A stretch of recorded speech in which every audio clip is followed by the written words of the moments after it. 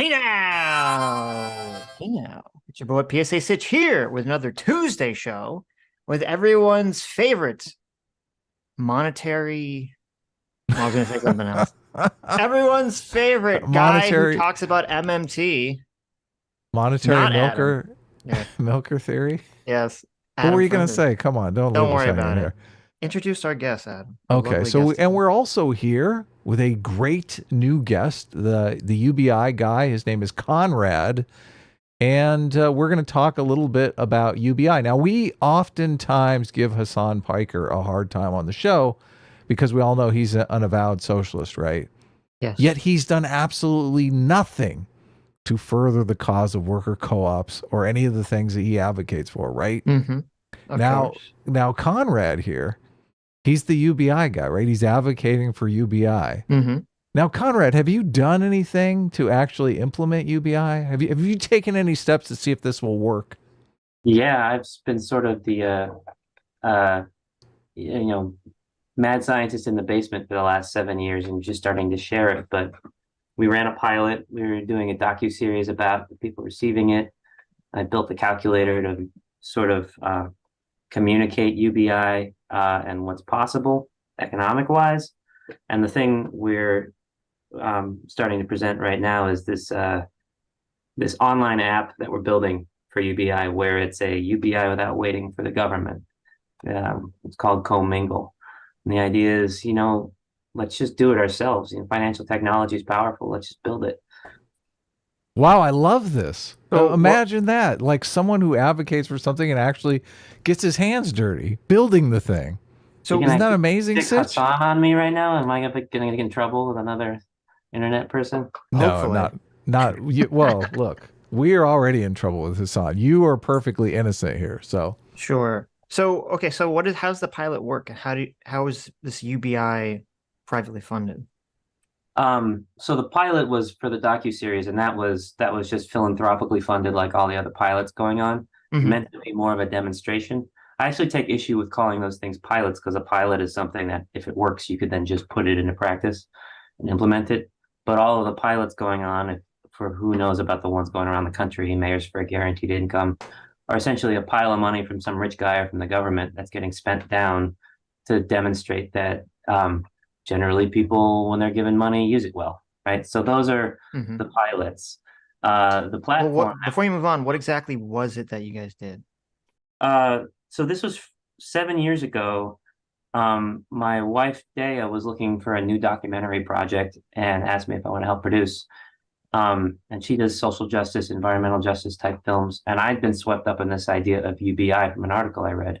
Hmm. So we decided to do something about UBI, and we wanted to swing for the fences and do more than just have, a bunch of economists or whatever talking about it. We wanted to show it. Human stories are the most interesting and honestly useful. So we spent a couple of years and we fundraised and we raised the money for our own pilot. And we wanted it to be different than the other ones going on. We wanted it to be all different kinds of people, different walks of life, all around the country, different backgrounds, different incomes, and then we just filmed it to see what would happen over the course of a couple of years. And we were coming at this not to advocate for UBI, but more to investigate it, kick the tires. So we picked the scarier stories. We picked people with drug addiction history, whatever, to see, like, will it fail the way people think it'll fail? Will it work out? We'll just see. And So that you was raised a bunch of money and then just gave it to people. Like, how much did you give to people? we set it up to be 1,000 a month per Hmm. adult and Okay. 333 per child in a household. And they got it individually. So, like, if they had split up or whatever, they would go their separate ways with their own incomes. Hmm. We did it on a weekly basis, which is unique among the trials. But I've had enough low end jobs in between careers where it's like even a biweekly check, you're struggling on day 13. So we had it every Wednesday for like 2.5 years. People were getting something auto deposited into their bank accounts. And how many people were part of this? It was 11 households. Hmm. And we actually let it grow and shrink with the households, like if a baby was born or something like that. Right. Um, And we didn't tell them ahead of time because we didn't want people to be like, sweet, let's have a baby, we'll get paid. Um, but it was around 20 to 22 people across 10 states. Hmm. And this is all filmed. Can we watch this? Not yet. Not The yet. whole thing Okay. is filmed. The whole pilot is done. We're in post-production. Hmm. It's been a nightmare of a few years trying to I sell bet. anything to the Yeah. streamers. They want celebrities and sports shows, and Mm. sometimes cooking contests. But we're working on it. Yeah, we've got probably once we get picked up, maybe a year, and we're a year of editing until we can release. And sort of the goal is to have this platform I was talking about out and ready by the time we release, so that if people get interested in, and curious enough about the idea to want to see it in practice, we'll have it there waiting for them. Like, you want to see if this falls on its face, you want to try it out, you believe in it, whatever. Hmm. There's, X thousand people trying it out right now on Commingle. Why don't you Right. join and see, or follow along and watch it crash and burn, whatever people's Yeah. plans are. We're very experimental, and Yeah, we no, that's smart. So I know like a lot of people, because whenever we talk about UBI, a lot of people get very worried. They have this idea that like, oh, everyone's gonna get the money. They're gonna sit around home, smoking weed and playing video games and all things like that nature. So what happened with you guys with this pilot, not pilot? I mean, uh, so I'll start with my general what I've found in general from all the research, and um, we showed in our pilot as well, is that having it's not even so much the amount as having the heartbeat of money Hmm. that sort of gives people a light at the end of their tunnel, to attack the things that they've wanted to do for a very long time and were waiting until they're in a better situation, or the obstacles that they had for a very long time that they're like not even paying attention to because they didn't know how to yet. Like, people got really interested in their finances all of a sudden, and like people even surprised us that they were about to lose their home and they didn't even know because they weren't looking at the mail, Hmm. and they got themselves out of debt and things like that. What I figured would happen coming in is, like, we made it 2 years, 2.5 years, because I figured like a year is enough to stop the bleeding in your life and maybe get a little safer, and then maybe start dipping your toe in the water of doing stuff. Um, but what really happened, as soon as people trusted it was coming, and it only took like a month, people just kind of launched into their plans, like investing in, someone built a home garden because they were nearing retirement and they wanted to be sustainable. Someone's, got a used car to get to an internship because they were in college. Someone else like left their crappy job at a payday loan place, left their crappy apartment, drove across the state, stayed with their mom for 6 months, saved up money and put a down payment on their first house, and had the time when they were looking for work to take an extra little breather and get better and better jobs. So what I found out is that generally people um, used it as the space to be the more productive person that they wanted to be. And this is backed up in lots and lots of trials. The real question is this going to be true if we did it federally? If we did it like across the entire country, would you get a big withdrawal from the workforce and people playing video games, or would people pursue their passions? Um, and to the extent it's one or the other, can only really be found out if we try the thing. So that's kind of the idea behind Hmm. Commingle, is to build something that can grow and scale as big as possible, and see where the limits are of how much it is an incentive and productivity driver and how much it is, what people fear. And I think a big part of it is about the size of the UBI. One of the things I disagree with a lot of like my progressive fellow advocates is, people can get kind of carried away with like, well, it should be 3,000 a month, or it should be 5,000 a month. It should be it's a guaranteed livable basic income. And really, if you're living a good life, you should be able to see the opera sometimes. And I mean, let's just start with like basic essentials. For me, I am okay with people having to work uh, for their right at anything, like uh, luxurious or fun or whatever, but guaranteeing like what we do for our kids when we have kids growing up. We don't lock them in a closet and punish them until they succeed.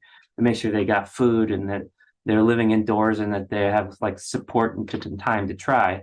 But then we accompany that with expectation and accountability. That's kind of how I see UBI starting. I don't know if, the luxury space communism future that the AI is ushering in is going to mean in 100 years, we can all just be rich and do whatever we want. But for now, it's like, I know and I've seen the impact of a small amount of money on freeing people up to actually think more about how can I pursue my better self or my ideas? How can I be productive? And just kind of dig out from the weight we're all, like so many of us are carrying, Right. So for the families that you guys chose, well, how did you choose them? It was cool. It was kind of a fun story too. Most of these pilots are like numerical and quantitatively rigorous, like 1,000 people randomly selected. But we're doing a docuseries and we're telling stories, so we casted it, right? And the idea is that we know that this is not statistically rigorous. We can point to those other trials, but it was about the stories, and we wanted the stories to be diverse and deal with a lot of topical issues of the day. So we had an indigenous woman, going back to the reservation she partly grew up on and teaching at a local school and trying to build her art business. We had a former coal miner who was sort of marooned in Hurricane Alley down in North Carolina, and trying his best to get out of there, but had been wiped out by multiple hurricanes. And Hurricane Florence hit while we were filming, and we had like a Filipino immigrant student in North Carolina. We had a homeless person in New York City. And we had someone with a drug addiction history in New Mexico.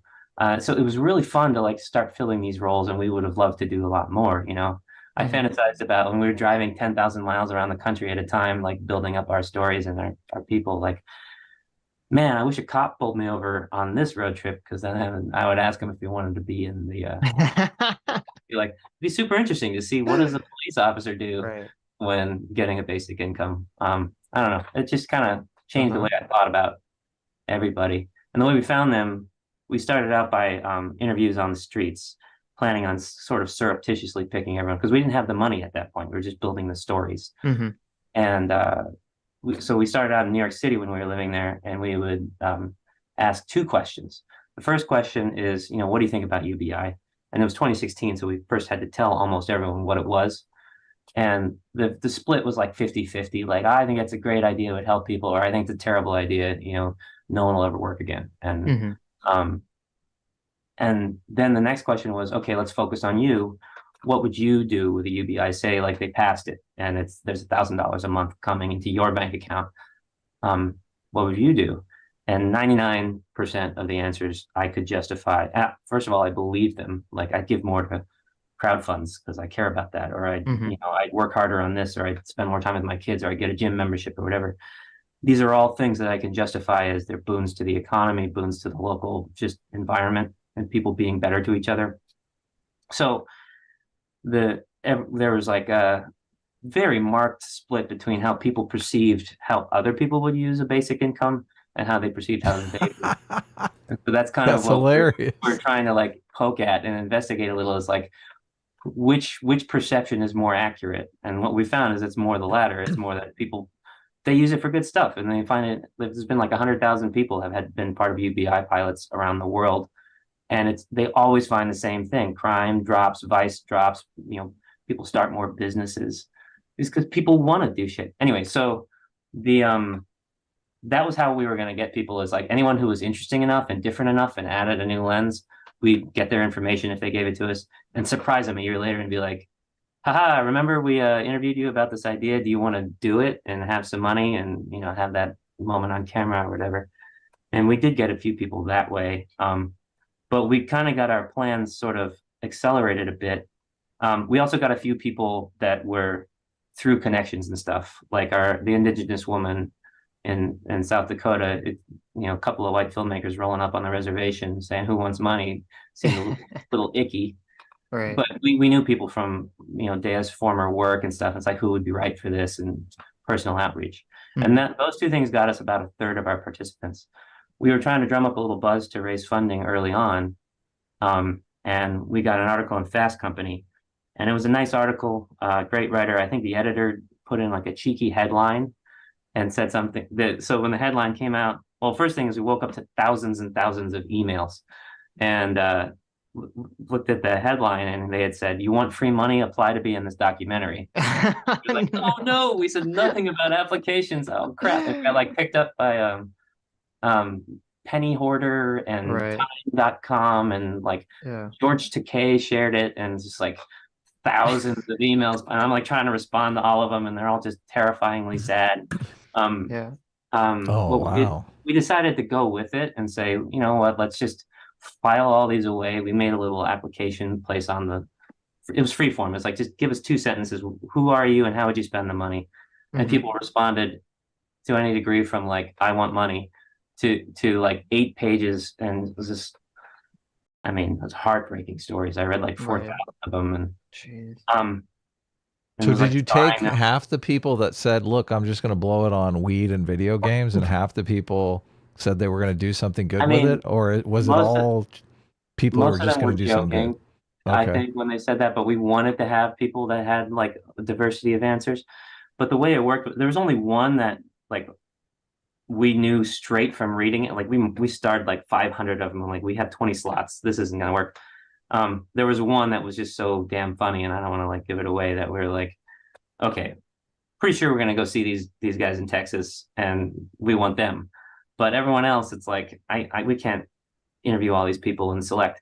So what we did is we had our, like our, 6 stories around the country, and we just started driving around the country. And when we were going to a new area, like say we're going towards Columbus, right? Columbus, Ohio, or we're going towards the Ohio area, like, well, we could use like a manufacturing story. People are worried about automation taking away jobs. It's the Rust Belt, whatever. There's a lot going on. That's worth talking about there. And so we said, where's a lot of industry going on there and a lot of manufacturing and a lot of plants? And it was like Columbus, Ohio. So then we went into our database of, 12,000 emails and typed Columbus, Ohio, and got like, we had like 30 applications from Columbus, Ohio, or maybe it was like 10. Interesting. And the thing Yeah. was, it wasn't people being displaced from manufacturing jobs.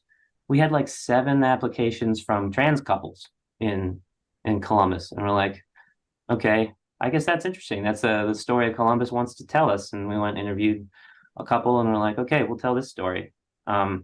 And it kind of went that way for a lot of our stories. Is that sort of the country and the applications told us what stories to tell, and there were a So lot more we would have there's told. But 6 stories altogether. So can you give us the there's breakdown? 11.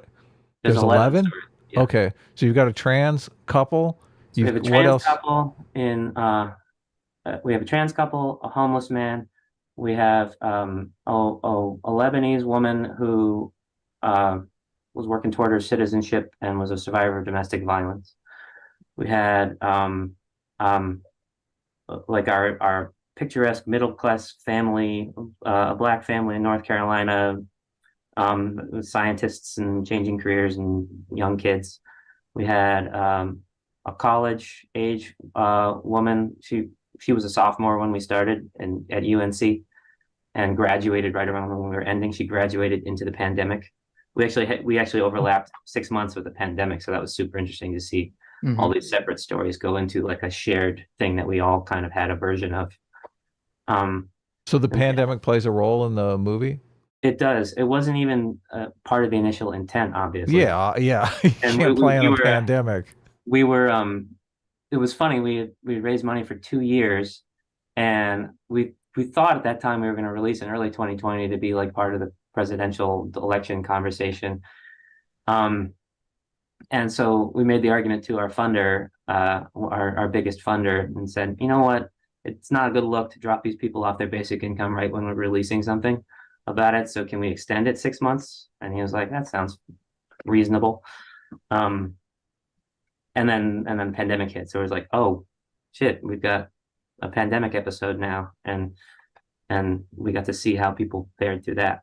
So is it like a television series? Is it like a 13? So it's 11 episode television series where you're following each of the people, right? Is that the way it's set Yeah, up? and it's a lot of it's dependent on who picks us up and where it goes.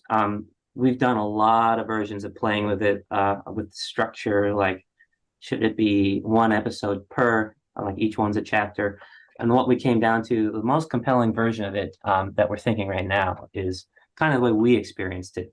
Everyone going together chronologically. A lot of the stories have overlap, so you don't need to show the same sorts of things over and over again. And it's during moments of time in history, Charlottesville and Hurricane Florence and like riots and pandemic all happening at the same time. So we want to see everyone in the same world at the same time. So I talk about it more as like the Game of Thrones style. There's like 13 different stories in Game of Thrones, and you pick back up with the ones that have something going on at that time. Yeah, And totally. certain stories will have a lot What are more. the dates? When did it start? Just so I have a idea what's going on in the world. We staggered them in because it was a son of a bitch to raise the money. So we started them slow, but it was approximately like mid 2017 to mid 2020. Okay, And everyone got 27. about 2.5 years somewhere in there. 2017 to 2020. Wow. Okay, so there's a lot going on It was between an those interesting years. time in American history. Yeah.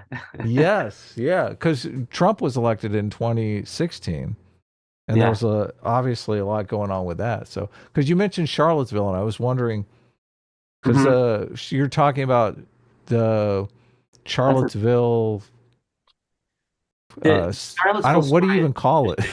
the tiki torch thing. yeah, we weren't even we were just building our stories then. We hadn't started the basic income, but one of the people we were interested in was we were driving around the country and we're like, hey, we're coming through Virginia. You want to meet with us? And super interesting guy, from coal country, whatever.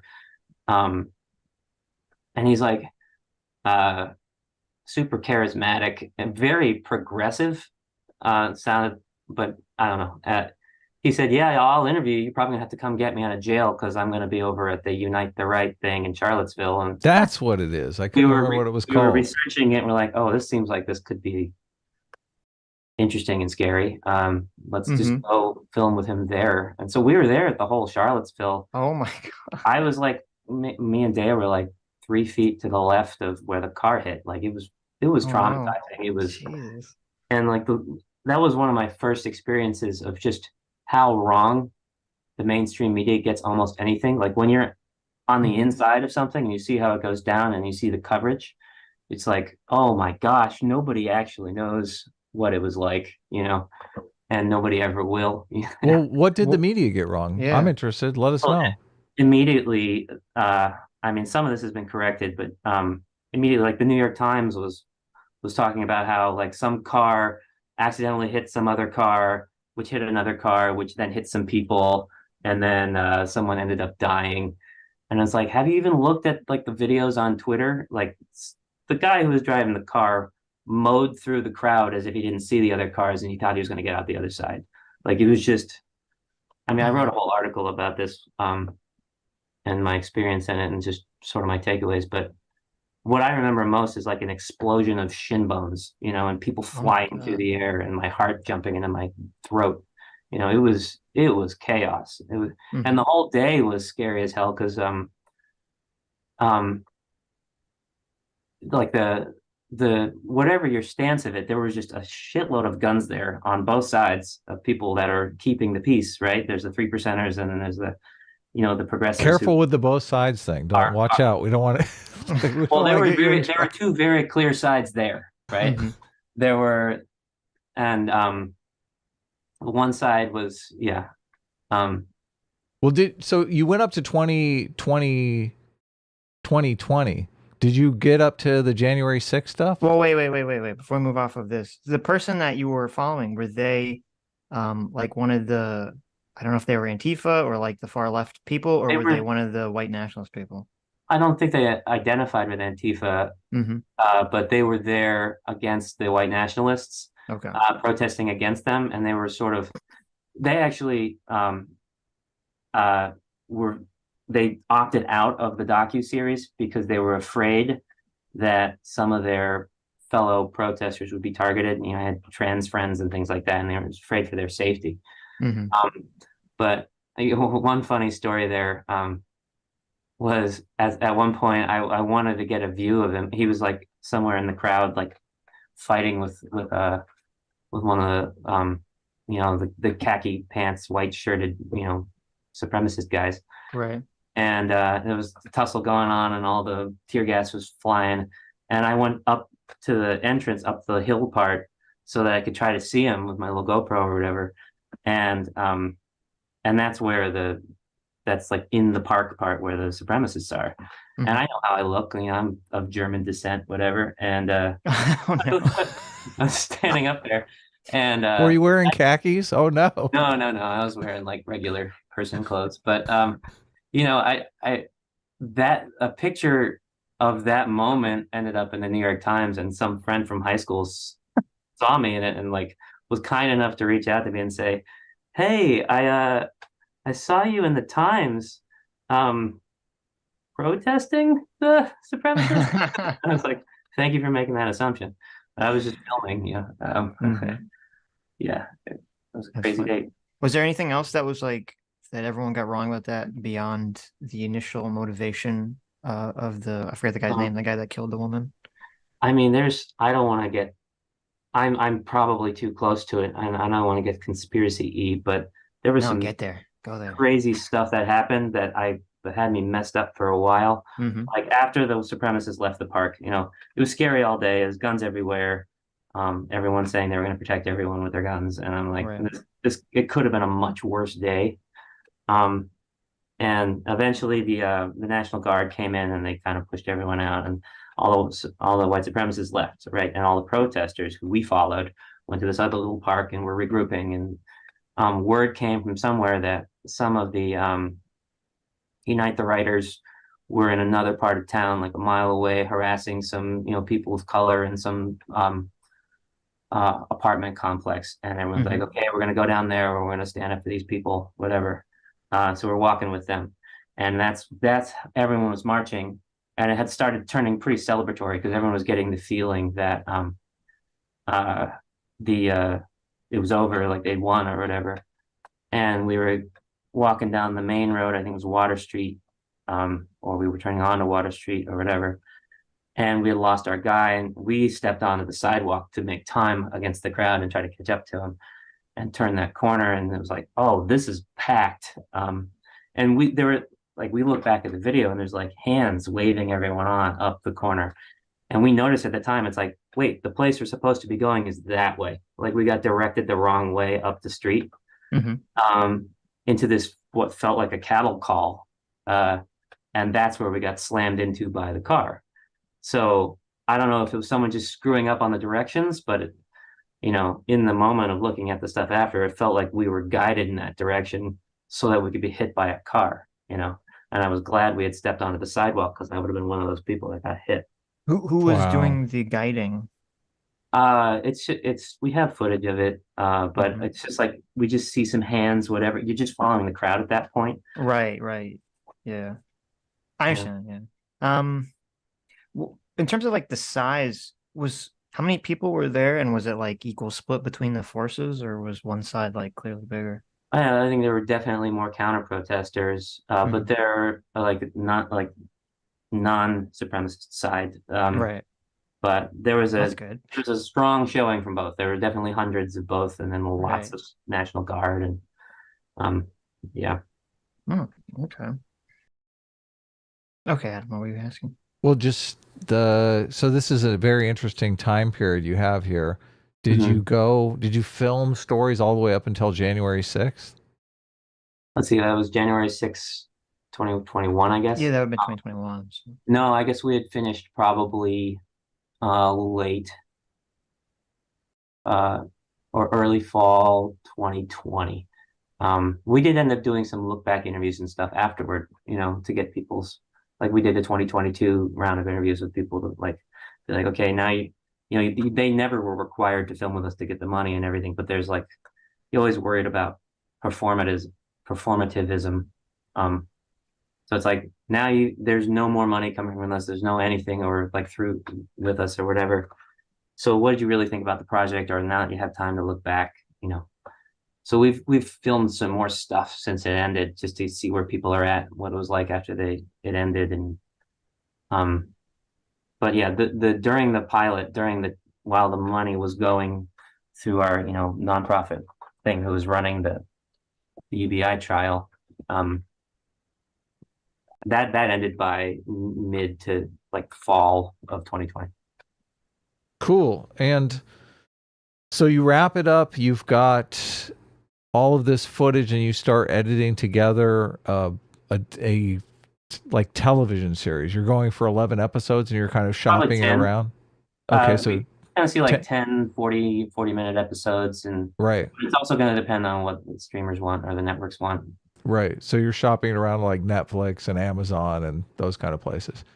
Yeah. The So that's interesting. Is the app in the documentary, or this is just a separate thing? No, this is its own thing. But anytime you do a sort of a cause or an issue documentary, a lot of people think it's done when you're done filming or when you release. Um, it's really only like halfway done, because if you're gonna really accomplish something with it, it's more than just like getting a sale and getting some views. It's you see what you can do. If you're like save the whales, then you try to like push legislation to save the whales. Um, us coming from a place of not trying to be political and not trying to push actual, like, we need to do this through Congress or whatever. That's where the app came out of in a great degree, is like, how do we do something meaningful with the attention and excitement and curiosity that might come out of the docuseries? And that's where let's just build it came from. Like, why don't we build a mechanism that lets people try this out and test it on in a much bigger scale? Okay, So so yeah. let's explain the app a bit. How does that work? So it's like it's like its own little government that its sole purpose would be to redistribute like pool a certain amount of income among the members, um, in order to guarantee every single member never goes a single week without some income. So essentially, what we're starting at with the numbers, and these are adjustable over time. Eventually, we want the membership to vote on how it should work. We're starting at 7% is the amount you pledge.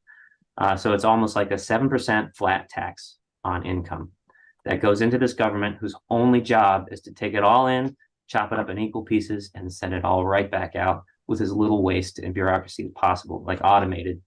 So people will connect their bank accounts and have their income tracked. And then, yeah, so say you make $100 in a week. It's a slow week, or where you don't have a lot of income in general. Um, you put in 7, you put up 7. You don't actually, nothing gets transacted until we do all the calculations. So you put up 7. If the payout that week is $50, which is like the average contribution, then you come out $43 ahead, right? Okay, let me see if I can explain it. So everybody who signs up for the app has their wages monitored, and when those wages come in, 7% of their wages go into this app, into a pool of money, and then the pool of money is just split evenly between all of the members and given back out. So you're Yeah, putting in 7%. Like if I have a good month, I may put in 100 and get 50 back. If I have a bad month, I may put in $5 and get 50 back. right. Okay. Exactly. And so the idea is there's like different value adds for different people. Like for everyone, it's being part of a community that all has each other's back, right? For people of low income, it's extra money to help you out. For people who have sporadic income, it smooths out the income curves. Like if you're a gig worker, you might give 1 week, but then don't get a job for 3 months, and it's helping you keep your lights on. And if you like helping people out, there's a $500 billion charity market in this country that we give to this year, and whatever the charity is, Oh my. Like, you do it knowing that where 20 does that money go? Yeah, 40% is exactly. going to salaries, whatever, and then if it actually gets to someone, it's like it's like a care package of food that they're allergic to, or it's like it's sort of not as effective as it could be. So we want to speak to that market of people who that want to give, and say this is orders of magnitude more efficient. Like 97% of every dollar is getting straight to someone within a week, right? Yeah, no, that's awesome. Yeah, that I didn't really think of that part of it. So immediately the thing that people will think is like who is the fat cat that is signing up to do this so it becomes some sort of viable thing that's actually helping people? I think it's actually um, uh, misguided to, like, people say all the time, like, you're going to need millionaires and billionaires or this won't work. And that's not true. It's all about numbers at scale. Like with the UBI calculator that I designed, like the most effective ways to fund the national UBI would be with sort of like a flat income tax. There's so much money in it if you spread out that payment across like the top, it effectively is across the top 10, 15% of the population rather than trying to get it out of the 0.1%. Like So people so what do you say, mean by a flat tax? Because there's different people have different ideas of what that means. like a flat income tax, like if is that 7%, right? We're all throwing Okay. 7% of our income, right? So if we were to add an additional 10% to everyone's income tax in the US at the federal level and say all of that money went into a UBI program, then, the bottom 70% of people would end up ahead and the top third of people would end up putting in more than they got out, right? So it's just Right. like a redistributive mechanism. The thing that I like about that's a super hard sell politically. A lot of people are Hmm. very against that, and it's understandable. Like we don't know where the hell our tax dollars are going in this country, and it's very unsatisfying a lot of times. So the fact that commingle is a voluntary mechanism that will grow to the extent it can with people who want to try it out solves us that entire headache. Let's just see if it works first before we try to make the case. I think though, if this idea replaced some of the other programs, even if it was more money, I think some people would like it better because, as you said, I think a lot of the problems with taxation is people do feel like they're throwing their money into like a void. No one really Yeah, sees it or understands where it goes. But if it's like, oh, everyone gives, I don't know, 7% or whatever, um, of their income, that and then you get a check back and you see like the direct amount of money that that's paying for. Even if you're getting less, you're like, okay, you understand exactly where that money is yeah. going. I mean, people use examples of like the Nordic countries or whatever all the time, and people are a lot happier with their taxes in general in places like that because they don't see people on the street all the time. Like Right. and there's issues with their programs too, but they generally put a lot more of their money into taxes in, and they're a lot happier about it. Um, and I think, you know, no one's ever gonna, you're never gonna have full buy-in on every single tax or whatever, but the more you can demonstrate how impactful it is on people's lives, whether they're getting extra money or they're living in a place with people who are happier and more productive. Hmm. Um, Would, yeah. would the idea of UBI be to supplement already existing programs or to replace existing programs? There's a lot of disagreement on this, and a lot of people like kind of clutch their pearls on the left, I think, about like, no, this cannot replace anything, Hmm. which I think is a big mistake, actually. I think anything that can be best handled with a market with cash should be done with a market with cash. And the second you introduce conditionality or bureaucracy, like with current welfare or unemployment insurance, you introduce just this awful raft of disincentives. Like Right. unemployment insurance is being paid not to work. And while Hmm. it did help a lot of people during the pandemic, it also, I wrote a whole thing about this too. It also paid people more money to not work than to work. And uh, it missed a lot of people that like were a certain form of contract or whatever, and it made all this unfairness. It ended up with a program that like the government, like in my state, came back, 3 years later, and they're hounding us for trying to recollect some of that money that they gave out, saying, "Oh, this was actually an employee and not a contractor," which is, don't get me into that story. And UBI would get past all of this because the only condition is, are you a citizen, right? Right. We have the money at the federal level because it's fiat, the MMT thing. We could just give the money to everyone up front, tax it all back from the people who don't need it, and the net costs ends up being very reasonable, and we don't have a lot of waste. And we get rid of those structures where basically someone on welfare is punished for getting a job. Hmm. And there's a lot of situations where not working is the smart thing. If you've had to bust your ass for weeks and weeks to get the money you're feeding your kids with, keeping your lights on with, and then you have the option to take a job where you'll now be putting, 40 hours of your week into something, walking with an extra, couple $100, so your marginal tax rate is enormous. And then if you lose that job, you've got nothing. It's stupid to get a job. We're punishing people for it. But if you have a UBI floor that doesn't go away and it gets gradually clawed back through taxes, there is no reason not to go work and make more for yourself and your family. There's no punishment. Hmm. Yeah, no, I mean, I agree. I tend to think whenever you look at a system that's failing, that's a clear indication that the incentives are misaligned, and that's what's producing the failure. And I agree completely with unemployment insurance and with welfare. I mean, I've known people that have actually been in situations where they're like, well, if I get a job, I'm actually going to get less money. So it doesn't even make sense. Yeah. And I do think that a UBI program replacing some of these other programs would definitely fix Yeah. that issue completely. So I'm in favor of it from that perspective. There are certain things I think should stay to some degree, but even those Mhm. can be more universalized Right. to be more efficient. But like welfare and food stamps and stuff can be just totally replaced with cash as long as people are getting as much or more that comes with cash and freedom, right? Food Right. stamps, people end up selling them for half their value because they can't buy the things they want with it, right? And so it's totally wasteful. Hmm. It creates black markets and it's temporary, right? Cash, you can Right. just do whatever you want, and it sort of helps fund the economy. There's all these problems with housing vouchers where most landlords don't accept housing vouchers, so they end up being worthless to a lot of people in a lot of situations.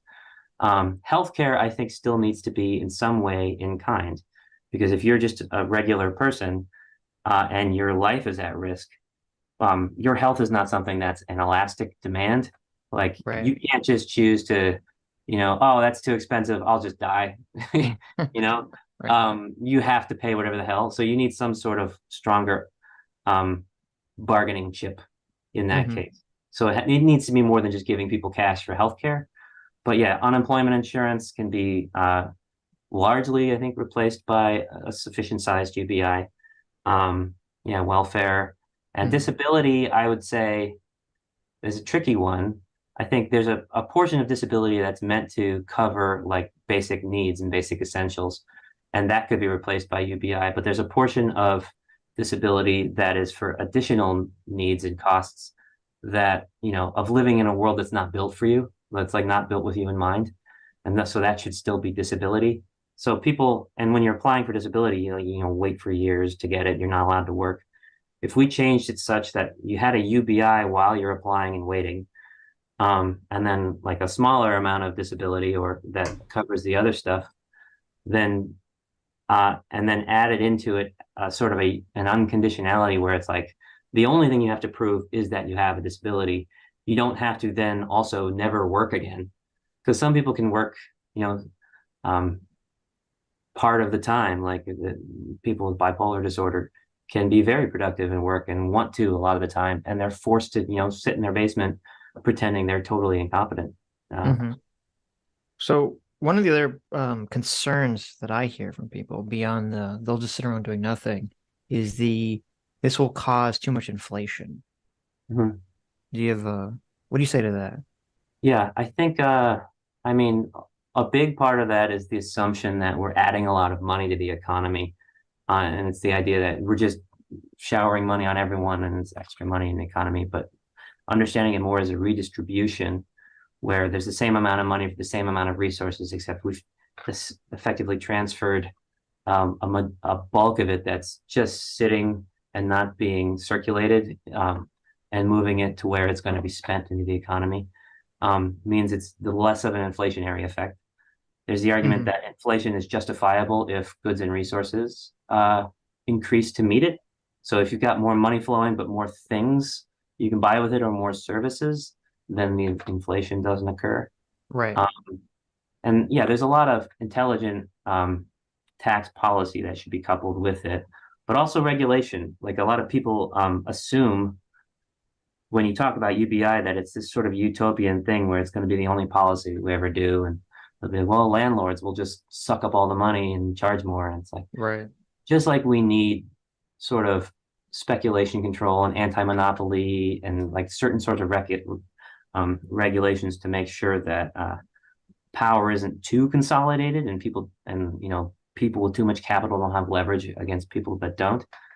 You need some sort of a regulation to make sure that the market stays effectively free, that everyone, a free market, like everyone can have sufficient say that it finds the appropriate equilibrium.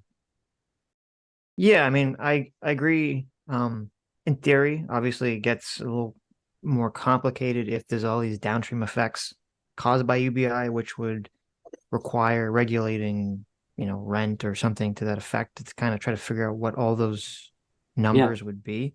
I mean, I would like to, I don't know if this has happened, but I'd like to see like a large city or an entire state just do a UBI for like a year just to see what happens. yeah, it would be cool. Yeah, anyone who says that they know what'll happen under a full UBI, either short term, medium term, long term, Hmm. is lying to you or lying to themselves. Because it's what it really is representing, and we shouldn't pretend otherwise, is a fundamental shift in how we view the role of the social safety net, our role in Hmm. society, the future of work and the labor market. And people have all these theories that they say confidently, like, productivity will explode and or everyone will withdraw. And it's like, one, there's devil in the details, like how big is it, how frequent is it, whatever. And two, there's just an unpredictability in how the population in aggregate responds to something. It's just like the stock market. Anyone who says they can predict the stock market is lying to you or lying to themselves. So I think the smart approach is to actually try it out at scale, like you said, whether it's in a state and it's maybe a full UBI. I mean, we've kind of been testing it in Alaska to a degree for a long time. Hmm. Or I'd like to see, a partial, like a smaller amount of money tested truly universally across the country. And I think a really good way to do that has had a lot of nonpartisan support is carbon tax. Uh, part of the problem with carbon tax in general, like when they did it in France, is when you just put fines on extracting carbon from the ground, the producers and the manufacturers and all that will just pass the cost on the consumer, and that ends up hurting people with lower incomes. And so, like in France, you got all the yellow vests in the street, right? Because they're like, "Screw you! You're not saving the climate on my back. We're the ones who are struggling, right?" Whereas if you pair a carbon tax and with a UBI by taking the revenue from that carbon tax and giving it right back out to everybody, um, an equal share, even doesn't even have to be proportionally targeted. What you end up with is a situation where the people at the bottom of the spectrum generally use a lot less carbon than they're not taking flights, they don't have big houses to heat, whatever. Um, they get more money in the form of a check than they lose at the pump, right? And so it becomes this incentive structure that allows and helps people to start making the shift towards more renewable energies and things like that, while also helping them, pay their other bills. And it's a sort of self-obsoleting funding mechanism. But what it would do is, you can check this out on the UBI calculator too. What it would do if we just had a carbon tax would be, a couple $100 a month a person, or maybe $100 a month a person, which is enough to make a big difference in a lot of people's lives. And it starts internalizing the externalities of carbon extraction, of fossil fuel extraction, in a way that, like, now somewhere along the line, someone's paying for the pollution and the Hmm. degradation. So if we had that in place, that sort of implies we'd have to have an infrastructure in place to distribute money quickly, which is something we should already do, I think. Just like a federal bank where everyone has a bank account that's not attached to some commercial bank. It's like you can just put money in it. I mean, that's something we should just do regardless, is make sure everyone's got a bank account, for that unhoused population and stuff like that, to just as a resource. I don't Right. want to cut you off, Sitch. I have more questions about the app. So I was gonna Yeah. ask, Thal has a question. He says, has Conrad looked at the disabled veteran community and how they respond to being 100% disabled? Pay is $3,700 a month and free healthcare for life. I would think it would be a very good pool to look at. I don't know as much specifically about the disabled veteran community, but that sounds like a better deal than a lot of people who are disabled get.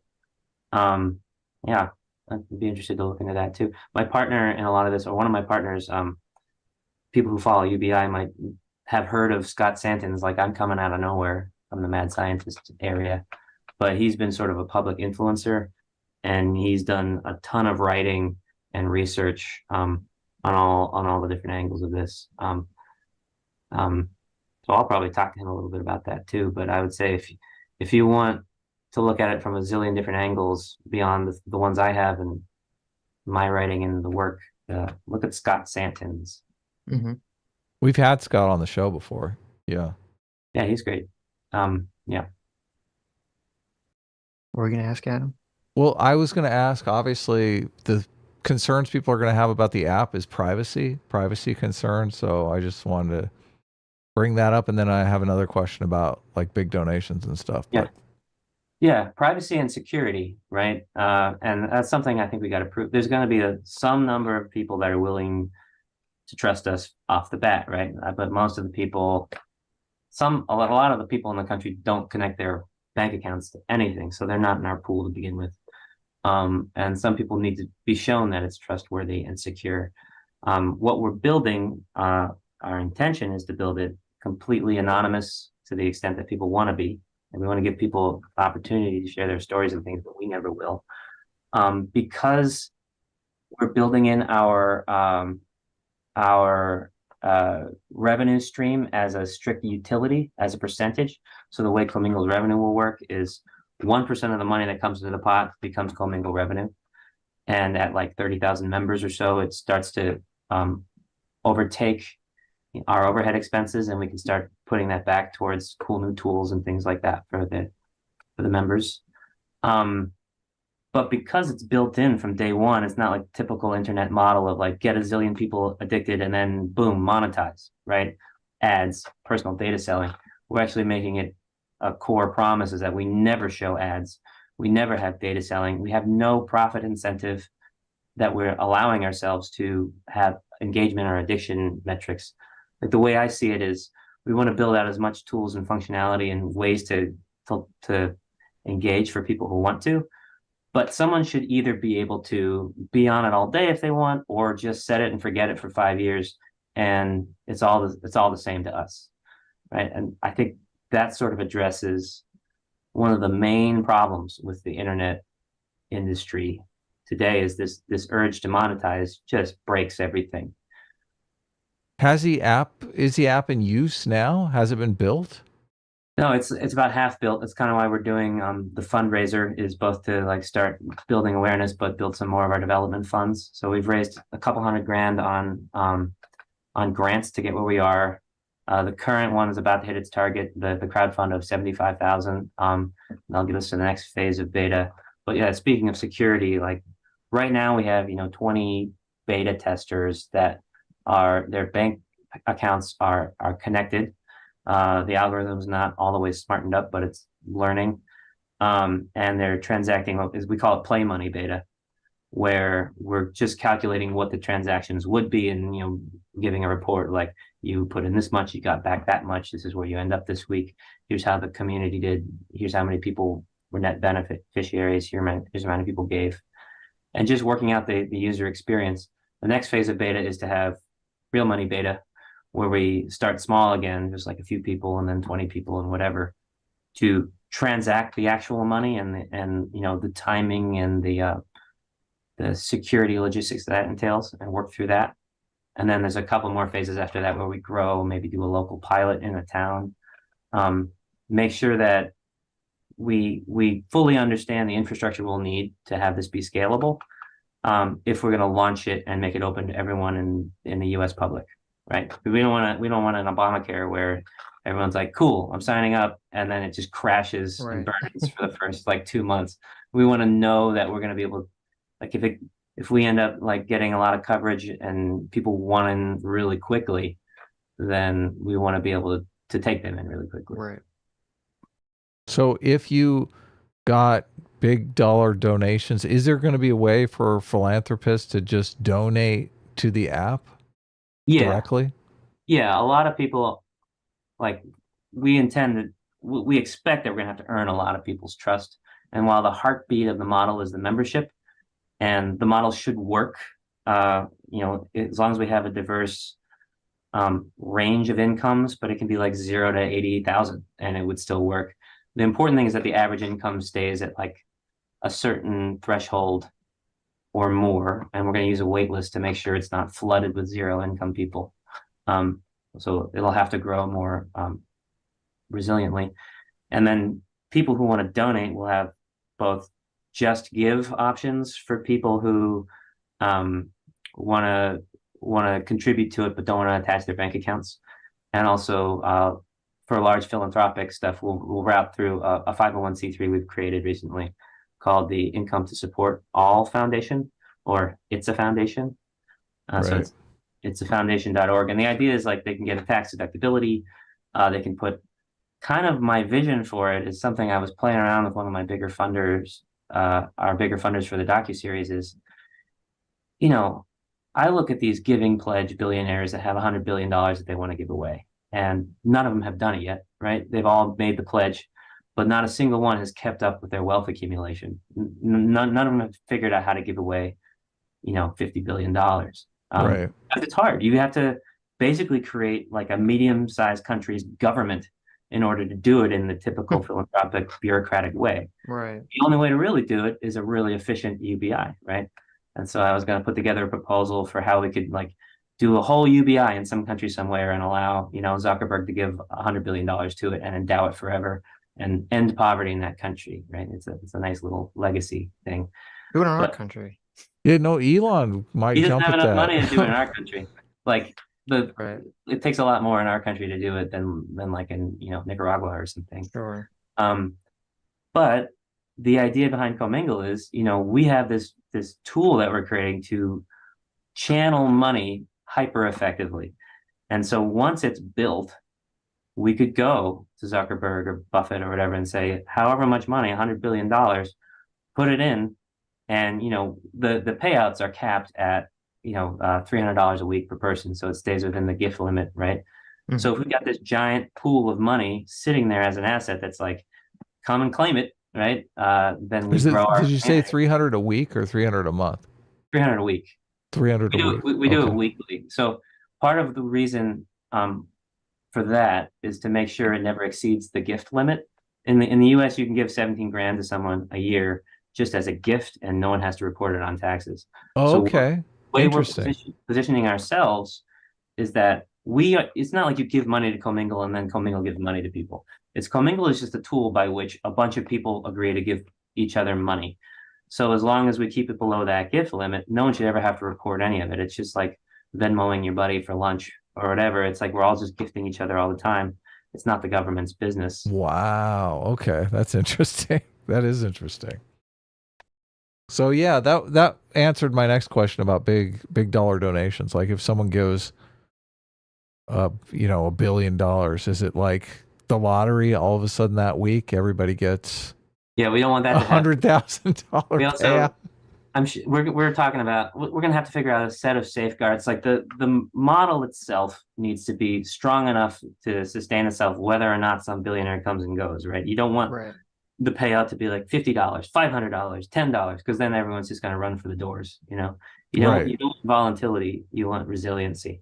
So we'll probably make it such that if there's a giant pool of money that comes in philanthropically, the amount it adds to the payout each week can't be more than like 20% or something, and so it'll bump the payout from $50 to $60. But if it ends and that donor goes away, the whole model doesn't collapse. At the same time, we're looking at ways to do smaller, like more targeted version. I think I'm calling them bubbles, right? Where like these are like whether people are throwing money towards all the actors in the actor strike, or there's like a natural disaster or some cause or something where you want to get a lot of money to people quickly.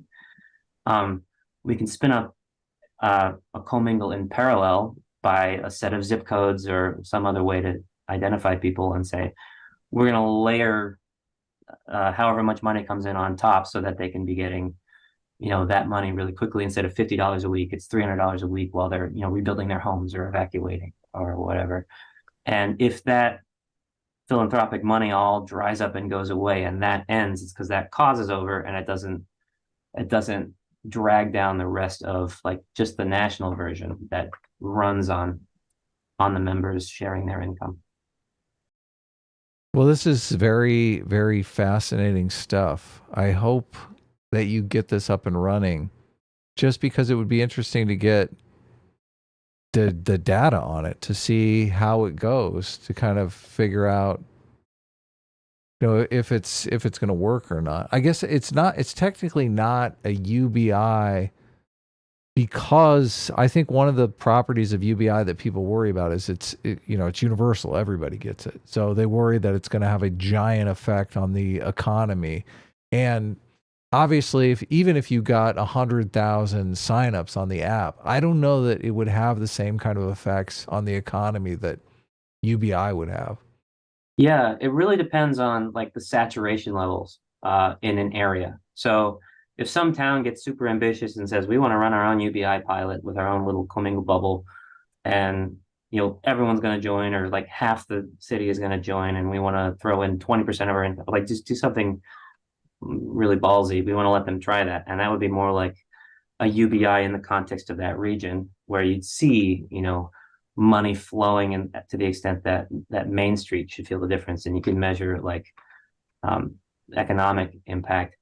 I would say, I would argue that universality in terms of commingle is an appropriate term, to an extent that universality always implies some sort of border. There's some, very, very purist people that are like, it's not UBI until every single breathing person on the planet is getting it, and anything short of that is unacceptable, and they will fight it. But like, man, we can't just start there. We have to build. No, I completely agree. Like you gotta kind of phase into this. The problem with a city doing it or a state doing it, you really, like, states can go bankrupt, cities can go bankrupt. They don't have the advantages that the currency issuer has at the federal level. I think this is one of the reasons why, you always get the states that are going to try some universal healthcare program, and they always end up going bust because they don't have they don't have the tools at their disposal that the federal government has. And as soon as the state opens up some sort of universal health care, it's a magnet for everybody in the country that needs health care. So like, even if you could convince California, which, I mean, you probably could, like you probably could convince them to do something like this. California is a rich state. There's a lot of high income people, but it would attract like every poor person around the United States until the program became insolvent. Yeah, I mean, so one of the things that makes commingle special is that it is not reliant on philanthropic dollars or government dollars or whatever to exist. It has its own taxation mechanism and its own funding mechanism, right, within it. So like one of the special bubble case studies we're hoping to be able to offer is like, for all these towns or counties that are running guaranteed or universal basic income pilots, that are basically like, okay, we got $5 million. How many people can we give for how long? It's an entirely different strategy, where it's like, how many people can we get to join commingle, and how much money will be flowing just based on their participation, and then say, okay, let's experiment with how we optimize that. Like, we have this pot of funds. Let's see what happens when we bump everyone $10 a week. We change the calculus, how many people come out ahead or behind, and we just try that out and see how big the community grows, right? But if at any point the government funding or the philanthropic funding goes away, it has its own ability to exist at its natural equilibrium, because it has its own source of funding. Well, it has its own source of funding as long as there's people who are net payers. As soon as the net payers vanish, then the source of funding vanishes as well. So, and I'm thinking in terms of, let's say you tried it in a city. I mean, the next logical step I'm just thinking in terms of incremental steps to get to actually like a nationwide UBI, which I'm a believer. Look, I don't know when it's going to happen.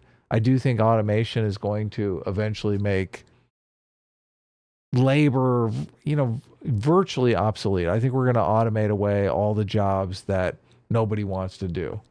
We don't want to Jobs that, wait till that happens before we well, do. oh, of course, of course. Look, we're going to automate away jobs that people want to do, like artists, for one, is getting automated away pretty quick here. So look, I see that in the future. A lot of people disagree. I know it seems crazy and 100 years away to a lot of people. So I respect that, and I usually try to pitch the question like, if we get to a point where we automate away maybe 50% of the jobs in America, we're down to 50% remaining. Obviously, we're going to have to do something about that. Would you be interested in doing UBI at that particular point in time? And a lot of people say, of course, look, we got to do something about it. So then we're just haggling over, well, when is that period of time going to be? Right.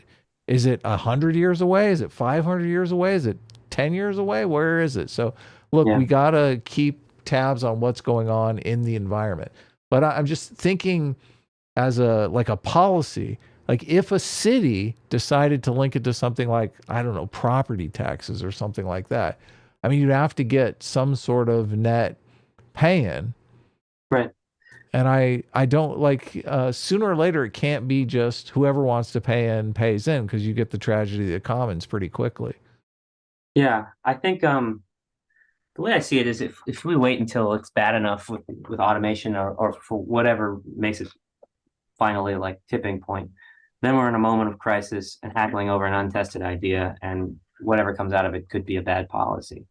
The way I can, in my strategic brain, see it playing out is, part of why we're testing the model too, is to kind of sort of get a sense of the mechanism. But like I said before, some sort of funding mechanism for a small UBI. So if we have the carbon tax and dividend, it's some money kind of going to everyone that they see as like their dividend to the commons, whatever. And then we can start looking as we go, both at the data of what the impacts are, what's happening Right. macroeconomically, Spending, and then looking for employment, all that more money stuff. to put into it. So if we had that in place, we'd have the mechanism to get money really quickly. If we wanted to do stimulus checks to everyone, it wouldn't be like early pandemic where it took months and months. It'd be like, boom, next day we do it and see how that works, right? And then when we're in that situation, all of a sudden we're not deciding so much like, should we start talking about this policy? We're looking at what other sources of funding might it make sense to redirect into this program to test that out too. So like, sharing the profitability and prosperity from data, right? People talk a lot about data as the new, or Yang would talk about it as the oil of the 21st century, right? If there's money there and we have a place to put it, then we can just do it, right? I'm concerned with setting up the infrastructure, and starting small is totally fine. We don't have to get to total guaranteed livability or even the poverty line to start. We just need to start flowing money and measuring what it's actually doing, so that both the proponents and opponents can actually come from a basis of evidence about whether or not it's working. Yeah, no, I like that. I like the fact that it's, you're building something tangible. It's not just theoretical. I totally dig that. I wonder if you can get people to buy in basically on partisanship, or maybe you could get people who are all members of the same church to buy in, because it seems like there would have to be some sort of thing where you had people grouped together that were different enough income levels that it would work. Like if all the progressives in the United States, or all the Democrats in the United States, wanted to opt in and do this as, the Democrat UBI, it seems like that might be plausible. Like that might actually work. Yeah, I like the idea of, so it's very important to start spreading, I think, the concept of, our communities and our bubbles beyond the ones that we see on the street, or like our special interests, sort of. That's not the right word, but like our clubs or our unions or whatever. So I think the way I see it happening, and it's to be determined how it'll be, but is having the national version anyone can join, right? Using a waitlist mechanism to make sure that it stays solvent. But also opening up these smaller bubbles where interest groups like a church could join. We'd be like, hey, you know, Unitarians and Mormons and whoever, do you want to try this out within your community as like an upgrade to a percentage of your tithing, right? Or That's a really interesting idea there. Yeah, because this technology that you're building could be used in that way. Look, we talk about a lot about psychology on the show, and we're super interested in like political psychology and moral psychology. And one of the stumbling blocks that I see happening here is people not wanting their money to go to like to go to someone that they perceive as like a political ally, not wanting my money to go to a Trump supporter or a Biden supporter, not wanting so but if you just take that out of the equation, if it's like, oh yeah, all the Biden supporters do this, then all of a sudden I'm thinking, I wonder if that would actually work. Yeah, so we're treading the ground between realism and pragmatism, or pragmatism and idealism. Yeah, obviously, like, we want people to we want to sort of be very non-political and very pragmatic and start breaking down these polarized walls while also acknowledging that they exist. Right. And giving people a way to engage regardless, right? And sort of have it be more of a nudge toward, we're all Americans here, we're all whatever, but until you're ready to do more of that, let's try this out within your groups, Look, I don't know though. Like let's just imagine a world where this thing goes viral and all of a sudden the Democrats are all doing this and it's very popular. Mm-hmm. And then the Republicans decide, look, we want to do one of these too. I mean, they would be comparing how much the UBI payout on each platform was. Mm-hmm. But I mean, this would be like the worst concept ever. There's like dueling UBIs for like the left and the right. That'd be so awful. Well, hold on. Why? Look, that'd be increase the tribalism in this country by like tenfold. Look, but if it's the rich people on the left giving to the poor people on the left, and the rich people on the right giving to the poor people on the right, what's the difference, Sitch? Because, well, first of all, I would just guess that the left one's always going to be more, because it seems like the left is more concerned about like wealth redistribution than the right is. But I mean, if you look at the church studies and stuff, it's the right wingers that tend to give more, though. Yeah, maybe. I mean, that's a good point. It's a good look, and if they're competing against one another to give more, are there more right wingers in church, or is it percentage wise? Like, what was? I guess I don't know the answer. I mean, I would guess so, but I don't. That could just be a completely wrong intuition. For me, it's like I don't want to make these value judgments or anticipate. I want to just kind of like with how we found our people for the docuseries. I want the country to tell me what it wants it to be, that way we can kind of be more reactive and adaptive to where it should go. We're building the infrastructure with the ability to have multiple versions of it in parallel for that very reason. Right. So that we can test it out in different scenarios. And the larger vision is, one great big, everyone loves each other, but right. We'll see what we'll see, So does that run? So does the way that you're setting up the app, does the app run that you can have various communities? Let's say I have a church with 500 members and I want to bring all my 500 members in to participate in this program. We're going to be walled off from other people who are doing this program, right? No. That's sort of what I was talking about with the bubble idea, which we haven't fully fleshed out. But the idea being that we have the one universal anyone can join thing, but for a specific cause or a group or whatever. I don't see a reason why we couldn't make its own little walled off group if they wanted to try something out. Especially, like, there's different reasons to do this. One is that, people want to try it out with people that they relate to, and they don't want to share money with people that they don't like. Another is because they want to try a different version and set of parameters than the 7%, right? Yeah, exactly. Right. There's all kinds of reasons for us to be. I mean, what we're doing is we're creating an incredible mountain of data for how this works in different parameters and different scales, and we want to allow for that. We also, in terms of data collection, I talked before about how the docuseries was very qualitative, and most of these pilots are quantitative. Commingled is going to be the most quantitative possible thing, because not only will we have scalability and permanence for the first time, but in terms of a control group, we'll have one group versus another group, as they usually do, but we'll also have, when people connect their bank accounts through Plaid, you get a 2-year look back window. So we get the control group of what their life was like before and then during being part of this, as measured by what are they spending money on? Are they missing bills? So there's a lot to learn from it. I don't want to put too much on exactly where it's going to go, because I think it'll tell us, as we find out. This is a totally fascinating idea, Conrad. Go ahead, Sitch. What do you want? Yeah, I don't know if you answered this question already, but if someone is like continually paying in nothing, they get kicked out? No, not necessarily. If they're paying in nothing because they're hiding a bank account, well, yeah, obviously, where their income is coming in, then they get kicked out, right? And so we'll have, that's part of security. Well, I guess so no one should technically pay nothing, because this would include 7% would include like any welfare government assistance they get, right?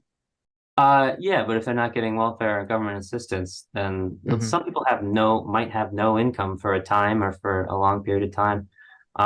There's 300 million different circumstances in this country. Right. The idea, part of what we're doing, is trying not to design for each of the 300 million circumstances, because that's what makes welfare suck at its job. Right. So in theory, like, you could have zero income forever and try to live off the $50 a week.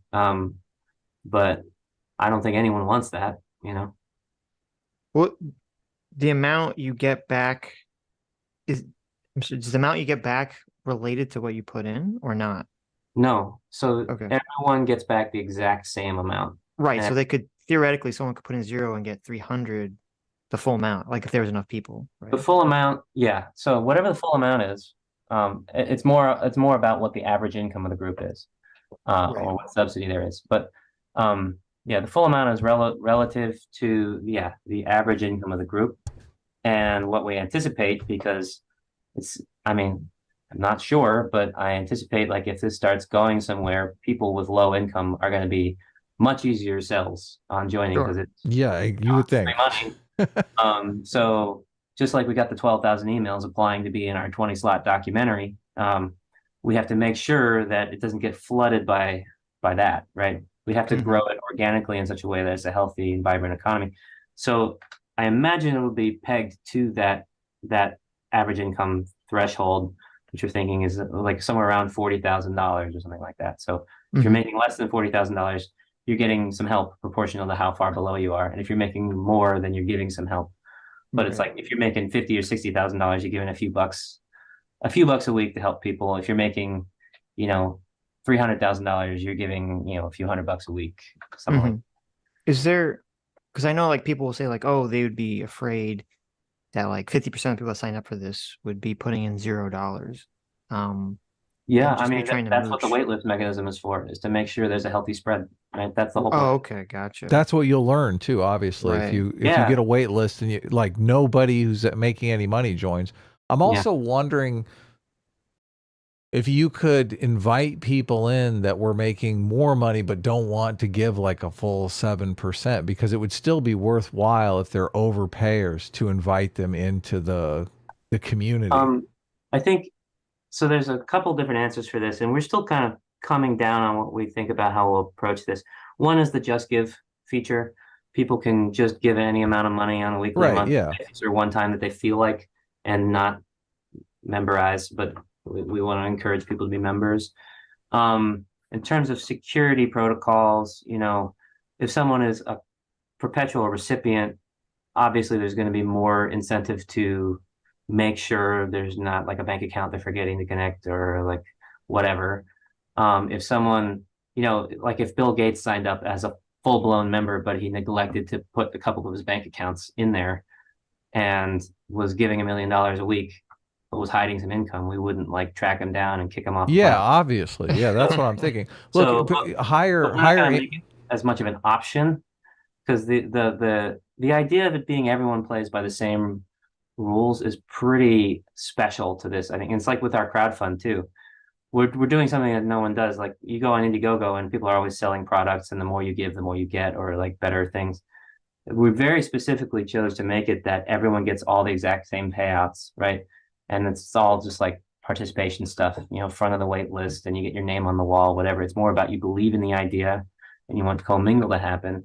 And if you give $500 or $5 or $1, doesn't matter. You have the same right to it. It's first come, first serve. And we're kind of making a statement with that, is that like there aren't the givers and takers. There's the everyone plays by the same rules, and whatever your circumstances for the week, you could be one or the other. Right. It's going to be harder to get high income people to dedicate something as much as 7% to this. It would be a lot easier to get them to say, I'll pay $1,000 a month. I'll pay $500 a month. Yeah. I don't want you looking at my income statement. Just sign me up for $500 a month. And I know that I'm giving to people who need it. Right. And maybe we'll have an option where it's like you can be technically a member without connecting your bank account if your contribution is always over a certain point. Yeah, that's Right. what We I'm have to thinking. figure Yeah. out you have to figure out what it actually means, because membership is something we really care about. And then as Right. we get to scale, so we're structuring so that we'll be completely divorced from profit, like I said, because at scale we want to be able to redirect. Like there's a lot of potential revenue that we could redirect towards starting to offer cool new services that are value adds beyond just I'm giving money to people in a good way. If we get big enough, why can't we have free video calling or free bank accounts, or like at different scales? The imagination can run wild about Right, because it becomes like a we're not PayPal enriching thing. shareholders. Yeah. Yeah. So that's kind of the ultimate goal, is to have the power and the freedom to take and actually the legal obligation by our bylaws to take whatever extra money and use it along mission aligned things for the benefit of members. One of the unique offers that I think you have here really is being able to give effectively without some middleman taking 30% of it to give to a bunch of people that you don't know. So I do think you could attract people who are on the giver side. I don't necessarily know that that people are going to offer, 7% of some, if someone's making $100,000 a year, I don't know if they're going to pay 7% of their income. A thing to know is that it's not actually ever 7% for anyone, because it's always defrayed by the payout, right? Right. Yeah. Unless you like decline the payout or whatever. But so in order, I have a spreadsheet of calculations somewhere, but it's like you have to be making a couple $100,000 a year to go to start getting above 6%, right? As your net contribution. So if you're making $100,000 a year, you might be given like 4%, right? So the case we need to make to that person is, are you a person who gives 5% a year to charity? Why not give it through like this solidarity mechanism, essentially, is what we're building, and know that 97% of it's going to someone, and we can show you all the data, show you all the impact. Like there's $500 billion go to charity in this country, and all these things have popped up, like there's a GiveWell. People are really interested in knowing that they're getting the most bang for their buck. And honestly, we want to blow everything else out of the water in Totally. No, that's where I think you definitely have an advantage, because if 500 billion is being spent, 150 billion of it is just going to some NGO salaries. It's like ridiculous. This is so much better. So look, I'm pulling for you here. I'm super interested. I've been putting the link to your Indiegogo campaign in the chat. I haven't checked it out very detailedly, but other people can check it out and give if they're interested. Sitch, do you have any more questions, or do you want to kind of wrap it up? There's some questions in the chat. Okay. Go on. If people have questions, let's ask them. Can I give a quick Sure. plug for the best things people can do before the Yeah, by Of all course. means, do it up. So we're about to hit our target pretty soon. And of course, we want to raise as many multiples of the budget as we can. And Indiegogo lets you keep the campaign open, so we'll be doing that. But we're going to change our focus to how many backers we can get, and so we're trying to start spreading it wide now and be like $1 is fine. We want to bring the average donation down. We want to show how many people are interested in this, because on the side, we're going and raising money from foundations. And part of our social proof is like, we can say 1,000, 5,000 people want to have their names down that they want to be part of this. It makes it a lot easier on that end. So anyone who wants to go to the campaign and leave $1, that's still super valuable, and like tell your friends and stuff. And if you've got watchers who are, foundations or whatever that are swinging around bigger pocketbooks, it's a foundation.org is the way to reach out to us for a tax deductible large contribution. Can Nice. they get in touch with you through the Indiegogo? There's like a messaging feature. I'll see it everywhere. Indiegogo, or there's contact things on It's a Foundation. You can do conrad@commingle.us as an email. Mm-hmm. Yeah. So is there a question, Sitch, from the Yeah. chat? Slug asks, I think you sort of already answered this, but how are you choosing who gets this UBI in this large scale experiment, and why are you using an app instead of simply sending the money to a random person and tracking their habits? What are the controls? We're not deciding who gets it. Everyone gets it, and the only thing that's being decided algorithmically is how much people put in first.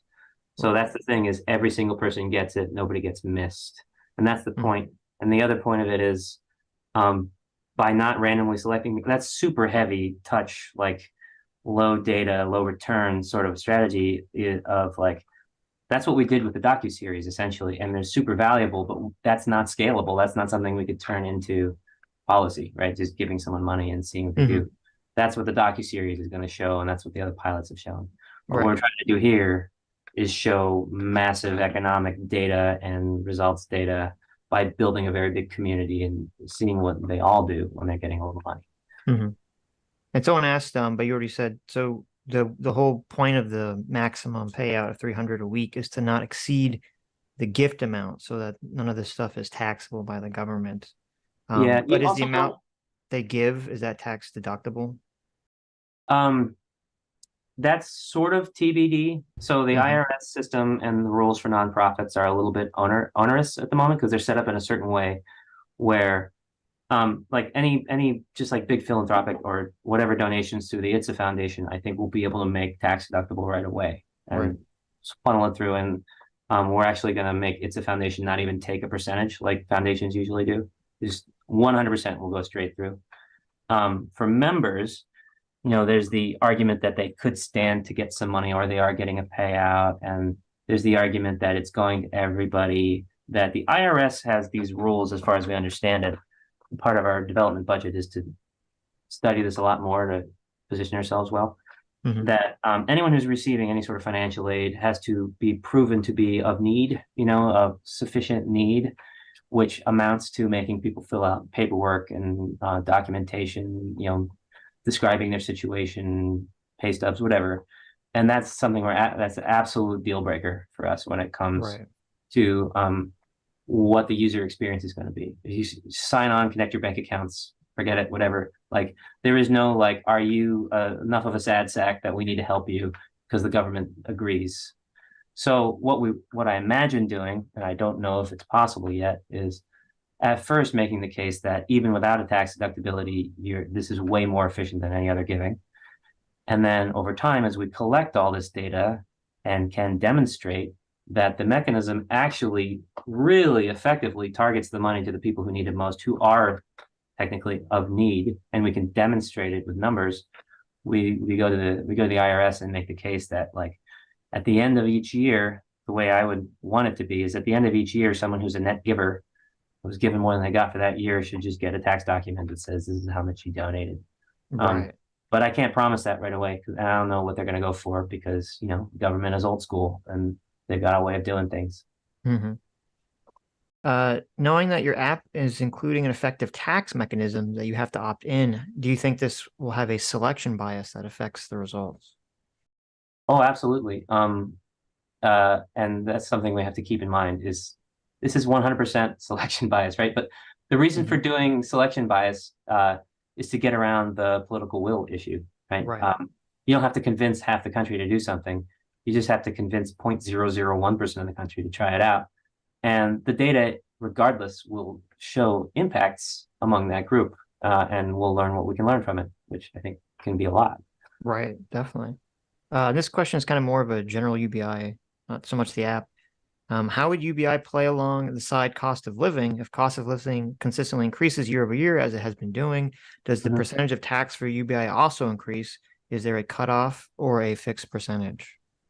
I would think so. There's different ideas about how UBI should be implemented. I think pretty much everyone can probably agree it shouldn't, if it's going to not be a political football, it shouldn't be implemented in a way that it's A, taken away, and B, arbitrarily defined to a set number that we have to fight about. Like the fight for 15 is now the fight for 25, and it's like never resolved. Right. For minimum wage. To me, the UBI is sort of a rising tide mechanism, and the effects of a UBI should have that rising tide effect if it works the way that people who are for it think it could work. More people starting businesses, innovating, more GDP, whatever. And so I kind of like to see it like a sort of like money pooling in a restaurant, where if the restaurant has a really good night, everyone has a really good night, right? So I would take, okay, where are we starting it? Say we're doing, it's not usually 1,000 a month anymore. Usually people say like 1,300 a month for poverty line. But say we started it there, right? I would calculate what is that as a percentage of mean income in the US, not median, but mean income, the average income, and say, okay, that's probably like 20%, right, of the mean income in the country, and say we are pegging it to that number rather than pegging it to some sort of cost of living measurement or whatever. We're just saying, here is what the average American is making. So here is what the basic income is. It's 20% of that. Okay. That would be my version of it. Right. People have different proposals. But also I imagine part of the thought here also with the app is that, if it's very successful, that would help give the political will to have a government version of this. Of course. Right? Yeah, that's what you're shooting for. Certainly.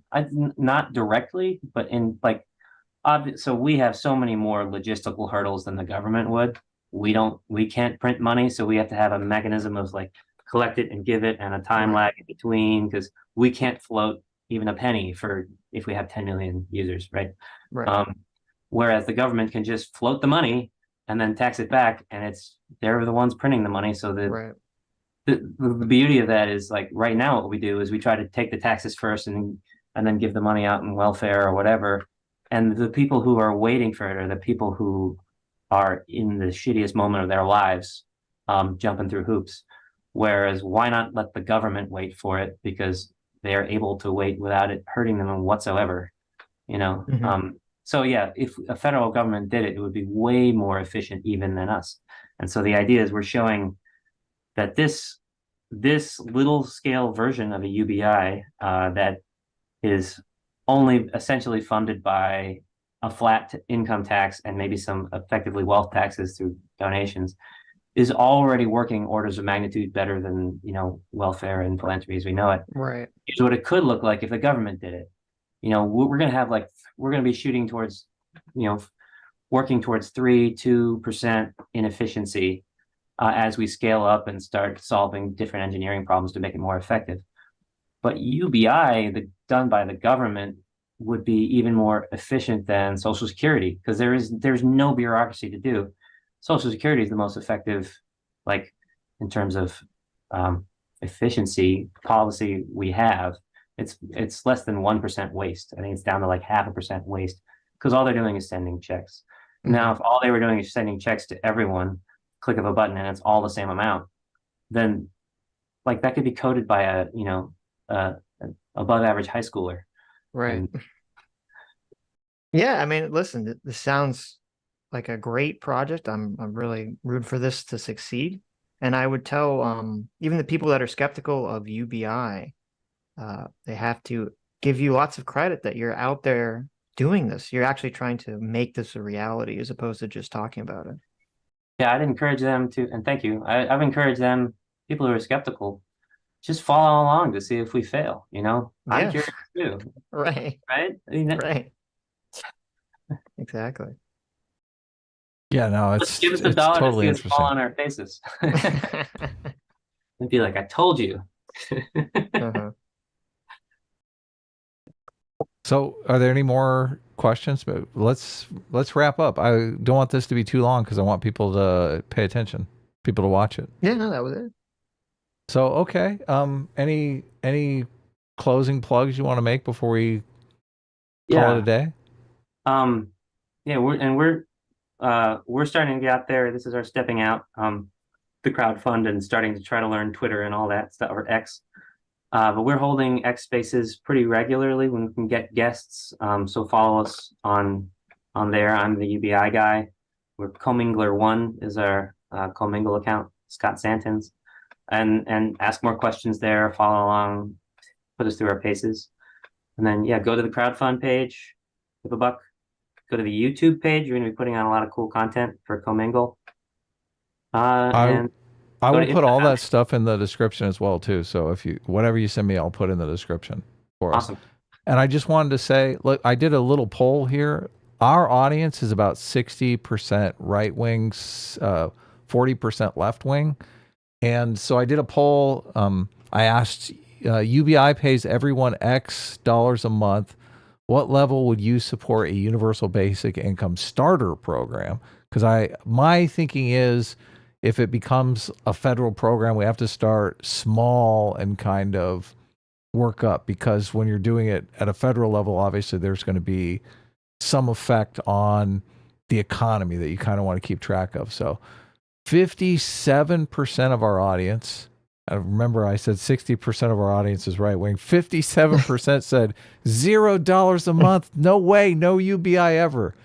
So look, we got 3% of the right wingers on our side. Is that a win or what? Baby steps. So, and 8% chose $39.95 a month, which was the one I chose. Start small and work up, right? 10% picked $100 a month, and 25%, the biggest amount aside from the right wingers, is $250 a month. So That's about how much we're going to be doing with Commingle. yeah, so it's definitely interesting. Like I said, look, you've never heard of a Hassan Piker before? Come on. I You've heard have. of. Okay, so you know. Yeah, Reach out to him. I Maybe thought you were gonna give you me. can get him to throw some money behind this project. He won't listen to me. I have like 5,000 followers. You wanna he'll listen to you. Well, I don't think he'll listen to us. He doesn't. Yeah. We make fun of him a lot because obviously this is a thing. He's obviously, if you know him, you know he's a socialist, but a lot of people give him a hard time, even people in his own community that are like, Hassan, you drive a $400,000 Porsche. Like, look, where's the communist revolution here? Look, you bought a $4 million home in West Hollywood. I thought we were working on a revolution here. You actually seem like somebody who's actually working on a revolution. So It was important to me to make sure we cap our salaries so that we can't become that. Because like as soon as this starts making a lot of money, the temptation comes in. I need to like Exactly. squash that from the beginning and be like, it's not about that. It's not about the money. So if you locked people will like hearing that. So if you locked yourself in with the way that you set up the nonprofit, so you have a certain salary cap, so you don't go dipping into the. Right now, it's all intention based and dream boards, and I've written it all out. And part of the budget for the next year of development is to develop our legal structure and our bylaws, and that's what I'm pushing for. Like a good salary and competitive salaries for employees, but not millions, more like a couple 100,000 or something once we're huge. Yeah, good. You got to take care of it. So, okay. If there's nothing else, we'll go ahead and leave it there. We'll say goodbye. We have a bunch of other stuff that we are gonna stream on today, but we'll say goodbye to you. All right. Well, thanks for having me on. Yeah, thanks for coming on. And I'll DM me whatever you want in the description. I'll make sure it's in there. All right, will do. Take care. Take care, Take Conrad. care. All right, thanks, guys. Wow. Cool. Very cool.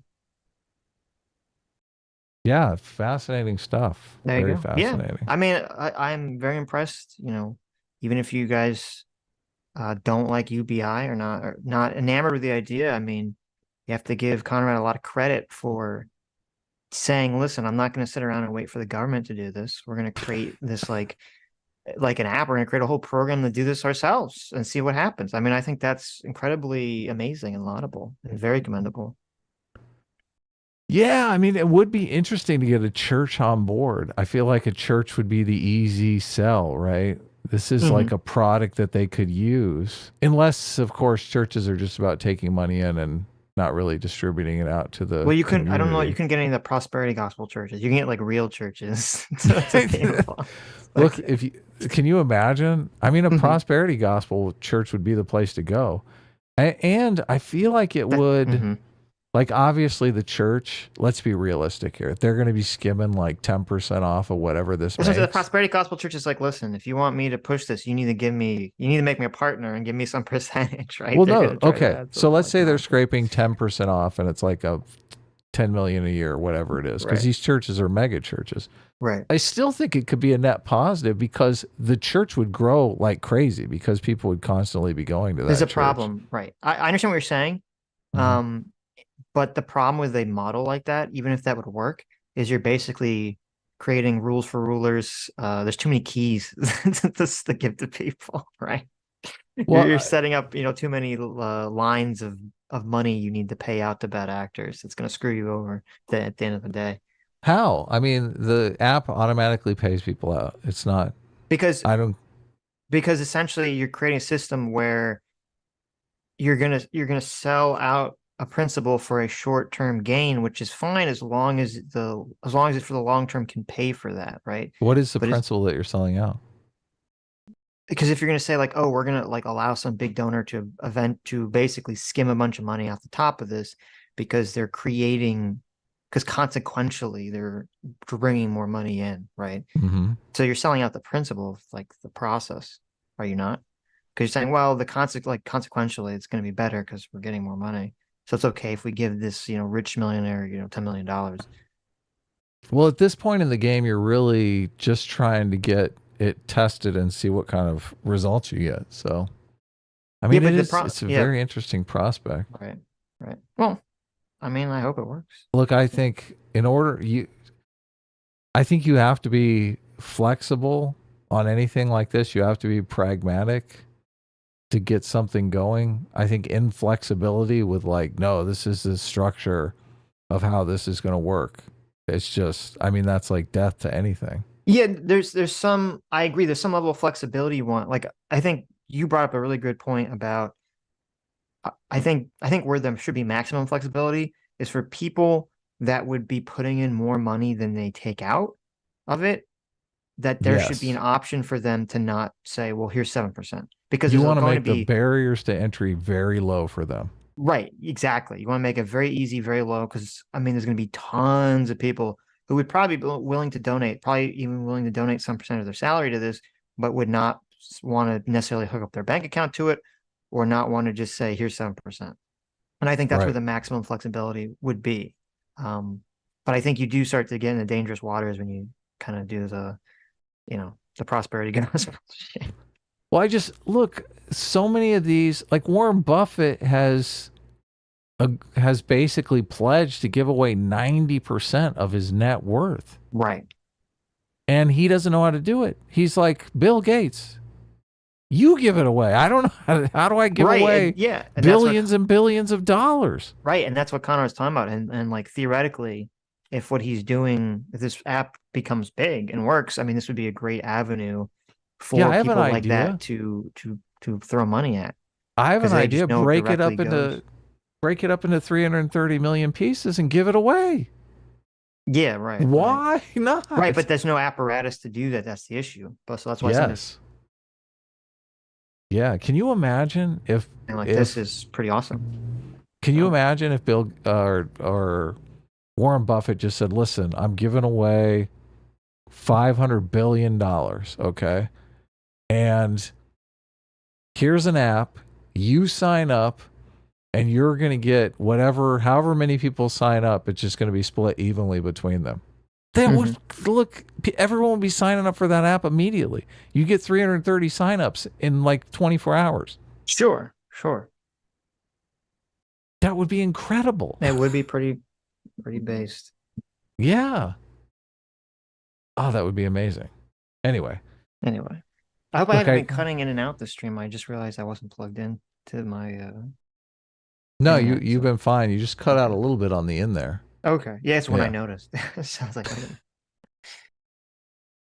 But that's cool. We can stop talking about this. I'll make sure this gets into the video. All right, look, if we can go 5 hours, if we're less than 5 hours, I can cut this down and this can become the video.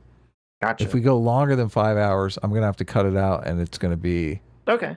It's going to get like 15 views. So do you want... UBI related. Okay. Do you want me to read the supers and members that we got today, or was there something we want to talk about before we do that?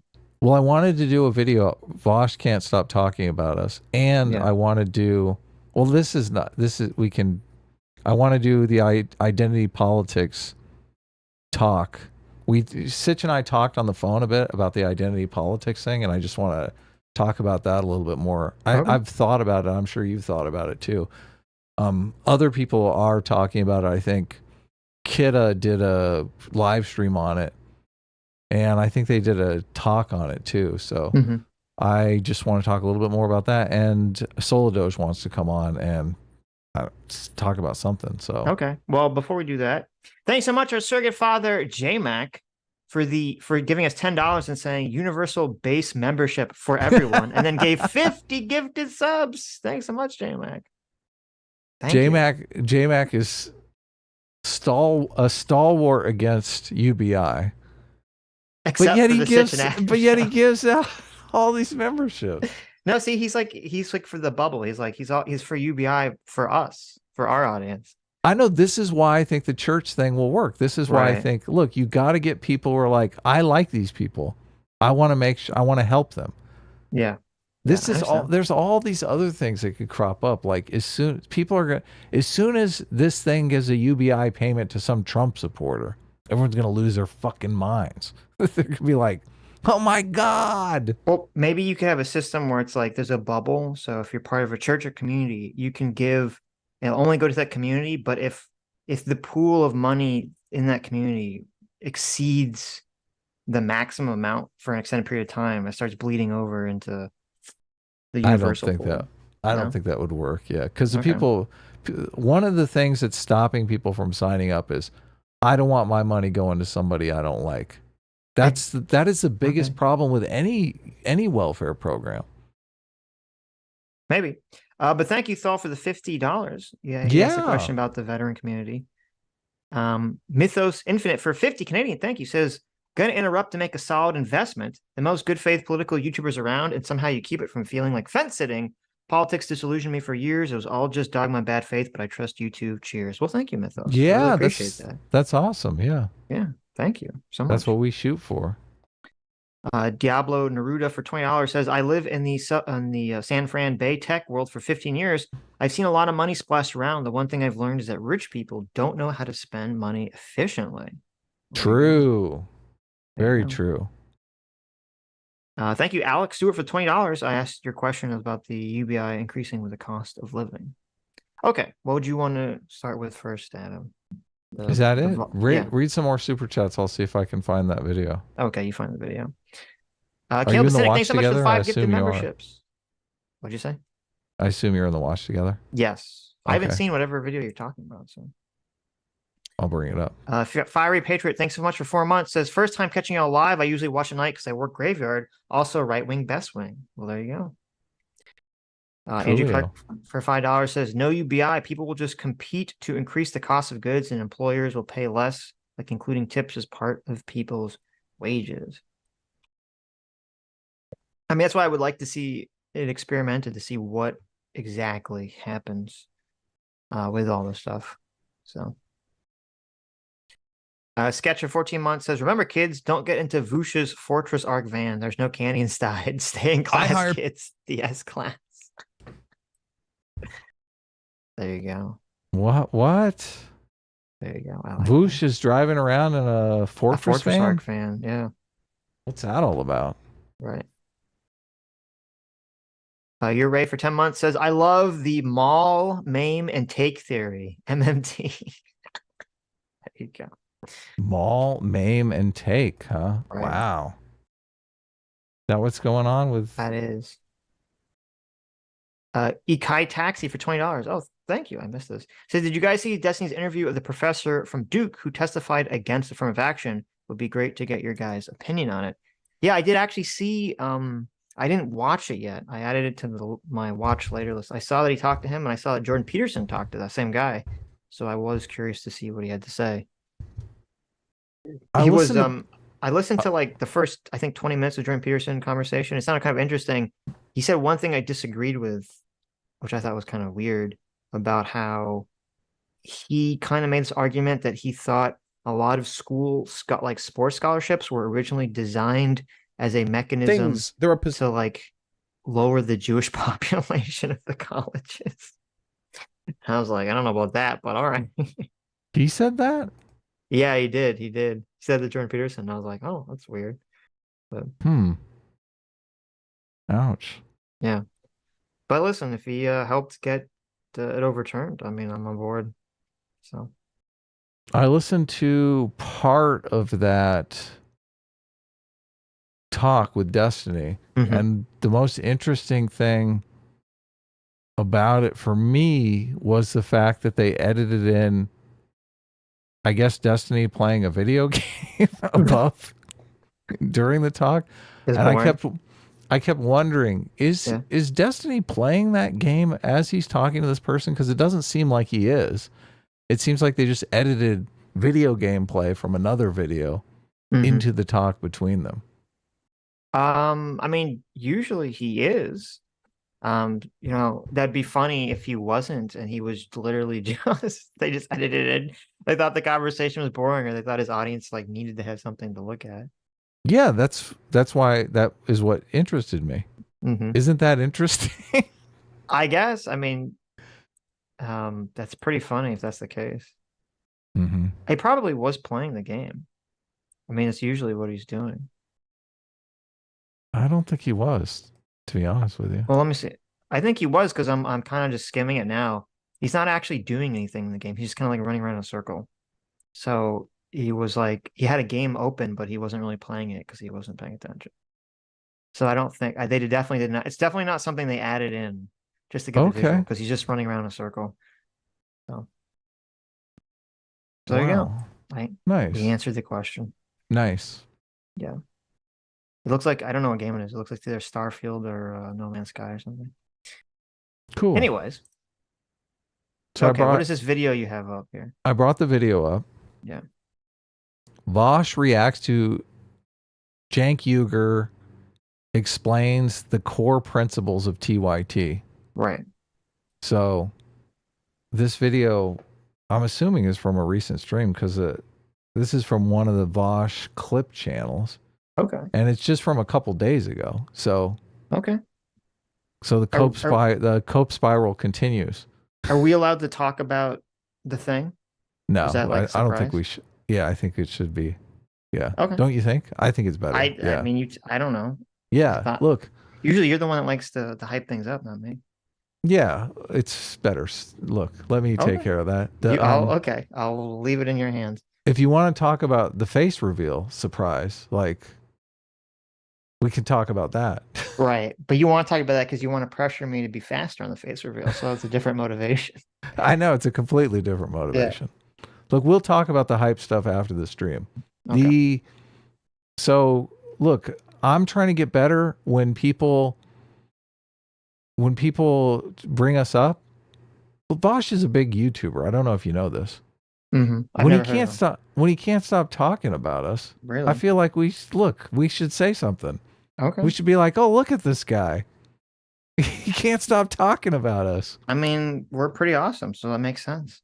Yeah. So Yeah, I figured we would look. I saw this video. It's kind of interesting. I figured you could. I want to get your feedback. That's one of the interesting things. One of the reasons why I love doing this show Mm-hmm. is I get to hear what you think of things. Aww. A lot of times I'm watching it and I think, what would Adam or what would What would would I Adam think of this? about this What would video? Adam think of this? What would Sitch think of this? Right. The other half of Adam. Right. There you go. So Okay. let's check it out. Hit it up. We're not mentioned. We're mentioned 5 minutes in. So just Okay. to let you know. There are people who disagree with me.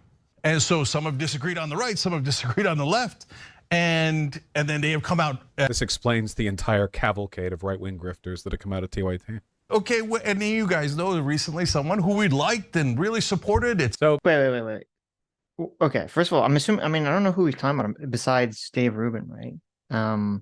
Who else? What has come about out that's Jimmy been- Dore? Yeah, but he's not right wing.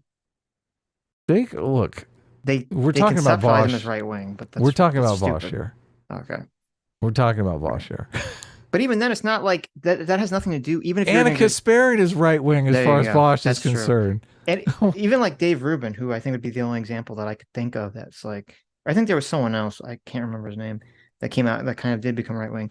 These people, to my understanding, they didn't start off right wing when they were hired by TYT. They changed at some point. So like saying that this would have anything to do with that doesn't make sense. Yeah, obviously, I think you can make an argument that Dave Rubin has become right wing, but many of them want to categorize Anna Kasparian as right wing just because they disagree with her, with them. Which, screw that. Like, that's not how this works. Jimmy Dore says he's right wing. Is that true, Astolfo? That can't be true. He wasn't right wing when he came on our show. No. Yeah, he was talking about universal health care and stuff, and he basically was a socialist. So, but I guess if Jackson Hinkle can be a right-wing socialist, That's so true. can Jimmy, right? That's true, yeah. this could just be me, but I don't think that a left-wing progressive news network should hire conservatives, and I don't think it's okay if they go off the rails and turn it into a far-right grift career. Now, maybe this is just me being, overly strict, but I don't think you should do that. I gotta. I mean, it depends what your goal is. If your goal is just to essentially to be a propaganda for one side, then yeah. If your goal is to try to figure out what is true, or even if your goal is that you want to push a specific political direction, but you want to actually convince people the other side, I mean, you're never going to do that if it's just an echo chamber of everyone that agrees with you. Hell yeah. Look, we've got 60% of our audience is right-wing, who I'd like to think respects us in some fashion, right? Well, they watch us, obviously. So. Yeah, exactly. So I do think you'll get further winning people over in a persuasion way if there's some sort of mutual shared respect. I know a lot of people disagree with me. At the very least. Look, also, I don't think you can persuade people without mutual respect. I agree. Think if you don't respect people, they're not going to vote with you. You can't shame people into voting with you. Well, not even vote. I mean, I don't care about voting, but if someone doesn't respect you, they're not going to listen to what you're saying.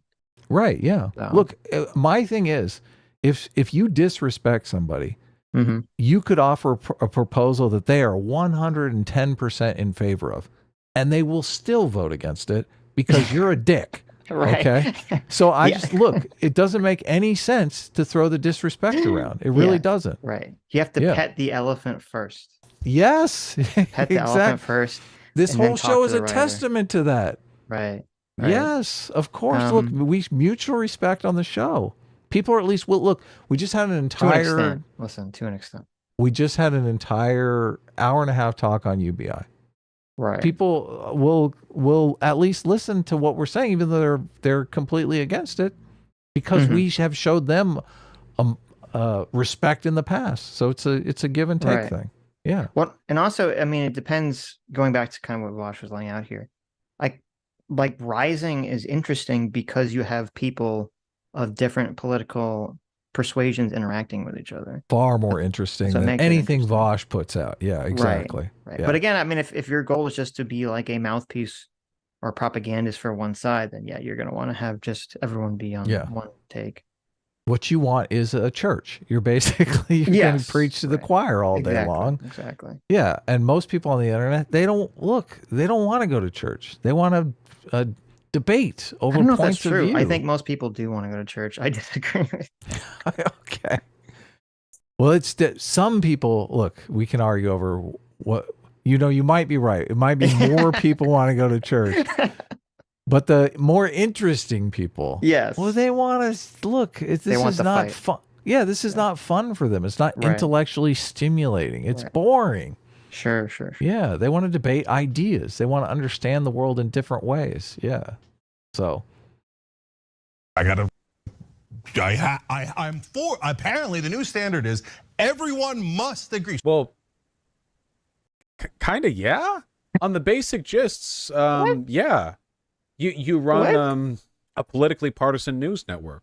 We're not doing the centrist bit. TYT markets itself as left-wing and progressive. So, yeah, you ideally would have an entire, like, everyone who works there ideally should be more or less in line. People won't agree fully on everything, of course. There will be some people who are a little more conservative on this, a little more leftist on this. And because I'm left-leaning, so I'm fine with this. I don't mind, certainly, socialists or communists getting involved to sort of, add an alternative opinion. I don't mind that, but that's because I'm one of them. So that's my bias. But there should be a pretty strong degree of ideological collaboration, I think. Do I go to... Yeah, but as even Vosh is admitting himself, what does that mean? Because, he's saying like he's fine with having leftists on because it's his bias. But like Benny's a perfect example. So Benny was the individual that quit, over Anna, or one of the individuals that quit over Anna. And then it turns out that Benny is like this disgusting tanky who literally simps for like Stalin and Mao. Okay. It's so bad. Right. You're like, what? It's so bad. Like, yeah, I mean, that's really not ideologically consistent with like a progressive liberal or even a progressive left movement, whatever you want to call it. That's not even ideological consistent with most socialists in America. Like, that's crazy. So yeah, they got a good deal on that one, didn't they? Yeah, they dodged the bullet. They did. The tanky quit. Yep. Twitter and ask the left-wing activists or the ones pretending to be activists for our side. Okay, guys, since apparently no one voted, but apparently you guys are the arbiters of what's on the left, despite the fact that the polling shows that you are not. You're often very, very, very wrong. If I recall correctly, Cheng still likes Vosh, but Anna abhors him. Yeah, guys, you might be surprised to hear this. I like Cenk. I see him as, I think he's misguided on a lot of things. I see him as sincere. He also sticks by his guns a lot, which I respect a lot. He's done a lot of stuff I don't agree with, but I feel like the world would be a lot easier and a lot simpler in terms of like interpersonal relationships, like figuring people out, if everyone had this sort of straightforward gusto of this guy. Even if I disagree with him a lot, it's just Anna's really been bothering me, man. I'm not over that. I talked with her both in private and publicly. In private, when she was getting roasted for her takes on California not incarcerating people for long enough, rather than trash her publicly, I DM'd her privately, asked her what was up, and she talked about it with me. And I was like, okay, well, I read some articles that she sent me. I tried to engage with her privately because I respected her enough to not make it a public spectacle. I had her on stream, and it was a very good conversation. I covered her debate with Shapiro, and that was a great debate. And then like nothing. Like she just, then gas leak. And now she won't talk to me. And that's fine. That's her right. It just makes her a bitch. I feel like Cenk would talk to me, though. I feel like I could DM him and he would respond to me. Well, maybe. He's kind of a boomer. He's not a bitch. He would respond to me. Maybe he'd disagree with me, but he's out there in the trenches on Twitter. Okay, wait. Isn't he leaving out like massive parts of this story here? Of course. He's leaving out massive parts of the story. Right. I think it's funny how he basically says, look, I like Cenk's bold style. I can respect that. But when Anna comes out boldly and says, you're trash, Vosh, and nobody wants to talk to you, make the movement look like shit. Mm-hmm. Then all of a sudden, he doesn't like that so much. Yeah, I mean, first of all, that's a great point. How can you say that you appreciate Cenk sticking by his guns, but you don't appreciate Anna who's sticking by her guns, Yeah, exactly. in a way that's getting her all this flack from people on the left? Like, that doesn't even make sense. Exactly. Yeah. Exactly. Okay. Well, I Total mean, it's like, contradiction. yeah, it seems like it's like, oh, well, I appreciate someone who sticks by their guns as long as those guns exist in the purview of like acceptable political positions that I like. Yeah, Which is like, okay, I exactly. guess. Exactly. Talk Um, about a hypocrite. right, but then, okay, so it's interesting that he's saying that he had some, private conversation with Anna. I was like, okay, that's interesting. But then he like the story he lays out, the timeline he lays out is, oh, we had a private conversation. He's like, listen, I was so magnanimous. Okay, I had a private conversation with her. I didn't attack I her read one publicly. of her articles. Oh, Right, I read aren't her I articles. magnanimous? Right, and then she started calling me mean names. Like that's like the timeline he lays out. My understanding and my recollection is like that is wildly untrue.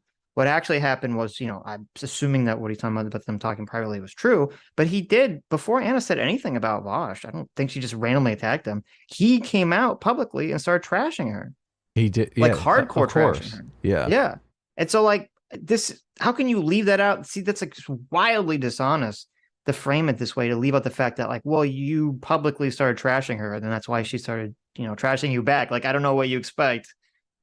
Exactly. Yeah. Leftist mafia started dogpiling on her, and Vosh joined in the dogpile. I think he might have even preceded it, but I don't remember the exact timeline. Yeah. So Look, nobody's given Anna any grace. So well, and also, I mean, and this bothers me a lot, and this bothers a lot of other people. A lot of streamers have this like really weird Howard Stern user mentality. And I don't know if this is true of Vosh. I'm just saying this would kind of like go in that box of this idea of like, oh, I can like who I am online in my stream is different than who I am in private. And they kind of think that like, oh, it's like a show. There's a lot of kayfabe going on the stream.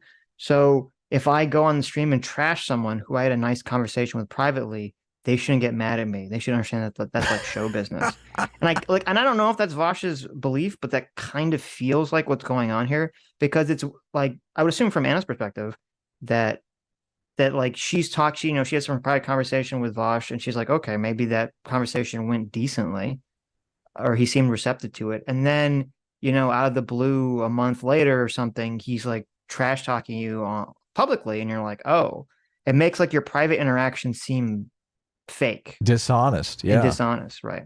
It does. Yeah, it Right. totally does. So I mean, and I've obviously had interactions with people like that who go on, either talk to me, on stream and are nice, and then crap talk me on Twitter, or have private conversations with me in DMs that seem nice, and then trash talk me on Twitter on a stream or something. And it's just like, who are these people? It's just so weird to me. Well, I mean, I try to be careful. Obviously, I'm more of a producer, so I want people to come on the show. We do dip into personal attacks sometimes. Sure. Because, we're only human and it's fun, and we get a little carried away sometimes. But I mean, I do try. Yeah, go ahead. There's a difference between like, there's a huge difference in my mind between, okay, you're like covering something someone did or said, and you're kind of trash talking to them to an extent, or you get emotional. And then you talk to them in person debating the subject, and you're like, well, there has to be some level of civility so that a conversation can even exist in the first place. Yeah. Because if they come on your show and you just start like crapping on them, then they're just going to leave, or they're not going to be on your show at any point in the future. Like there has to be some, or just everything devolves into just attacks. You can't actually talk about whatever the ideas are. So I'm not really talking about that. I'm talking about more of this like attitude of like, oh, you have a totally pleasant back and forth in private with someone, and then publicly you're like, this person sucks, and you're like, well, like what the hell? Well, what I'm saying is, obviously, there's a line that you can cross. Yes, right. Look, I think you can critique people civilly without personal attacks, and you can be forceful and whatever, make your points. Don't candy coat it. Don't like put away the kid gloves. A lot of people in this space can take that. But there is obviously, everyone has their line. What is the line that you cross? And I feel like Vosh is just like he crosses it all the time and just thinks, I'm Vosh. I can do whatever I want. Which, no, you can't really. I mean, you gotta maintain these relationships. Sure. Well, I mean, well, first of all, he can do whatever he wants, but just describe the timeline and the order of events correctly. Well, that's part of his brand is like lying about shit. So Okay. like, I don't like, Fair enough. that's not going to happen. What are you talking about? Oh, I know Cenk would debate me, yeah. And by the way, it doesn't matter if people yell at me. I've been through it 100 times. Everyone here knows we've been through it 100 times, right? And every time, oh, Jimmy Dore is right. Oh, Sam Harris is right. And then later, oops, yeah, they're totally wrong. Oh, Tulsi Gabbard is, oops, Young Turks were right again. Oops. But do they learn anything from that? No. And okay, you guys have had a lot of L's you haven't learned from either, to be fair. The biggest criticism I see against TYT is the fact they spawned so many right-wing grifters. I'm still going to support trans community. I'm still going to support gay rights 100%. I'm going to support both those communities 100%. And as you'll see, likely be the toughest and strongest fighter for them. I don't care if some trans people or anyone in any leftist community yells at me. Okay, it's just the co-host of the show, Anna Kasparian, has been doing some weird shit lately. Okay? I feel like at the very least, like, look at this shit. Not her, Anna. Like, I feel like exercising a little bit of editorial authority over the messaging that comes from your ostensibly progressive left news channel is a reasonable expectation. Partisan. Okay, so if anyone's just listening, Vosh has pulled up a Fox News article from July. So, okay, so we're bringing back old news. Or is this an old video or is this a recent video? I'm not sure. I mean, it just was uploaded a couple days ago, so. Okay. But it wouldn't surprise me if you brought up an old article. So it's an article from July from Fox News, and it says the headline is "Progressive Journalist Breaks with Left, Warns Puberty Blockers Can Cause Irreparable Harm to Children." The Young Turks host Anna Kasparian warned that journalists risk cancellation for reporting on transgender issues. Yeah, that's probably based off of our talk with Anna. Yeah, that's the time period. Right. So it's first of all, I agree with the headline. I don't think there's anything wrong with the headline. Okay. But it's on Fox News. How dare you? Right, but see, that's really shows you what's going on here. Okay. Because it shows that the issue here isn't what is real or true. The issue here is how do we can't give ammunition to the other team. And that's like the primary concern. And this came up a lot with Anna's like tweets that got her in trouble in the first place, because I said it once, I'll say it a million times, the number one primary thing we kept hearing about from people. And this really shows you what is motivating their behavior. The number one issue that they would keep saying wasn't like, oh, this is, transphobic or whatever. It was Ben Shapiro retweeted this. Right. This article was in Fox News. Right. This article was in Fox News. Like, that is the issue. That's the big issue here is just, oh my God, the other side, the great evil empire of Fox News and the right wing, they're using something that progressive leftist Anna said, against the left. She's a traitor. It's like, well, our side is wrong and they found out. Yeah, like, how are you supposed to derive any truth from reality if you're not allowed to literally question the dogma or criticize the dogma in any way, because your ideological opponents will then, rub it in your face. Yeah, that's how you stay in an ideological bubble. That's bad. Exactly. That's why you can't. That's why you end up not being able to question the dogma, because that's the motivation. You can't give the other side ammunition. You can't give the other side ammunition. Like, and because how many times have I had this conversation? I'm sure people listening have had this conversation where you're talking to someone on the left or the right, and you bring up something bad that you want to criticize that the left or the right is doing. And that person, their immediate response is, yeah, but what about the other side doing something worse? That's 99% of every conversation I have, and that's why it drives me insane. It's just bad, yeah. news channels, and this is partisan, you're a progressive left, that's good. It's good to be partisan when you're right. Partisan news channels don't exist to be a new. I wish someone would ask him if it's good to be partisan when you're wrong, because that's the whole crux of the disagreement here. Yeah. Anna basically has realized, oh my goodness, my side is wrong on all of these things. And I've been saying all of this stuff that's completely untrue. And I'm supposed to be a journalist. Right. Yeah. But Vaush is still out here. No, we have to stick with it. We got to go down with this ship, no matter how wrong we are. Yeah. Here's that article that he brought up from July. Right. The second paragraph. Did you search for? The second paragraph is, Anna Kasparian appeared on a recent episode of the Sitch and Adam show on YouTube, where she denounced the transgender politics and cancel culture embraced by much of the modern American left. I sent that article to Isaac. I was like, look, Isaac, I'm in Fox News. How do you feel about that? What he said. He didn't like it. Oh, that reminds me. I'm glad you said that. I want to send Phil a picture of FDR every day just to annoy him. Oh man, come on! I like having Phil on the show. I like Phil too. I love Phil. It's just funny. All right. Neutral platform for any old person to jump on and say shit. You exist to advance a specific position or set of positions.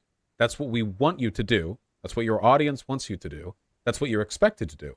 That's what the right does. There can be variance, good faith discourse, investigation of positions, changed positions within that framework, but altogether, your purpose is still to be an advocate for those positions. And if there's disagreement or confusion or contention, something I'm no stranger to, you might want to engage with it in a better way than Anna Kasparian getting 50K likes on a tweet where she freaks out about the term birthing person being used to refer, objectively, to people who can give birth. But here's the problem. Okay, you can kind of make the argument he's making, which, like, sure, if you believe in some political cause and you have a political pundit show dedicated to pushing that cause, then, fair enough. But how do you? He's kind of like creating this framework, and I feel like a lot of people on both the left and the right create this framework where there's no way to actually, if you think that your side is going down a wrong pathway, there's no way for you to criticize that at all, except with like the most tepid, like, maybe we shouldn't do that. Like you have to add like a million caveats, like it's an early ContraPoints video, just to try to like be so timid in any sort of criticism of your own team. Yeah, I see the caveats all the time on Young Turks. Anna's getting very good at the caveats. Right, but that's the thing, is that she has to do that. And so I know, it's terrible. Like, right, what the hell?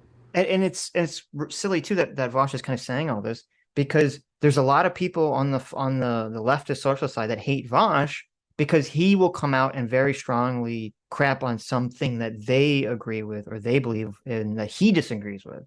And so It seems very hypocritical and they'll call him like a fake leftist or a fake ally or fake socialist. So it seems very hypocritical for him to say, no, I am the arbiter. I am the judge of where like the correct line is and the correct behavior is, when he's getting hit with all that same excuse or all that same criticism. Sitch, have you heard the term egomaniac? I did. I've never heard that term before. So I Googled it and I looked it up on Wikipedia, and Vaush's picture came up on the Wikipedia article. So. That's exactly right. Okay. That's exactly what's going on here. Right. Vaush is an egomaniac. So if he wants to do it, if he wants to do it without any of the caveats, oh my God, why would you tone police me? Look, you're cramping my style here. Why are you so woke? Right? Right. But if someone else wants to do it, like Anna Kasparian, oh, look, you're damaging the movement here. Yes. Shut up. Get going against my sensibility. Yeah, I mean, it's so hypocritical, man. Right. You're such an egomaniac. That's why no one likes you, Vaush. Well, and that's why you make him. So I don't. People like his preaching. Look, the Young Turks is trying to actually make positive change in the world. Sure, I agree. Is Vaush trying to make positive change in the world? I'm doubtful. I am doubtful. Yeah. Well, whether he's trying to or not, I don't know. I don't think he's going to succeed. Right. Yeah. And I mean, it is ironic that, Vosh over here is criticizing the Young Turks for like, I don't know, optics or whatever, when he's the guy that gave J.K. Rowling that huge optical victory by throwing the sexism at her. This time for women to shut up and get back in the kitchen challenge. Yeah, that And he makes got every look. destroyed by like the Pete- entire trans movement was like, thank you, Vosh, for just destroying destroying the optics of this interaction with J.K. Rowling. I see people on the left all the time bring that up time and time again. Yes. People that we disagree with Yes. all the time. So Yeah. very left-wing socialist, social justice, woke types. Yeah. Constantly throwing that in his face. So I don't think that was a win.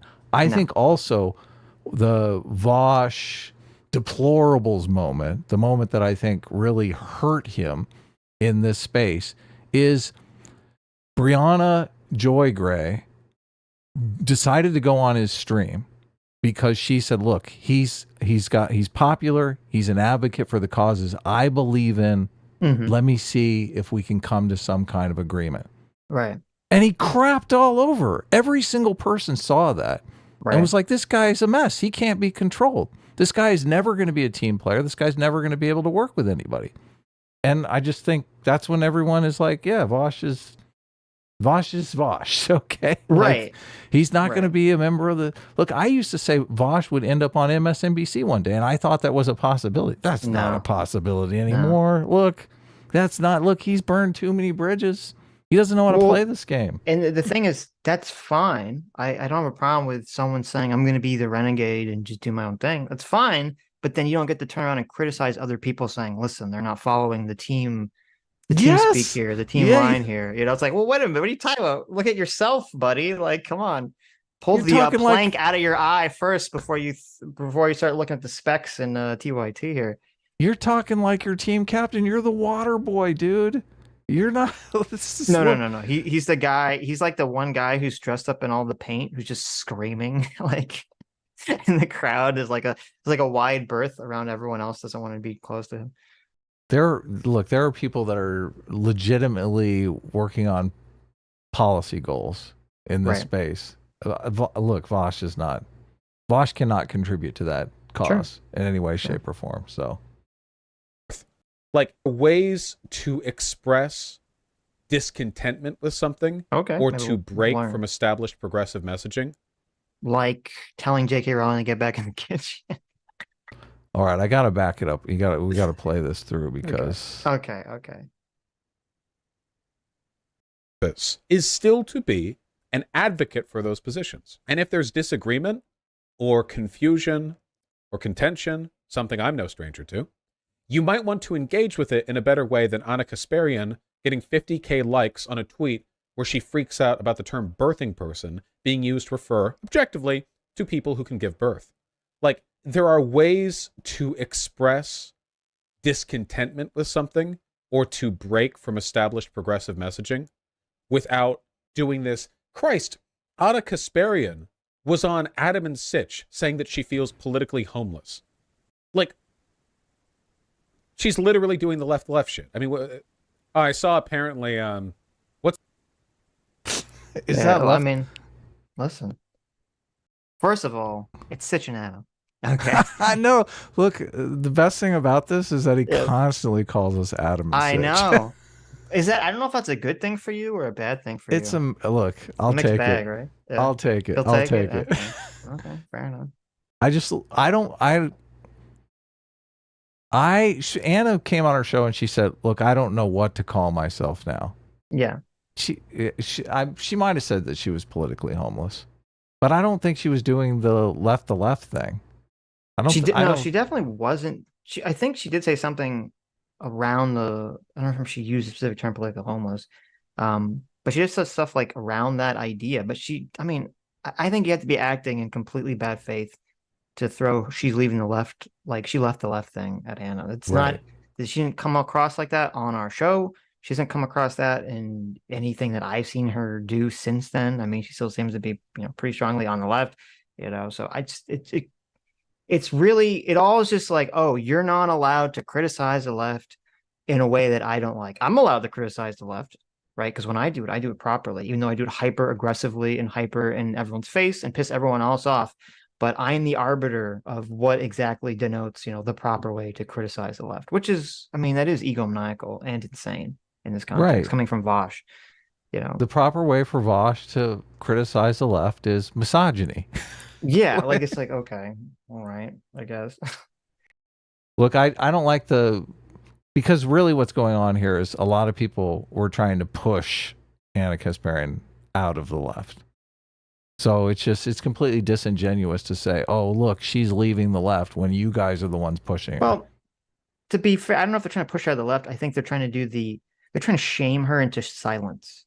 I mean, that was part of what was crazy about, a lot of the people on, I don't know if Vosh ever said this, but I know a lot of people on Leftist Mafia were like, listen, if you have a disagreement with the left, just like shut up about it. Why even talk about it? Just shut up about it. Just attack the right. Shut up about your disagreement to the left.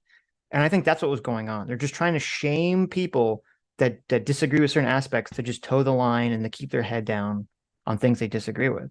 And to me, that's like 90% of why we have a lot of the problems we have in politics, is because so many of the content creators out there, that is exactly what they're doing. They keep their head, they want to keep their audience happy. They don't want to piss anyone else off. They keep their head down, their mouth shut when their quote side does something that they disagree with, and then they loudly, jump on all the easy, places to beat up on. Yeah. Yeah, no, and it's terrible. Yeah, it's cowardly and it's terrible. The right needs to speak up when there's overt racism. Yes. And the left needs to speak up when there's overt crazy shit. Anti-liberal woke shit. Yeah. Yeah. Right. And when they're doing all this crazy trans. I mean, I will say this: it's the amount of like racism and anti-Semitism on Twitter has like exploded. Oh yeah, it's yeah. awful. I mean, I don't and that's fine if Elon Musk is like, listen, this is a free speech platform now, and I'm not going to regulate that. It's like, okay. I mean, I disagree with that stance, but it's not really clear to me what's happening there. Is that the idea? Because their policies, I don't believe, have changed at all. So, right. If the left is completely wrong on the science around the transgender stuff, somebody has to speak up. Yes. Yeah. But they're not going to, because they're going to say Jesse Singal is a monster, big, right-wing racist. He was, listen, it's the same thing they said about Jesse that they said about Anna. What's the big thing he did? Oh, well, he was cited by a right-wing attorney general. So, that's the big problem. What's the guy who has like the kangaroo OC? The guy who was like a Nazi, but he also loved Hillary Clinton. What's that YouTuber? I think he's crazy, like actually like cuckoo crazy. Atheism is unstoppable. That's does it have to do with anything? I don't know. But I think he was praising Anna. Okay. That's it. He was praising Anna Kasparian's recent arc. If you have autism is unstoppable, praising the intellectual decisions that you have made, that is as much of a fucking red flag as you could ever receive. That is the warning sign sent by. Look, how can you get? Mm-hmm. How if you have buy-in, if you have bipartisan buy-in on anything, right? But you're in this situation where if a right-winger agrees with you on anything, you're considered the enemy. Like, how do you move forward policy proposals? You can't. We can't move forward anything. I mean, listen, obviously we don't like Devin Tracy here either, but just because he likes something or agrees with something, which is funny, he liked, what happened with Anna, I guess, because when she came on our show, which is funny, because obviously he has such strong beef with me specifically. But just because he agrees with something or disagrees with something, that's like a really crappy metric to just say, oh, well, I can't agree with anything Devin Tracy agrees with. I can't agree with anything. Like, it'd be so stupid for me to just say like, oh, if Vosh agrees with something, I'm going to automatically say, well, if Vosh agrees with it, it must automatically be evil and wrong. But this is exactly what he's teaching his audience here. This is what he's saying. Look, if certain people like this certain thing, then you have to be against it categorically, immediately. Yes, right. And he's literally teaching his audience to sleep, to not think, to just be like, oh, just turn off your brain and just be completely a tribal NPC zombie. Yeah. Right. Turn off your brain. Just be against anything a right winger says. You'll Right. do fine. Like, no. Right. And it's more fun to turn your brain on, Vosh. You should try it once. It's a lot of work though. So yeah. Is it? Yeah. Look, it's fun. It's not work for me. I don't. Yeah, for you it's fun, but for us mere mortals here, we're like, oh, can't we just like be swept up in the moment and be part of an angry mob? Look, I enjoy that. I want to pick up a pitchfork and a torch. I like pitchforks. Not a tiki torch. What? Okay. And listen, when the mob surrounds you, you just like a Marvel movie, you throw your gun down and you just put your hands up in the air and you just hope they don't, lynch you. Kyle Rittenhouse, submit. Yeah, exactly. Submit to the mob. Mobs chase murderers. I'll be fine.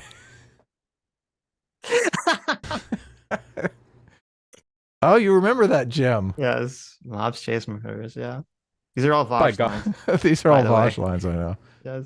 We don't have to go to the end. I don't know that he says any, unless you're completely into we'll let what him finish the saying. sentence. I don't know. Okay. To dissuade you from the path that you have taken. Some people are convinced that they're political geniuses and they like to lean into fighting on the wrong grounds, right? And they say, oh, politics doesn't matter. Well, here's how it matters. When you lose elections, they pass 70 laws against the LGBTQ community. You want to win election. I will acknowledge that if you are an anti-electoralist, you basically have no right to criticize anyone ever for anything because you're retarded. I will acknowledge that if you're one of those people where in the current environment, the Republicans and the Democrats are more ideologically separate than they ever have been in the history of the country, to like point at that and go like, well, not in the history of the country, in the past century and a half. He just remembered, oh yeah, there was like the Civil War. Sure. And go like, yeah, well, it doesn't matter. Why vote for Democrats when all this is happening under a Democratic presidency exclusively in right-wing states controlled by right-wingers? Like things will get better if the right controls the entire country. The maximalist position. So, well, I mean, look, yeah. We agree, right? Yeah, I was going to say, look, there's Vosh said something I agree with. The Democrats and Republicans are the same thing is like, I think really ridiculously ignorant and uninformed about what's actually going on.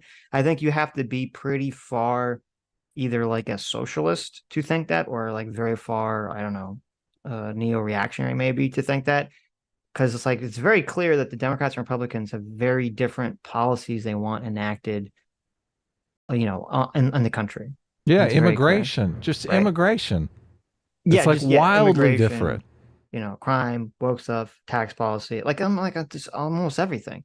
And so it's bizarre because we just listened to on Sunday Hassan, who was basically saying that we live in a one-party country. Right. And it's just like, that's just so insipidly stupid. This is one of the largest political content creators in the entire planet is saying that we live in a one-party state, which he doesn't actually believe. Because if you said, well, if that's true, Hassan, why don't you go vote for Donald Trump? Why don't you go vote for the Republicans? Would you ever vote for a Republican? He said, no, of course not. Oh, well, then I guess we don't live in a one-party state. I guess there is some difference there, isn't there? Yeah, of course. No. So let's not use words like radical, extreme, etc. Let's just say the maximalists. I think everybody would agree that people that are in the activist community are going for the maximalist position.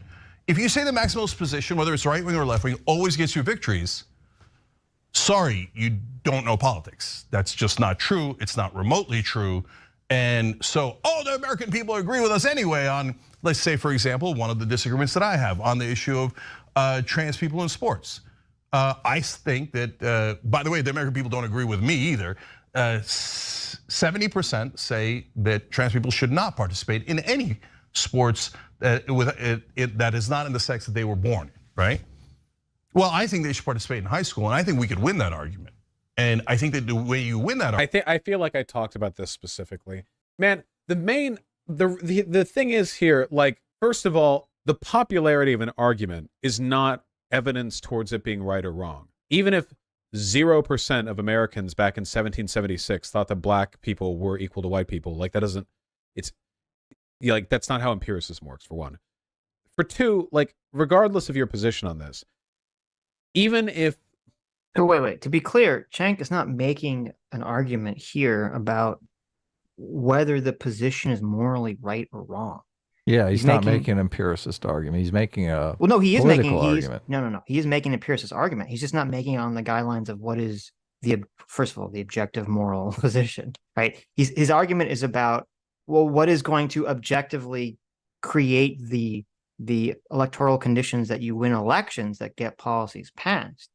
And so using even Vosh's example, if in 1776, yeah, I'm sure, even though it's morally correct to say that black people and white people should have equal rights, obviously, that idea was so far outside the cultural acceptance and the cultural norm that if that was your starting point for pushing, because you wanted to abolish slavery, you probably would have not gotten anywhere. You have to start kind of closer to where everyone's at. Right.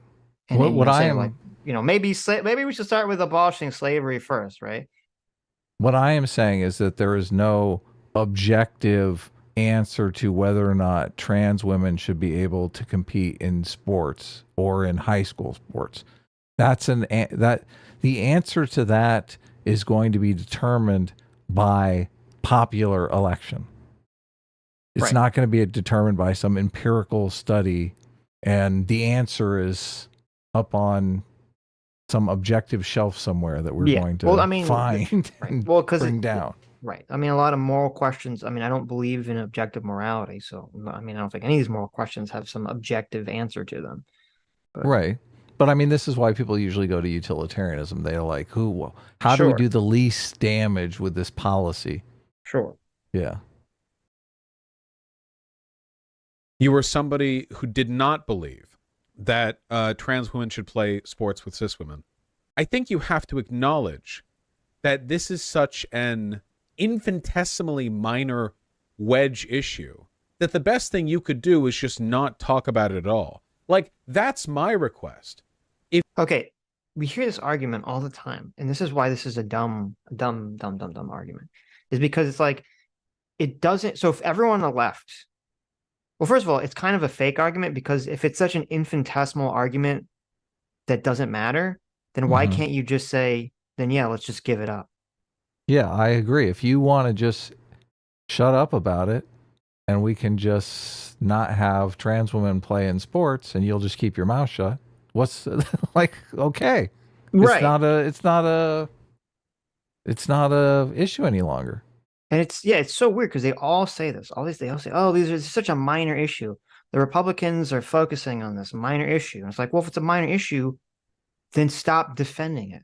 Just take the L on it and just say, okay, well, let's throw this issue. Let's take this. If it's such a minor issue, just throw it in the trash can and say, okay, we'll give it to the Republicans. We don't care about it, right? And so number one, it does feel dishonest whenever they say this.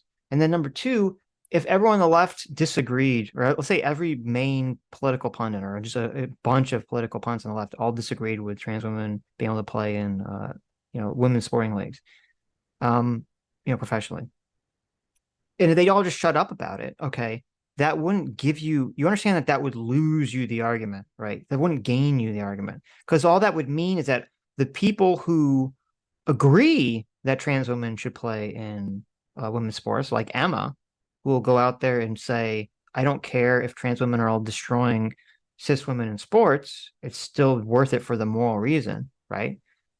If everyone who disagrees with that on the left shuts up, then all you do is create a system where only the people like Emma are heard on the left, and the right is going to continue beating away at the left, saying, look at what they want, look at what they want, look at what these crazy people want, blah, blah, blah, blah, blah. And Vosh operates in this delusional world where, like, what, you think the voter is going to see that and they're going to say, oh, well, this is a minor issue, so I don't care? No, they're going to say, well, these people on the left are crazy. Yeah, it's going to be settled with an election, not by empiricism. Right. But it does this is why this position that Vosh is laying out, this is pure cope. This is pure after, post hoc reasoning here, just to justify, him not liking people talking about this or not liking Ann or not liking TYT or whatever. Because from a completely strategic standpoint, it's the exact opposite of what you would do. It just, if everyone on the left who disagreed with, some extreme left-wing thing like trans women in sports shut up about it, so only the extremists were talking about it, the right just gets to pile on and say, look what the left believes about trans women's sports, like what they believe in trans women's sports. They just pile on about this. They're operating on this delusion. Brianna Wu said the same thing. I think they're both they both don't understand how people interact with the world. They both think that the voting base is just going to sit there and say, well, sure, the left is completely crazy about trans women in sports, but I don't really care about that issue, so I'm not going to let that affect my voting. That's not how anyone thinks. The people who are not like already chosen a side clearly, they look at both sides and they say, they kind of have like a vibe check. Yeah, who's the sane one here? Right, because they're not gonna like this is what kind of frustrates me when we talk to people who are like policy wonks, which is fine. I'm glad that the people are policy wonks. That's great, but you have to understand, like 99% of the population are not policy wonks. They don't understand, most of the policies that anything is talking about. They don't understand most of the economic stuff that's being talked about. Hell, you get two economists in a room. They can't even agree about the economy either. Where the money comes from. Yeah. People can't even agree where the money comes from. Economists are arguing like massively each other. So the idea that the average citizen has some like massive grasp on something that even the professionals don't really agree on is like ridiculous. And so obviously it's not how people are voting. How people are voting is they have like a vibe check where they say, okay, what aligns with my moral intuitions? Or even better than that, who seems reasonable and trustworthy? And this is why these culture war issues are so powerful and they keep ignoring it. Is that's like, yeah, people look at the economy and that motivates them to be unhappy. But then when they say, well, who do I side with to fix the economy? Because that's the complicated question. They go, well, okay, the left is saying crazy things over here that don't make any sense about trans women in sports. And the right is saying something that seems reasonable. They're pointing it out. And the left just sitting there saying, yeah, suck it up, women. If all that's represented by the left is the Emma Viglins of the world, then they're not going to vote on the left, Vosh. And that's what Cenk is saying. That's what you're not acknowledging. That's what no one is acknowledging on the left when they make these dumb arguments. Yeah, who seems like the reasonable one here on the left? Cenk Uygur, who's saying, look, we're not going to win the trans women in sports at the professional level. We might be able to win it with persuasion at the high school level. Right. Or Emma Vigeland, who comes out and says, I don't care what you want. I don't care what the science is. I don't care care if you lose. I don't care if women's sports is completely destroyed. Like who's going to win that argument? Not listen, Emma's not going to get anyone to vote for the left. Look, and that's all Cenk is saying here is we've got to put forward a position that's reasonable. A position that we stand a chance of winning. And Vosh is saying, no, we have to put the position together that I feel is morally justified. Right. And if you disagree with that position, just shut up. And I don't know if you saw, it was funny. There was this clip that was going around where someone asked Ron DeSantis if a man can become a woman. And he says no. He laughs and says no. And then really? Megyn Kelly asked Trump the same question. And Trump is kind of like, no way. Like no way. Yeah, he doesn't give like a clear answer. And it's really funny because it was funny for two reasons. It was funny for one, there were a bunch of people on the right that were like triggered as hell. But it's also funny because there are a lot of people on the right that just don't care and don't talk about it. They just ignore it. Because they're just so very, very pro-Trump. So it doesn't matter. Fascinating. We're covering the debate on Wednesday, right? Yeah, the debate's tomorrow, right? Oh, I guess it is tomorrow. Yeah. We're going to do it the same way, right? We're going to listen to it and then just probably, yeah. So we don't get a copyright strike or something.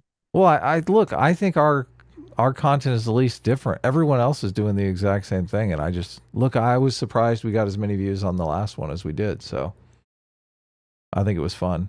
Yeah, we're probably do the same thing. Hold on, let's finish this up and then we'll talk about it. Okay. Are we done with this, or do you want to just move on? Okay. If you are on the left and you're not sold on the trans sports things, okay, I admit there's nuance there. I side with 2 years hormone therapy. It makes it permissible, but like there's a lot of complication there. But if you don't buy that, if you don't believe that, like that's your right. My request then would be that you not dedicate your entire career into driving a stake into the ground and going, this is the line or this is the point or whatever. All of you left people who disagree with me on this, like I'm going to argue with you now. Because like when you attack that, you attack all trans rights. There's no way to go, yeah, I think the left has gone crazy with this trans sports thing, but I still support trans rights. You can't really do that. Hey, that's my position. What are you talking about? I do that position all the time. I think people should be able to transition without gender dysphoria. I think they should just be able to transition if they want. So, look, but I'm not in favor of. I'm not in favor of the trans women in sports or the puberty blockers for kids. I mean, they can't consent to that. So yeah. Well, look, I mean, yeah. Go ahead. I was gonna say, like, it's so weird because basically a lot of these trans issues, which seems like Vosh kind of laid out. I don't know if I misunderstood him. Which is that you can't disagree with any part of like the dogma without being somehow against all trans people. It's like, well, I mean, what does that mean? Of course you can. You can say, yeah, there's certain things I disagree with and still believe in, like, you know, equal rights for trans people or the ability for people to transition or whatever. This will be continued in our identity politics debate. So that because the headline, yeah, I think the left has gone crazy with the trans sports thing, is enough to supply in the attack on trans people broadly. So if this is something you want to engage with it responsibly. It's normal to have disagreements within a movement. That's fine. That's healthy.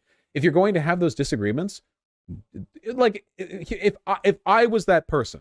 Okay, wait. So this feels very gaslighting because with like using Anna as a template here, it's not like Anna Kasparian was like, okay, I disagree with trans women in sports, and then that became the central topic of like the TYT show, you know, every day, right? Or once a week. Of course not. Yeah, like, they barely just talk about this stuff. Right. And if that was the case, then I would agree with Vosh and say, okay, well, it is weird if you do have some like niche disagreement with your quote team, and then all you do is fixate on these things. Like, okay, obviously that's going to create, you know, an atmosphere or an environment where people on that side are not going to like you because it's all you're focusing on, right?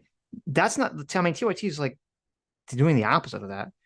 You know, at least what I've seen, you know, completely. And the only reason that this even came up with Anna, where she kept getting brought up, is because, you know, she had like her 1 or 2 tweets about it, and everyone lost their mind about it, and they kept they kept attacking her on it. And so eventually, like, just by the way it works, that if you say something and everyone's attacking you on it, of course you have to then respond to it. You're just like, they're dragging out the story, making her respond to it more and more and more. If you really want her to not talk about it, then everyone should just shrug and say, well, I disagree with that, but everyone's entitled to their opinion.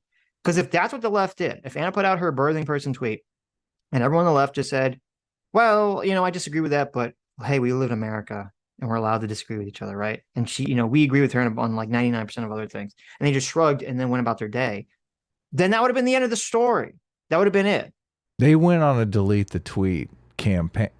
They were the ones that continued to make it an issue. Yeah. Right. But that's why this feels so gaslighty, because it's like, well, that's not what happened, though. Yeah. You guys were the ones that were irresponsible. You guys are the ones that made it into a national news story. Right.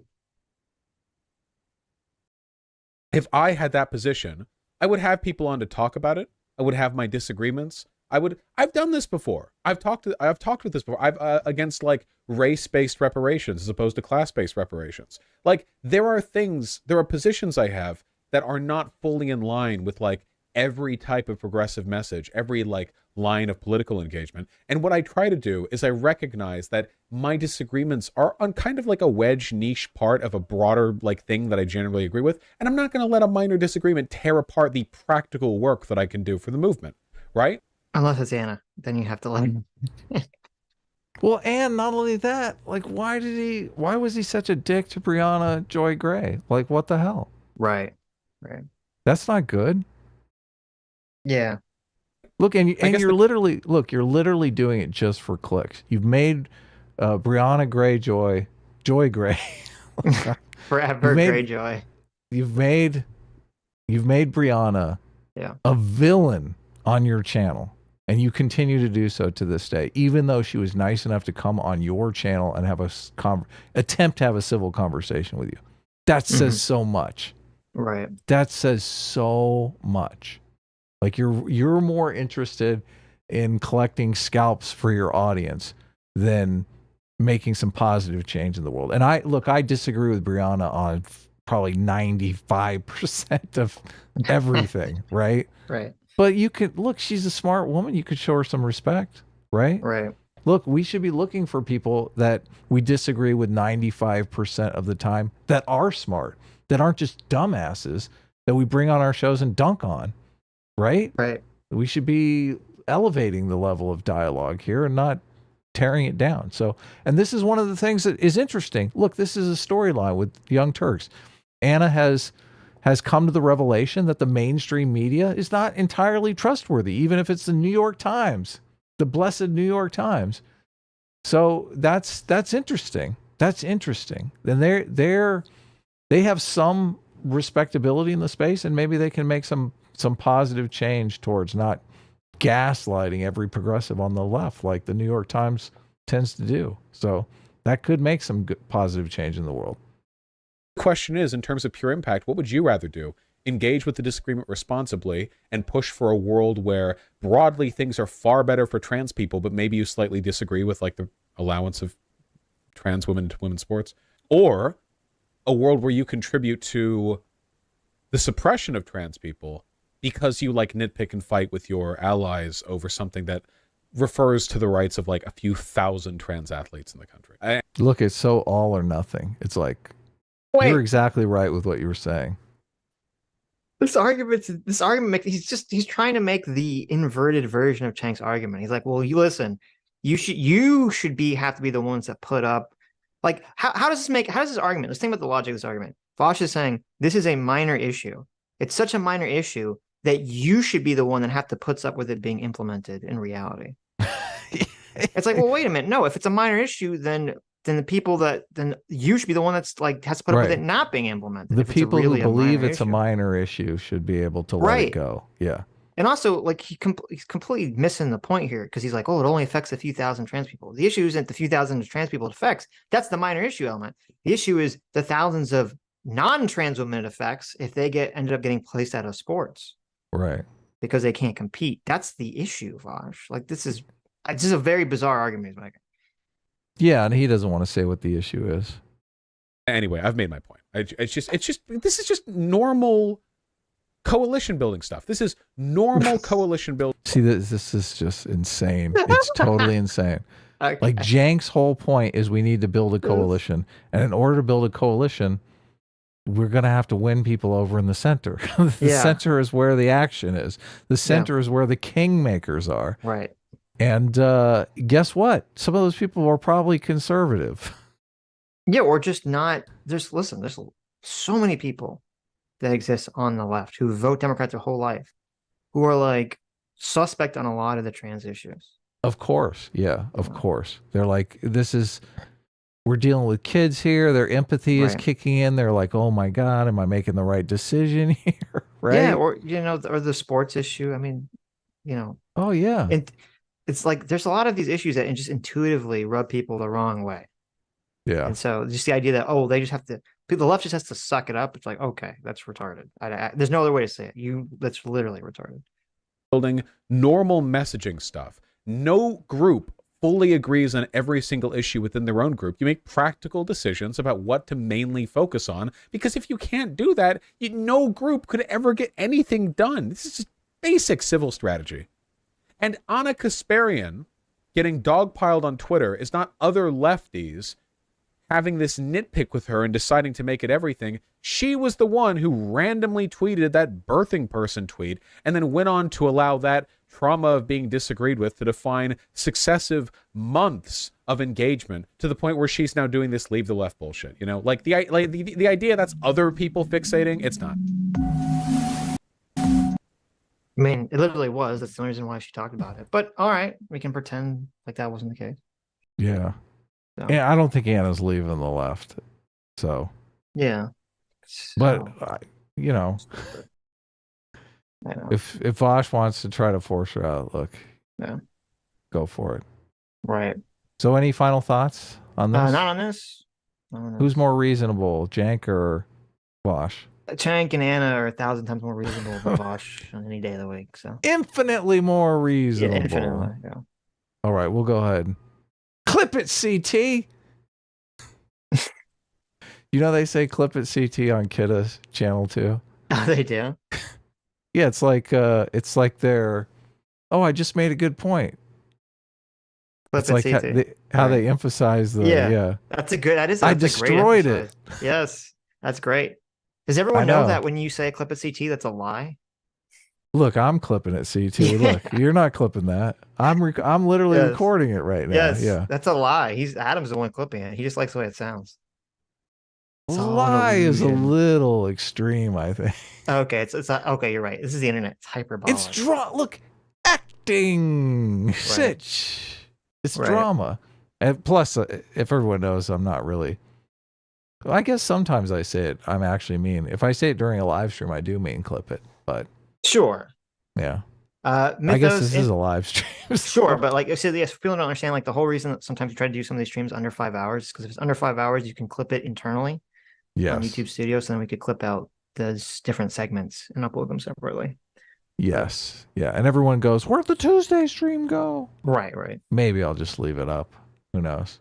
Mythos Infinite for 20 Canadian. Thank you. Says YouTube giving a hot take with zero evidence is more likely to convince me of anything than Destiny with 27 cited sources, solely because I know you wouldn't talk down to me if I disagree. 100% agree with the attitude idea. Well, yeah. Well, thank you. Who said that? That's awesome. Mythos. Mythos. Yeah. Thank you. Because that's how humans work. Right. Yeah. So I mean, and listen, I talk down to people too, so I gotta, especially on Twitter. So I gotta be better about it. But myself. But I try to be respectful. Like I try to at least my attitude is I try to be respectful to people that come to me respectfully. If someone comes to me with an attitude already or an insult already, then I'm kind of like, okay. Well, I'm gonna be an asshole back to you. Like, I mean, I kind of do that as well, obviously. Like if somebody's opening up with personal insults right away, I just figure, look, this person hates me. I'm not going to convince him anyway, so I might as well just have fun, right? Yeah, there's this thing that happens that's weird where I think, people, they don't necessarily expect me or you to respond. Oh, yeah. And so they'll open up with some personal insult and then we respond. They're like, oh. Sometimes that happens. Sometimes that happens in the comment section. And 9 times out of 10, they immediately walk it back and are happy I responded. So, right. So I'm just saying, like, guys, don't be assholes. We do look at comments and reply to stuff. If it happens in the comment section, I do tend to be nicer and just assume like it's someone who's making a joke or being sarcastic or something like that. Sure. On Twitter, I'm a little less forgiving. Right. Like on Twitter, you have a signal. Mm-hmm. Twitter, you can look to see if they're following you or not. If they're not following you, you're like, okay, this guy's just messing with me. Right. Yeah. You don't have that signal in the comment section. Well, you're assuming they watch the video. That's why they left the comment. Unless it's being brigaded or something. We get brigaded all the time now. That's just like a regular occurrence. Yeah. Oh, okay. Twitter sucks for $20. Thank you, Twitter sucks. Says the quote, "Who radicalized you?" meme is so true. Who radicalized you? You and the other leftists, Vosh. You'll never create a centrist. Leftists can only radicalize farther left or right. That's true. True. Yeah. True and unfortunate. Diablo Neruda for $20 says, I've been thinking seriously about starting a church that would function like this. The Church of Possibility. So long as you believe the existence of God is a possibility and want to figure it out, you're in. That's pretty good. Isn't like kind of like a universalism. I like the Church of Possibility. God, yes. I mean, I like that a lot. That's awesome. It's like one step above agnosticism. Right? You're like, well, I think it's possible. Twitter sucks for $20. Thank you so much. Says, quote, only 1% of abortions are in the 9 months. We don't need to talk about it. But 1% of the abortions are from rape and incest, so we need to talk about it. Give me a break. Yeah, I mean, first of all, you do get in those problems where everyone wants to talk about their edge cases and then throw the other edge cases at the other side, number one. And then number two, you have to respond to the political rhetoric that the other side puts out. So many times I see this where like the left or the right puts out some story, some narrative that's like pretty easily debunkable or not true. And the only reason that story just continues to exist is because it's never been debunked by the other side. They just don't even address it. And it's weird to me. I don't like the Newland phone call is a perfect example. That's literally no one like ever one of the most clearest, easiest things to debunk. And it just continues to this day because I don't know. The other side just lets it happen. And they think that ignoring it somehow helps. So one day, yeah, Sitch and Adam are going to make a video on the Newland phone call. It's on our list. It really is. I swear. Well, we did make of it. There's a video of it. Yeah, but we need to make something quick. Okay, gotcha. and Non-stream video. persuasive. Yeah, Right, exactly. right, Something hard hitting, something very funny, something that uses the clips of Dave Smith, because we have great clips of Dave Smith. Just, I mean, it's so obvious he knows it's all bullshit. And he's still putting it out there. Right, right. Oh God. Have you gone back and looked at that stream? No, I went back and looked at it recently, and I'm like, Yeah. oh my God, this is hilarious. This is hilarious. You're just like, just say it, man. Yeah. Just say it. Yep. Twitter sucks for $20 says, Cenk, quote, we have to be able to win over everyone in the center. Vosh, sock Dems who are a flea's dick to the right of me are, on the political scale are all Nazis. This plan doesn't seem like it'll work. Yeah. Yeah. Yeah. Okay. Oh. Do you want to have our identity politics conversation? Yeah, I sent you a screenshot to the thing. Look, Sitch and I talked about this privately. We had a very good conversation that we should have recorded it. So we had a late in the stream tiff that it was one of those, why are mommy and daddy fighting? Because I mean, I feel like we both kind of got triggered. And I mean, obviously I'm partially to blame because I didn't explain myself well at all. I mean, we've been streaming for like 8 hours, 10 hours. I don't know where we were at even, but look, I didn't explain myself well. I wasn't listening. Like I got triggered and I wasn't listening to what Sitch was saying. I went back and I re-listened to it. I feel like I have a better understanding of where you're coming from. We also had a phone call where I explained kind of my position. You explained your position. And we kind of just left it at, let's think about this some more. So I have thought about it some more and also done some more like looking into it and thinking about it. And I just, it's an interesting topic. I think people would like us talking about it. So do you, let me think here. So we had two conflicting definitions of identity politics. I've written out Sitch's definition and I've written out my definition. And I kind of want to argue why Sitch's definition isn't a better definition. And we can talk a little bit about, I understand why Sitch is like not into using the definition that my definition, which I think is closer to the standard definition. Not that matters because. Well, it matters to an extent, but. Well, at this not point. the end all be all. Look, at this point, if you said, like, if somebody said, what's the standard definition of racism? I would say, I don't know if I can tell you that. Like, I don't know if I can answer that question, right?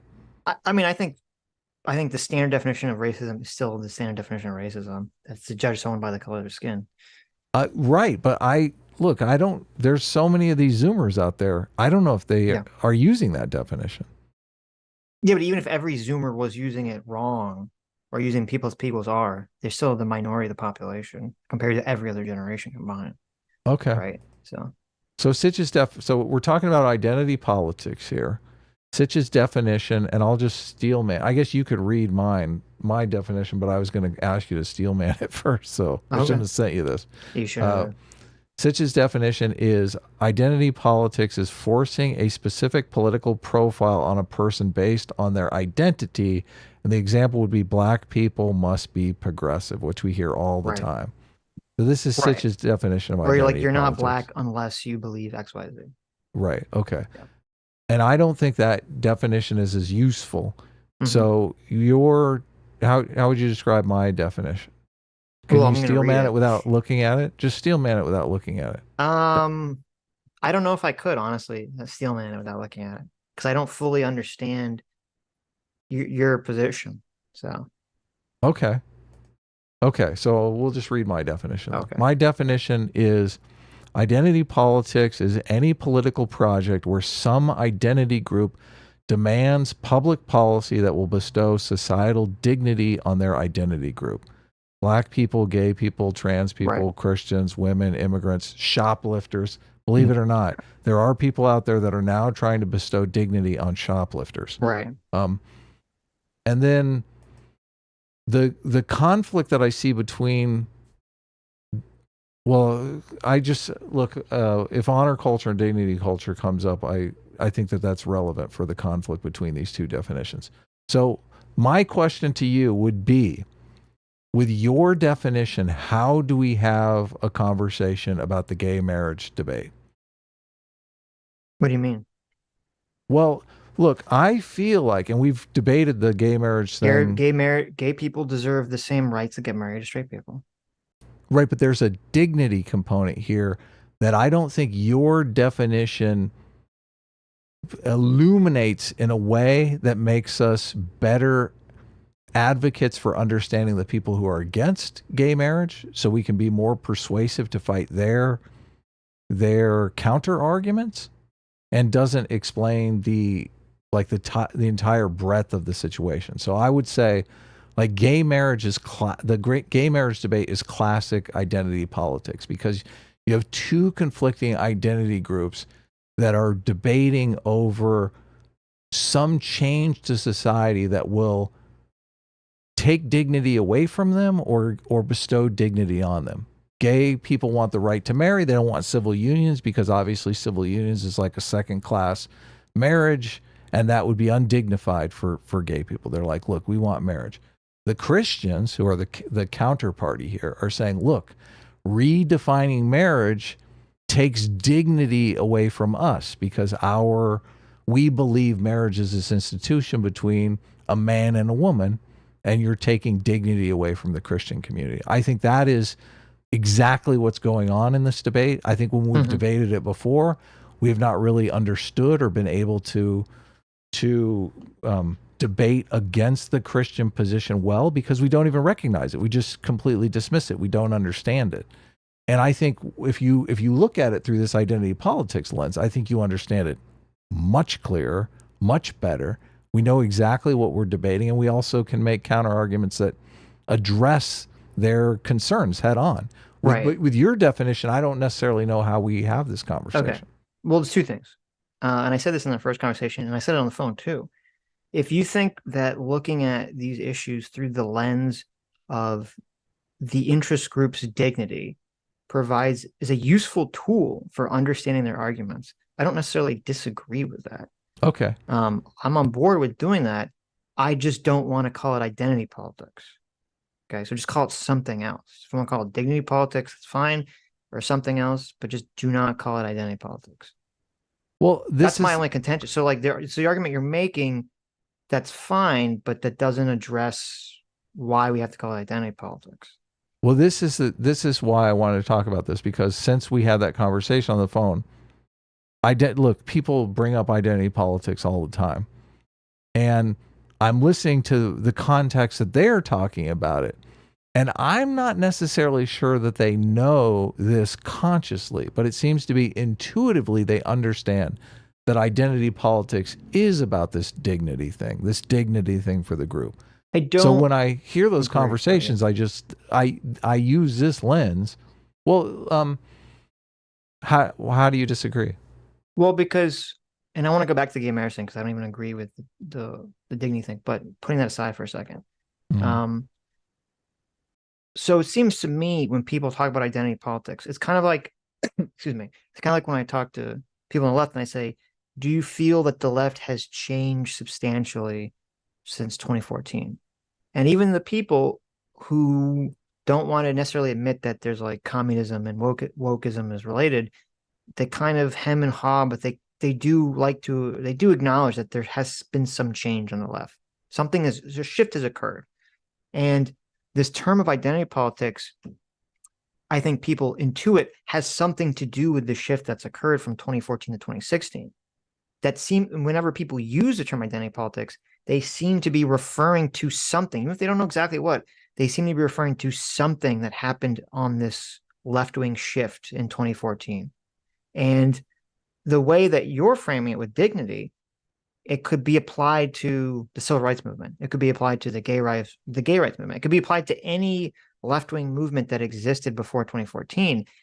And that's where that's why I don't like using identity politics in this fashion, because I, number one, don't think it is actually what people are talking about. So I think it is not hitting what people are intuiting, number one. And number two, as I said, is that it does allow the leftist subversion to grab hold and to say, no, we're just advocating for something that the left has always been advocating for, rights for individual people that just happen to be part of groups. Okay. How do we, let's use a specific example, the gay marriage debate. Yeah, well, gay marriage is good. Look, I would call that classic identity politics. Other people have called it identity politics. How does your definition work with the gay marriage debate with identity politics? I don't call it identity politics. That's why I said I describe it as gay people deserve the same rights as straight people. It's not identity politics. So look, okay. So and this came up in our conversation. You call it civil rights. It's civil rights, equal rights. Okay. Yeah. So on the Christian side, yeah, when the Christians are saying you're debasing marriage, you're taking dignity away from our group, and they want their dignity intact because it's, these are two, obviously there's a zero-sum game going on here in the gay marriage situation. So the Christians are doing identity politics and the gay people are doing civil rights. Yeah. That's the way you would define it? So, well, okay. I wouldn't define the Christians as doing identity politics either in this context. Okay.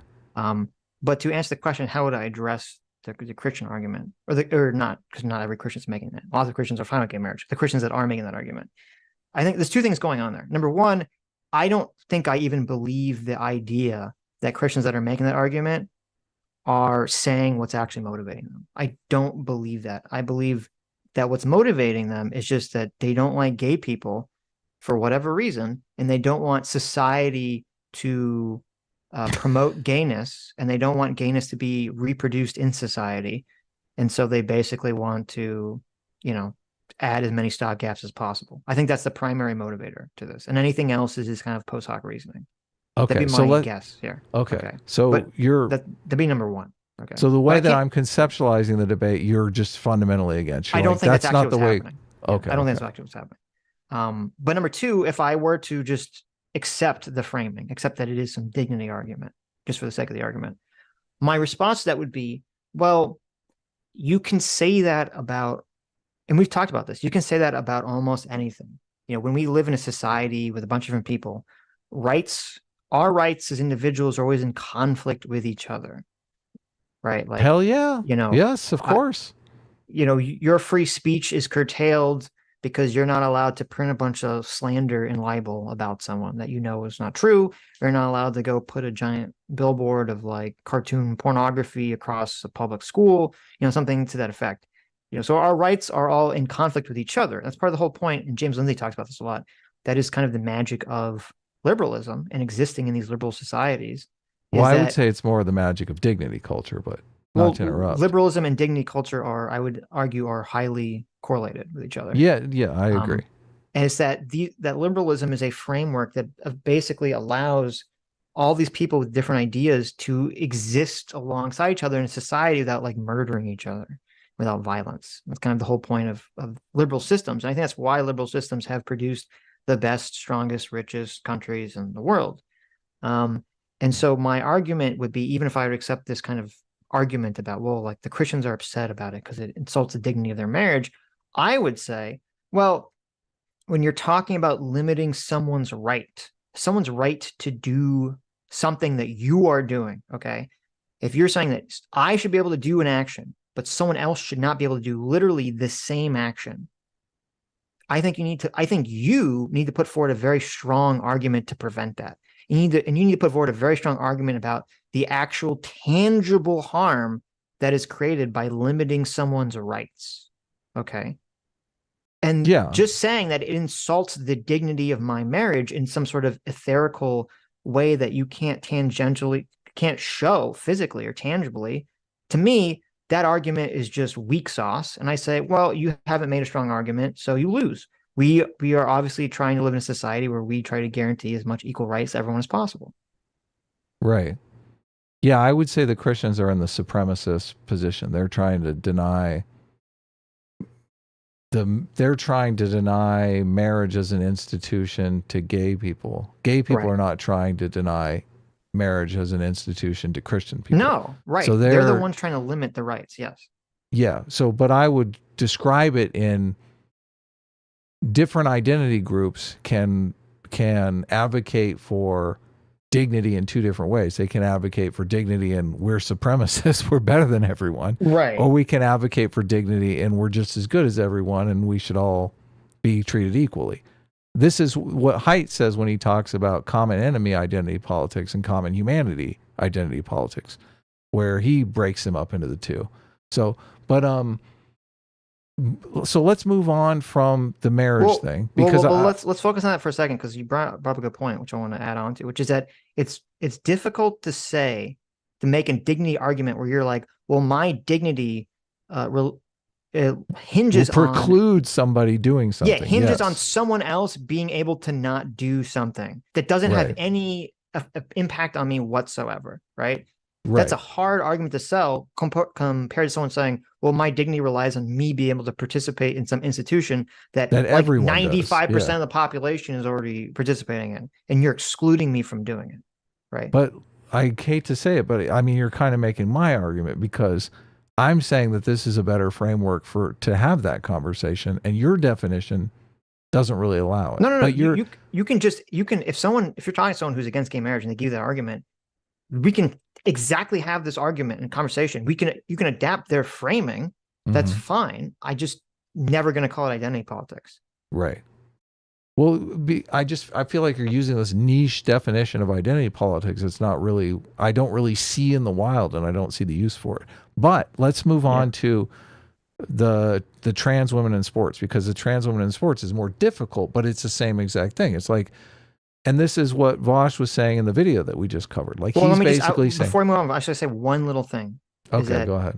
And I just wanted to say, so because a lot of Christians, they make this fact claim about how they create the institution of marriage. That's just not true. That is completely untrue. That is 1000% untrue. Christians did not obviously create marriage. And this came up in our conversation with Carl, even the idea of marriage in modern, conversations now, where it's like marriages of love, this is a relatively recent idea in modern history. Very recent. Yeah. Most Christians for most of human existence were not, kind of going along the lines of like marriages for love anyway. So this whole concept of like marriage is this like sacred thing that's been tradition about, none of that's true. None of that's true. Yeah. It's hard to say when you're third wife that it's all about the love, right? Yeah, right. Like, come on. So anyway. It's more difficult, but it's the same framework. And this came up in the video that we covered with Vaush, because obviously he's saying, look, you have to accept all the package of the trans rights, or you're affecting the dignity of trans people. And that's why they keep going to this is a genocide of our identity, because that's what they're really talking about. They're talking about the identity.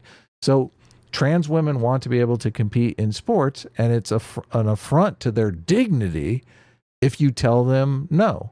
Well, women are saying, look, we can't compete against biological males, and it's an affront to our dignity when you take away all of our opportunities and trophies. So it's like a classic identity politics framework here. So I don't know how you call one civil rights and one not civil rights. I'm glad you brought up trans women's sports next, because it's actually a really good comparison to the gay rights issue. Because as like with the framework that we're laying out with gay rights, it's like, okay, if you're going to preclude someone from participating in something, you need to show that them participating in it causes some tangible harm. Right.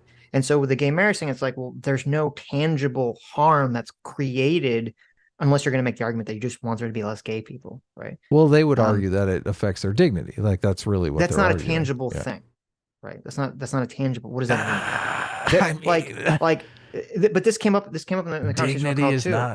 Dignity is a tangible thing. No. Because this came up in the conversation with Carl too.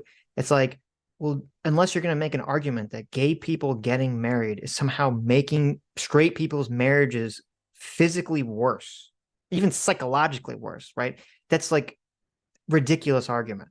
Like there's no straight couple that's like, listen, we were in a very loving relationship. As soon as we found out that gays get married, we started fighting. Like that's not how any human psychology or behavior works whatsoever. Okay. And we can't build a society around the nosiness of people who have no business caring about what other people do, especially in our very libertarian-based American society, number one. Okay. Look, But I just want to say I agree with you on look, I'm not on the side of the Christians and the gay marriage thing, but to say that dignity doesn't matter, I think is I'm not saying dignity doesn't matter. Giant stretch. Well, it depends okay. Dignity is a massive category. Okay. So if someone says, I think I should get the same, like a black person says, I should sit at the front of the bus or eat at the same lunch counter as a white person, that has to do with your dignity question. Right. It does. Yeah. Right. But that is a very tangible, real thing that we can grasp onto. Okay. But it doesn't hurt you to sit in the back of the bus. No, but it does, because it has all these, first of all, there's physical repercussions to that. But secondly, it does have all these repercussions that society's literally treating you as a lesser, and that's going to have all sorts of other ramifications down the road, right? That's what it's literally saying. You are a less person. Okay. A Christian person saying my dignity is impacted because gay people can get marriage. People are not walking around treating Christian marriages as less than because gay people can get married. That's not a thing. Right. So that's what I'm saying. I agree. So I'm just saying, them making a dignity argument, I'm like, yeah, but you need to give me you have to actually make an argument about how your dignity is impacted in the real world. Okay. So, but going to the trans thing and why this is a good following from it is because in the trans sports thing, you can very clearly point to where the tangible harm is or could be, which is that, well, if trans women do have an advantage over cis women in a lot of different sports, then it becomes unfair to cis women because they'll all not be able to compete with trans women. Because that's the whole argument. And that's why people make the argument. It's based around the tangible harm. If trans women, if we lived in a scenario where you walked into your magical character creation machine and you came out, a man who walks into it comes out as a trans woman, and they have literally no their body is just physically a woman's body, right? So the only thing that remains is their soul, right? They have a male soul or a male consciousness or whatever the fuck, however you want to think about it, right? And so they had literally no physical advantage to cis women. Then I don't think we'd really be having this conversation. I wouldn't care. Most people wouldn't care, right? They just said, well, okay, there's literally no difference, but there is a difference. And there seems to be a physical difference between a lot of trans women and cis women in terms of their participation in sports. And it seems to be tangibly physically unfair. And that's where the argument hinges on. It's not, to me, the dignity argument, again, is being used by people to subvert the real argument, which is, yeah, but I the saying, quote, the dignity of trans women is more important than the unfairness of them being able to dominate in certain sports. And I say, no, the unfairness is what's more important. Emma is saying the dignity of trans people is more important. And I'm saying, no, the unfairness of them being able to crush cis women in certain sports is more important. Well, look, we're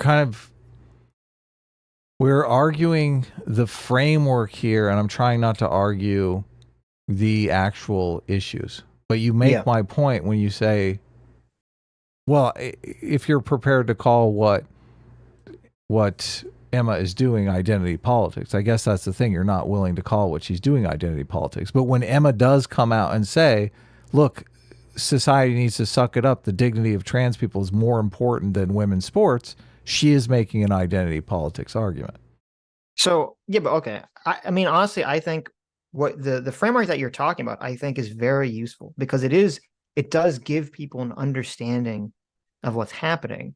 But I think the term should be very punchy so that when you say it, everyone, even people that don't know what you mean by it, because as you said, identity politics is kind of like wokeness. It's this vague, amorphous term. And whenever you say it, you're going to have to define it. Well, it's not. Right? Look, it's crystal clear for me now. It's not. It's crystal clear for you, but who cares? It's not crystal clear for everyone else in the we run world. a show. Look, I'm trying to make it crystal clear for other people. That's the whole reason we're having this conversation. I understand that, but wait, let me just finish. Okay. I think that the better way to do this, because I do think that the term you're talking about, I disagree with you wholly that this is what people are not intuiting that this is what's going on with identity politics. And this is where our central disagreement lies. I don't think that's what people are talking about when they say identity politics. But I think that the argument you're making is a great argument and is useful. And we should be talking about this in terms of this dignity argument. And I think it's a new concept or a newer concept that people are not talking about. And so I think we should come Okay. up with a new term for it that it makes it crystal clear to anyone that hears it what exactly you're talking about. And so instead of, and even I would say, here, I just came up with this now, instead of calling it dignity politics, we should call it weaponized dignity, because that's really what it is people using dignity as a weapon to try to take away someone's rights or to implement something unfair in the world. I mean, it complicates it because you're saying, look, I can call it one thing and say when somebody is doing it through malfeasance and some person is doing it justly, I can make the separation. For some reason, you're just like, no, it needs to have a different name when it's used incorrectly. It's kind of like the ideology versus philosophy. It's like, if it's something I don't like, it's an ideology. If it's something I like, it's a philosophy.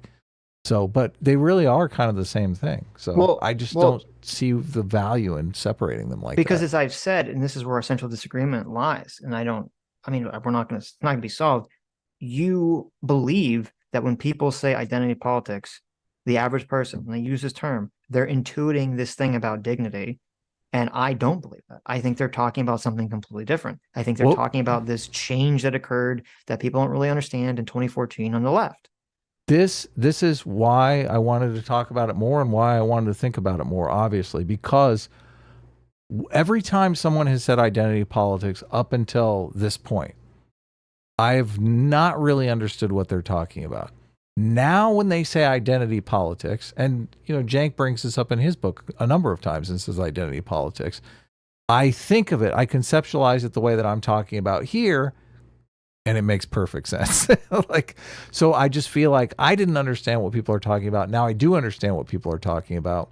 So, but I am listening. If somebody says identity politics and I realize the context of what they're saying is really your definition, then I will say, oh yeah, okay, look, they are using Sitch's definition.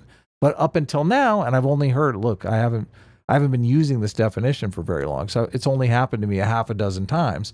Somebody starts talking about identity politics, or it comes up in a book or an article. It came up in that Russian thing that I sent you. Every time it's come up in the last half a dozen times, they're using my definition, and it seems crystal clear.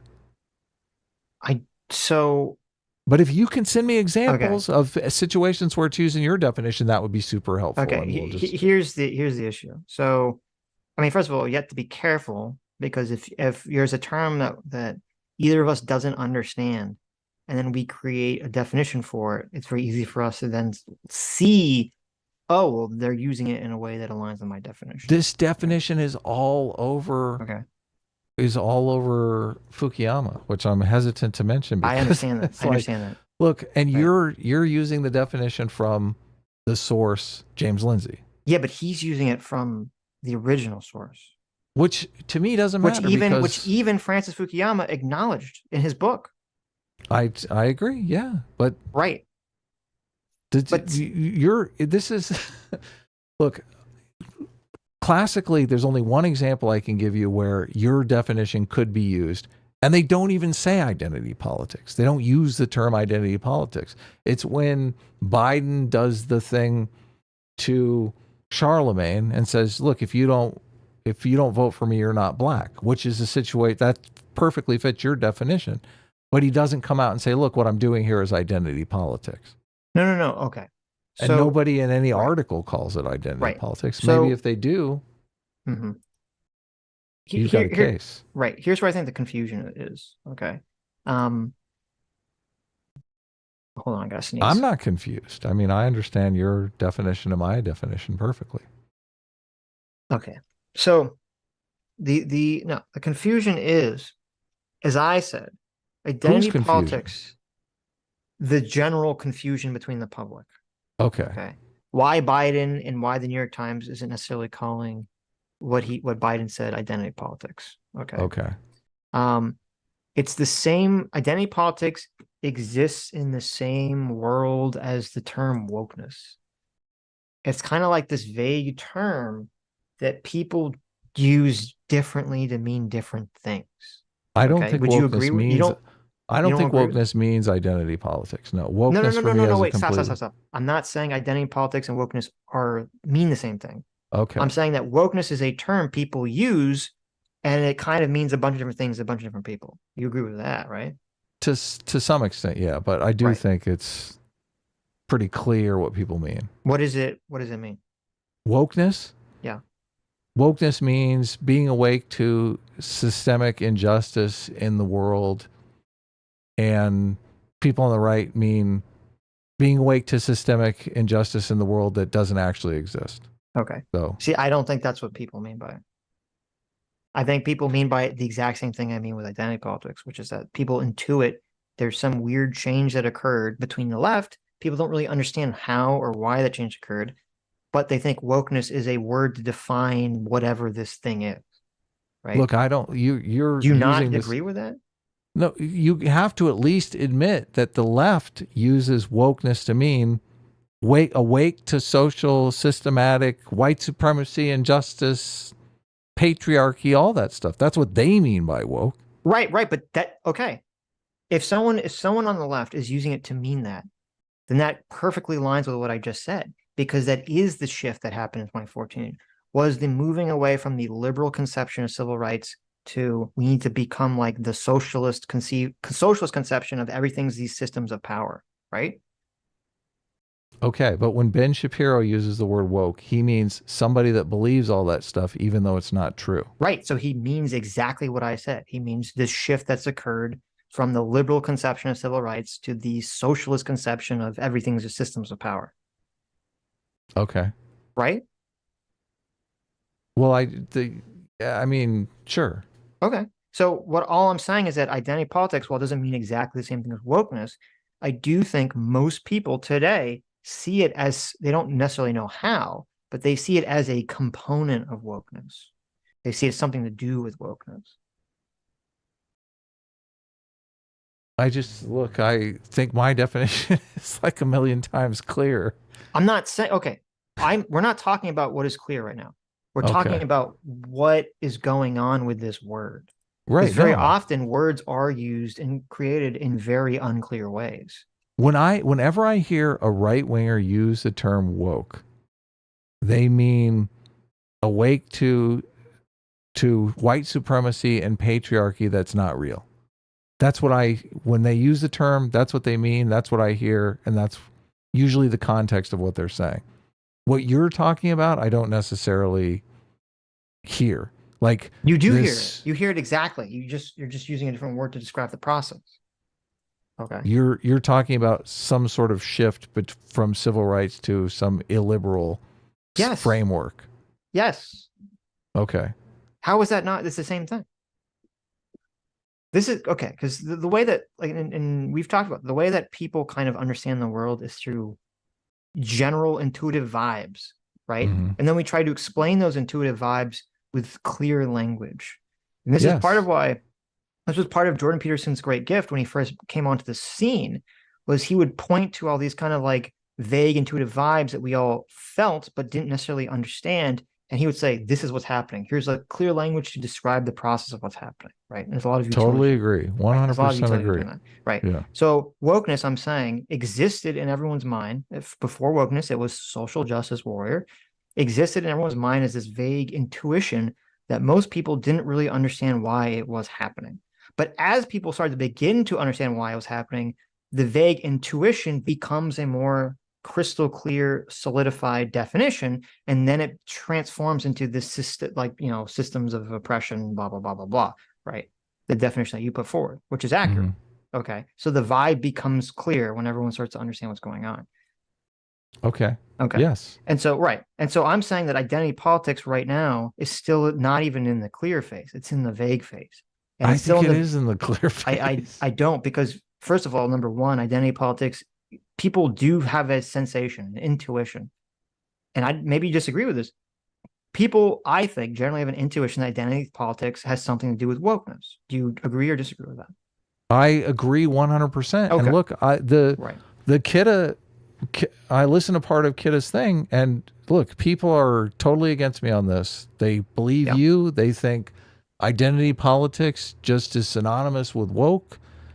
I don't think those people are thinking very clearly. I'm not, I'm not afraid to say it. That's fine. If that, look, they're doing exactly what you're saying, Sitch. Yes. They're going off a vibe. They're like, look, I'm vibing that I think Sitch is right here. Right. But I think if you look at it from a cognitive level, what I'm talking about is very clear. When I listen to other people talking about identity politics, I think, oh, I didn't understand what they were talking about before. Now it's crystal clear. I understand what they're talking about now. Okay. So your argument is, so I understand it. Your argument is you're saying we should adopt this definition of identity politics being the dignity one. No. You adopt whatever definition you want. You continue to use whatever definition you want. All I'm saying is, for me, everything is locked in, crystal clear, totally makes sense. Every time someone says identity or identity politics, I'm like, that's what they're talking about. If you're not trying to make a persuasive argument, then I don't know what the point of the conversation is, because I'm going to keep using the definition the way that I use it. Feel free, because look, maybe there's 2% of the audience, maybe there's 5% of the audience, maybe there's 10% of the audience. Maybe people will start hearing identity politics and think, which definition are they using? Adam's definition or Sitch's definition? And it'll get worked out over time. That's how things look. Yeah, okay, that's fair. The world is what it is. Right. But so your argument is that there is your argument is non-persuasively. Your argument is that when people say identity politics, they mean this idea about dignity, about groups, people that are part of some group trying to compete for dignity. For dignity, right? Okay, that's what they're referring to. Okay, that's your argument, right? Okay, my argument is that this is a term that was created in the 70s by radical socialists that they described themselves and the term as radical as a means to move away from liberal ideas to leftist ideas based around your identity, based around the collective group identity. Okay. And my concern, which I don't feel like you've addressed, and this is the concern that I had in our conversation on the phone and on our original conversation, is I do see right now very clearly to me that a lot of leftist tactics is to take a term that seems innocuous, like critical theory, or even defund the police, which doesn't seem as innocuous, but whatever. Yeah, defund the police is not innocuous at all. Right. Yeah, but it was a term that like the radical leftists put out there in the world.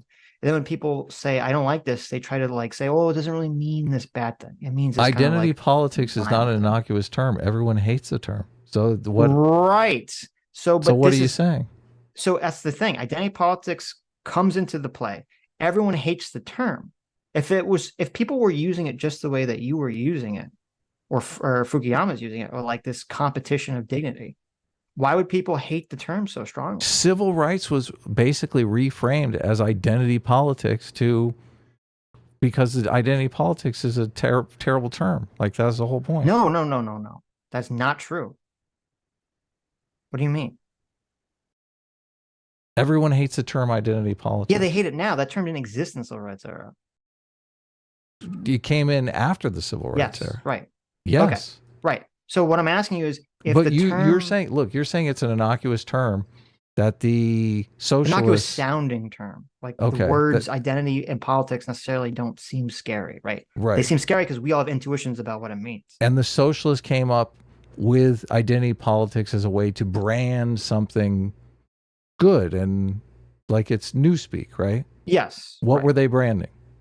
What I said, the idea that we need to move away from individual liberal civil rights to collective-based existence where your politics have to be based on your race or your queerness or whatever. It would just be awesome if you collected examples of people using that term in that context. Okay, that would be great. Right. Okay, maybe I'll go. That would go a long way towards this argument. So okay, so my question to you is, as you said, identity politics, everyone hates the term. And why, I'm asking you, why do you think they hate the term if it just means this people competing for dignity? Because it's associated with things like the gay marriage debate, the trans women in sports debate. Like I don't think it's associated with gay marriage at all. But I think it's associated with trans sports debate. I don't think it's associated with gay marriage at all. yeah, because these dignity fights that are zero-sum games are completely toxic. People walk away with a vibe like, oh man, identity politics is brutal. I hate that. But it's different because, like, okay, in the civil rights era, people were saying they want rights, they want their civil rights. The term civil rights did not become branded by both sides as like a bad thing. Like, I'm sure like the racists that didn't want to give black people rights didn't like the term civil rights, but both sides were not looking at civil rights as a bad thing. It seems like now there's a lot of people on both sides that don't like using the term identity politics because they associate it with something negative. And so I'm asking you, there has to be some reason. They have to be intuiting more to the term than just this dignity concept. Look, I already answered. Okay. Well, but then why does that not apply to civil rights then? Well, civil rights wasn't a zero-sum game. That's probably why. Mm-hmm. Yeah. Well, it could be. What do you mean? I mean, this is the people that make the argument about freedom of association. They make it a zero-sum argument, right? Right. And they're the ones that call civil rights identity politics. Sure, but that's what I'm saying. So, but that's what I'm asking is why, like, there seems to me very clearly a difference between civil rights and identity politics in terms of how everyone perceives these terms. Like, the term civil rights doesn't have a negative connotation for most people, but the term identity politics seems to have a negative connotation for most people. Even people on the left kind of don't like the term. Let's just leave it here. Okay. If you encounter, look, I'm listening. Yeah. When I hear people, it comes up, infrequently, but it does come up. And I'm listening to the context of what people are saying. If you find good examples out there in the wild that make your argument, send them to me. Let's just look at them. Okay. Right? Like, I'm not going to send you a bunch of examples because, like, I feel like I'm beating you over the head with it. Well, it's not going to matter either. But to my argument, because, like, well, unfortunately, while we were talking, I did go to New York Times and I typed in identity politics, and I wanted to look and see how they were using it. But the New York Times search function is so awful. It was giving me all these articles where if you hit Control F, identity politics, it wasn't even in the article. So I don't even know. But so I'm curious. I'll try to look through. I'll look at like New York Times, Washington Post, MSNBC, see how they're using this term, see what exactly is happening there. Right. You agree most people that use the term woke don't know what it means, right? I think well, it depends. I think, as I said, when most people use woke, they mean it in that vague sense that I refer to, which is that there's been some shift in the left. And that's what they're referring to. They don't like whatever the shift is. They don't know what it is, but they don't like this shift. That's what woke is. Woke is this new left thing that they don't like. Right. Okay. And that identity politics is part of that. All right. Okay. So we clip it, CT. Look, it's over now. I already said it. There you go. Look, that was a great discussion. Look, if you have any final thoughts before we end the video, in the clip or whatever it is. No, I mean, there's like some super chats. I don't know if you want to include them in the clip or not, but no, let's not. And okay, but we'll read them now. after. But all right, good show. Okay, let me read the identity politics super chats. Stock for $5 says, are the quote identity politics we've been observing these 10 years not better thought of as leveraging an identity category to manifest political ends? Yes. I mean, I kind of don't. It sort of is, but I also kind of disagree because, I mean, part of our disagreement here is that I think identity politics should retain its radical origin and should be leveraged as always a negative term as opposed to a neutral term.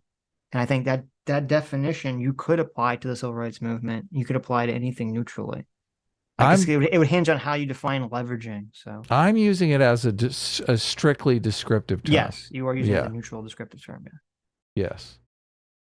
But I do think people are leveraging their identity groups. And I think, the trans debate is a perfect example of it because so much of it is like the dignity of trans people. Right. It's all about dignity. Okay. I mean, again, I don't disagree that that's what's happening. I'm just saying I just don't want to call it identity politics. Right. No, I get it. Yeah. Right.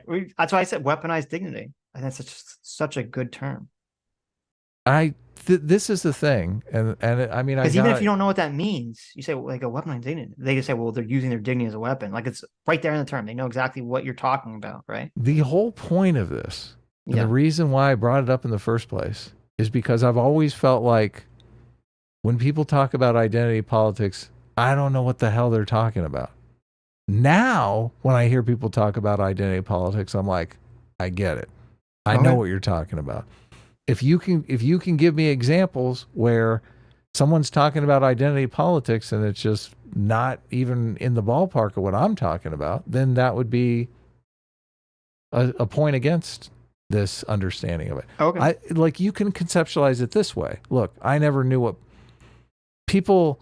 What if you use identity politics to just mean the definition of identity politics is using dignity as a weapon to enact a leftist change?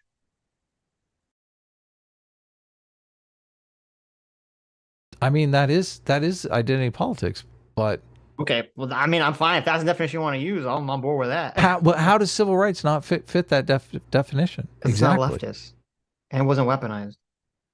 It is left wing. Yeah, but not leftist. So you look. This is the thing too. You use woke. Yes. For you, woke and socialist is like synonymous. But I don't look. You can talk about wokeness without talking about socialism. Patriarchy is not about socialism. The understanding of patriarchy that exists currently exists in the framework of cultural Marxism. So I don't agree with that. But cultural Marxism is not Marxism. Okay. When I talk about, you're right. When I talk about wokeness, I do, and exactly as Sean said on Sunday, wokeness is cultural Marxism. They're right, synonymous. But cultural Marxism is not Marxism. Socialism. Yeah, I understand that. Right. It's not socialism. That's fine. Yeah, I agree. Okay, that's fine. Just because you're using an oppressive frame that doesn't mean socialism. I agree.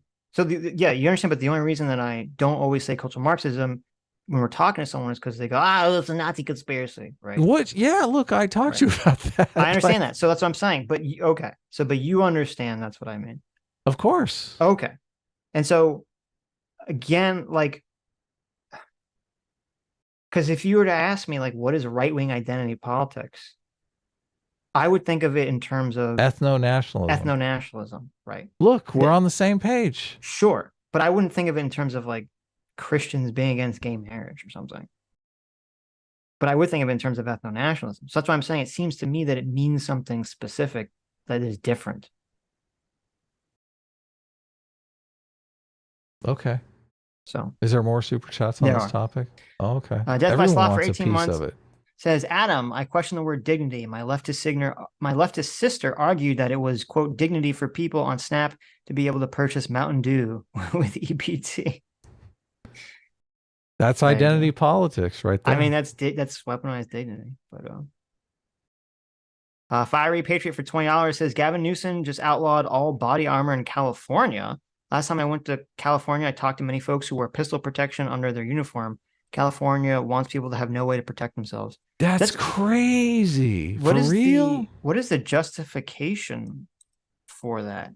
I mean, is there like a big problem with criminals wearing body armor or something? That's insane. Like, what is the point of that? I guess I don't know. And if there's not a bunch of criminals running around with body armor, then why even do that? Yeah, I mean, obviously the criminals are going to continue to wear the body armor. I mean, yeah, I mean, it'd be hard to get, but ridiculous. Unless there's some big issue with people, like that's always the way. That's why I kind of hate the gun control conversations, because it should always be, everything needs to be framed in like what is actually happening and what is actually doing, and trying to keep criminals from doing bad things and letting law-abiding citizens keep doing what they're doing. And if there's not, and I feel like so much of the gun control debate literally just becomes this tribal gun cultural idea of people who are in favor of gun control just go, I don't like guns and anything associated with it, so it's bad. And people who do like guns say, I like everything related to guns associated with it, so everything has to remain. And it's just like this like kind of dumb conversation that exists in society about this issue. So Okay.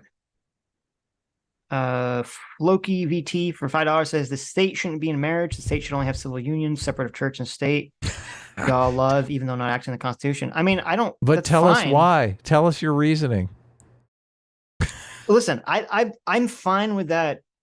I'm fine with that. I don't care if that's the way people want. If they just want everything's called a civil union legally, who cares? Fine. I don't. That's fine. I mean, people will still call it marriage for like the next 100 years. It doesn't matter. Does that? Do you not think that that's an attempt to resolve the dignity argument for both sides? They're like basically saying, "Look, we'll both give up the term." It could be. I mean, I don't know Floki's reasoning, obviously, but it could. It did. You know, there are different people that have different reasoning. There's religious people that have that reasoning, the Ben Shapiro logic.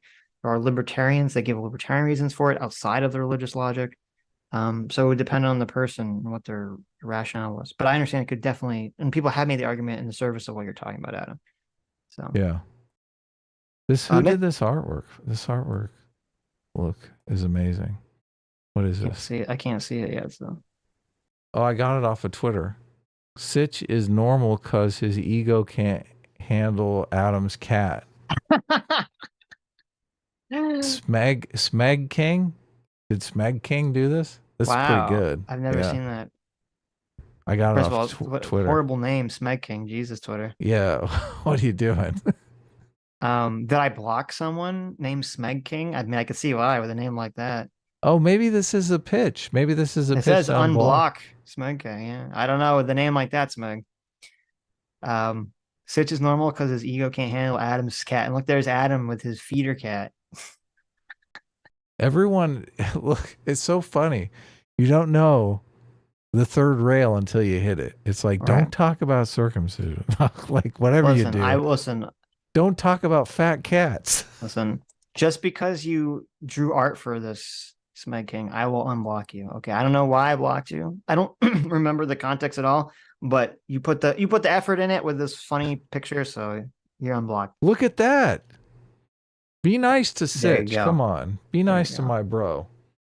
Don't be mean to him on Twitter. Thank you. Look. No need for that. We're all friends here. Sometimes people are super mean to me, and I hit back with a like, "Oh, that's a funny joke," and they totally are joking. It was me being weird and just not understanding what was going on. Yeah. There's no tone of voice on Twitter, so. True. Yeah, that's part of the problem. I'm going to send Solidoge to the link. Okay. There's no way we're going to get this done in 5 hours, by the way, but it's fine. Okay.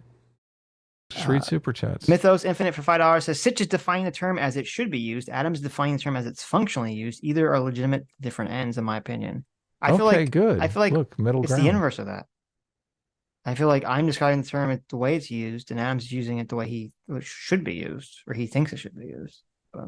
Look, if you could give me half a dozen examples, I would just snap them right up. I'll go look for examples. That's a fair ask.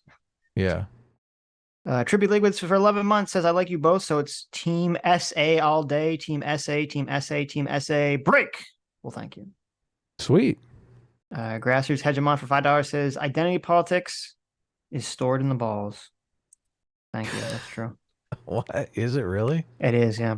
RBGH fan for $5 says, current definition, identity politics is using your own or someone else's identity to push political narratives based on the progressive stack. I like that. That's a great definition. Yeah. Well, yeah, I mean, that is part of what's going on. Yeah. Nothing to do with dignity. Ovid for $10. What are you talking about? The whole progressive stack has everything to do with dignity. Well, it's like it's weaponized dignity. It's saying that my dignity is more important than your dignity. Nanny, boo boo. People who are higher in the progressive stack need more dignity from society. That's the whole idea behind the progressive stack. But the difference is, it's like these are the people we need to work on. Right. The dignity of. When you get high in the progressive stack, it's not like, oh, society should do more to grant you equal dignity. It's like you deserve more dignity to make up for past, lack of dignity.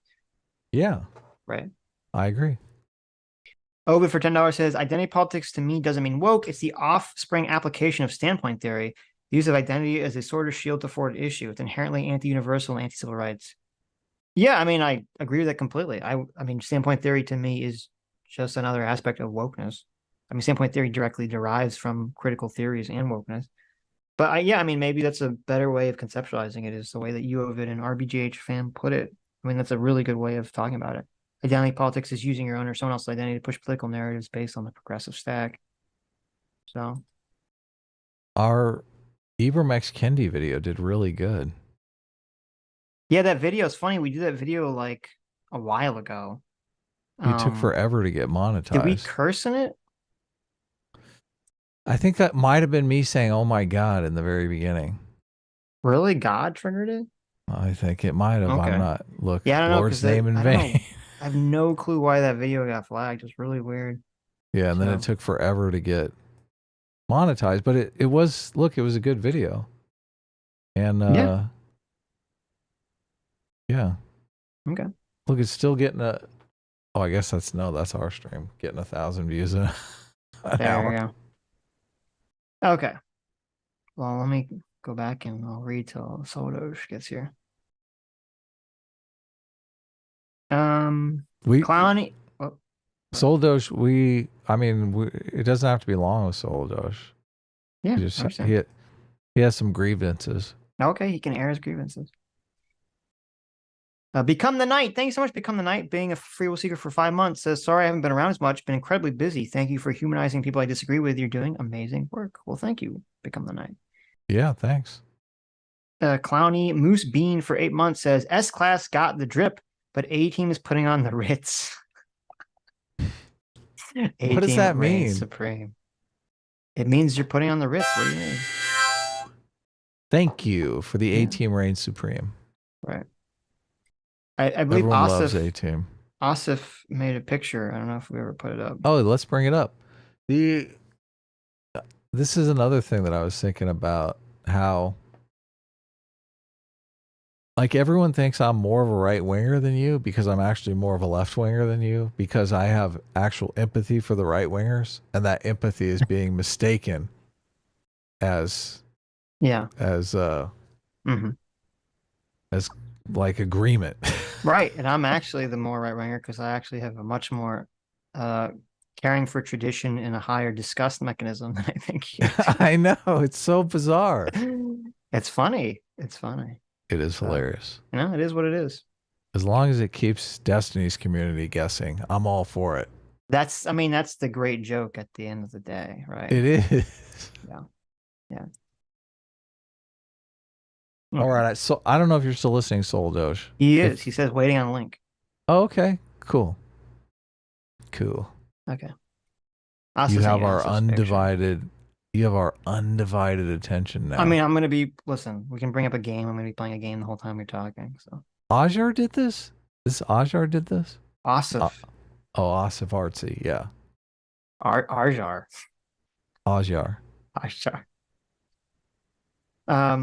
Sacrified says he was talking about, and we kind of talked about this. Are you advocating for rent control to prevent housing costs going up regarding the UBI thing? No, I'm very much against rent control. Right, but there was some conversation about there could have to be regulations in certain markets if people start to try to do something in response to the UBI. No. Okay. I know it's not totally disagree. Okay. Build more houses. Gotcha. Always expand the supply part of the equation. Unless we're talking about oil, right? That's a good question. I mean, I would say, look, build nuclear. I'd say always try to expand the supply. Yeah, that should be the first thing. But I do think the oil could say different because there's a foreign actor who is doing something for their own interest to hurt us. Right. Oh, and who is this foreign actor exactly? OPEC. Is it Solidoge? It's Solidoge, yeah. we know you're hoarding all the oil, all that black gold, all the oil. Yes, exactly. Real quick, before we begin, I have to make this statement, of course. For those who don't know, I am a part of the United States Army. However, any views expressed during this conversation are solely personal views. They are not representative of the Department of Defense, the Department of the Army, or any organizations or units mentioned therein. Okay. Sweet. Sorry, Do you mind being I gotta- represented by a picture of Sitch with chopsticks? Sure, go for it. Okay, there you go. Okay, what's up? What's up, Solidoge? I'm good. How are you guys doing? Good. Great. Why did you change your good. name when we just call you Solidoge anyway? Attempt at rebranding. It doesn't matter. Doesn't it's Are like you- Twitter. It's forever Twitter. You're forever Solidoge. Yeah, right. All right. Are you do you make content or something? Is it It's crossed my mind, especially Okay. now that the Army is pushing for more content creation. Yeah. Oh, wow. So that like would you be do like interest- official Army content? Oh God, not under the Solidoge name. Fuck Yeah, no. obviously not. Right? Well, why That don't you would be come talk to horrendous. us under your Army name then and Yeah. work on that brand? Because Yeah. I'd rather not fall into a Lawrence Southern situation. Wow. You So, saying that we're like the alt-right? I can't believe this. No. Oh, I thought because it meant Destiny knocked you up. What are we talking about here? Wait, okay, so I'm sure you know about her whole divorce with her husband thing, right? Yeah. Look, I want Do Lauren you know Southern. why that happened? Because Hold she had on, a Lauren. baby with Destiny. That's why. Look, No. look. Now I doubly have to That's say. what Look, Rollo Lawrence, Tomasi told me, and he seems like a credible source. Lauren Southern is a friend of the show. Okay, like she obviously the Destiny knocked her up is a vicious rumor that was never true. So just so you guys know, don't spread that rumor. But anyway, it was a fun joke. Solidoge. The actual Lawrence Southern situation. Her husband was and worked for the military or something. Well, so her husband worked for the military, and then because of her and her status as alt-right, allegedly, he was denied top secret clearance. And thus, because of that, it affected his work. And so he decided to break up with her to try and get that top secret clearance. So you're worried because you are a fan of the Sitch and Adam show that you're not going to get top secret clearance. Is that what's going on here?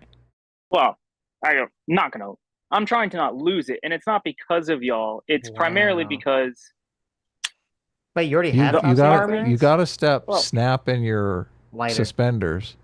oh, sorry, Was it a lighter? But, Was that right? that was a lighter. Boom. Wait, you have top Suspenders secret are funnier. clearance? Okay. Yeah, I'm not going. So first off, okay. The thing about secret clearances, they are not nearly as important as people think. Like if We're you hear the someone, aliens, Solidoge. Tell us. because everything is compartmentalized. So literally, just even if Uh-huh. you have clearance, like Uh-huh. it's the most common thing in the world. So if you're an officer, you already have a secret clearance, and then it's Uh-huh. not that difficult to get a top secret clearance. It's literally give us a list Uh-huh. of people that we're going to go harass for a few months with a bunch of questions, and then we'll see if you're good or not. Look at this deep stater trying to hide the fact that he knows where all the aliens are. We already know You that. guys It's hear Area this stuff? 51. Okay. You guys could have gotten Yeah, there. that's You the had your fake- chance. The Naruto you run had- up the Area 51, yeah. Yes, you had your Yeah, chance. okay. You could have gotten the big booty Okay. alien. This is all you're just trying to deceive us. Okay. I saw Michael Schellenberger came out and he said there's been like dozens, I don't know who they are, but dozens supposedly of credible witnesses have come out and said they all seen the aliens and they're all real. Yeah, I'll be honest. I think Peter Boghossian is right that it is going to supplant wokeness as aliens, which Wow, I okay. don't know. I didn't believe him at first, but then all the stories about how Mexico is unveiling aliens, India is unveiling aliens, like it feels like every country on earth is unveiling aliens now. It makes no sense where this all came from. Because they're all listen, whatever we talk about in America, they're all jealous. They have to start talking about it in their countries too. Yeah, I guess so. We really do lead the culture in that regard. Ooh. So real quick, okay, I have to ask before we go into the discussion portion. Adam, you said you sent Sitch a Russian article. Was that the article I sent you? The podcast? No. Oh, okay. I thought it was. I was like, so Maybe it I'm not was. gonna Here, go. let me look. I'm not gonna That go. into article didn't DMs use the too word much. identity politics, Adam. I don't know why you use it as an example. So from Because my it perspective, uses the context of identity Dignity. politics. No, it uses the context it of was. dignity. Is it the one by Modern War Institute? I don't remember. It was Yes, this that's article about it. how it's like the dignity of the Russians to invade Ukraine or something. Yes. Okay. Yes. So I didn't actually listen to y'all's original discussion at first when I sent you that article. I just thought it would be an interesting like topic Mm-hmm. that you would want to listen to. And so I sent it to Adam. And then next thing I know, he's like, would this fall under identity politics or civil rights? I'm like, the fuck are you talking about? What do you mean? Why would this fall under any category like that? Like that was his first question. I was like, what's going on here? I said, And it is this identity politics or civil rights? So let's read it so people can participate. So the headline of the article, or actually it's not the headline, but it's a tweet. It says, and it's from Modern War Institute. It says, what much of the world sees as unprovoked Russian aggression in Ukraine, many Russians see as a heroic defense of the Russian nation and even Russian identity, almost as if they're watching a completely different war. So I'm saying, so is this defense of the Russian identity? Is that civil rights for the Russians, or is that identity politics? And my argument is obviously it's identity politics because Putin is, I mean, he's playing identity politics. He's saying, look, the Ukrainians are totally disrespecting the Russian identity by not caving to us in the war and giving us everything that we want. Right? That's not what they mean when they talk about Russian identity, though. They're talking about how like the Russians view Ukraine as not having a separate identity from Russia. Yeah, I agree. Yeah, but that's not even under your dignity definition. I don't think it would apply here to say like, oh, this identity people have carved out doesn't actually exist. They should exist under our identity. Well, look, his whole pretext for invading Russia was that the Ukrainians, his whole pretext for invading Ukraine was that they're disrespecting the Russian-speaking Ukrainians. They're right. Yeah, their dignity is at well, stake. that's a different. Yeah, that's a little different. I don't know if I'd say it was dignity. He's framed it, I guess, more as civil rights, the rights of the Russian Ukrainians. Right. Look, you're making my argument. It's both. Well, yeah, but it just depends upon what perspective. Fake argument, though. I view it more look, I agree it's a fake argument. That's why it's identity politics. That's why everyone hates identity politics. They're like, look, this is a scam. We know what you're doing here. Look, he's basically saying, if the Ukrainians don't give up, it's going to be a genocide of all the Russian-speaking Ukrainians. Okay, so is this an article or is it a podcast? It's a podcast. Okay, so because when he says many Russians see as a heroic defense of the Russian nation and even Russian identity. Okay, that can mean so much, right? That could mean either they're talking about saying, oh, well, he has to defend the quote Russian ethnic speakers in eastern Ukraine from being shelled in the Donbass region. It could mean that they don't view Ukraine as having a separate identity and thus should be subservient to the Russian identity. It could mean that Russia needs to protect itself from NATO encroachment. It could mean that there's Western encroachment coming in through Ukraine that is going to destroy and take over the Russian culture and Russian identity, and so it needs to be stopped. Like that can mean a million different things. So I'm just saying I don't know what the context is that he's using it in terms of the podcast. But I got to re-listen to it again. It's been a couple of days since I've listened to it, but mostly they're just talking about a strong Russian national identity more than anything else. A Russia versus the world, which is like been a historic thing within Russia for a long time. Okay, so it's not even about why the war is being fought. It's just strictly Russia good, world bad. Kind of, yeah. I mean, they do have there is some discussions about how Putin leverages information operations within Russia to try and push his narrative. Sure. More than anything else. Okay. You said You wanted to talk about generations theory, the draft, regulations, etc. Though none of this was about identity I politics. understand, but you brought it up. No, I understand. I brought it up just because you mentioned the article that I sent, and I was like, wait a second, that sounded familiar. So I was just curious. That's all. Yeah, that's Okay. it. Well, we can move on. Generations so theory. generations theories first, because I'll be Right. upfront. I think it is pseudoscientific and Okay. ahistorical. Ah, So Okay. first things first, I have to take issue with the phrase that you use. The strongmen create good times create weak men create bad times or hard times. The one you've used a lot. Okay. Well, look, that's not I'm- my phrase. I've been hearing it for a long time, but right wingers say that a lot. Yes. Okay, first things, do you know where that phrase comes from, of all places? Santa Claus. No. Oh, okay. From a 2016 decently written post-apocalyptic novel. Really? That's literally, yes. Is it All the Heinlein? right. No, you're actually not even going to find it that easily because the author of the novel doesn't even have a Wikipedia page. Wow. The quote is more famous than the author. Wow. Okay. Well, maybe he It stole only it got- from someplace. No, it only got popular because it got co-opted by a bunch of Greek profile statues on Twitter who want to try and argue as to why we should go back to Roman society and banning gay marriage. So I would advise you that optically using that phrase may not be the best idea. Okay, I won't use it then. You've convinced me. I'm glad I got that small win out of the way. I'm not really, this is the thing. I like to talk about new and interesting ideas. I'm always looking for new and interesting ideas to talk about because I do a show with Sitch and like Yeah, I true. see like I'm super bored. Vosh has been talking about the same fucking shit for 5 years now. Like how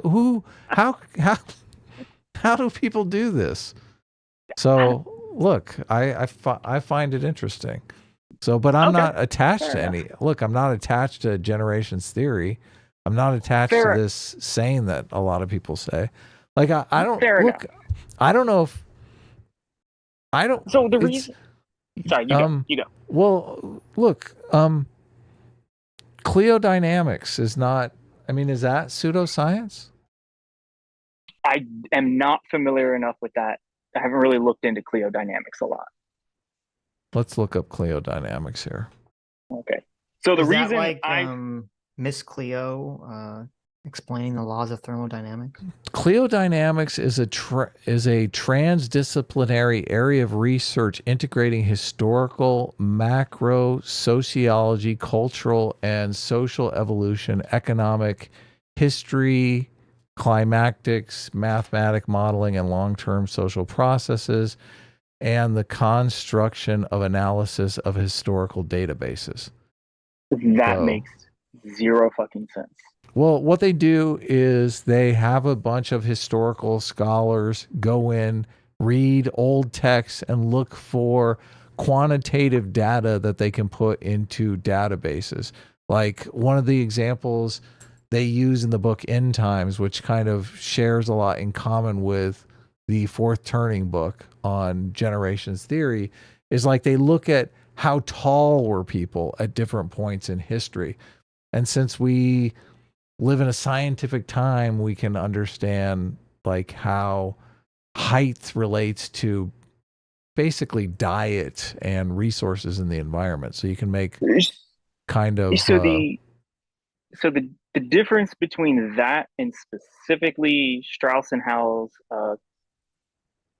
generation theory is that seems more descriptive, whereas generations theory is very deterministic, very prescriptive.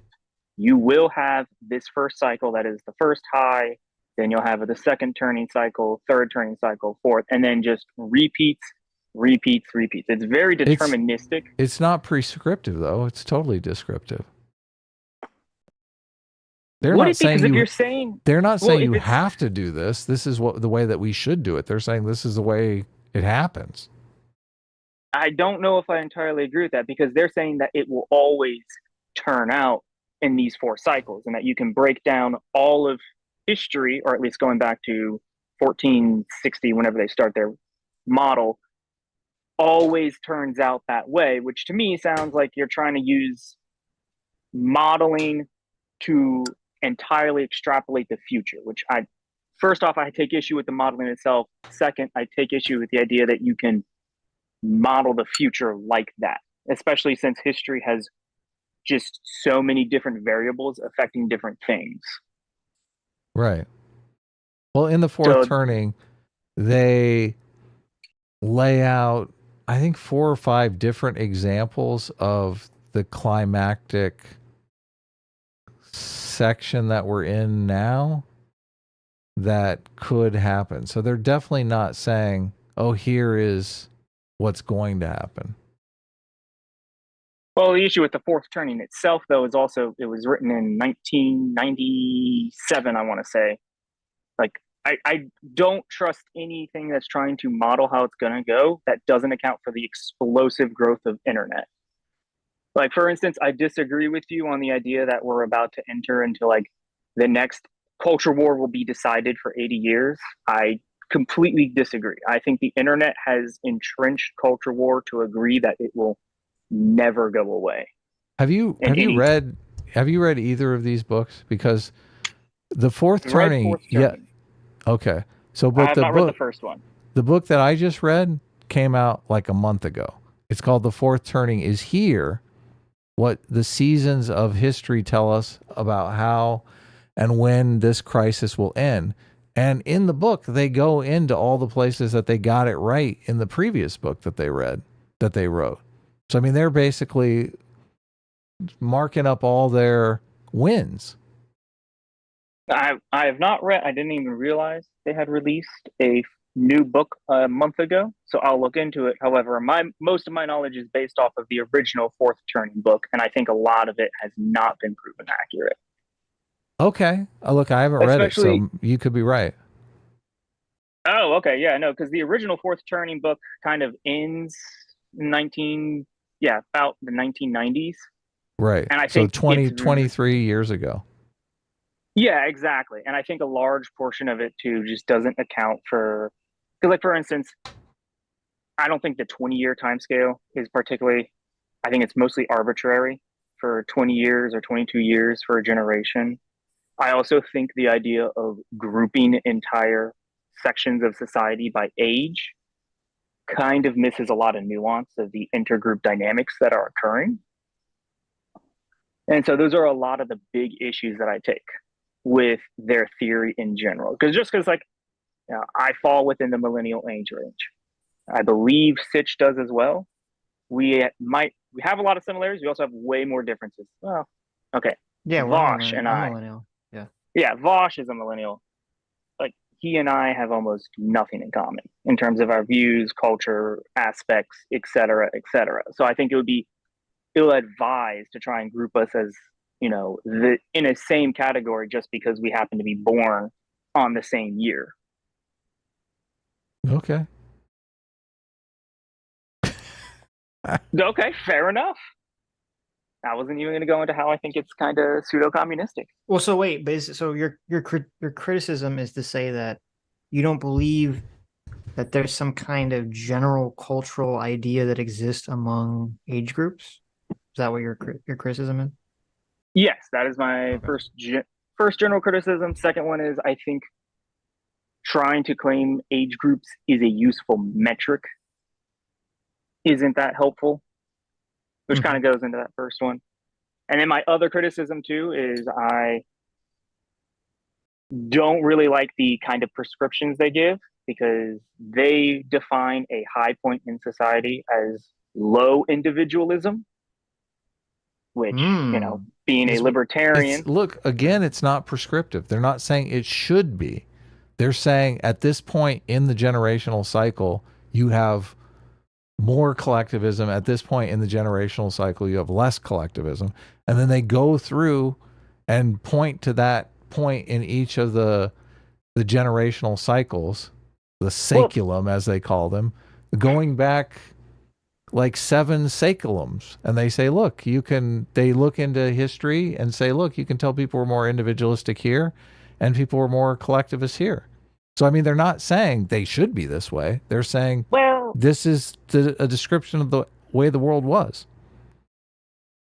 I don't want to steal Sitch's phrase. So You can do it. You're allowed. Do it. Okay. I mean, Fans of Well, the show are allowed to say they well. use a lot of loaded language in their descriptions. For instance, just for this occasion, I pulled the book up.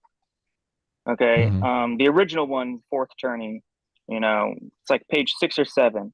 The first turning is a high, an upbeat era of strengthening institutions and weakening individualism. If you're going to describe it as an upbeat era, it kind of gives me the signal this is what you want. Like you want low they literally individualism. call it the Roaring 20s. They didn't call it the Downer 20s. I Everyone's doing understand. cocaine though. So Yeah, I was gonna say there was a lot of individualism in the 20s.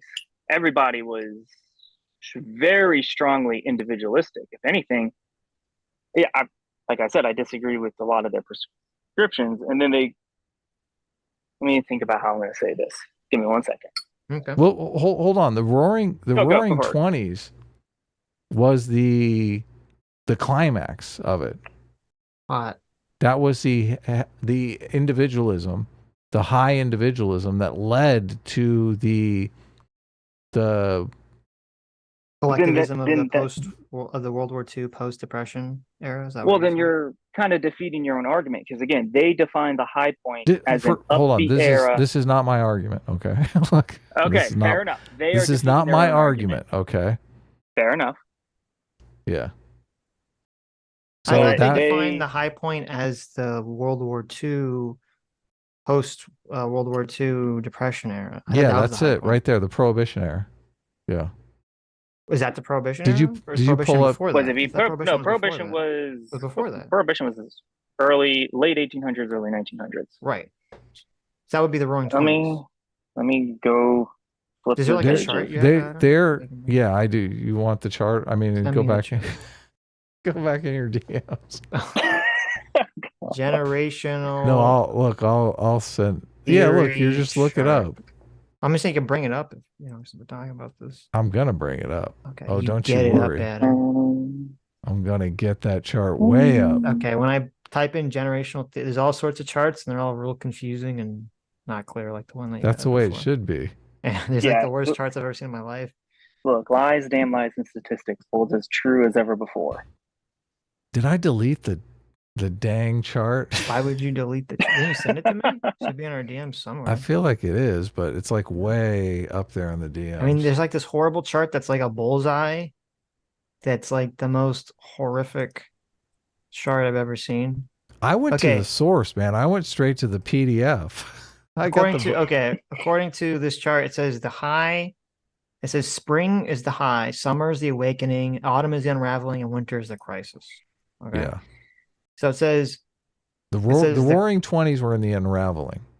Yeah, it says the Roaring 20s. It says World War I and Prohibition is the unraveling. It says the crisis is the Great Depression and World War II, and then the spring high is America becoming the superpower in 1950. Right. Afterwards. Okay. When FDR came in and the strengthening institutions. Right, happened. FDR, the greatest president we ever had. Yeah. FDR in the 1950s. You sure about that? Well, it's the offset of FDR's policies. Okay. Oh, I was about to say. Yeah, I know. He was dead. Yes, I'm aware. Back from the dead. Yeah. Back from in the our dead. hearts FDR. and minds, he was still alive. Okay. Okay, so this still gets at my original point. They believe that strong institutions and weaker individualism is a high point and is upbeat.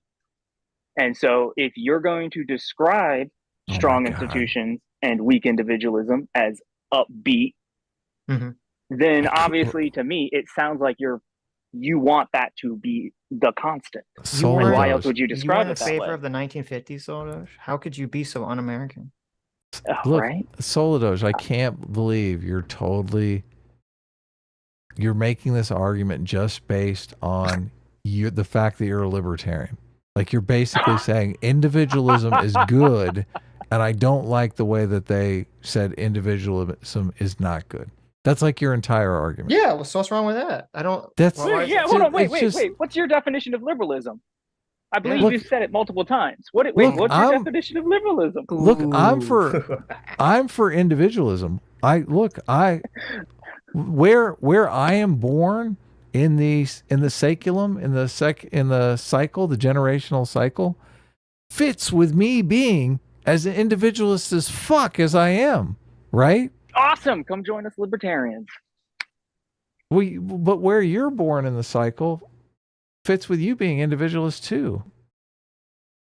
Well, it depends. That's it. I thought you said millennials were not. No, we're. You see, this is part of the issue. It's also arbitrary. We're the unraveling, aren't we? You're the think hero so. generation. We're the unraveling. Which is that where the heroes come from? The unraveling. Yes. Maybe? Okay. Well, we're the unraveling. Yeah, we were born Yeah. in the unraveling. Because it starts in 1982. And so, like, this kind of just gets back to what I'm talking about, though. Like, if that's the case, then why am I, the younger person that's supposed to be in the unraveling or hero generation, libertarian more than the person that's in the other generation? Because Like, do you see what I mean when I say it's arbitrary? well, I can't believe you're okay. making Do you this see- argument. Listen, I to really defend the generational theory, even though I don't really want to, there could be like an overarching average opinion, and Yes, you as an individual that's the point of it. can be different from that average. That doesn't mean that the average doesn't exist. Right? That's So the we're just point of it. stereotyping people now? Well, I think that's kind of, if you believe that there is a generational attitude, you have to some extent, not stereotype individual people, but just say there's an average thought process or cultural attitude. I just don't think. Okay, then I personally reject the idea that there is a generational average. Okay, Just from my disagree with you. experience and what Right. I've seen. Even though I don't like generational theory, it does feel like there are generational values that exist dependent on people's ages. Sure. Woodstock Overall, happened in the 60s. It didn't happen in the 50s because everyone in the 50s was stuffy as fuck and it couldn't happen. I would say that's not entirely accurate. Because you lived in the 50s? Did you? No, You're but I'm not the What one. is that argument? Look, I'm not the one going against the popular conception of the 50s. You are. Yeah. That the 50s were stuffy? Yes. When people were coming home and having lots of babies. That's stuffy. Yeah. What do you mean? They all wore the same thing to work. They all wore suits. If someone grew their hair long, everyone gave them a hard time. What are you doing? Yeah, things were very stuffy. Yeah. Why are you doing that? Listen, they were all having sex in missionary position with the lights off at home. Okay, I don't know what to tell you. They were. Yeah. And until the 60s came around and free love and Suddenly people were more doing a doggy style, individualist. and it was like, whoa.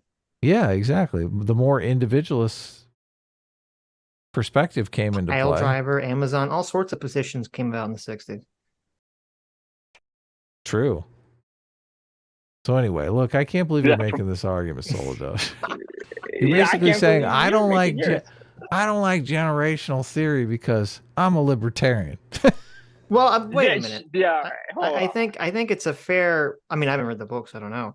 There's a fair critique if it's not just descriptive, if it is prescriptive, and it is putting It's a not moral prescriptive. prescription on collectivism. I don't think they are directly. It is not prescriptive prescriptive at all. Okay. That's Again, I mean, do we know? Can we talk? mischaracterization. Listen, you got to reach out to Neil Howie. We have to have him on. Ask him if he's a comic. all right, I'll find him. But Not I think you. I'm talking to Adam. No, Adam, okay. get him on Look, here. And he will probably come on. I All right, saw so him go in a talk bunch. to him. Let's talk to him. I saw him in a I bunch just- of I think the talks, way and that's they the only code reason the I bought the language- book. Okay. I just think the way they code the language makes it very deterministic. Look, I mean, let's I not say. can't- Well, let's not say deterministic isn't prescriptive. prescriptive. Yeah. Okay, You yeah, got you're a right. f- You're right. Let's not Right. say prescriptive. Let's say it's deterministic. Okay. And I am not one to believe deterministic theories of history. Oh, well, I but don't- wait a minute. Is it possible? Okay. That just say theoretically, it is deterministic and it is true. It just bothers you as a libertarian that the collectivists are the ones that are getting society right. That would be a bold claim to make, and it would Right. require more evidence than what they have provided. Okay, fair enough. I don't disagree. I think what he's upset about is the collectivists always win in the end. The strengthening the institutions is coming. Big government is coming, and he knows it, and that's why he doesn't like. I mean, I'm the one that theory. works for big government. What are you talking about? Yeah. When are you hopping on board this Are you train? trying to dismantle it from the inside? So look, you see In big fact, government. let's just draft you. Let's move There on to you the go. next conversation. Draft. I'm just There we kidding. go. Continue. What were you saying, Adam? No, if you want to move on to draft, we can. No, I made that as a joke segue. What were you saying? I didn't mean to cut you off. Just that you have a perspective from inside the institutions, and you can tell if people are fed up. I honestly feel like Well, there's obviously a lot of crime going on, and I think people are in the mood for more strict social norms, and I feel like the backlash that's coming will be a far more restricting social environment. I do feel that that's coming. I think that applies particularly to more conservative leaning people. I don't know if there's a strong social norm push by the more progressive. It definitely to me feels like they're pushing for destruction of all social norms. I just heard Anna Kasparian, someone on the left, advocate for committing mentally ill people without their consent. So, I mean, it's not just the right that's fed up with this shit. I don't know if I'd call her, though, the voice of the progressives that are making the large push. Like, if you were to ask Vosh if he thinks you should commit people against their will, I don't think he would do it. I don't think Hassan would support that. I think a lot of Anna Kasparian's a great person, very much more pragmatic, but I don't think she is representing the progressive voice that's been making a lot of the pushes recently, especially when when you go for gender abolition. How is that not tearing down the social norm? So are you in favor of these homeless people running around who are committing crimes and assaults and stuff like that? Are you in favor of committing them without their consent? If they commit a crime, I'm fine with throwing them in a mental institution that is not jail, but I am not fine with just, oh, you're homeless, we will therefore commit you against your will.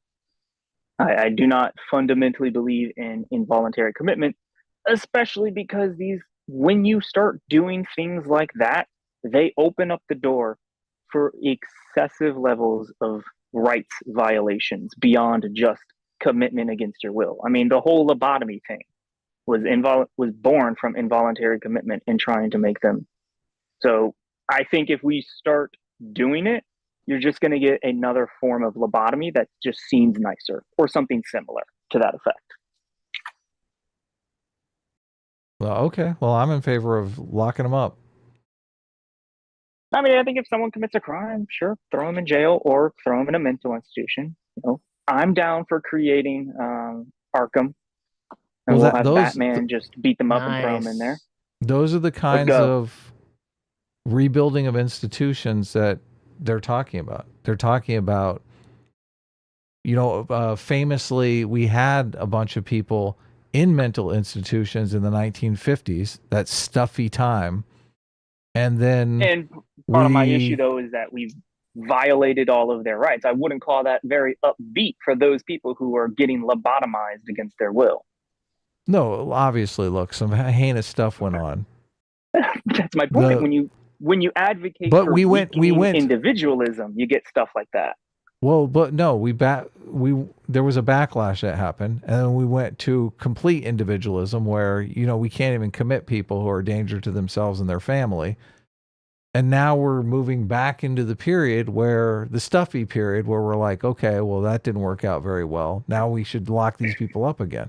And when you have people like Cenk Uygur and Anna Kasparian who are obviously left-wing, empathetic, bleeding hearts saying, yeah, we need to lock these people up against their will because they're screwing everything up, I think we're moving back towards that 1950s period.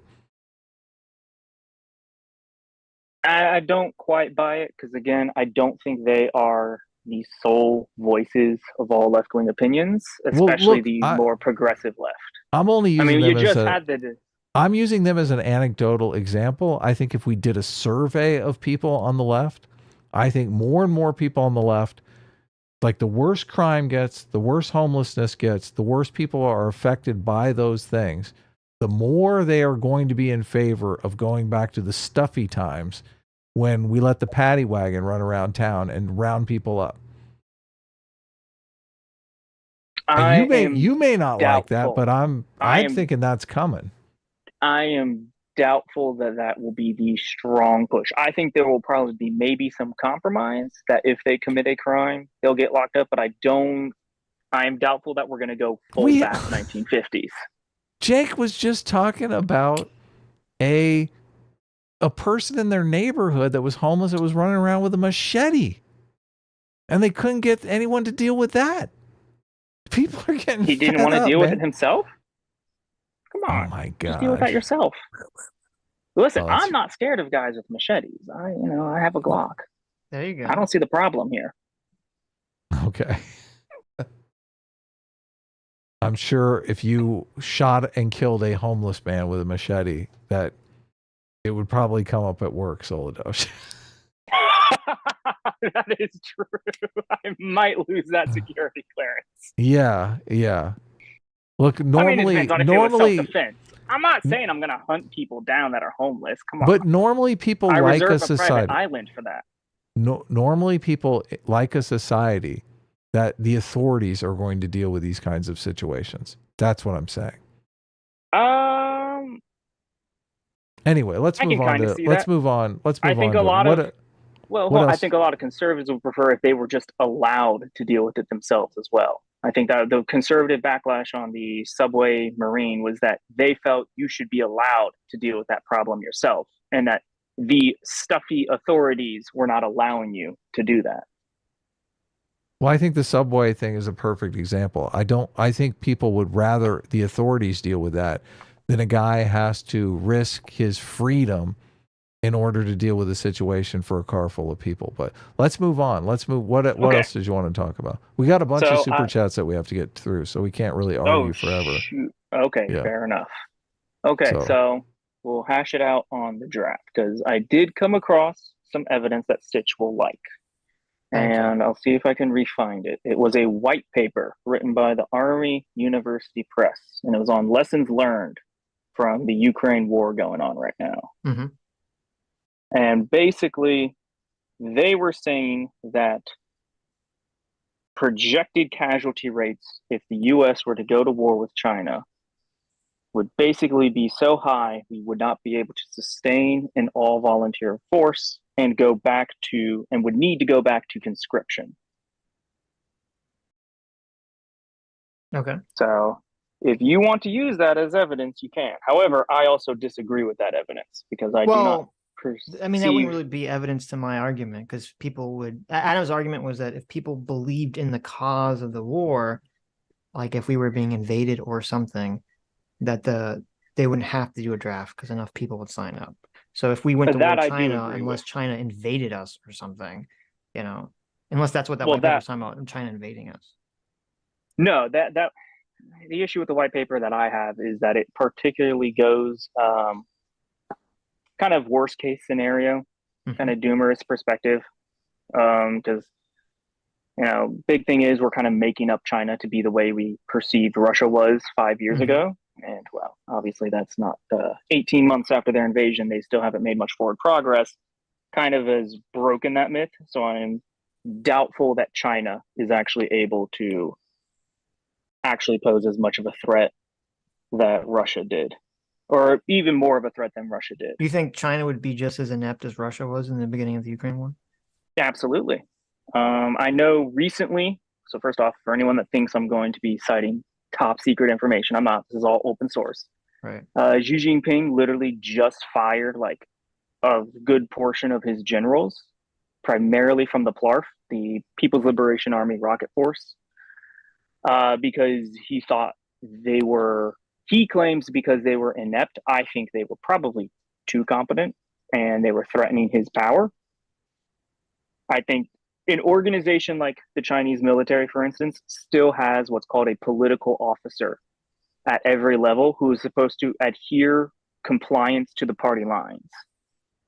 If you have to have a position like that, how are you going to actually have people that are competent rising up in the ranks? Because if you question orders from a superior, that is questioning the party. True. That's a good point. Yeah. So no, go. I'm still looking for this. Is Russia doing better now? Because everyone's acting like and saying that Russia, even if they sucked in the beginning of the war, is doing much better now. Like they kind of got their shit together. I wouldn't say better. It's mostly, well, okay, they've gotten a little better, but they're not doing good. They're just doing less bad. So the reason, as I've recently learned, that Russia did poorly at the beginning of the war is because the Russian military was not the one who planned the invasion. Who was it? It was the KGB. Really? Yes. That explains why, because Putin, being an autocrat, did not trust his military generals and had the KGB plan the invasion. That's why when the war first came out, you had reports from captured Russians saying they thought it was a training exercise. Like, quite legitimately, a large portion of the Russian military was not in control of the invasion.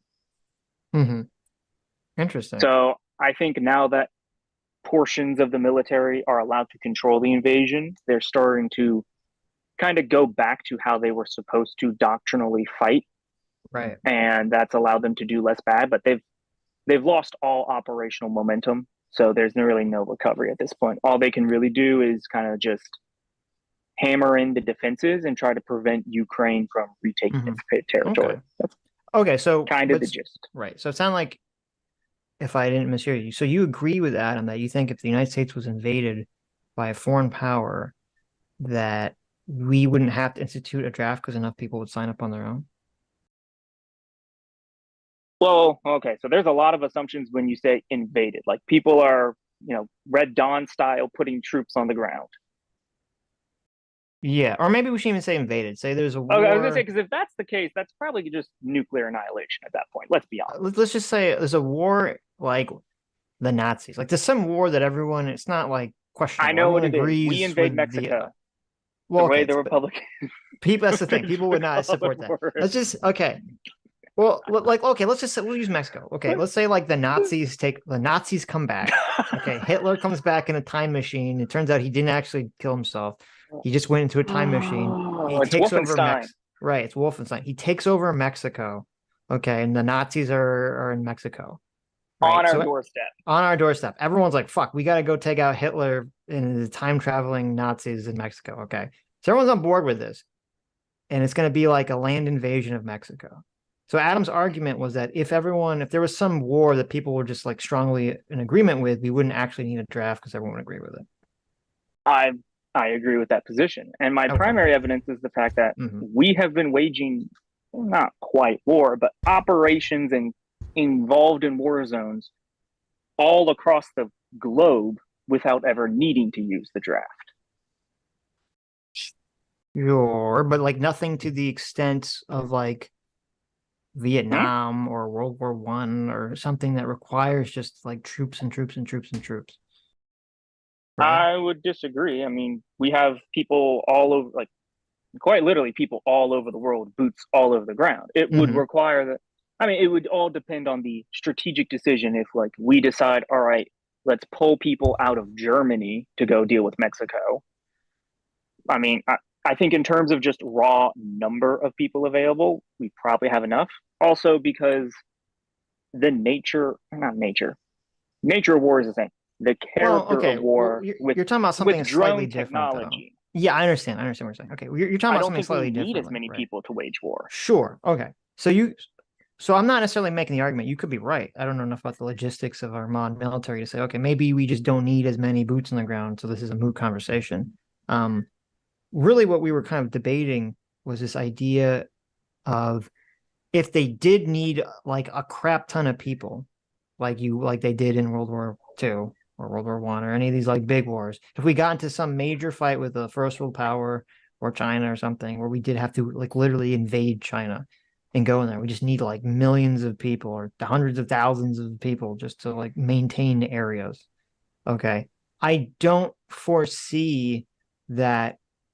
I don't perceive that we would have enough people except to have a draft. I think you always have to have at least the potential legally, the potential of a draft to exist in case you need it. And to me, it seems completely fantasy land if you're going to say that, a country is not going to have a draft or the potential for a draft, I should say. Well, I think if I'm being pragmatic, the United States will probably not get rid of the draft. Mm-hmm. But I do not think if I were in charge of it, if I were God Emperor of America, right, I would probably snap my fingers and get rid of the draft because I do not think it would ever be necessary in modern times. Until we have to control China with a land invasion. That's a risk, sure. I'm down for some nuclear war. Okay. So is it just you just think okay? So you're making a different argument. You just don't think it's necessary because of the way war exists now. Well, I think the necessity of the draft kind of plays a role into the morality of the draft, does it not? Sure. Yeah, I don't disagree with it. So therefore, if I can make the argument that the draft is not necessary, therefore it would be immoral. Well, yeah, but you can't predict the future, right? Like, what if 10 years from now, okay, let's say someone creates these satellites that basically makes all nuclear weapons pointless, right? So nukes just no longer exist, essentially. So now, like, massive land wars between first world countries is back on the menu, boys, right? Like, then that could all change. Maybe you do need to have the draft again. I mean, in the hypothetical scenario, I still think if that were the case and there was a massive land war, I think there would be enough, at least as it exists right now, this snapshot in time, there would be enough people willing to voluntarily sign up that we would not need the draft still. So you think even if we had to have a land war with China, or we go into China and conquer it, there would be enough people, assuming our morals and motivations are just, right? I think so. I think so, yes. Okay, I disagree. But I mean, we can find out by 2027. Who knows? Well, I guess we'll find out when we invade China. Well, not us invading China, China invading Taiwan. Like I said, they've already stated they want an invasion of Taiwan no earlier than 2027, and they'll sometime after 2027 they're going to try and take Taiwan. Really? Okay, that's not good. Yeah, that was a public. It was a statement during one of the Xi Jinping's national addresses. Right. Because he also stated he wants a huge world-class military by 2035, which kind of raises the question: why would you plan to invade Taiwan without a world-class military? But again, it is kind of weird though that you're going to make a public statement where, like, listen, we're going to invade you in 4 years. Like, isn't that kind of strange? Well, he didn't. Sorry, water. He didn't say specifically 4 years. Just we're going to start making the plans in 4 years' time.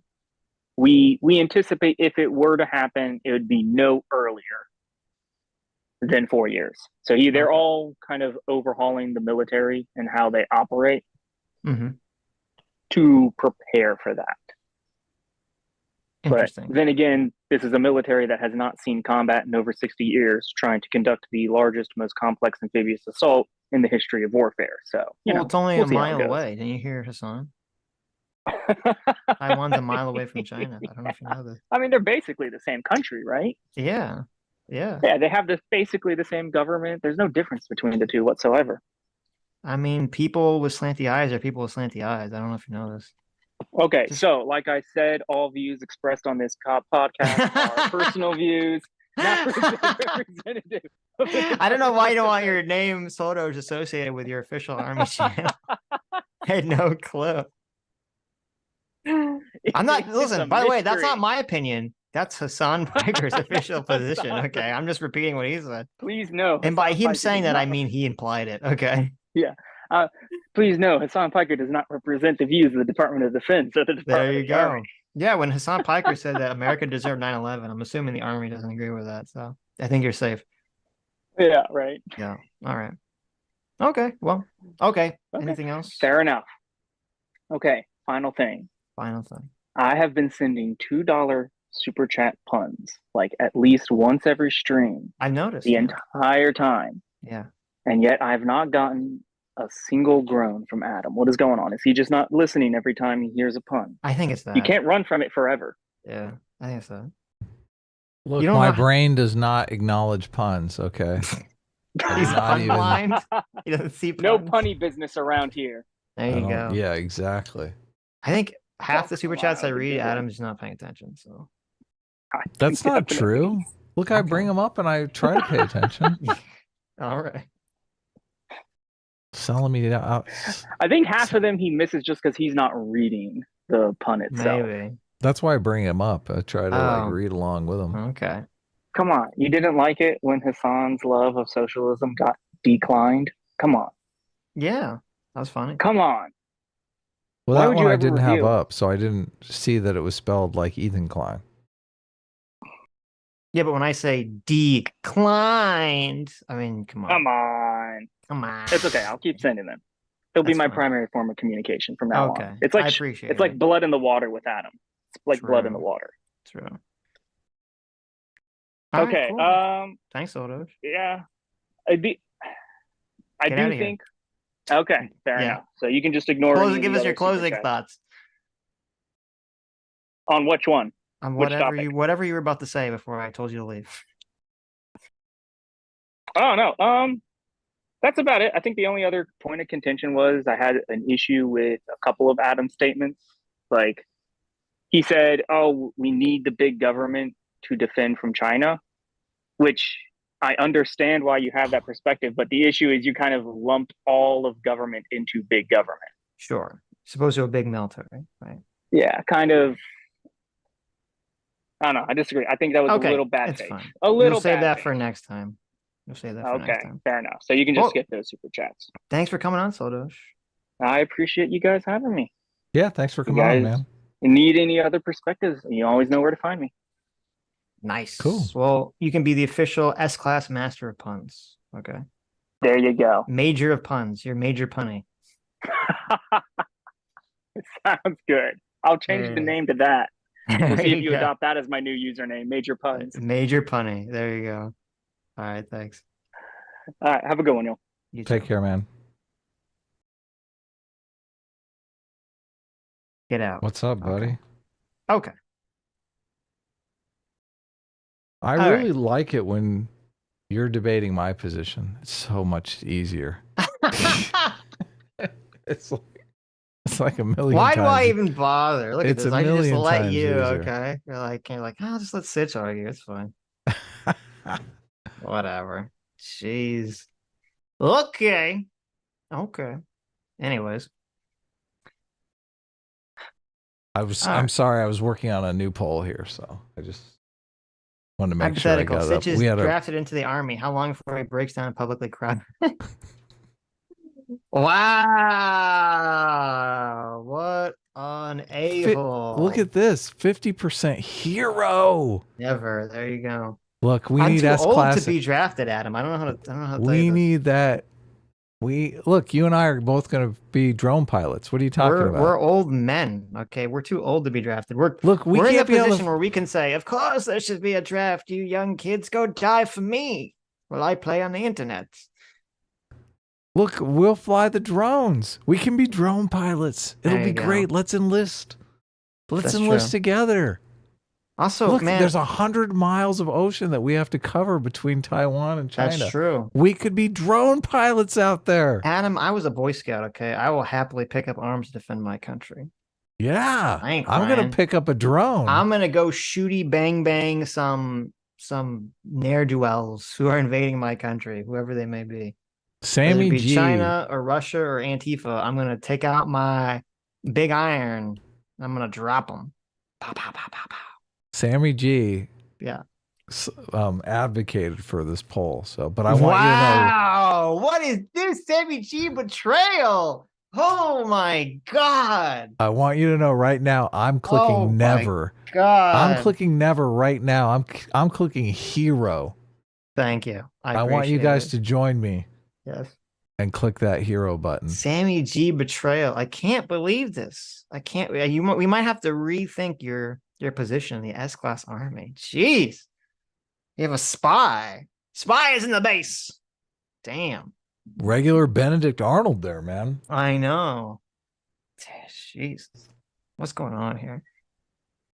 She's just mad because her anime husbando got fucking murked. Okay. So she's just in a bad mood. Uh-oh. Yes. Of course, sounds personal. I don't want to pry in.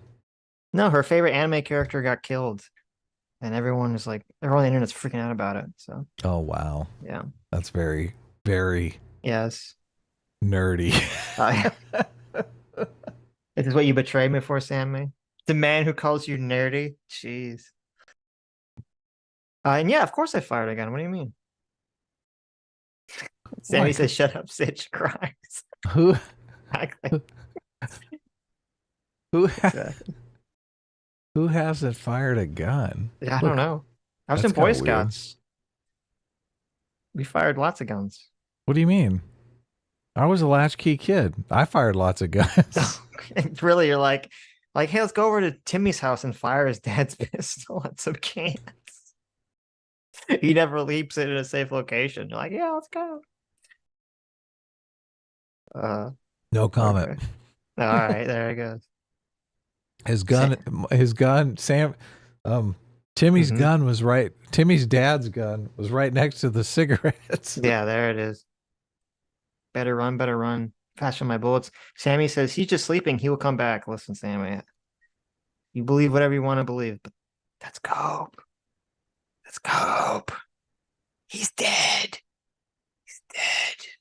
He got cut in half. He's gone from this world.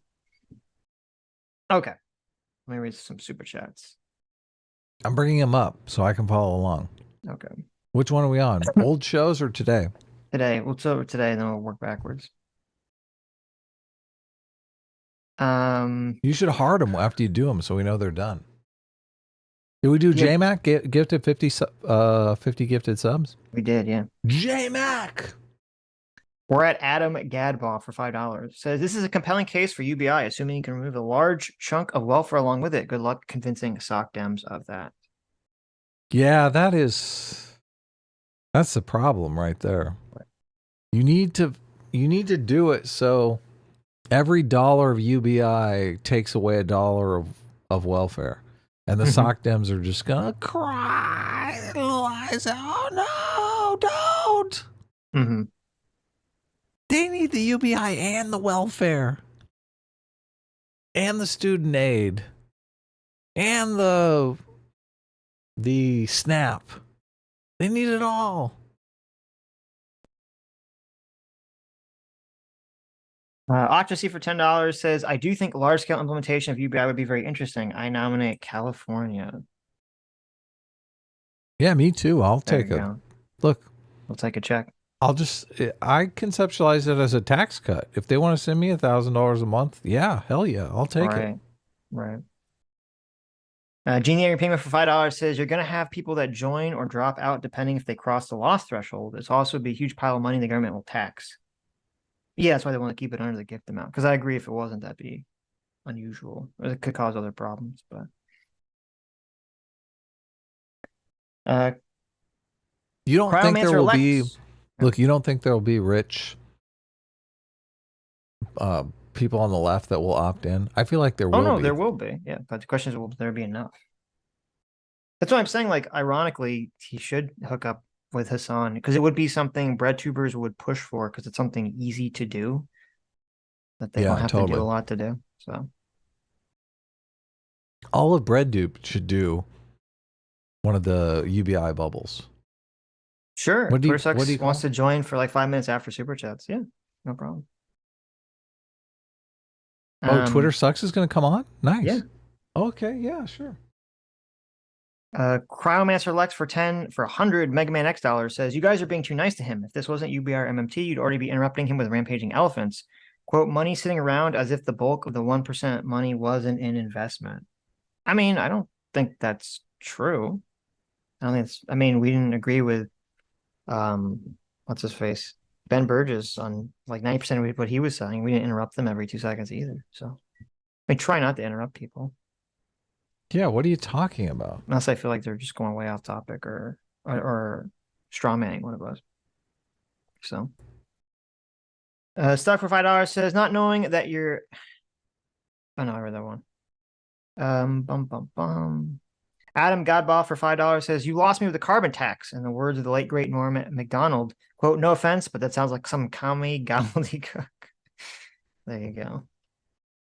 Yeah, the carbon taxes, I mean, as soon as you start linking it to some partisan thing like that, it's going to be a tougher sell. Well, as soon as you link it to taxes whatsoever. But. And he kept saying that it's nonpartisan, that the idea and the concept and everything is nonpartisan. But that movie that they put together, no one is going to look at that as nonpartisan. No one. Well, I mean, UBI is partisan. What he meant in terms of like, it shouldn't be, and I agree with him. I don't think it should be like, well, this is UBI, but only for Democrats. I think that baby is dead on arrival. So it is in the public space, yeah, right, but yeah. In the private space, not at all. I mean, that's the thing. I think that could actually work. Well, no, because here's how okay, if you want to get Democrats to donate to it or participate to it anyway, you say, well, if you can get Republicans to sign up for this and get UBI and enjoy it, maybe that will convince them to vote for Democrats that would advocate for it on a government scale. Yeah, there's a million ways that you could sell it. That's a great way. Okay. Yeah.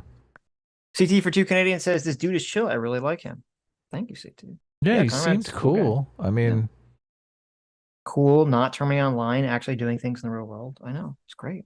He did understand Hassan too. Yeah, he did. He knew he was a cloud chaser. Yeah, that was great. That's funny.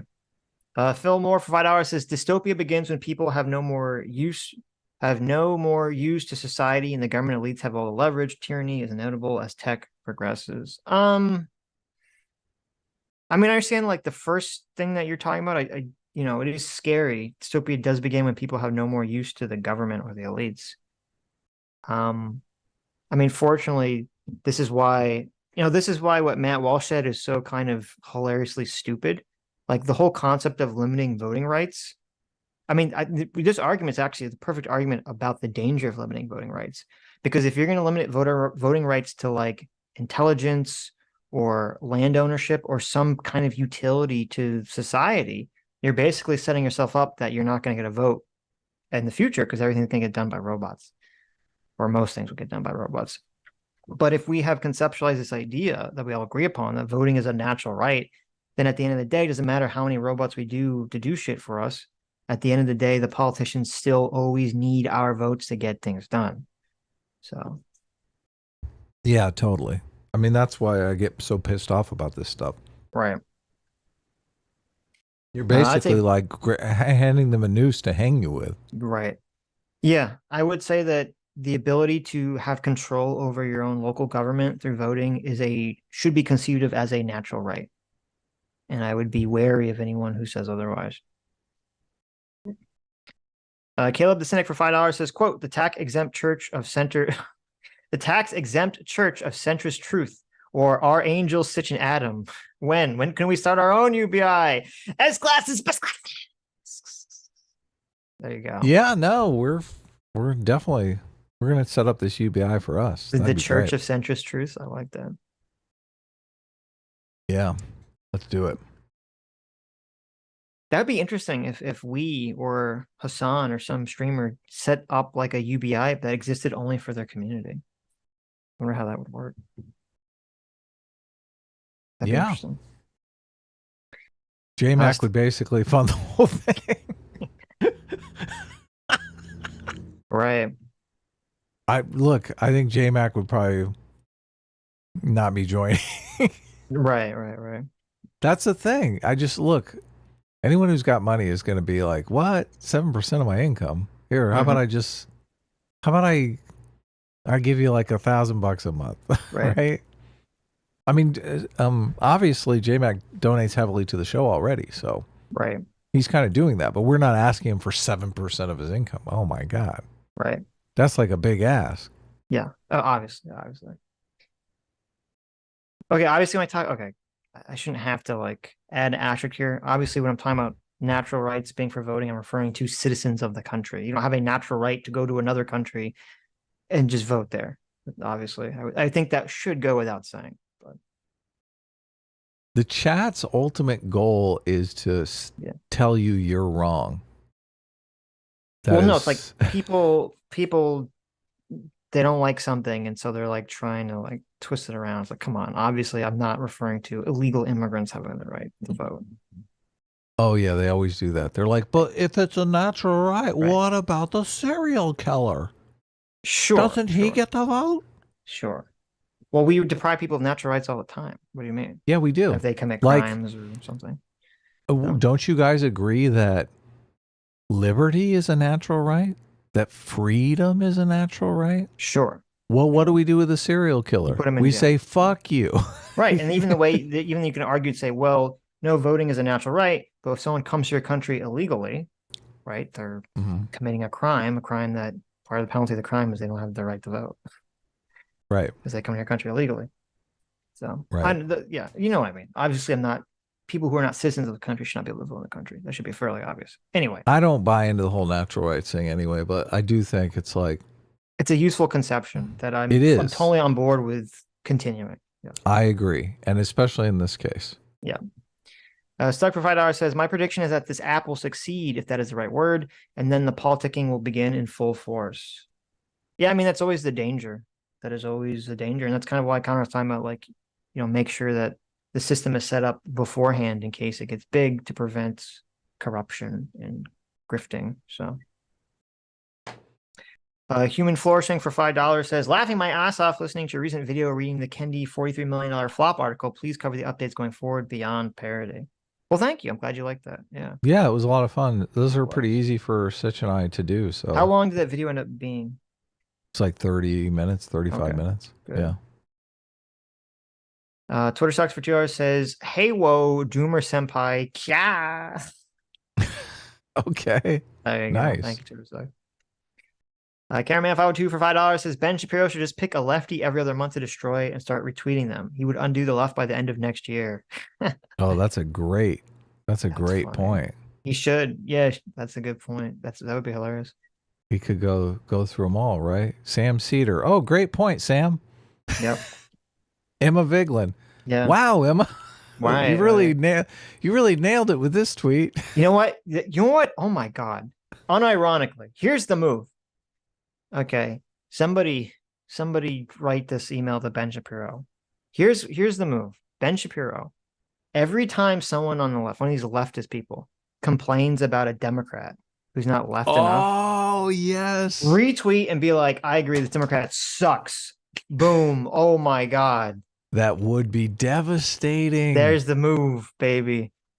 There's the move. Brianna Joy Gray. Yes. I agree. I agree. Democrats suck. And right here, boom, just constantly retweeting whenever they complain about the Democrats. Oh my God. The tears, the salt will flow. Oh my God. Oh, that would be amazing. It would be insane. Ben, do it. Do it, Ben. At least for the content.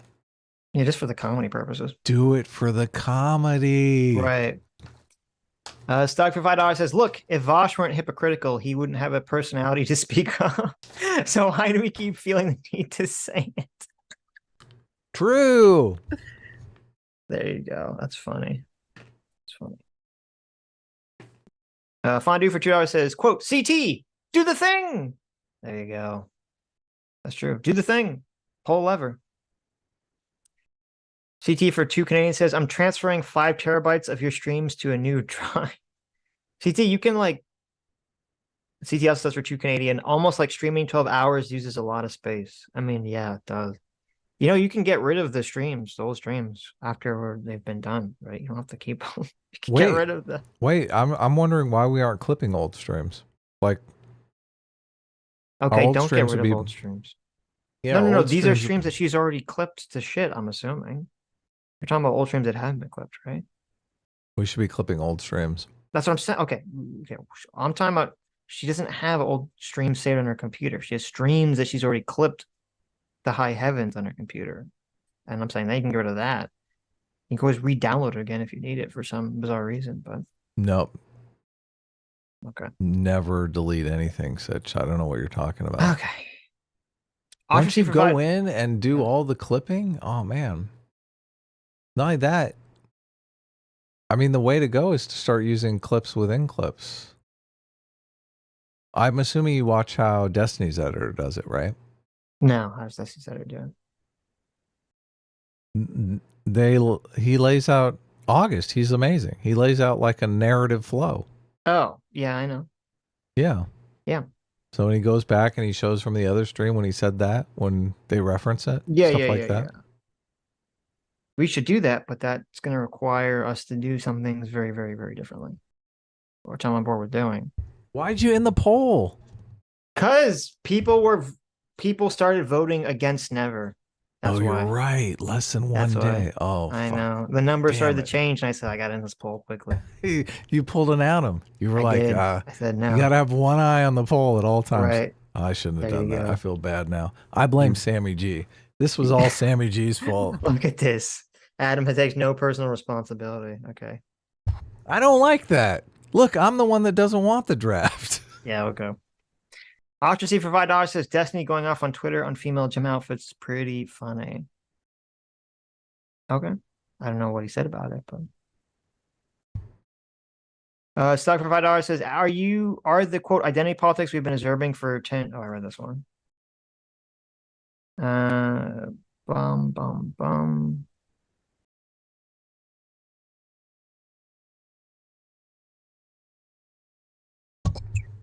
Fiery Patriot. Where are we? Oh, wait. You already read that one. Yeah, I'm looking to where we want. Okay, Mr. Ubercross. Hey, Mr. Ubercross for 17 months. Says marriage should be for kids. The major benefit is taxation. Why should you get tax benefit just because you love someone? Well, I'm not in favor of child marriage, Mr. Ubercross, so I don't think that's a good idea. Wow, true. Mr. Ubercross, how dare you? Yeah. How dare you? Yeah. Oh, but if you mean marriage for a stable family for kids, okay, then I totally agree. I think it's beyond that because I would imagine if you were to pull up some data, you would find out that people that are married generally are better for a stable society, regardless of whether they have kids or not. I would guess. And so that would be the point of still giving some kind of tax benefit to people that are married without kids. Floki VT for $5 says, just because someone you don't like said something doesn't make it not true. That saying has some base truths. Otherwise, throw out UBI because Hassan. There you go. And AOC. Is Hassan for UBI? I'm not sure he is. I wouldn't be surprised, but I know AOC is in favor of MMT, so that mommy milkers. All these lefties, they never support UBI. It's crazy. Well, no, because they look at it like they're in favor of it unless it replaces. They want to keep UBI and also all other forms of welfare, which is ridiculous. You can't do that. The welfare state is totally large and bloated already. You got to swap the programs. Right. Mythos Infinite for 10 Canadian says, strong men create good phrases. Weak men steal good quotes. Stolen quotes create lame discourse. Lame discourse inspires strong men. But donating here is bad optics anyway, so I'll keep using the quote. Well, thank you, Mythos. That is amazing. Thank you. That's hilarious. Yeah. That's true. Rico Zorro for 18 months says, one thing about living in California I can never stomach, all the damn commies. True. Mark Twain's Revenge. Hey, Mark Twain's Revenge for $50. Thank you so much. Says, I would say regarding generational theory that we certainly seem to forget the original context of why we brought about certain legislation or policies into place within 3 to 4 generations after they're implemented. Zoning is a good example here. Yeah, of course. Yeah. Yeah. No, that is There's a good tons point. of laws that nobody knows why they're doing it. Right. Because, yeah, usually there's some good reason to do something at the time, and then maybe that reason changes or it just becomes assumed so you don't process it anymore. And we go, oh, we should get rid of this law because it sucks now. And then it's like, wait. Basically all construction laws come into effect because someone died or a house burned down. Sure. Right? Yeah. Yeah. But you always forget that. You're like, oh man, why do I have to put these studs in this place? Why is this a thing? I know. Government looking over my shoulder for everything. It's because a hurricane blew through and blew everyone's house out. Right. Or, the electric fires were burning things down. You're putting asbestos in the ceiling. Floki VT for $2 says, in many cases, mentally ill cannot consent. Yes. True. Yeah. True. Look, that's why you just lock them up. There you go. Like Hillary and Trump. I mean, Floki VT for $2 says, upbeat just means economic, social, etc. is up. Okay. Right. Solidoge for $2 says, silk. No escape from me. Did you mean this right? Psych? I don't know. Well, thank you, Solidoge. Thank you for coming on. Yeah, thanks. Floki VT for another $2 says, no one is too old to be drafted. Check the rolls. No. Is that true? Really? I thought the age. I thought the cutoff was like. Oh, you're right. Well, no, it says it requires all men between the ages of 18 to 64. 64? Oh my God, they're gonna draft us, Sitch. What the fuck? We were joking around. Yeah, but I'm pretty sure that when they, at least I imagine that when they did the drafts in time, they were not drafting people that were up to 64. I'm assuming there was some age cutoff. I thought it was like 33 or something was the cutoff, but I don't remember. Adam 48 for 11 months. Thank you. Says virtually everyone cries at basic training. Most cry during the first phone call home. A church sermon got me. I give Sitch about a week. Wow. Well, thank you. Funny. Thank you. So they were just being realistic. Yeah, there you go. There you go. But do they cry together and hold each other's hands? Yes. You know what? You know what? You're right. I would cry the first day of basic training. You know why? Because I'm just so filled with patriotism and love for my country. It would just overflow and I couldn't stand it. I'd cry out of joy that I'd get to serve my nation with my brothers. Okay. Be sure and tell them that when you're missing your mom. I will. Fondue for $2 says, oh crap, I've been chatting wrong all this time. You have been this whole time, Fondue. 36 is the cutoff for being required to sign up. Doesn't apply anymore. It was when it started. You can be drafted at any age once signed up. They start youngest and move up. Oh, okay. Well, listen, if they're starting to get to meet Adam's age range, we're going to be in a bad situation. Okay, with the war. Yeah, how do we look up how many 20-year-olds do we have?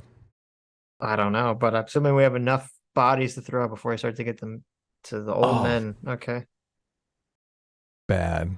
There you go. Next thing you know, you're going to call them cannon fodder. I mean, cannon patriots? Is that better? Patriot fodder? Fiery Patriot. Speaking of Fiery Patriot for $2. Oh, no. Oh, no. That's a good name. The Fiery Patriots. It says Hunter and Donald are both innocent of gun charges. What is Yeah, I've seen some tweets. People are talking about Donald Trump bought a firearm illegally or something. Did he? Did Donald Trump break the law with gun purchases?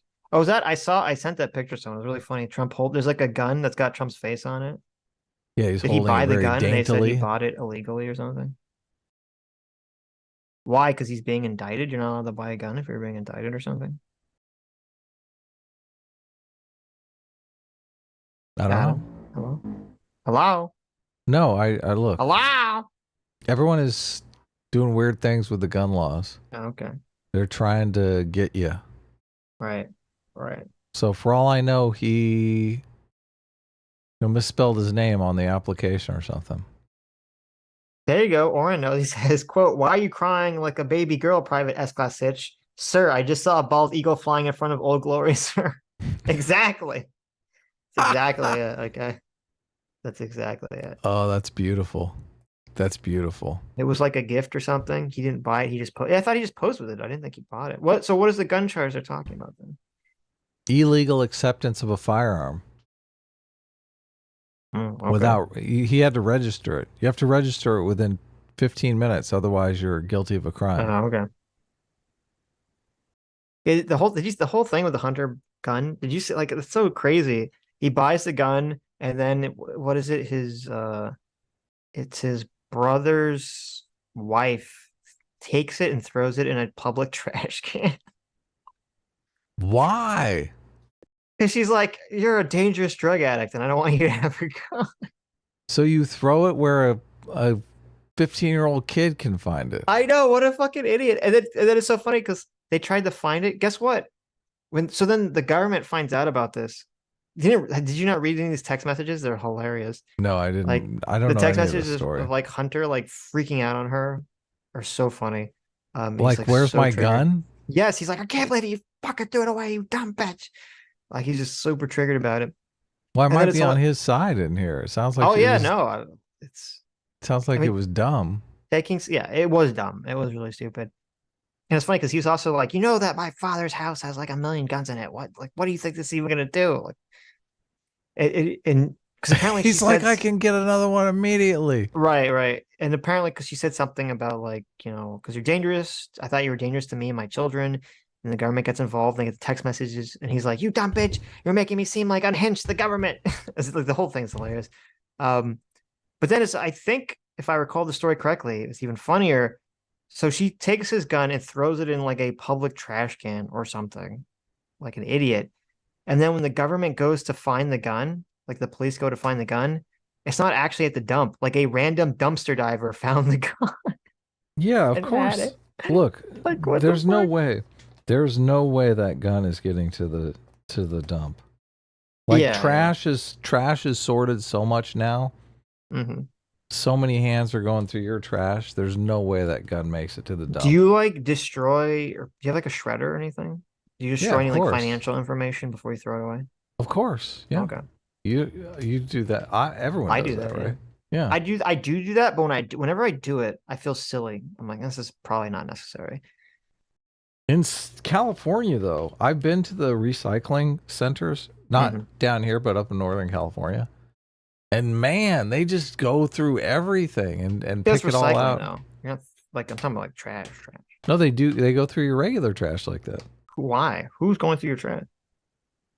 The state of California is going through your trash to make sure that you didn't throw any recyclables away. Wait, really? Like, even though we have recycling, which, I mean, it does. Look, the recycling is still a bunch of different stuff that needs to be sorted. But they go through the trash, too. If you throw away a bottle or a can into the regular garbage, it's going to get sorted out. Yeah.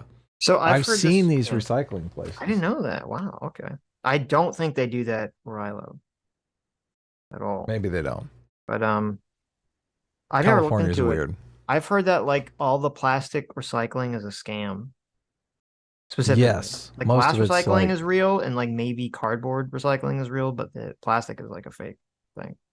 I've heard that they ship the plastic recycling back to China, and China Yeah, and they doesn't just recycle it Throw all. in the They water just- or something. Yeah, like it goes to some other country and they just throw it away. No, they just Yeah. stack it up in like a field. Yeah, yeah. All of our plastic. They put it all next to all those electric cars. Exactly. Yeah. Look, it goes because all the barges come to America all filled with products and stuff, and they go back basically empty. So we're like, yeah, we'll just throw some trash in there. There you go. Makes Send it sense. on back. Right. So it's so cheap to ship back to China that we ship a bunch of like supposedly recycling stuff. Mm-hmm. And I think China takes it because they get some kind of like points or something. Right. For look, we're the world's recycler. But then they don't do anything with it. They just stack it up in a field somewhere. Where will you see the link? Send me a DM, I guess, on Twitter, and I'll send it to you whenever we're ready. What's up, Shady? Shady Durag is in the Hey, Shady. chat too. We're gonna have him on again. Yes. I still got to send him a date though. Oh, bring up Asif's art again because we never talked about it because Solidoge came on. Okay. Get out there, yo! For 3 Aussies says, "Why Nations Fail? Still a great book for democracy." True. True. Great super chat. I'm giving it a heart right now. There you go. Solidoge for $2 says, "Seems like Adam identifies with the politics of UBI." That is true. Oh, is that like an identity pun? Yeah. So Asif UBI deserves dignity. There you go. Asif did this picture. It says, PSA Sitch attempting to infiltrate the Zoomers streamer culture with the pedo hobo style and even chopsticks. It's a shame he forgot to hide the suit and tie. And I say, how do you do, fellow Zoomers? There it is. There's the pedo hobo style Sitch. I like him. Listen, that's the aesthetic. I don't know what the fuck's wrong with these people. Looks good. It does. Yeah. Oh my God. Sammy sent me like a million charts of cope to explain why her husband is still alive. She's married? Sammy G has a husbando. husband? What does that mean? A husbando is like the male version of a waifu. Oh, it is? Okay. Yeah. Your waifu and your husbando. Yeah. I was going to say, I thought Sammy G was single. She's she's married to a fictional character, obviously. So. Oh, that's unfortunate. I know. Listen, it happens to the best of us, okay? CT for 2 Canadian. So, oh my God. Hayden Dill says Sammy's married to degeneracy.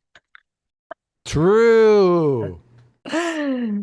Ouch. CT for 2 Canadian says, speaking of degeneracy, you know that unlisted Mr. Girl stream? I have that. There you go. Yeah, so?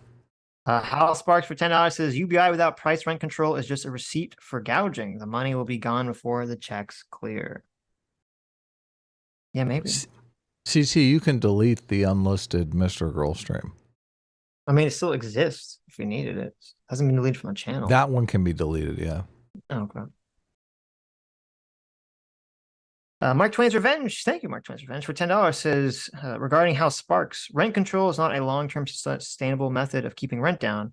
Urban Land Institute did a great study in 2019 showing that basically the long-term effects are unpredictable. Yeah, totally. Yeah. I'm totally against rent control. Right. So what would be I guess the solution would just be to keep building more housing, right? Yeah, build more houses. So. And I would be curious. And that's why I said I would like to see it implemented in a small scale. I mean, I don't like markets don't work. You're just like, oh, people get UBI. I just raise price up by that amount, right? Like that's not exactly how things work. But I'd be very curious to see how it works. That's not how things work at all. Yeah, I know. But the Chad Folly for 12 months. Thanks so much. This Big Iron is an awesome song on my Kyle Rittenhouse day mix. There you go. Big Iron. Fiery Patriot for $2 says left hates UBI because they want to control the poor. There you go. There's some truth to that. There is. Solidoge for $2 says it's okay, Sitch. I know a recruiter or two for you. LOL. No, listen. Adam Unfriended for $10 says every woman and Sitch when the draft gets announced. Honey, I will be in the kitchen. Do you want to have a sandwich or beer or have me for lunch? There you go. I'm no draft dodger, motherfucker. I don't know why people think this nonsense about me. I said I'm gonna pick up a gun and shoot all the baddies, okay, with the best of them. I ain't gonna take no shit. I'm a fighter, motherfucker. Yeah. Have you seen Inglourious Bastards? Yeah, exactly. Gonna take Hitler going out with his baseball bat. Yep. J-Mac for $20 says, I've got some really good basic training stories for you guys. J-Mac, how Okay. long before you cried? Come on. Yeah, exactly. Give it to us straight. I When saw you did the had. bald eagle That's right. When the pass Mount bald eagle. Rushmore? Yeah, exactly. Yeah, I saw you had a tweet, J-Mac, about your what was it? What your nickname during your service? So I was curious about that. CT for 2K says, "I sure won't. I'm a drug dealer of streams now." There you go. Wow, look at that. CT's hanging out like bumps of Sitch and Adam streams. I love it. Yeah. Okay, let's see. Asif Artsy for $5 says, "Sitch, Adam, admit it. You want to start Hassan's co-op, not to show he's wrong, but as an excuse to be late with the comic." We don't need excuses around here. There you go. Oh, Devin Tracy for $2. Thank you, Devin. Devin says, "Fuck you, Sitch. Can't even fucking talk about me without saying you don't like me. You giant loser butt. Let's wrestle." That actually sounds like the real Devin Tracy. It does, yeah. That's probably real. Speaking of definitely real people, Vosh for $2 says, "I like music and cloth." Well, there you go. What does that mean? It means what it means. Dr. Diller for $2 says, "I talked to get privately first." What? "I talked to get privately first. I did the bare minimum in decency. Everyone give me your adulation." I don't get, what are you, I talked to get privately first? What does that mean? I don't know. Okay. Doesn't make sense. Carl, look at that. It's Carl Benjamin, who's currently on Tim Pool, I believe, at the moment. Is he really? Or he's going to be. He Wow. tweeted out a picture of him in Tim's studio. So remember, we should bring that up. Phil let that slip. I do remember. Yeah, that's funny. We were making news. We were making news. Carl for $2, definitely the real Carl, says, "When homosexuals get married, it severs the red thread of fate between the homosexual and his or her true destined partner. These threads keep each other sturdy and strong as a great rope of fate upon which our magic forms." Very true. Very beautiful. True. Right. It's like poetry. Right. It is. I mean, it is poetry. Dr. says, "Talking about Vosh, talking about Anna." Oh, I talked to Anna privately first. Okay, I understand. Gotcha. I gotcha. Yeah, I did the bare minimum of talking to a person privately first before I go blast them in public. True. Okay. I mean, you could just skip that last part, right? Yeah. He was like, "Listen, I read your articles and stuff. I have the right to blast you. I was nice to you." Right. CT for $2 says, hypothetically, hypothetically, let's say someone of the opposite sex offers to share a bed with you and your friend, who is also of the opposite sex, and you respond with, quote, ... literally or biblically. How should the person interpret those options? I think they want to shag you. Well, I mean, I would say literally means that you're just literally sharing the bed, and biblically means you're fucking. Yeah, but if they're asking, they're asking. I mean, I would imagine. Well, I don't know what was the context. What was the context of the offer, right? Look, if you're asking, you're asking. You don't throw that out there if you're friend zoning people. Yeah, I agree. Well, I don't know. That's what I'm saying. I'd say 7 out of 10 times they're trying to hit you up for sex. 10 out of 10 times. Adam says 10 out of 10. Yeah. I'll say 7 out of 10. Maybe 8 out of 10. I'll give it a 20% chance. When did this happen? What happened here? I don't know. So these were DMs. CT. These were DMs that were exchanged between CT and a gentleman. Let us know. And a gentleman fired back and said, "First of all, CT, why are you messaging strange men and asking about sharing a bedroom?" No. They asked her. Oh, they asked her. Well, I don't know, maybe. CT, are you going around asking strange men to share their beds? But does that mean she responded literally or biblically? Yes, she Oh, okay. responded literally or biblically. Oh, that's saying I want to have sex with you right there. Oh, you think her saying that is I want to have sex with you? Yeah, definitely. That's not what that means. Yeah, it does. This is why men can't interpret signals from women. I want No. everyone to be very clear here. So there you go, CT. Adam would have interpreted your response as you're down to fuck. Just to let you know. Okay. That's how whoever you sent that to, CT, Yep. I'm positive that's how they interpreted it. Right. Yeah. There you go. Okay. Oh, this is why I said men can't understand women. There is a overconfidence bias that men do have. Mm-hmm. Right. But I mean, it's always worked in my favor, so. Right. There you go. There you go. Dotems for $2 says, I'm not sure applying dignity to abstract groups is helpful. This is what leads the left to defend shoplifting as part of a misguided attempt to protecting the dignity of the poor and the marginalized. Yeah, you agree with that, right? I totally agree. Yeah. Right. Look, I'm not saying it's good. Yeah. I'm saying it's happening. Donuts for $2 says, also the focus on dignity sidesteps the main issue. Do we apply any of these concepts at the level of the individual or the group? Do we give the individual dignity as a person, or do we focus on groups with shared attributes? Now, see, that's a fantastic point, Dotem, because maybe that is one of the key differences, is that civil rights is giving people who are part of a group individual dignity, and identity politics is trying to give the group dignity, right? Like the group rights and group dignity. And that's very different. Look, Fukuyama goes into the psychology of this. Right. People do, and this is one of the reasons why I think it's more complicated than just saying, oh, we can do without identity. We can just get rid of identity politics. People do get some self-worth in a kind of self-esteem way from feeling like they're a part of a dignified group. And look, we do it all the time on the show. Our dignified group is American. We love it.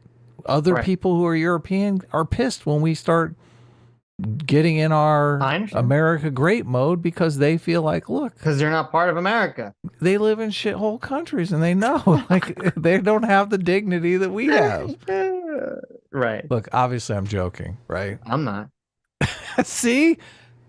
That's identity politics. God bless America, land that I know.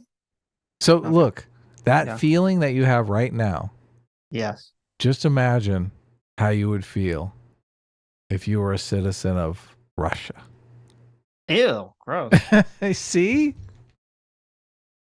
Yeah. I would not feel the same way at all. If you were a citizen of Russia? Yeah. Well, look, I think the citizens of Russia do feel that same way. And when they're, they want to feel pride for their country too, it's just a shame that when their leader goes and beats up the neighbor next door, that's how they feel pride. From the mountains to the prairies, to the oceans white with foam.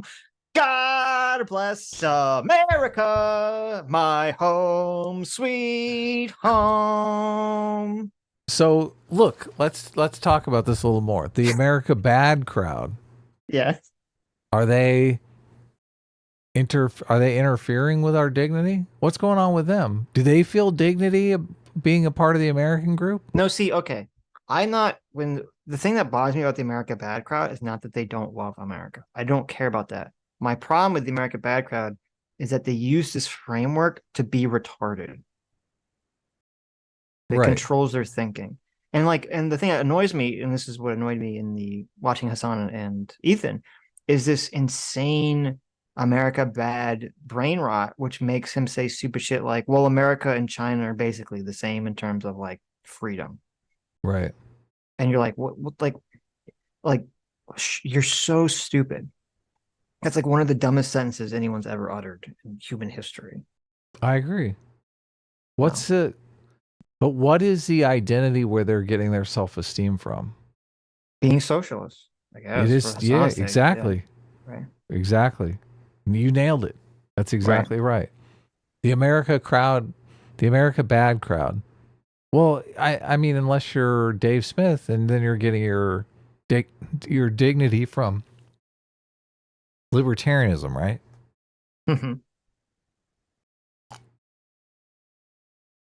That's where you're getting your self-esteem from.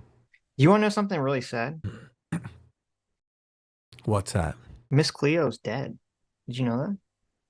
Miss Cleo? Yeah. Did you know Miss Cleo died? No.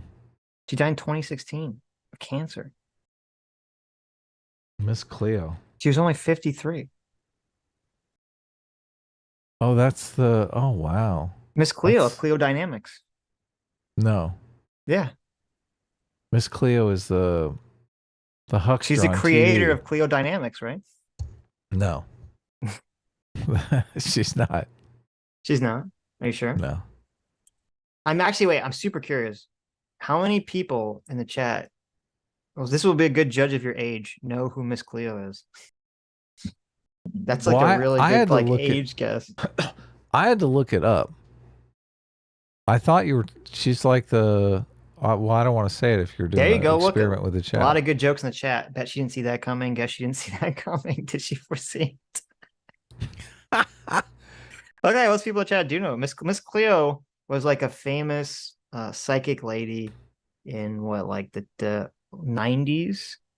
In the early 2000s, she had the Psychic Reading Network, and they had all these like commercials with people would call into Miss Cleo. She had this very thick Jamaican accent that I'm pretty sure was fake. And she'd say, well, how are you doing, honey? Let me tell you about your future. And she was like very popular for a while. It was Miss Cleo. Yeah. Psychic Readers Network. Yes. Yeah, I've never talked to one of those psychics. No, I've never. It was one of those things you'd call like the hotline, and it'd be like some like crazy cost to like talk to a psychic lady. Yeah. $8 a minute. Yeah, something like that. So did you ever talk to a psychic about anything? Not like a Miss Cleo. I mean, I've had friends do like tarot readings for me and stuff like that. Sure. As I'm silently judging them. I've talked to psychics, both real and fake.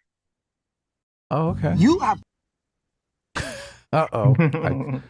Is Cleo coming up here? You have questions. Hold on, let me bring the thing up. Who asked you to go out? Let me bring the watch together up. That's why it looks to Miss Cleo. Blast from the past, baby. Can never find the watch together. You guys never heard of Dr. Diller? Sammy G, you've never heard of Miss Cleo? Wow. I was like, odd. I don't know. Probably on like Comedy Central, I would imagine, because they probably weren't playing these ads on like Cartoon Network or something. No way. This ad doesn't come on till 2 a.m. I was up at 2 a.m. watching Comedy Central. Where else would I get the Girls Gone Wild commercials? I know it was between. Look, Girls Gone Wild and Miss Cleo cornered the market. They on did that at after 2 o'clock in the morning. Crowd. Yeah, everyone's home from the bars, all drunk. Yep. Look, making bad decisions, ordering Girls Gone Wild videos, and calling a psychic. Yes, I think they had really good reruns. I'm trying to remember. They had like really good reruns of like South Park and. I don't remember. There's some other shows on Comedy Central I would watch that were on at like really late at night. The stupid young one or the married one? The married one. That's what I thought. Don't go. You hear me? If you want him to believe that it's over, then you got to stop accepting the booty calls at 2 a.m.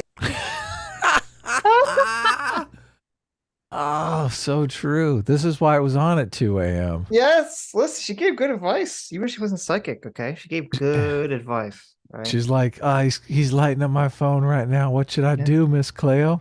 The cards it's 2 a.m., my girl. What are you doing? The cards say, my girl, tell him to fuck off. Tell him to put a ring on it or get out. That's what the cards say. I'm not saying that. That's in what the the cards morning. You say. understand? Yeah. Could you tell me what type of direction is my life headed into? Last 4 nights, your feelings have been hurt, so you've been up all night. Yes. You have. Look, how does she know? How does she know? How does she know? She knows because the ad is on at 3 in the morning. How does she know? She knows. She knows. This ad doesn't play during prime time. Right. She knows anyone that calls is up in the middle of the night. Right. Haven't been, and this is around a relationship. Talk about it. Okay? Don't make me take you to church, young man. The ex is much better than the present one, you know. Did you think that you were pregnant a couple of months back? Yes. You were, but you lost it, correct? Yeah. The secret that you were holding back. You already hit it. It was about the baby. Michael, you really got yourself into trouble on that one, brethren. I got backup this time. This person is that's around you right now I like this has one. been in jail The before. shadow realm. Yes, Jesus. you're right. You're telling the honest truth. Right. Okay, well, whatever. There you go. There's your Miss Cleo, if you didn't know. Your Jamaican magic black lady stereotype. She was like a big deal in the 90s and 2000s. Yeah. Everyone knew who Miss Cleo was back in those days. Of course. Everyone. Everyone called her. I don't know a single person that ever called Miss Cleo. I don't either. Everyone knew her. It's kind of like John Edwards, you know, the crossing over with John Edwards. Right. I'm not a douche. I don't think Miss Cleo ever got a South Park appearance like John Edwards did, but She should. Especially if She she's should've. passed away. she should have, yeah. We Well, should honor R.I.P. her. Miss Cleo. There you go. Dotems for $2 says, what differentiates identity politics is wanting to organize society based on group identity rather than centering society on the rights and dignity of the individual or a universal human dignity. That's great. Look at you guys are so much smarter than me. These are great statements. Do you agree with that, right? Yeah, I'm an individualist, of course. Right. I just, things are taking place in the world that Okay. I want to better understand.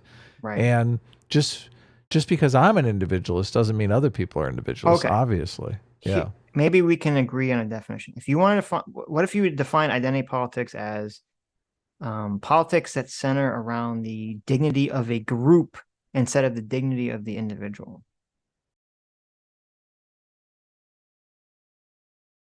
Yeah, no, that works. That totally Okay. works. Yeah. I might be on board with that definition. That's basically the same thing. Yeah. Yeah. Okay, I might be on board with that. And I do look, and I think this is part of the intuition about how this shit's woke. Because Right. you're thinking, Well, that is woke. yeah, of course it is. It is. Right. Look, and this is the difference. This is kind of the difference. Well, I guess it's not really between honor culture and dignity culture, but yeah, in dignity culture, it's funny that they call it dignity culture. Like you're supposed to not be easily offended by slights and insults. Supposed to just, laugh those off. That's kind of the dignity culture ethic. Right. And I do think, like, in identity politics, you have more of an honor culture ethic where you're like, microaggressions are going to set me off. How dare you say this or do this, and you've offended me. And not only have you offended me, you've offended my entire identity community. So those are some of the games that they play. Okay.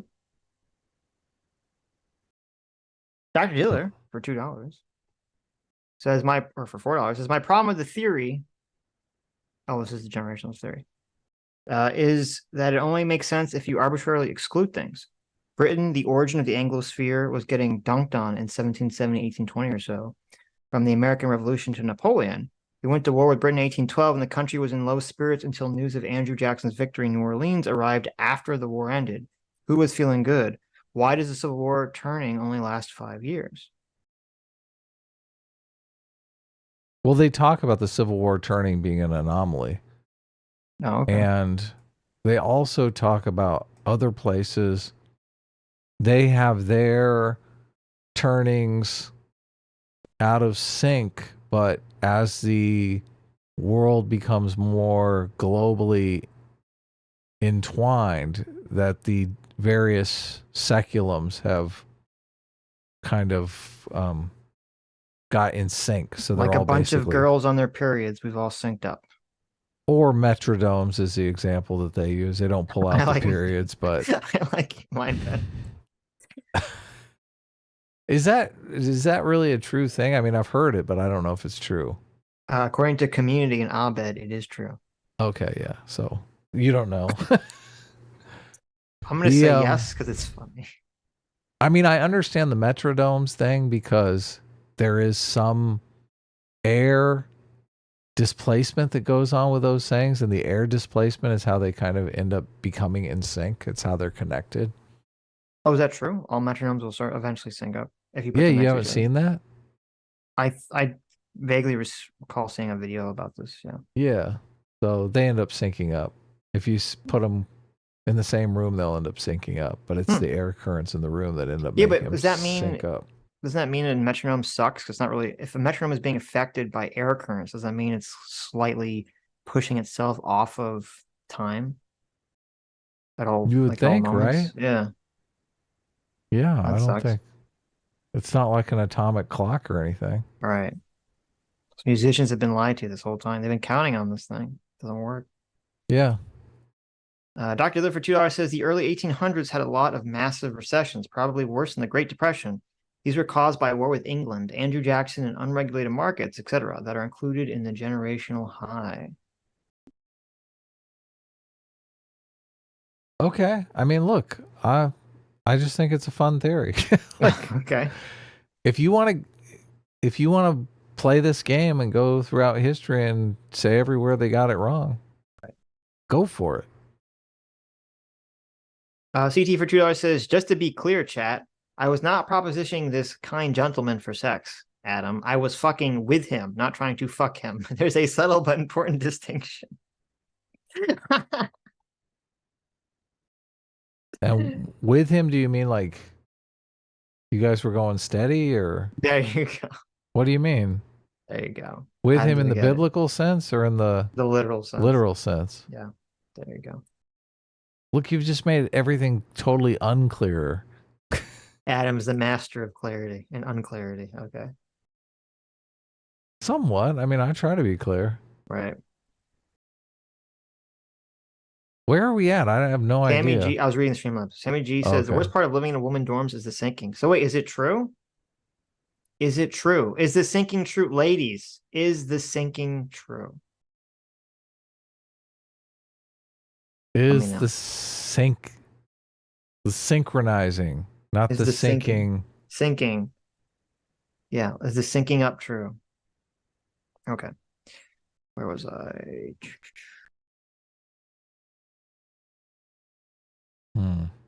Where was I? Fiery Patriot for $2 says, tell us all the guns you shot, Sitch. I don't remember. I don't have like a list. I didn't be like, listen, what kind of gun is this? Oh, this is a blah, blah, blah, blah, blah. I'm not a gun guy. Okay. I never would pretend to be. But, and I've not been like one of these guys like, oh, I'm going to like remember this forever that I shot X gun, you know. I shot a bunch of guns. You know, whenever I'd go to summer camp, I'd always sign up for rifling because I like shooting the bang bangs at the little targets. I had pretty decent aim back when I used to shoot, both in riflery and in archery. I had pretty good aim, so I enjoyed doing it. But I didn't really. I was not like a gun guy, so I don't really care. I've killed dozens of clay pigeons. There you go. I've never been skeet shooting. I do want to go skeet shooting because that seems Skeet fun. shooting is great. Yeah, It I is would like to great. do that. Yeah, never done. It is very wasteful though, because those clay pigeons. It's like, oh man, you just wish you had 1,000 of them. Oh like, yeah, how, I bet. how much are these clay pigeons? How much these? Oh, they're like $4 a piece. You're like, oh my god, really? I'm spending $4 a pop here on these. Okay, I don't know how much I Paul! want to go skeet shooting. Yeah, you're like, you just miss. You're like, well, there goes $4. Even if you hit it, you're like, well, there goes $4. I know. Doesn't matter. Look, I'm not sure they're like $4. Here, let me see how much these clay. I wonder how much they are now with inflation. That was like someone, I forget, we were having this conversation about like ammunition, talking about like this like really high price ammunition. I was like, oh my God. We never want to buy a gun that uses like, $2 a pop ammo. Just end it. Oh yeah. Like go to the range, you're just like, oh, this is expensive. Everyone in chat is saying the sinking is true. All the ladies are saying it's true. J Mac's wife says it's true, so it's true. Okay. You can get a 60 pack for $8. That's not too that's bad. not bad at all. Yeah. Yeah. That's way less than $4. Look, I was on a $4 roll. of clay pigeon. That's just some expensive clay. Hold on, here's a 135 pack for $25. I can't do the math on that. So I was gonna have to figure that out. That's even better. Right. Terracotta clay pigeon gray. There you go. Oh wait, that's like something off of Etsy. Just give me. I feel like you could throw that thing in the air and shoot it. Listen, just give me a light gun, and it'll be a digital clay pigeon, and I'll shoot it, and it'll blow up. Do virtual. They don't cost anything, except for the thousands of dollars to buy all the virtual equipment. I like to light my clay pigeons on fire. So that you cause forest fires, you fucking degenerate? Jesus Christ. It makes a bigger spectacle. Yeah, okay. Now we know why all these forest fires happening in fucking California. Adam's out there putting his clay pigeons on fire as he shoots them. Then they explode little fiery chunks. Oh man, it's fun. It's good though. Right, jeez. Terrible. Fondue $5 says, which did you like more, Sitch? For me, archery was more fun. Something about seeing an arrow fly through the air as a kid felt right. Yeah, archery did feel more fun. It felt more tactilely. The feeling of archery is a lot of fun. If you never shot a bow and arrow, it's really cool. Archery's a blast, yeah. Yeah. Once you learn how to not like rip your wrist up with the string. Oh yeah. People you don't realize you have to wear. It's like I remember like the first time I ever did archery. They're like, "Here's your little shin guard or your wrist guard." I'm like, "What? I need to wear that. Why would I wear that?" Ah, fuck my wrist. Yeah. Give me that wrist guard. That little bow scrapes against your arm. Okay, where was it? Yeah, where was Solidoge I? for $5 says, next time I'm on, we should laugh at dumb online rights love of Chinese military. It's gotten ridiculous at this point, and I know Crowder has bad takes. Yeah, they're all like, oh, the U.S. military is woke. The Chinese military is like a baby doing cartwheels through a flaming, barbed wire, so they're gotta be better than us. Oh my God. Yep. The Russian propaganda people are just sucking down as... I know, it's sad. Pretty annoying. Bob Pekka, thank you so much, Bob Pekka, for $14 or 14 months. Says, listening to Sunday Stream now, people that cope for China's cultural education of the Uyghurs hate what Christians did to tribal Americans. True. Yeah, there's no consistency. It's all just America bad. Yep. But it's part of their identity politics, though. Chat for $5 says, I came out as non-binary today, and it was the hardest thing I ever had to do. Well, look at that. I can't tell if that you're being sarcastic or not. Really? But good for you, I guess. I saw a tweet from Brianna Wu saying she unequivocally supports non-binary people. Well, there you go. There you go. Sitch is anti-non-binary, though. Yeah, I'm not a fan. It reinforces gender stereotypes, in my opinion. So. Yeah. Look, we're moving back to the 1950s part of the seculum. Don't say the word seculum. I don't like that word.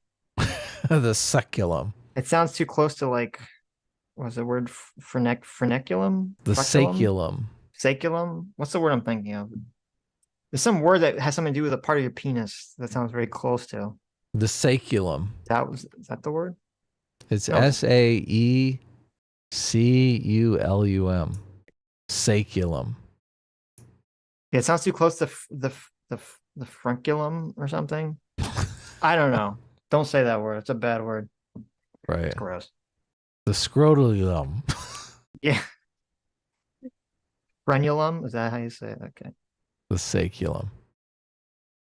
Mythos Infinite for 5 Canadian says, gotta say, out of all 3 of the anime girls I burned money on to this godforsaken website, you 2 are by far the cutest.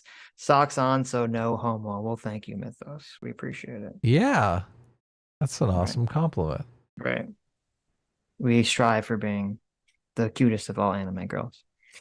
J-Mac for $20. A circuit father. J-Mac, thanks so much. Says, do you guys remember Dr. Laura Schlesinger? No. Laura I remember Schlesinger. the name. I don't know. Laura. Dr. Laura Schlesinger, kindly known as Dr. Laura, is an American talk radio host and author of the Dr. Laura program. I don't remember this at all. No. Schlesinger. That's a pretty cool last name. I was in a tech school with one of her sons, the son that got in trouble taking very bad pictures with a certain set of Iraqi prisoners. Oh my God. No way. Really? Wow. That's hilarious. Wow. Okay. Interesting. J-Mac is just like an international man of mystery, huh? Yes. He's been everywhere. It's like Forrest Gump with J-Mac. J-Mac, you are like Forrest Gump. What the fuck? Like, you know, like so many random. He's like Abu Ghraib. I was there. I was there in Abu Ghraib. The fuck? What's going on here? I don't think I've ever listened to any of her shows or anything, but her face is familiar. Yeah, she looks familiar, but it's 10 stupid things women do to mess up their lives. Oh, this looks like a good book. Only 10? Only 10. Come on. Ladies, you can do better than that. Look, men, I have at least 50 stupid things I can do to mess up my life. There you go. I like this. Mythos Infinite for 5 Canadian says Adam Frangulum. Pretty good. Look, I'm changing my name right now. I like it. Oh, it's awful. That's disgusting. Look, I'm thinking of going with Adam Seculum. What do you think? Oh, Jesus. Aaron Villarreal for 9 months says, y'all remember the Ronco infomercials? My parents ordered his food dehydrator. They don't use it a lot, but it does work. Wow. You got one of, look, the food dehydrator was one that I always wanted. My parents were like, no, it's garbage. You can't get that. I do remember mail order products are garbage. I Please, Mom, look, we can dehydrate everything. Why do you want to dehydrate anything? What's the point? Because it looks fun on the commercial. They're like, they throw everything in there. Look, an egg. Dehydrated. Okay. Look, egg powder. Yum, yum. Okay. All right. Look, you don't like to dehydrate things? What's the point? You make like dried fruit and stuff. Okay. Stock for $5. Yeah. Stock for $5. Put a banana in there and make it up. Okay. Okay. Stock for $5 says Eric Cartman fearing the Chinese is extra funny in hindsight, considering the far right. True. Yeah. True. I read all of Sunday's membership milestones on Sunday. True. Yeah, because they go away. We lose them. They go away. Yeah. So I make sure we read them. But we have some. We have Superchats, but I read all the milestones. But we also have some saved. We have some saved from during the week. I don't know when those days were. It was like a Friday or something. I don't remember. Oh my God, Zero Fucks. How did you do that? What do you do? Oh my God, this is amazing. Oh shit, no. What happened? Okay, we got to bring this up. Oh, we got to bring up Zero Fucks, the tissue gate thing. We can bring that up. We did a really good video on that. But Zero Fucks introducing the centrist quest. This thing is phenomenal. Look, I got to set this up. We got to blow this up. This has to be big. I don't know if is there sound? I don't know. I don't know where you're looking at. Zero Fucks. What are you doing with the sound here? Is this sound going to get us copyright claimed? Dehydrated candy? What the heck is that? I don't know. I've never had that. I'm bringing it up, but the only dehydrated food I've had is like you know, when you go to like the museum, and they have like the astronaut ice cream. Mm-hmm. Like they have like other dehydrated food. Oh my God. I'm I don't laughing think I've so ever had hard at this dehydrated thing. candy though. Freeze dried Skittles? That sounds cool. Never had it though. Where's the thing that, because I don't see whatever you're looking at. Is it on Twitter? Yeah, it's on Twitter.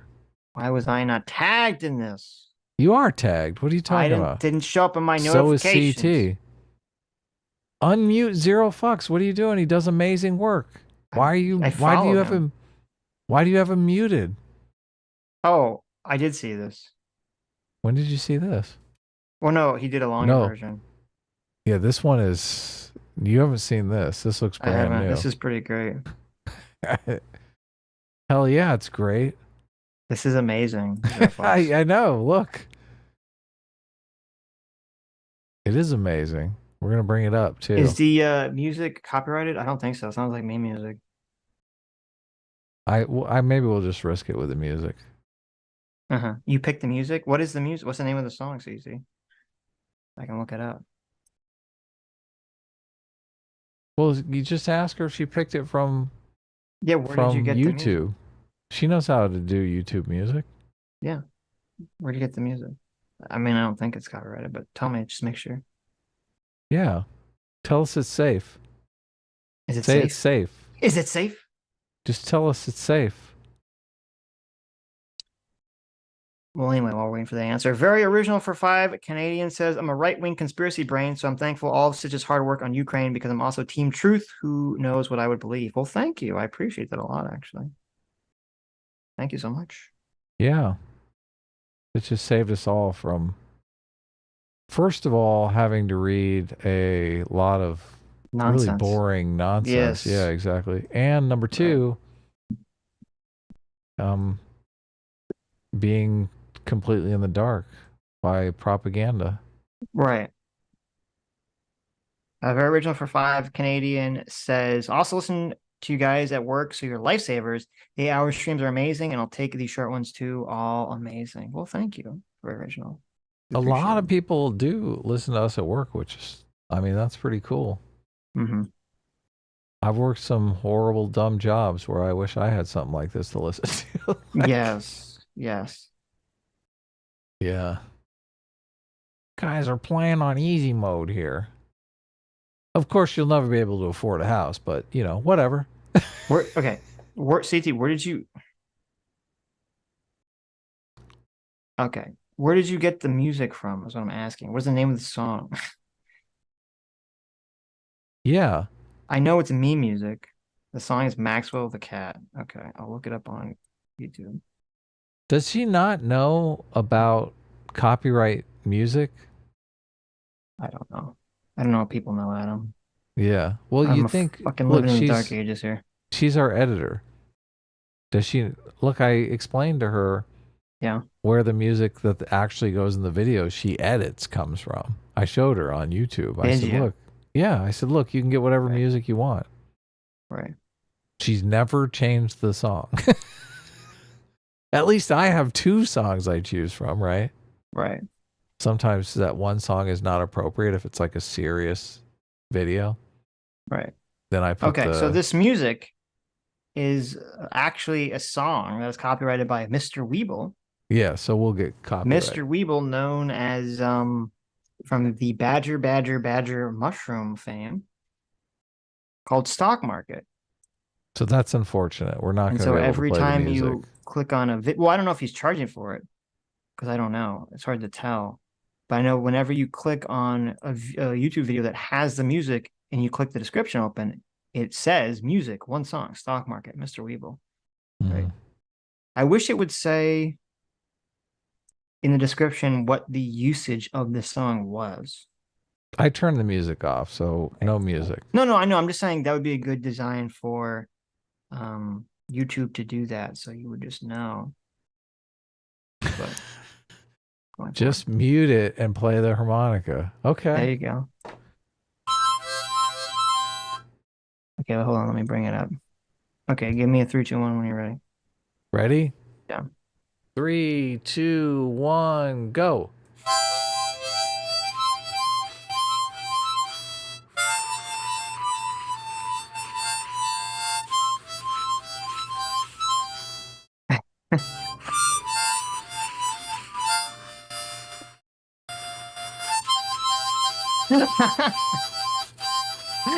That's so good. That's so good.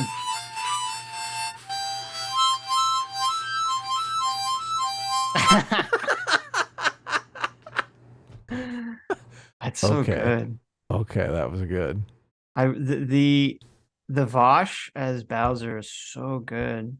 Oh, this one's good too. And then Hassan as Comic going suck my dick is so funny. That's so good, Zero Flux. I can't remember her name. She was a villain on the channel for a while. The head turn on the Olay, that's it, yeah. Oh yeah. That head turn is so hilarious. Olay getting eaten by a cat. Oh yeah, look at that. That's how my cat got so fat. There you go. So the origin of this was when we were talking about the fat cat. Zero Fox made this GIF of Adam taking Sitch on a guided tour through BreadTube on the back of his trusty steed, Short Fat Gato. Yeah, I love it. Short Fat Taku, Short Fat Gato. And there's Adam as Goku and me as Gohan. And it's like I just suck. I suck the Olay universe just in. The cat sucks it in. Yeah. That's so good. And Vosh yells Agua. Yes. Did you see that? Yes. It's so funny. I love it. Hassan on his broom. Suck my dick. And he's got like a Hitler mustache on. Noah does in the very beginning. It's the pedo mustache. I love the Olay getting eaten up. Yep. I love that the cat's head bobs up and down. It's such a great attention to detail. Yeah, well, in the original GIF you made, it's just us on the cat, and the cat's bobbing. I know, but yeah, that it looked great. It looks good. It's so funny. I played. Yeah. Is the cat depressed in that one dark shot? I feel like that's like the meme. In the dark shot? Yeah, there's one shot of the cat where the cat is dark. Earth, fire, wind, water. Oh, I know what you're talking about. It's not depressed. It just looks like it because of the lighting. Yeah, but I think it's deliberate. Look, hentai, yes. Right there. It's funny. Yeah. Go ahead. I played Yoshi's Island so much I can hear the sound effect of comic when Hassan is saying "suck my dick." It's like the perfect sound effect. Well, this is great. The agua is good too because in the game when he roars, he goes, wow. So it sounds kind of close to agua. Agua. Oh, it's so good. It's so good, Zero Flux. It's the Incredibles meme where Mr. Incredible is all sad. That's a shot. You're talking about the zoom? Oh, I know what you're talking about. It's like his face, and then it's like his face, but dark. Yeah. Like a dark photocopy. Yeah, I understand. I got you. The cat is sad like Mr. Incredible. Look right here. There he's sad. And then he turns Lance into like a Pikachu. Oh, God. You're going to get made fun of in the comments for that. What does he turn Lance into? What is that thing? It's a Pokemon. It's a Pikachu. Nobody in the chat. Nobody in chat. You guys, you and your memes. Yeah. Why can't I ever be in on the meme? The Pikachu. It's a Pokemon. It's Pokemon. It's Pikachu. Yeah. No, it's some video game character, but I don't know what it is. Yeah. Make fun of me all you want, okay? I don't care. Kamek is pronounced with an O? Comic? That's not true. Well, I guess it'd be it's Japanese, right? So it'd be Kamek. Nintendo Direct pronounced it Kamek. His mustache does turn into a Hitler mustache. Noah's does. So that is that's a Squirtle. CT says that's a Squirtle, Adam. How'd you not know that? I'm not going to believe anything CT says. How do you not know what Kirby looks like? Jesus. It's a Kirby. That's The it. Kirby, yeah. I knew it was a Kirby. Hit video game character Kirby. I knew it was Kirby. Okay. I just got it mixed up. Look, it looks like you had Pikachu. Kirby's sitting on a Pikachu, right? Kirby's on a superstar. Oh yeah. Looks Superstar kind of looks like a Pikachu. I mean, they're yellow, so Here it Lance comes. as Kirby is pretty funny. Here comes the Kirby. Why is it funny that Lance is Kirby? It just is fun. Look at it. He just looks funny. No, it looks hilarious, but Yeah.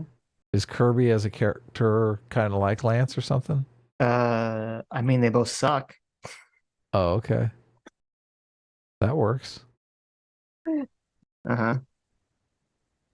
PT for $2 says it's literally and biblically a Squirtle, Adam. Trust me. Hayden Deal says perfect depiction of an average Sitch and Adams stream. It is. It is. Man, Yeah. this is like a good show meme here. It is. It's beautiful. Beautiful. Needs to be a thank you. shorter loop, I think. I like loops that are like 1 second. Well, he has. If you want to leave it up, there's like the 2-second loop version. Oh yeah. I was only saying that to bug you because you usually hate the short loops. I mean, I like that. You should leave this. You should just Oh leave it yeah, up. I'll leave it It's up. so much better than your shooting guns gifts. Look, I like the shooting guns gifts, but I'm gonna leave this up Okay, good. just for fun. I do Definitely like a that Blastoise, cat. for sure. God, man, gotta get a fat cat. I don't know if you noticed, Adam. If you actually get an actual fat cat, you can't. It doesn't fly. You don't You know can't ride that. around. Okay. Gotta get the right kind of cat. You gotta Right. get the helium ones. Okay. You gotta fill them up with helium. Yep. It's just Abby for 5. Aussie Buck says, "You guys gonna weigh in on the women's gym wear discourse?" Destiny tweeted about it. What is it? Sure. Oh, you just sent it to me. Okay, I'll look it up. Oh my God, this tweet is so long. Ugh. Is it the Destiny Gym discourse? Let me see if I summarize it. I'm assuming Okay, based on the let me- first couple sentences, it's Destiny saying that women are intentionally dressing like thirst traps and OnlyFans by wearing these really skimpy outfits. And Just read it. They have no excuse for they have no excuse whatsoever to complain about guys staring at them when they're wearing these sexy outfits. And say, Right. I agree, 100%. Yeah, women need to shut the. If you don't listen, this whole like it's comfortable. You know what's comfortable to work out in? Okay, Naked. like mesh shorts and a big baggy t-shirt. Okay, that's comfortable to work out in. You don't need to be wearing this like fucking skin tight. You know, you went to whatever place women go to buy clothing and bought Right. $100 skin tight, you know, stretchy. You're like, you know, look, I need spandex some outfit. shorts, but I want them Yeah. to go like way up my ass crack. Yeah, I mean, right. I'm talking, I want that. I want you to be able to see the dimples above my ass cheeks. Yeah, right. It's like, so yeah, for if women are wearing these like ridiculous fucking outfits and then complaining that men are staring at them or whatever, they can fuck off. Okay, it's like don't wear, you know, Well, I mean, don't wear these who's, like ridiculous outfits, please. who's running the camera here?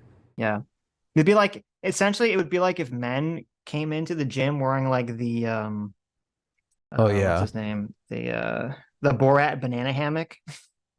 Right. Yeah. Yeah, imagine if Oh, the man came to the exactly. gym sporting like the Borat banana hammock. Like, why are you staring at my dick? It's like, well, I mean, it's like you're wearing giant arrows pointing at your dick. You need to stop it. Just wear some normal fucking clothes, okay? So did you read the Destiny tweet? So that was the Destiny tweet. So I agree with it. Oh, okay. That's not what it says, but. Well, that's the gist of what he's saying. Oh, you paraphrased it? I Okay. paraphrased it. Yeah. Good job. Okay. All right. And if you don't want guys How is that a staring, controversy? I don't fucking know. If you don't want guys staring at you at the gym, then don't wear the fuck. If you don't want, listen, in general, okay, obviously, no one's asking to be sexually assaulted or harassed, right? But if you don't want strange men to stare at you, okay, you shouldn't be displaying your body in hypersexualized manner. That should be pretty obvious. No, it's not though. It should be. Well, women, it's this weird thing because it's kind of like it's the car wreck thing. You know, you're like, oh, I don't want to look, but I do want to look. Because it's it's the meme. It's that fucking meme. That meme is the truest meme of all time. The meme with like the hot guy was like, "Hey, looking good." The woman's like, "Oh, thank you." And then the ugly guy saying, "Hey, looking good." And she's like, "HR." Yeah. Like that's what it is. The women are like, listen, women are wearing this shit because they want guys they find attractive or cute to look at them and go, "Wow, that chick's hot," right? Right. But they don't want like creepy guys who they're not attracted to or who are acting way too aggressive to stare at them. Yeah, they want all those guys to ignore them. Right. No, they want them to look. This is what it's so stupid. It's like they want them to look, but to like, I want you to stare at me and think I'm super hot, but also be respectful about it. And it's like, okay, I mean, listen, I'm not gonna harass women, but don't be wearing an outfit that has like giant arrows pointing at your boobs and your tits. Okay, if you don't want to draw a certain attention to you, I don't tell you. Well, I mean, what are you gonna do? Are Right. you like catcalling or something? I guess I don't know. Well, some women get so fucking triggered. Have you seen these videos? Women are like in the gym, like a guy looks at them for like 10 seconds too long, and they're Right. like, "Oh He's my just god, stop he's just staring at like me." casually glancing, Right? right? Or guys like, "Hey, are you done with this machine?" They're like, "Oh, you just use this excuse to flirt with me." It's like, "Oh my god, please, Right. bitch, relax." It's like, come on, What's just wrong stop with it. just staring? I should. Next time you see, no, I'm like, I'm not gonna give that advice to my audience. It's terrible. Next time I see, next Oh, time we I'm almost at the got him. gym. We almost Okay. got him.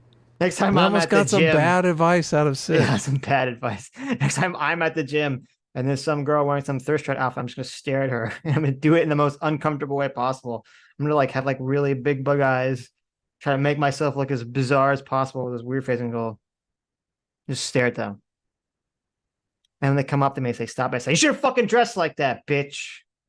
And I'll start yelling whore as loud as I can until see if the entire gym can scream it in unison.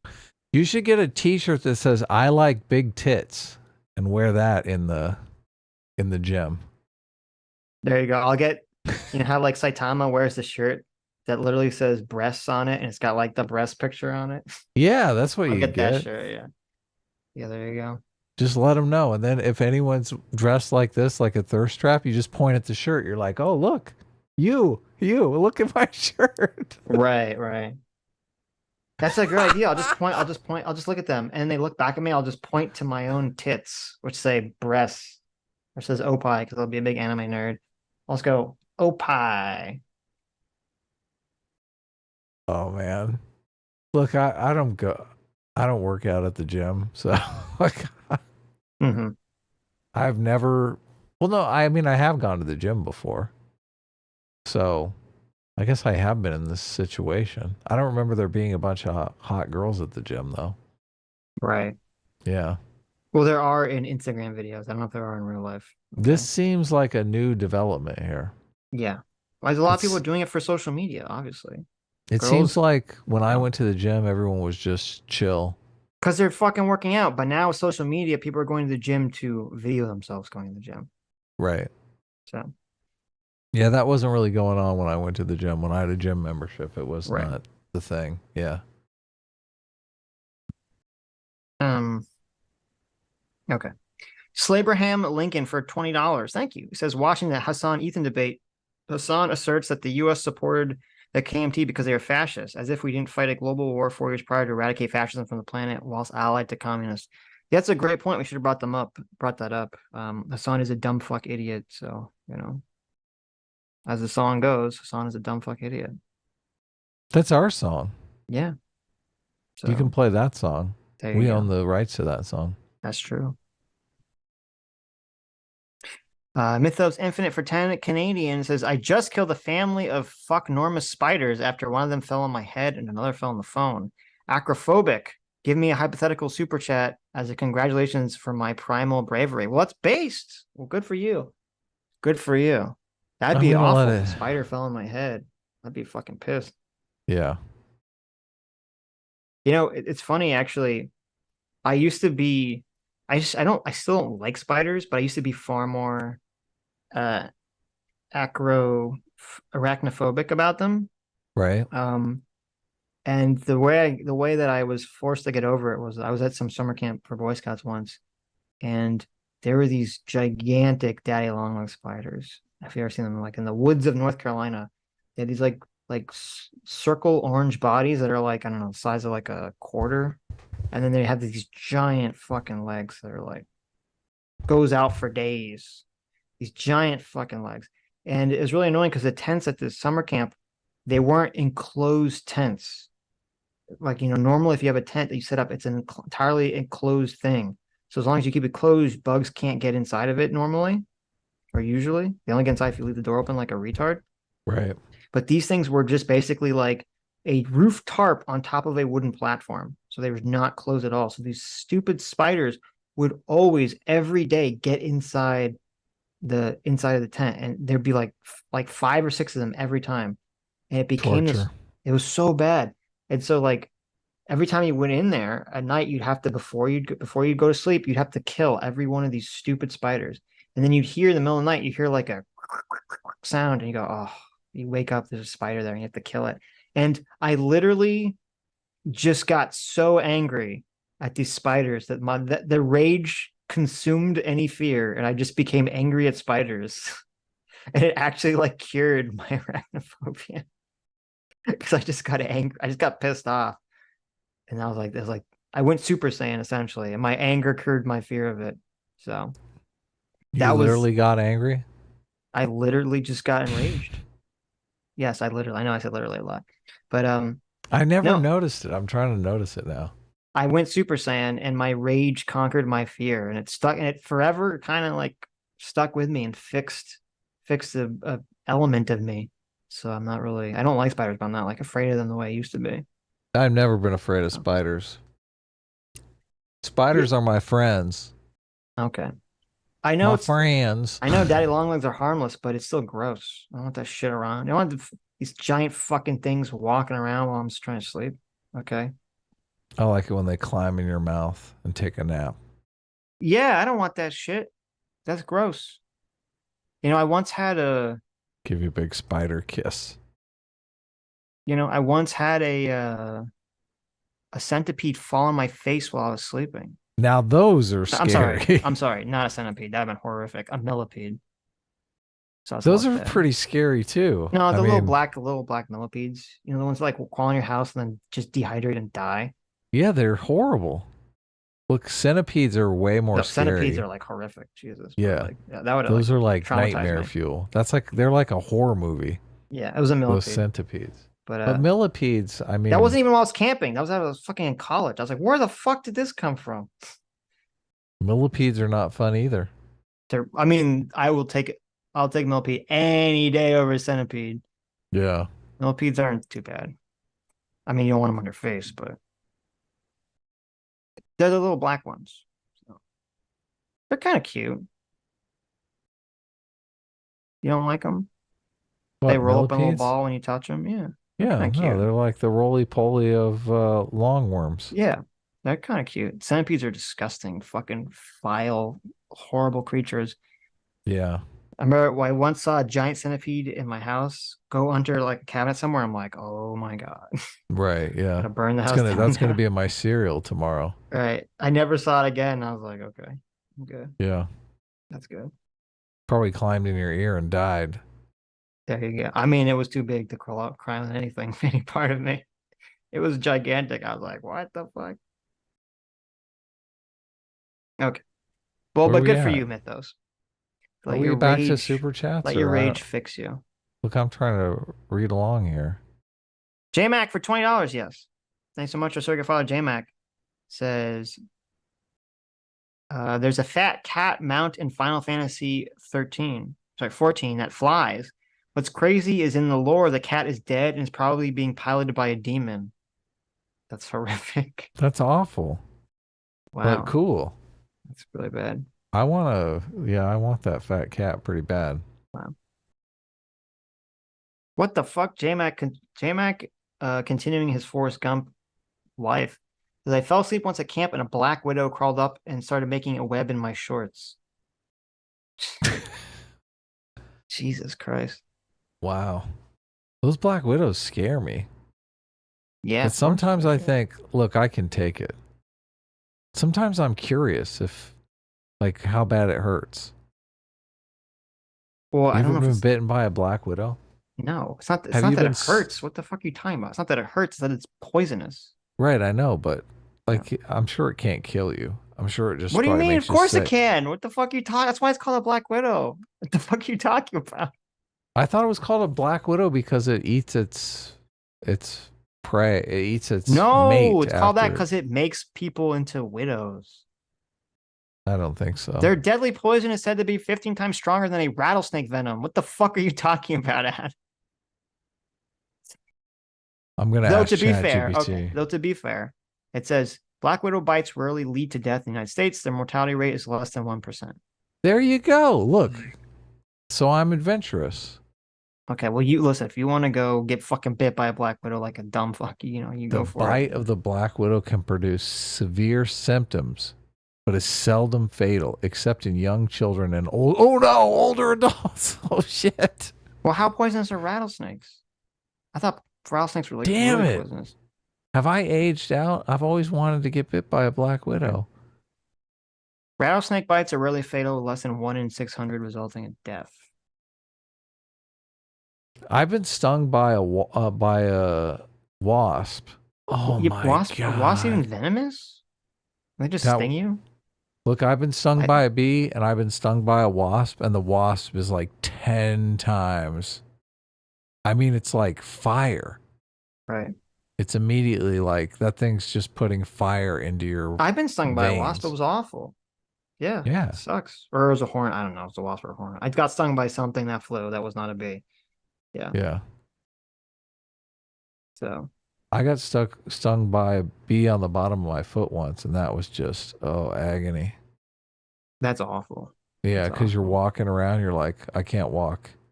You immediately can't walk. The bottom of your foot swells up. You're screwed. I had him over here like, I want to go get bit by a fucking black widow. Well, not on the bottom of my foot, obviously. Sure. Look, just maybe on the back of my hand or something. Mm-hmm. Okay. I think the most painful sting I ever got hit was there was like a spiky caterpillar that I somehow was at a camp out, and I somehow like basically smushed my thigh on top of it, and I went, oh, and I looked, and this spiky caterpillar like walks by, and I'm like, oh my god, and my leg was just like numb for like 2 hours. It was so painful. I was like, holy shit. I didn't even know it was poisonous, those fucking things. I probably should have told an adult, but I didn't. Not very smart. Right. Look, don't do that. You might need to get a rabies shot or something. I don't think caterpillars have rabies, but I was not talking about pill bugs. Pill bugs are different. Pill bugs are like little tiny things. They're millipedes that roll up into little balls too, but they're like long little things. So I don't think we have pill bugs where I live. Something bit me the other day, and I didn't know what it was because I didn't see it. But yeah, it hurt quite a bit, and I thought, I wonder if that's a black widow. Well, there you go. Spiky caterpillars are poisonous. I didn't even know that. I thought they were just spiky, but this was poisonous because it fucking hurt. Okay. Anyways.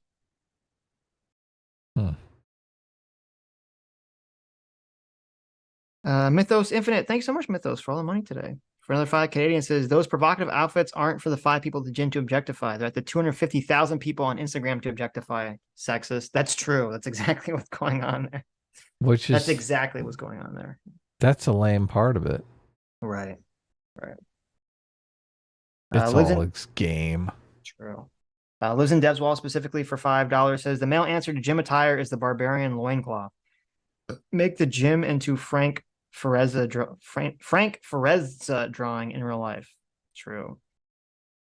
True. And I'm unfriended for $5 says, as a knight of free will, I will wear a Speedo and my Crusader helmet to the gym. The helmet is still on during my workouts pay. There you go. I like it. A fondue for $5 says, fear leads to anger. Anger leads to hate. Hate leads to dead spiders. True. Very true. Cool. Mythos Infinite for 20 Canadian. Thank you so much. Says last super chat cleaned out my budget. Oh, thank you. And you did 20 more? Knock There it you off. go. But I got arachnophobia from my biggest spider conquest. I was on the can once when the fan turned on and splashed countless baby spiders all over, even my junk. I spent 20 minutes killing them all. Oh my God, that sounds horrific.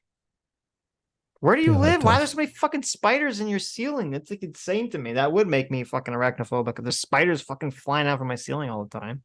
That sounds awful. Jesus. You're in the What's going on bathroom there? with your pants down and they're all over your... Get spiders on the dick. That's not good.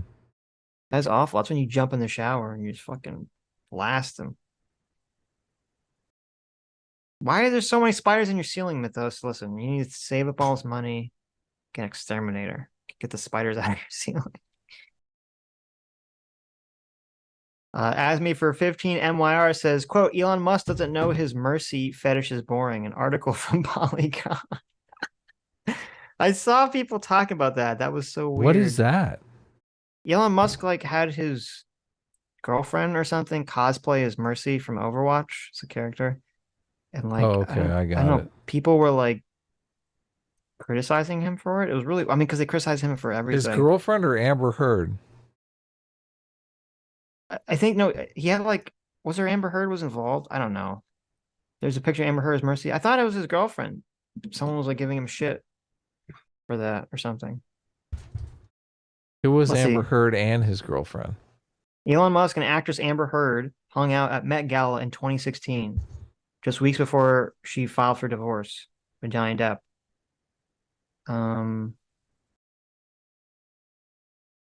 The two had met several years before while Amber Heard was filming Machete Kills, for which Elon Musk had been brought on as a consultant. What the fuck was Elon Musk consulting on Machete Kills? How to get a divorce from Johnny Depp. There you go. But it was at the prestigious fascist charity event that the two hit it off as friends. Well, I didn't know they're friends. I wonder if they're still friends now. They month, dated. What are you talking about? Elon Musk had sex with Amber Heard, just so you know. Did he get some of his Amber turd on him? She got some of hers on him. Yeah. He got some of her Amber turd on Elon's Musk. Oh my God. Stop it. The same month, Blizzard Entertainment launched its first new game franchise in years from Overwatch, blah, blah, blah, blah, blah. Okay. Well, whatever. So was Amber Heard. So I was right. So they dated. So it was his girlfriend at the time. So there's a picture of her wearing some Mercy outfit or something. I don't know. Whatever. He had a picture of some girl dressed as Mercy, and people were mad about it because Elon Musk. And he was like, what the fuck is Mercy's hot? What's wrong with you? And now there's a Polygon article called Elon Musk doesn't know his Mercy fetish is boring. And it says uploading the picture of Amber Heard was also loser behavior because, you know, these fucking people have nothing better to do than complain about Elon Musk all day. Well, I do think it was kind of loser behavior. Like if your girlfriend is cosplaying for you privately, she doesn't expect you to share that on your social media. What was it? What was the context of it? They just got done having sex. He said, put this on, and she did. Okay. That's that really not cool. the context of it? I think you just made that up. Well, for all we know. I mean, it looks like maybe they had sex afterwards or before. Or during. Yeah. Look, if a billionaire asked you to dress put up on a like, Mercy outfit? Yeah. What do you do? I mean, how hot is she? I'm not doing it for Elon Musk. It's Amber. It's Amber Is that Heard. Amber Heard? That doesn't look like Amber Heard. I mean, she looks really hot in that picture. She's as hot as Amber Heard. Right. Hell yeah. I get it in the Okay. outfit for free. Yeah, she's not going to pay you. It's just she gets to hang out with. I mean, listen, I agree if it was some private thing and he just sent the picture out, that would be gross. But I don't know if it was private. Is it bad if I bring it up? I mean, I'm not involved, but Bring it up. Let the public see. So, okay. I mean, it does look like they're in like a hotel room or something. They're probably at a convention because she's wearing like an intricate Mercy outfit. Like, I mean, I could be wrong. He's rich, so he could literally just have a Mercy outfit he makes women wear. He says, here, put this on. I'm Elon Musk. Like, that's possible, but I'm guessing that's not what happened. So, I mean, I've got a Mercy outfit ready oh, at the really? ready. At the yeah, ready, of course. Okay. You don't have Okay. one, Sitch? No. What do you do if you're ever hanging out with Amber Heard? I'm like, listen, Sitch I is keep totally you very far away from my bedroom, okay? Sitch is totally unprepared here. Yeah. Listen, I'm gonna keep her as far away from my bed as possible. I don't want no any Amber turds on it, okay? I didn't bring up the full length one because I think it might be too sexy for YouTube. But Okay, here's the. maybe. For those of you who have not seen this picture, which I don't like, the story's from weeks ago. Right. And then Polygon is writing a story about it. I know. God, Amber Heard is such a gold digger. I'm not saying she's a gold digger. Oh, really? I'm just saying. I haven't seen her dating any broke. Any broke guys? Any broke guys, yeah. She hasn't dated Pete Davidson yet, right? There you go. The same person that wrote this article wrote an article called Hades is about erotic punishment. And that makes me think that this person's a fucking idiot. So, shut up, you dumb idiot. Because, wait a second here. Oh, look at this. What? Elon Musk out with Amber Heard. And she marked him. What? She totally marked him. Does he have a hickey? Now he's got lipstick on his cheek. Really? Oh, yeah, totally. Wow.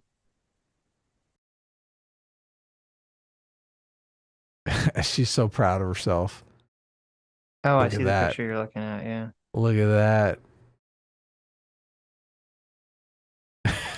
that. Oh, Elon Musk shares private role play photos of Amber Heard. I mean, I guess, yeah, if it was a private picture, it's pretty fucking gross. I don't know why he would throw that out there then. But well, look, everyone hates her now, so he probably thought, no, look, I can probably I don't care. It's not acceptable. I can probably get away with this. No, that's shit move, scumbag move. That's true, Elon Musk. Doesn't he have like 10 baby mamas now and stuff? Probably, I don't know. It's fucking I think billionaire. he does. Bunch of hoes. Fine with that. I think he just did one with one of the women that works at Tesla or SpaceX or something. Yeah, some secretary. Yeah. Shocking, right? Who could have foreseen that? Anyway. Stock $5 says bring up the video where they feed some huge caterpillars so we can enjoy this conversation more. Oh, God, no. Angry Cabal for $2 says, what is your opinion on insert subject here? Thank you. I insert all the subjects into all the here's. That's my opinion. Lives in Deadswall specifically for $5 says that cosplay is disappointing given the budget. I could do better with Eva foam, a sewing machine, and a couple weekends, and I'm a hack. Well, there you go. There you go. But Elon Musk just made that up himself on the fly. That's true. If Elon Musk is a rich billionaire, he should have been able to buy a much better Mercy outfit for her. That's true. Okay. J-Max sent some pictures to us of the fat cat. I saw from Final Fantasy. Yeah, I brought it up so you guys could see it. Oh, I was just about to send you the link. Twitter sucks. You can come on later if you want. What, does he got to go? Send him the link. He said he was falling asleep. Send him the link. Well, okay, I'll send you a link if you want to show up now or show up later. It's up to you. But don't we have to go soon? We're we've over already the way 5 past hour the mark. 5 hour mark, so that's not an issue anymore. Oh, okay. We're at 6 hours and 42 minutes. So damn. Yeah. I thought we were gonna wrap up early. No, we have so many super chats to get. You promised. I didn't promise shit. What are you talking about? Sitch, you promised. Okay. Just so you guys know, Sitch actually did promise. I didn't promise anything. I don't even know what you're talking. It's making up stuff. Jeez. Bondru Fred says Amber Heard hasn't marked him until he goes out in public with a shiner. True. I thought Amber Heard was the one that went out with the shiners. No. Wait. Like you just pulled a racist, but I'm not sure. Angry Bell Sprout for $5 says, we all know if Sitch ran into Amber Heard, he let her know that she doesn't need a bed when she can have his chest. Bring back the AP program. That's disgusting. What's that all about? Ew. Gross. You're down Would for never. that? No, I am not. I am so far away from that. That is like getting thrown in the ocean. Jeez. Really? I will throw a bitch in the ocean for that one. So. Okay. Terrible. Liz and Des Wall specifically for $2 says, read more of my words. Well, I did. I did. Cool. Twitter sucks is connecting. But oh, really? Don't bring it up because his name is there, so he's gonna dox himself. It's always so funny. Everyone like has their full name on Zoom for some reason. So if they join a call, it's like, here's my full name and address and social security card. I'm like, oh, okay. How Zoom do that? They do such a great job of it. I don't know. I don't remember because it's been so long since I like signed up for Zoom, so I don't know how. I mean, there must be some set. I assume because people use it for work or something, but I'm assuming that's what's going on there. Okay, let me bring up. Who's having some audio issues? Let me bring up super chats from the week that we didn't get to. Cool. Bring them up. I'm working on a little project right now, so. Hello? Hello. Oh, wow. We finally meet. Hello. It is you. It is me. Is my audio working?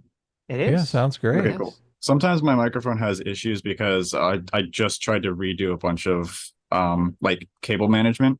Mm-hmm. And oh. I knocked my microphone off the desk.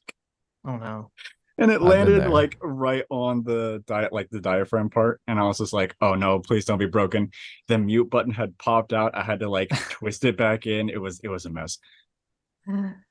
That's funny. The audio sounds great. Yeah, listen, I'm always happy when someone who's like a fan or supporter calls in and I'm like, oh, they sound like a normal person. I'm such a fan. I'm fanboying out. Well, no, I expect someone to be like, hey, I'm like, oh my God. Like they just sound like a gremlin immediately. Yeah, like some gremlin. Wait, what's that? I never remember the dog's name. He's a cartoon. The dog. He could have talked like this. Oh, Droopy Dog? Yes. I want to. It's something like that. Droopy Dog. I can't do a Droopy impression, but whatever. No. That's pretty good. Again. You sound like, it's funny, you actually sound like Germa doing Droopy. Which is pretty good. Oh no. Hello, Sitch and Adam. Oh my God, everybody, it's Germa. I saw Germa. I'm a huge fan. Oh my God, I'm fanboying out here. Hello, stream. I'm very tired. You actually do sound, you sound so close to Germa doing his old man voice. It's great. I love it. So what I actually wanted to point out was I was super bored the last couple of days, and I went back over the Hassan stream that you guys just did Sunday. And when he talks about, I don't remember exactly the line that he used. It was something along the lines of like, making sure that there is ethnic consistency for education or something, some stupid thing. Yeah, and, yeah, and, yeah. and you and Adam were trying to nail down what he was trying to say if he was talking about segregation or something. Right. And I realized it. It was like a light bulb moment for me. Brain blasted, yeah. Brain blast. He hates America, period. Yeah. So I kind of tied that into an explanation. And what he's doing is he wants Black people to learn about Black only education. He wants white people to learn about only white education. He wants Hispanics to learn about only Hispanic education. Yeah. So all of that means he wants Black people to be Africans, which is super racist. He wants Hispanics to be only South Americans and like Eastern Europeans, and that's pretty racist. And he wants only white people to be Nazis because he hates white people. Right. I don't know if that's true, but I'm going to say it is true just because it's funny. I mean, I'm going to say it's true because it's funny, and I know that he hates America. And, true. You know, he thinks white people are Nazis, whatever. I mean, racism's better for him. That's what you're saying. Yes. I mean, I guess I'm assuming that he meant something along those lines, that there's some kind of cultural attitude or ethnic identity that should be taught, or that each like racial group should have some different schooling where they can teach their various cultural attitudes to their own children or something. I don't know why that would have to be in like a public school though. He wants racial education, not American education, because if people were to actually teach American history, it would show that his side is wrong. Right. It kind of falls back on to, you know, why we have to, in my opinion, we have to keep these statues up that are so contested right now, because if people don't have it in their face that America did screw up, we can't progress past that. Oh, look at that. If it's not in our the reason why I feel like Germany is not necessarily falling behind, but they're still trying to obviously apologize. I realize that's horrible phrasing on my part, but I realize why there's a kind of correlation between the two, because they want to move on. Obviously, you know, the Germany now isn't the Germany then, and America now isn't America then. But if we don't consistently talk about the mistakes that we've made as a humanity, we'll never fix it. Yeah, well, I don't know, like I know in Germany, I've been to Berlin. They have like a gigantic Holocaust memorial in the center of the city. I went to the Holocaust memorial in, was it Edinburgh? I want to say it was Edinburgh, Scotland. Yeah. Oh, okay. I've never been there, but Edinburgh, Scotland's amazing. So the reason why I went there is I'm a thespian, and I was an a lesbian. What? That's why he's always late. Yeah. And we went there for an acting gig, and we got to tour the city and stuff like that. So that was really fun. Wait, why are you giving us so much money if you're a thespian? I can turn this into a meme, but I'm probably a little too tired. Okay. What are you saying? What are you saying? Unless you're like a real estate tycoon or some like millionaire. No, I'm Don't give us a bunch of money. I'm basically I'm not thespian right now. It's just kind of part of my past. Okay. I quote unquote help. I don't know why I said that. Yeah. I'm second lead security for a $283,000 or 283,000 square foot distribution center. Oh, I don't know what that means. What is it? Basically, big trucks come in, bring stuff out. I'm second head of security, so means he makes good money, Sitch. Okay, listen, as long as you're making good money. Not only that, it's LA where a lot of thespians do make good money. So not all thespians are poor, Sitch. I'm in Florida, so I'm especially fellow Florida man. It's really funny. You guys were like, oh, firearms this, firearms that. The reason why people are going after Trump right now is their claim is that since he had been given a gun, he didn't properly fill out a 4473, which is the form you have to fill out and pass to get the firearm. And they're saying, well, because you hit the nail on the head, because he's under investigation. Right. Okay. On the form, it doesn't say if you are under investigation. It says if you are a felon, if you have been convicted. Oh. Yeah, I wouldn't think that just being charged would be enough to stop, unless it's maybe charged with like a violent crime, maybe, or something. But Well, to the left, if you're being charged, you're automatically guilty. sure. Unless you're which is hilarious because people still harp on Kyle Rittenhouse. yeah, of course. Even though he's been exonerated. I do totally feel like innocent. I do feel like there's a wildly disproportionate number of our audience that is from Florida. I don't know why. Probably because I could They turn this sense into it. They sense the Florida man in me or something. they have enough time to waste after doing too much crack. There you go. There you go. That's true. Tell me, how is the crack in Florida? Because I've been curious about that. It's delicious. I mean, I'm a good old Christian boy. I ain't do no drugs. That's true. I've never done crack, so I don't think I ever will. I like how you Really? had to specify just crack.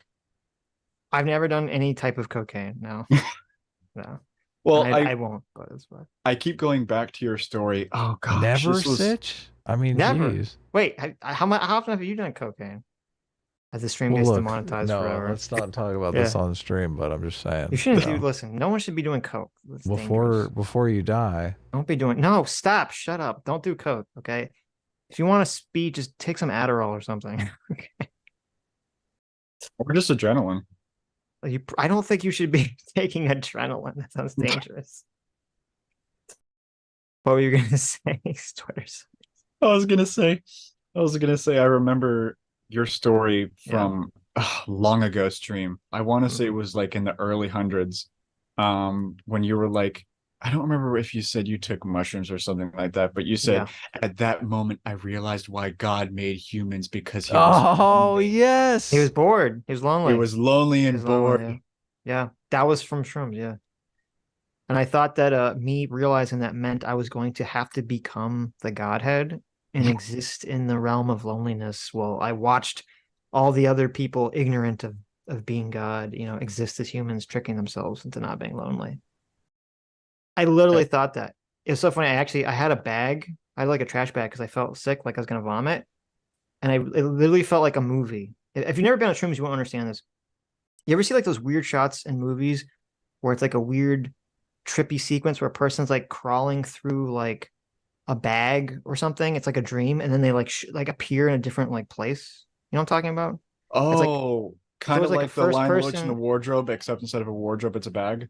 kind of, but more like there's like movies where like someone's having like a fever dream or hallucination, and it's like they're crawling through like plastic or something, and the camera's always like directly in front of them, and they're like crawling like they open a bag and they crawl through it, and then they're like in a different location.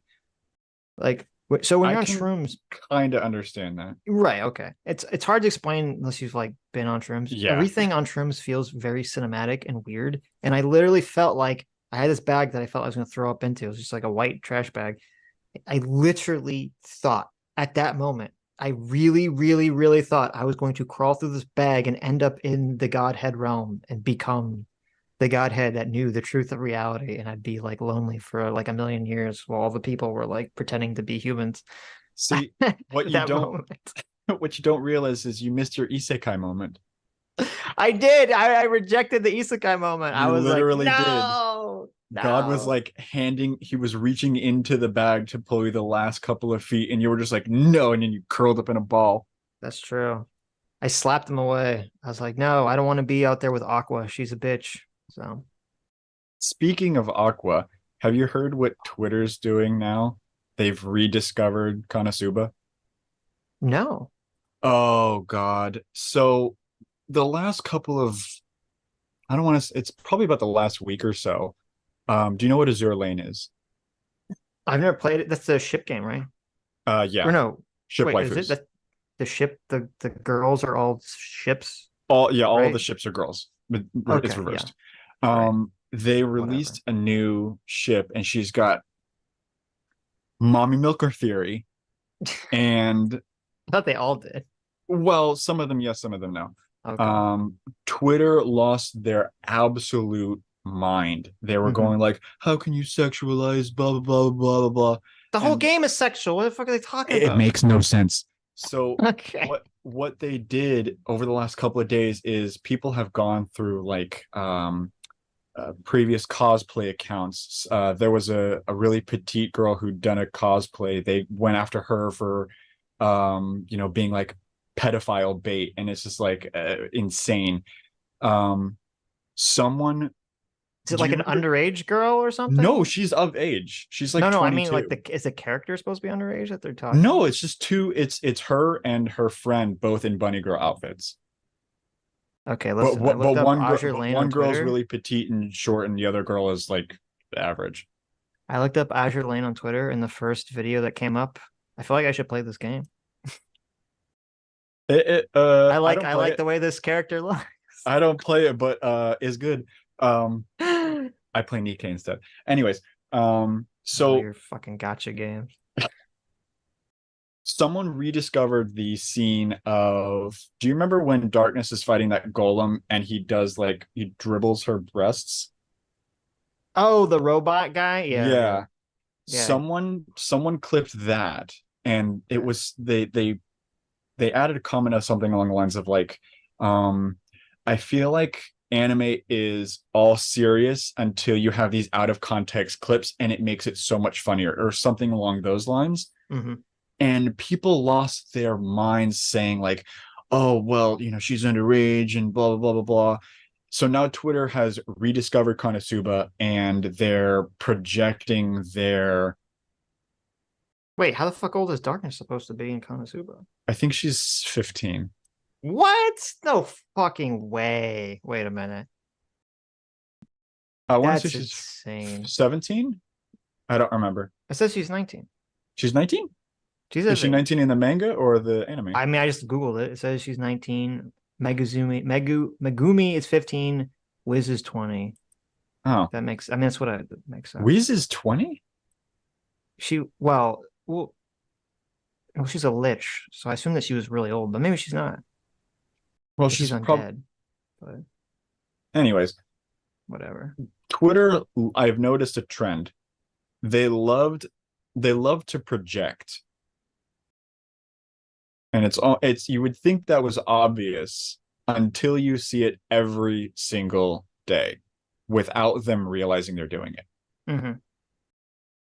Yeah, what's up with the name Twitter Sucks? Do you like Twitter, or is that ironic? I have been since I was even like starting on the internet playing RuneScape. I'd been completely against the concept of social media.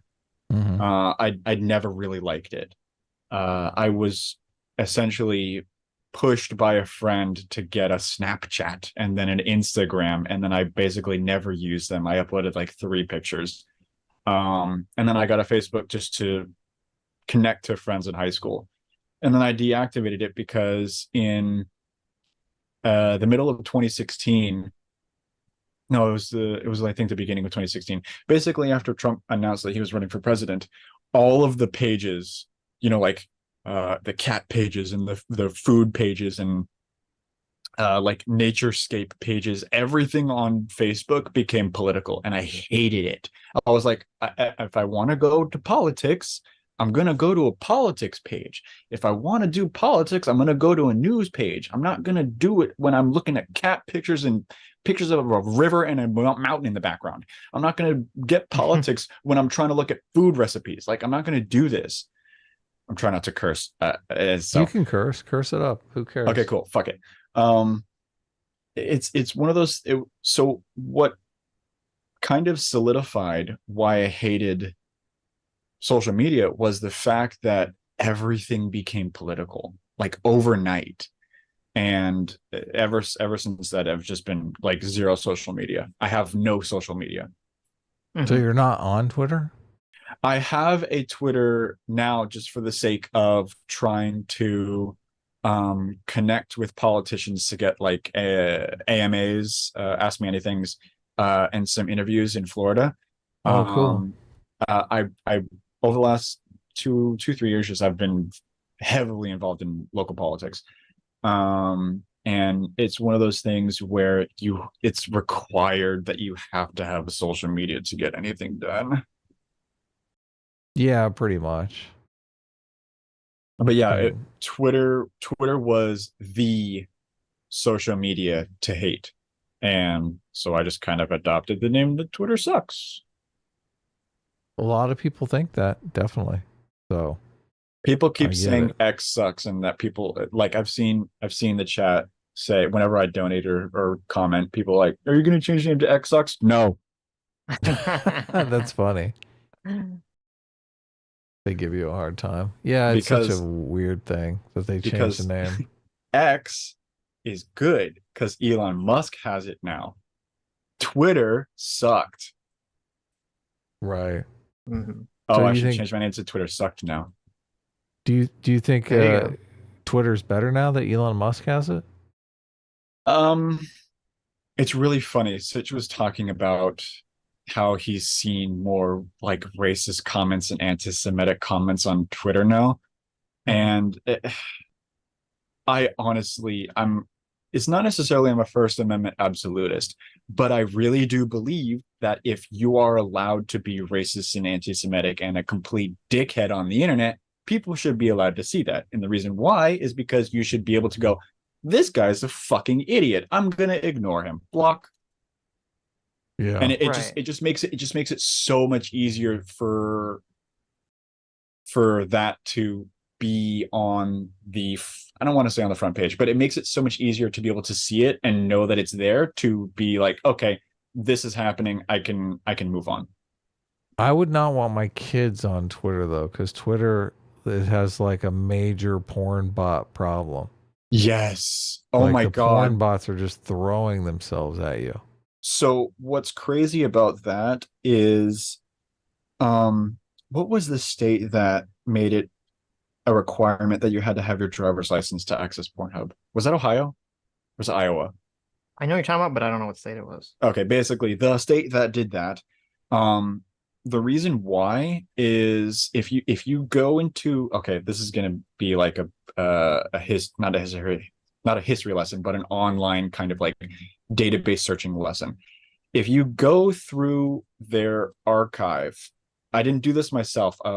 Someone sent screenshots that I know of. They went back through the archive, and in I think it was 2013, Pornhub changed their warning system. Basically, if you like search questionable or illegal searches on Pornhub, they would give you a pop-up that said, hey, you might be searching for something illegal. And what happened is in order to bypass that, you had to sign up for an account. But when you signed up for an account, it didn't ask for like any kind of identification. So you could still sign up if you were underage on Pornhub. Right. And Well, I Google, assume you could sign up for like any porn site with no well, the identification. funny thing is Google does the same thing. You can still sign up if you're, if I remember correctly, Google has is it 13 that you, for terms of service? I don't remember. But if you want to turn safe search off, you can just do it, even if the age you signed up the account with is under 18, which honestly I think is completely wrong. Right. And that's why it's really funny that you talk a lot about, conservatives or anti-regulation. I honestly believe that there should be a lot more restrictions. Well, conservatives aren't. Libertarians are. Yeah. Yeah. But anyway. Hello? Sorry. Yeah, sorry, I'm back. Okay. Give me 2 seconds. No problem. Spider's filling his head. Read some super chats. I sent you a picture, Adam, of Aqua. You can tell me if you think she's underage or not. She looks very of age to me. Well, I don't know. Yeah. You could bring it up. Let the chat decide. No, you can't bring that up. Are The you second kidding one me? you could probably no. The first one you couldn't bring up. Oh, you sent another one? There's two. I sent you two pictures. I'm not sure you can really bring either of those You don't up. think you can bring up the second one? I mean, it's pretty racy. Okay, don't bring it up. It's the scene of Aqua getting hit in the tits with the flying lettuce. All right. Well, I just wanted to say that thing about Hassan stream and shoot the shit. I gotta run though. Yeah. Oh, okay. Take care, man. Thanks for coming on. Good talking. Thanks for coming. See you next time. Good night, stream. It was nice meeting you. Thank you for all your donations. Okay. Now we have to knuckle under Sitch. We have to actually work. And do what? Read those super chats. Oh, what are you okay. talking about? You're like, what do you mean work? You're like, I'm not working. Get out of here. Mythos Infinite for 5 Canadian says, I can't believe you had to take drugs for that milquetoast high school ass revelation. I'm so disappointed. I'm going over budget. Wow. Okay. Listen. We didn't all realize the true nature of reality in high school mythos. Okay. We didn't all become infinite of nature. Some of us took a little bit longer than high school. Some of us had to wait till college. All right. So excuse me. Yeah, if you're gonna have a vision quest, Sitch, you got to do it right. Jeez. I mean, I thought I did do it right. But Bep Famigi for $20. Thank you. Says I am way behind, but I must correct Adam on the syncing of metronomes. 2 metronomes will sync when on the same surface and push the surface underneath them. If metronomes were affected by minor air currents, they wouldn't work. Wow. Okay, that's interesting. So look. Okay, so if you put them in the same room, they won't sync? Only if they're on the same surface. Okay. So it feels like on the same senses table. the vibration through the table. Okay. Yeah, I guess the vibration on the table screws with it. Okay. I didn't know. That's interesting. They push the surface underneath them. Wow. Well, there you go. Fiery Patriot for $2 says, I messaged CT for the Discord. Fingers crossed. CT, throw up the Discord link. Somebody throw up the Discord link. I know some of you guys have it out there. Somebody throw it up there. Get it up. I wonder baby. if I have it. I feel like maybe I do, but okay. I don't know. Anyway. Super Mario. PC, thanks so much for the 10 gifted memberships. Mike Osborne for 5 months says, I think it's mean to have a go at Hassan. I think it's mean to have a go at how Hassan lives his life. Yeah, he likes socialism, but he really loves money. So what's a hypocrite to do? That's very funny. Caleb for $5 says, you guys see Second Thoughts CPS USA speech on the Russia-Ukraine conflict? It's on YouTube and it's really bad. LMAO. Yes, I did. Actually, we did cover that at some point, I believe, on stream. And I fucking railed into him hard. It was disgusting. I thought it was disgusting. And I think Second Thought is a horrible person for that speech. He basically blames his brain, as American bad brain rot is so hard. He's like blaming America and Europe for all these people getting killed in Ukraine. And he's just like, oh, well, it's so disgusting that America and Europe are making all these, thousands of people in Ukraine die. I'm like, what, you fucking piece of shit, you utter scumbag. It disgusts me. It literally fucking disgusts me. He disgusts me as a person. It was one of the most disgusting things I've ever seen in my life. So he's just a dumb kid, man. He'll probably grow out of it. Yeah, okay. Hopefully. I mean, he doesn't strike you as a dumb kid? Strikes me as a fucking piece of shit. That's what he strikes me as. Look, I was a piece of shit when I was 20. Okay. I think it's well, when he grows out of it, then maybe he'll change my mind. But until then, I'm gonna call him a fucking piece of shit scumbag. It's a rite of passage. To be like a little, garbage when you're in your 20s. Okay.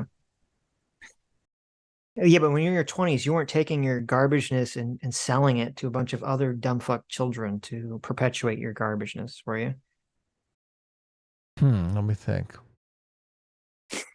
Think about that. Look, Like a question. Adam was going to the local middle schools, like, "Hey kids, let me teach you how to like I wasn't do trying to sell blow." people. I wasn't trying to. I wasn't selling drugs or trying Yeah. to teach Okay. people socialism or anything. Right. Which, I mean, selling crack and teaching kids socialism is on par with one I would another. agree. I was about to say Yeah. that. I was about to say the exact thing. They are on par. Yeah. I wasn't doing anything that bad, Right. but True. Ostracy, thanks so much, Ostracy, for being 18 months of discipline equals freedom. Says, wait, did I just hear this right? Sitch used to say unironically that America bad. Bad, Sitch, bad. Shame you. Okay, I didn't have the America bad mindset fully, but I did have the mindset back when I was in my bubble that like, oh, Americans are so much stupider than Europeans. You know, you've heard this from a lot of like left-wing people. I did have that mindset when I was in the bubble. So did you think that conservatives were dumb hillbillies? I thought they were dumb hillbillies and greedy racists. Yeah. Not at all. I was in the left wing bubble, baby. The stereotype. Yeah, I thought all the stereotypes. It's so sad. Yep. You were like, if I could say the right words, I could probably tame this wild animal. People, they vote because they're just uneducated. Yes, I will. Look, I am the superior moral person. I will educate them, and they will vote like me. Exactly. It never worked, though. They never listened to me. No. Probably because I was an idiot. Jack H, thanks so much for 1 year. Thanks so much. Says, wow, 12 months of free will go by so fast. But seriously, you guys and your channel is severely underrated. I appreciate your level-headed, nuanced takes. Well, thank you, Jack H. I appreciate it. We are. I mean, look, we're starting to gain subscribers kind of faster now. I think, obviously, you build momentum, right? Sometimes I'm surprised. I hope so. Yeah. I had one of these fucks on Twitter like, you guys, I tried to get my friend to watch your channel and he looked at all your video clips and he was like, all you do is complain about the left. You're not real centrist. I was just like, shut up. I don't care. Fuck you. Look, if you cry some more, baby. That's my new slogan. Cry some more. I mean, I feel like you and I have far more interesting conversations than 99% of the people in the space. Look, who else could have the conversation on identity politics that we had today? No one. Yeah, who's having that kind of detailed back and forth on something everybody talks about? Like, I'm convinced they don't know what the fuck they're talking about or what the fuck anyone else is talking about. At least you and I have like clear conflicting definitions that we're having a substantive debate about. Who else? You're not getting that from, you're not getting that kind of talk from Xander Hall, okay? Xander Hall is not going into the deep meaning of identity politics, right? No. Look, and if Vaush is talking about it, he's just bullshitting. He's just totally propagandizing you, yeah. He's just making it up. He's not really, exactly. Sure. So I think our conversations are super interesting. I'm glad we have a dedicated audience that also thinks that they're super interesting. And I think the audience will grow. I do think it is a little bit of this reputation that people they're super fucking tribal. They don't even really want to give it a shot. Yeah. They're just like, look, I can't listen to anything unless you're just saying 100% things that I want to hear. Yeah. I was like, fuck you. Fuck you. Yeah. Or he just did it was like the week before we had that Tim Pool stream where I was just crapping all over Tim Pool's, Ukraine and the impeachment not impeachment, the indictment takes. I don't know. It's just what's annoying. They're like, oh wow, unless you have, oh, you're not really a centrist unless you have like 50% of your content. When I click on a thumbnail on your page, 50% of content I should see you criticizing right-wing people, and 50% should be criticizing left-wing people. I was like, oh, okay. Well, you're just brain damaged. I don't know what to tell you. Yeah, that's why I say like we like this centrist is doesn't mean neutral. Centrist doesn't mean yeah. We do primarily anti-woke content, and if you don't like that, then you don't have to watch us. I don't know what to tell you. Which just, I mean, the thing that sucks is that Destiny does anti-woke content, right? I don't know. Does he? I mean, I feel like it. Yeah. Okay. Maybe he doesn't. Maybe Destiny's like woke as can be. I mean, really? Like, we've covered a bunch of his videos. Sure. But look, Destiny can do anti-woke content as long as he calls himself a progressive. Oh, okay. It does, like, he can do whatever he wants. Right. Yeah. Kania X122 for 7 months says, don't forget Nike and Adidas. I work in an outlet store, and they're easily some of the most expensive stuff we sell. There you go. Nice. What's Maybe that? get some new shoes. I just got some new shoes, and they're amazing. Good for you. What kind? They are Merrell's. What? Yeah, Merrell's. What's a Merrell? A Merrell. What is that? It's a shoe. I've never even heard of this. It's a brand? Yeah. Merrell's? Just like Merrell's. Merrell's shoe, like Meryl Streep? Merrell. I've never even heard of this before. Oh, they're so comfortable. What is this janky ass? Oh, these look awful. Janky. They're expensive. What are you talking about? These look disgusting. These shoes are expensive. Yeah, they are. I'm actually going to bring up my Zoom camera just so you can see my. Okay, let me see your shoes. Look at there. Yeah, that's what they look like. Yeah, they're ugly. This shoe is ugly? What are you talking about? Look at that. Yeah, it's ugly. It's an amazing shoe. Okay, I don't like it. Notice how these laces here have never been untied. Not once. You just fucking slipping them on and off, you degenerate. Look at this. You degenerate slipper. Look at this double knot here. You're buying these. Wait. Okay. Adam goes out. He buys some expensive shoes that are literally designed to be like outdoorsy shoes that have like super grip on the bottom. They're supposed to be like very stable, give you lots of support. And then he's like, I'm not even going to use them properly because I'd have to like tie them, like actually tie them when I put them on. He just slips them on like a slipper, defeating the entire purpose of the shoe. These shoes have such amazing arch support too. Oh God, it's so good. Maybe you need orthotics or something. Look, I took my shoes off though. I'm relaxing now. This is the relaxing part of the stream. That's good. Sitch and I are blazing through these super chats. You can tell. We're doing one super chat an hour now. I know. The most comfortable shoe I've ever worn is the shoes I have now. I work for Nikes. So. Oh, they're Nikes? I've had some Nikes. I need to see if I can buy the same shoe again. Nikes are okay. Okay. My mom never wanted to buy Nikes when I was younger, growing up, because I don't know, because they made shoes in slave factories or something. So she refused to get me Nikes. And then like years and years and years later, and they just kind of stuck with me. I was like, oh, I'm never gonna. And then years and years later, I finally like, oh, let me just get a pair of Nikes. Like, these are really comfortable shoes. So I think it might have just been comfortable because they were like wide. No, what makes them comfortable is the softness of the little child's hands when they actually make the shoe. That's true.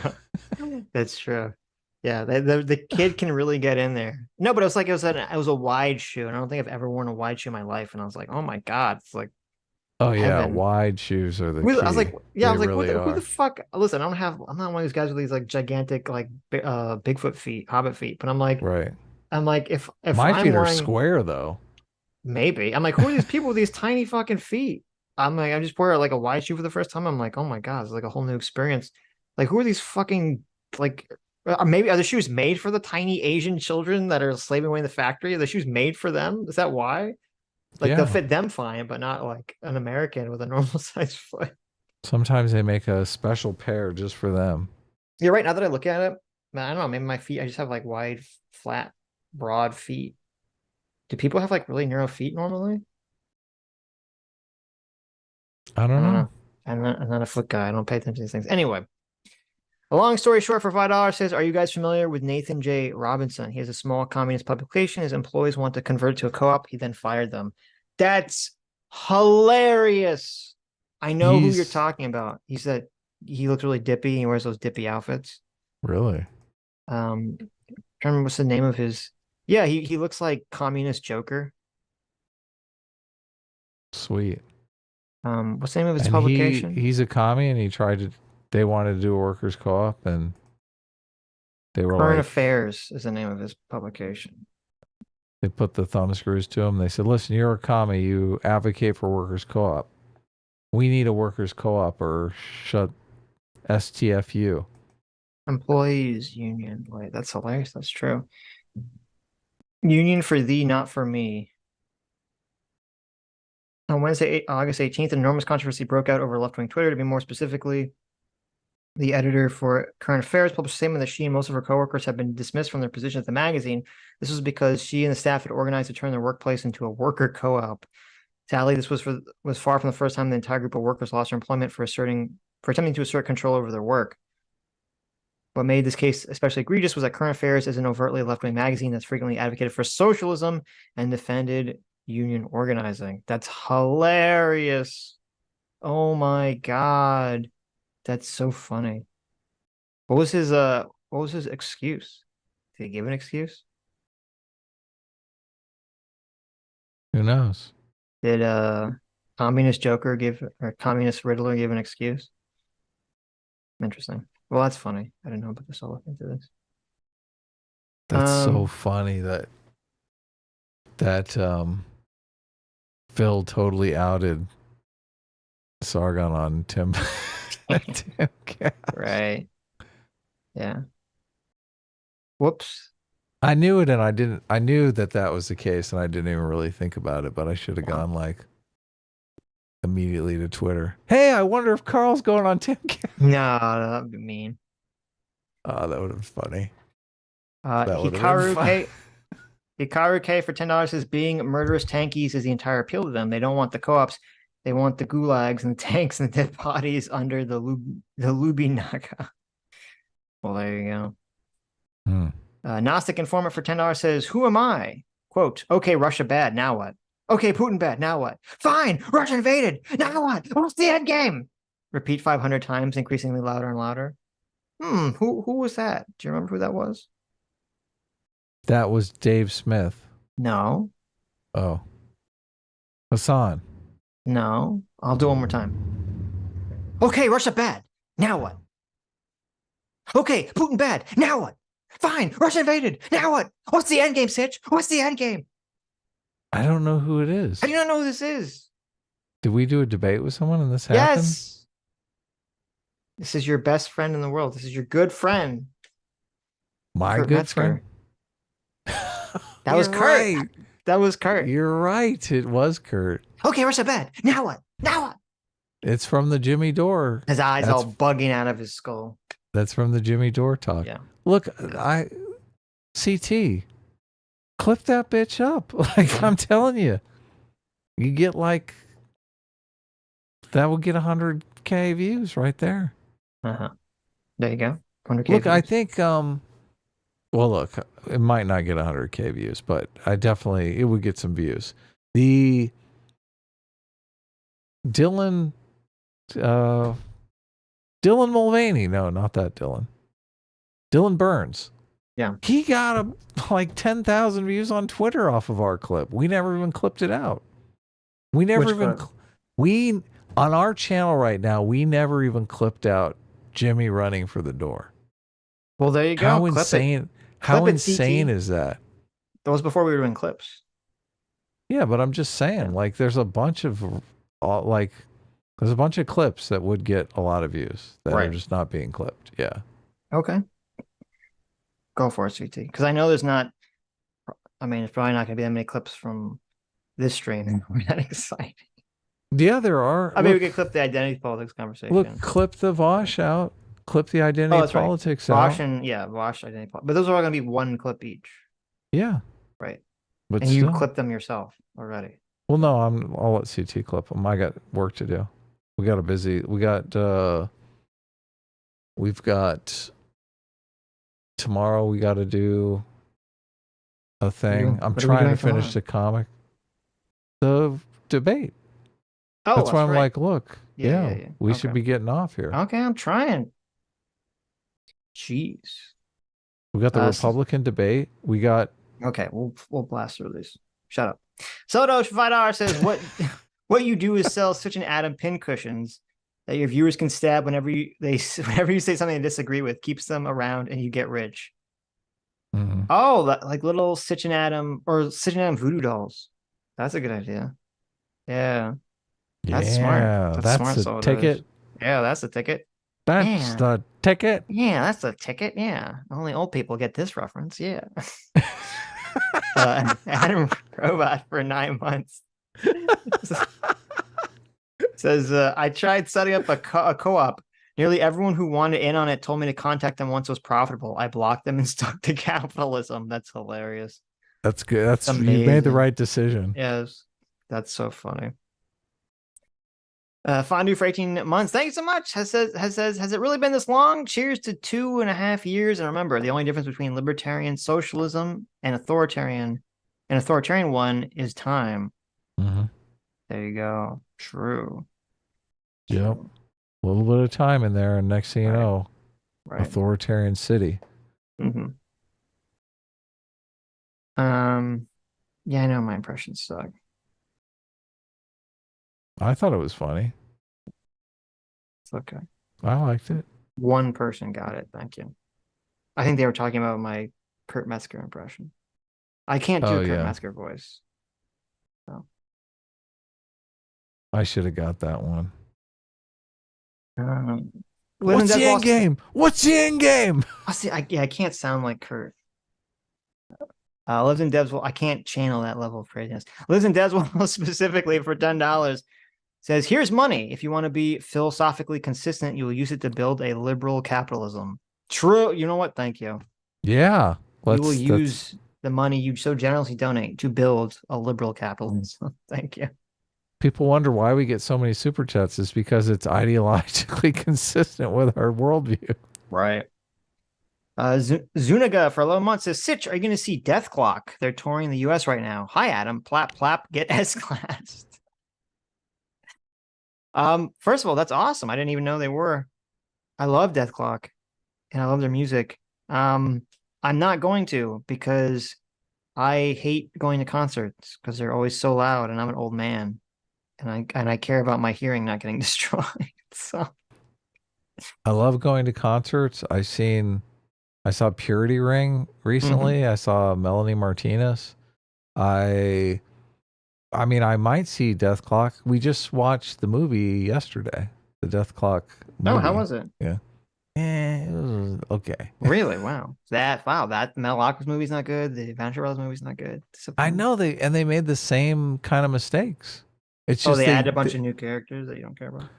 Well, they feel like they have to have all the characters in there, and they don't really fit with the plot. So it's like, right? Yeah, I like Dr. Roxo, okay, but I mean, just have a cameo, make it fit with the plot. Yeah, it doesn't have to be like a 15-minute sing-along. I see, I got you. Yeah. It's all the characters from the show. Got to write them in. Yeah, I got you. Which is just tell me an amazing story. I don't care about that agree. Kind of stuff. Yeah, I agree. Story first. I think that's kind of came from the Aqua Teen Hunger Force movie, which was funny, but it was like just shoving everything into it. But that's fine with Aqua Teen Hunger Force because it's not really a show built around normal narrative storytelling anyway. Right. Where Adventure Brothers and Metalocalypse more so is. Yeah. 3-act structure. Right. The lady mates with Metalocalypse. It's like it's so perfect. It's like setup, payoff, setup, payoff, setup, payoff. Right. Yeah. So my mom is a speech pathologist who used to be a deaf educator. Mm-hmm. And my dad is deaf in one ear. So I was like hyper paranoid about protecting my hearing my whole life. Oh, really? Yes. That's crazy. Yeah. And they both have, and my mom has like tinnitus pretty bad now too. So it's like, Jesus. I had a Walkman that I would blast so loud you could hear like 2 rooms away. Yeah, it's awful. God. And never hurt me. I mean, I still hear I guess great. you're just lucky. Do you not have tinnitus? No, what's that? Yeah, exactly. What'd you say? What? Yeah, exactly. I still like loud music. I think, I mean, some of it I'm sure is just genetic. You could be just very lucky. So my wife is constantly complaining about the neighbors being too loud, and I'm like, babe, I blast the music. Like we're glass houses here. We don't have room to complain about the neighbors being too loud. I'm 10 times louder than them. You're a bad neighbor. Well, I mean, look, Turnabout's fair play. They blast their music from time to time, and I don't. Look, I don't complain about it. Yeah. My wife complains about it, but she shouldn't, right? Don't blast the music. Take care of your hearing, folks. No way, man. Life is about loud music, Sitch. Okay. You need to. I fucking have tinnitus already. I'm not gonna blast the music even more so. You need to live. I think it was from playing Left 4 Dead too much. All that fucking gunfire sounds in your ears. I used to drive around in my convertible with the music blasting. Oh my God. Wind in my face. Ah. Okay. So good. Liz and Deswall specifically for $2 says Sitch and Adam comedy pack. The sack pack. That's pretty good. The saculum. The saculum pack. No, the sack pack is better. You can join our sack like pack. Michael Vistavel for 50 Kazarkazark says Kazarkazark's 50 for Vistavel Michael. Well, thank you, Michael. I appreciate it. Resident Jin for 8 months says most people can't implement change because they work 9 to 5 paycheck to paycheck. Hassan has a dream job. He has time and the money. He has no excuse. Yeah, that's true. A great point. Great point. And he could literally transform what he's doing into his job. Like he could just film it and stream him building the co-op, and it would, I'm sure all his fans would eat that shit up. So. Why doesn't he build a co-op app? An app that lets you vote in the co-op setting. Right. Or he doesn't even have to do it himself. He just fund it. Yeah, totally. Ed Wood Sr. for $5 says, how would a union organize that publishing house? How would a union organize that publishing house where everyone does a different job every day, or a co-op? Isn't that an inherent conflict in a vision? Yeah, that's impossible. I mean, I don't know. They just did. That's what the guy said. He said they would take turns doing, well, yeah, I don't know. That's what the guy said. He said they would take turns just doing different jobs. As soon as it's my turn to be CEO, you're all fired. It just seems horribly inefficient. So, oh my! He seems to acknowledge it was horribly inefficient too. It's so ridiculous. Joe the Make for $10 says, I saw a great comment on Destiny's channel. Ethan is basically a high wisdom, low int RPG character. Can't see the writing on the wall, but is smart enough to know when to bail. That's funny. Yeah. Joe the Make for $5 says, I'd gladly give up my right to vote if it meant that no 12-year-old was allowed to vote on anything anywhere. Okay. There you go. There you go. Wow. My position's changed to custodial voting. You guys need to catch up. Okay. 12-year-olds don't get to vote, but their parents get to vote for them. Their custodian, their legal guardian, gets to vote for them. Okay, hold on. It's loading. Super chats are loading very slowly for some reason. At least we can see them from the last stream and stuff. Yeah. Okay. I don't remember where we stopped though. I guess I don't see. Oh, okay. Here we go. I guess we didn't do that many. Andrew Clark for $2 says, oh, so Doomer said for $2, would you say Vosh is unironically evil? And then Andrew Clark says, I would, but I can't find that video. It's very funny. There you go.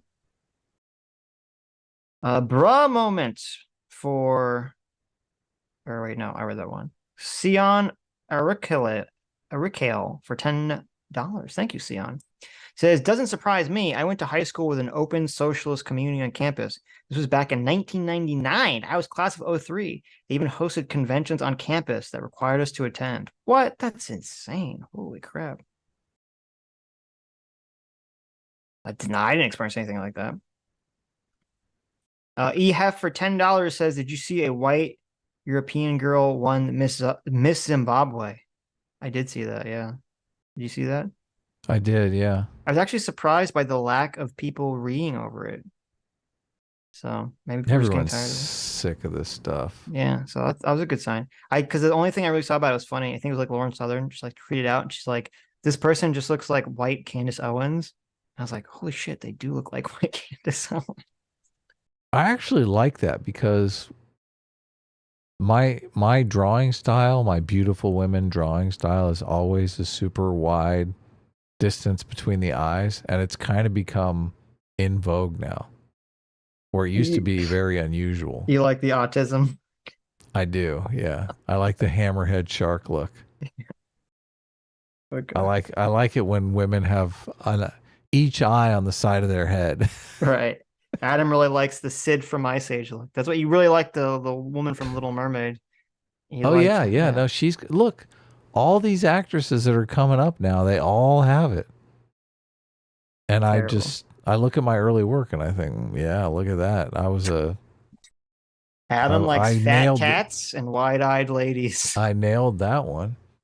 They used to say back in medieval times that was the mark of stupidity. If your eyes were like a fist width apart, that meant you were stupid. A fist width apart? Who's got their eyes a fist width apart? That's like ridiculous. All these girls have their eyes a fist width apart. No, they got some tiny hands or some fucking giant gap between their. No one has their eyes a fist width apart. That's like impossible. Most people's eyes are an eye width apart.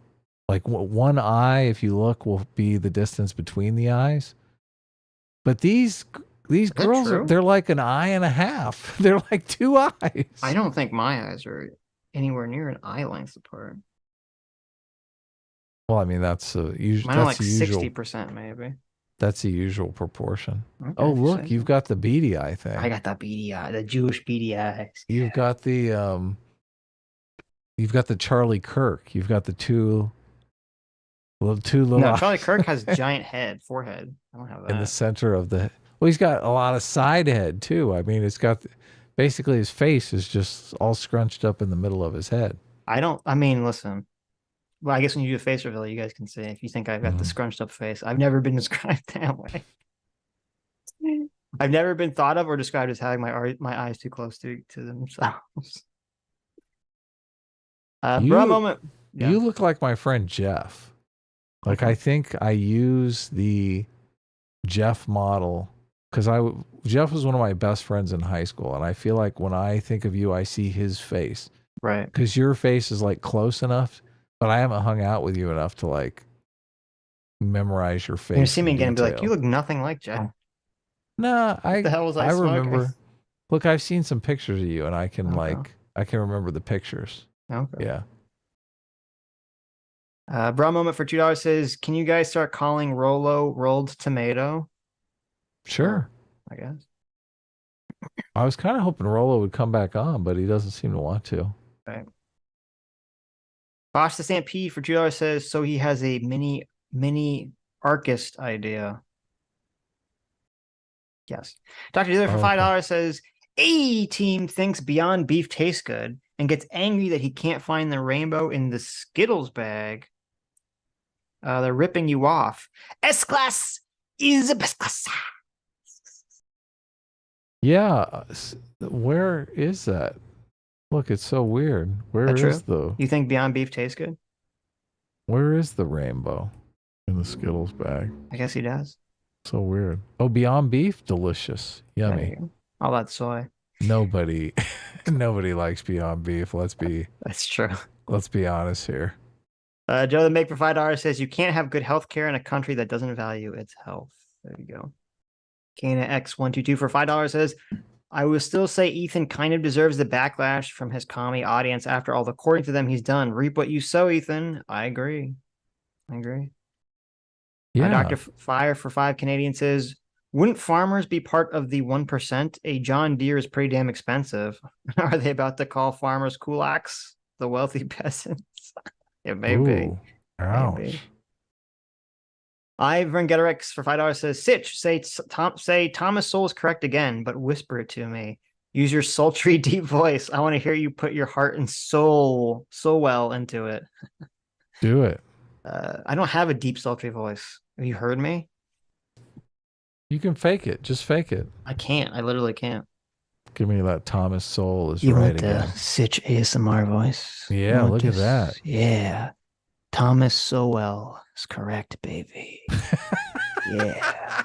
Everything in life is about trade-offs. Nothing is perfect. Ooh, tell me some more, Thomas Sowell. There you go. I feel like I'm messing it up by laughing so much, but it's hilarious. There it is. World Canadian Bureau for $7 says some people in Canada choose to go to the US for faster surgeries because waiting means you could develop complications. A team and TBYS team. That's right. There you go.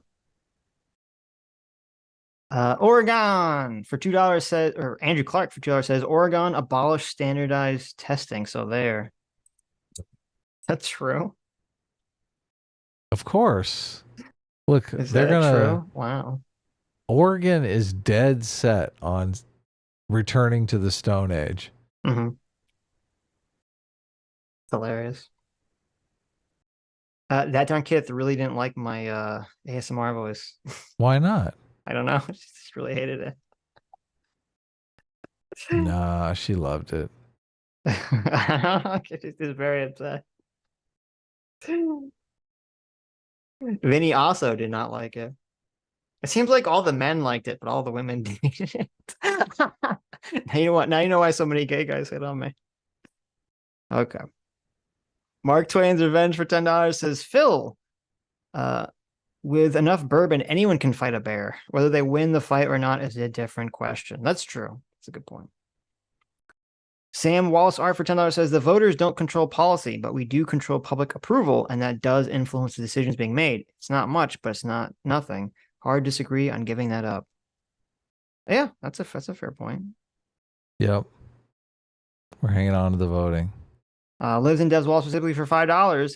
Thank you. Says OnlyFans is the exact opposite of an internship.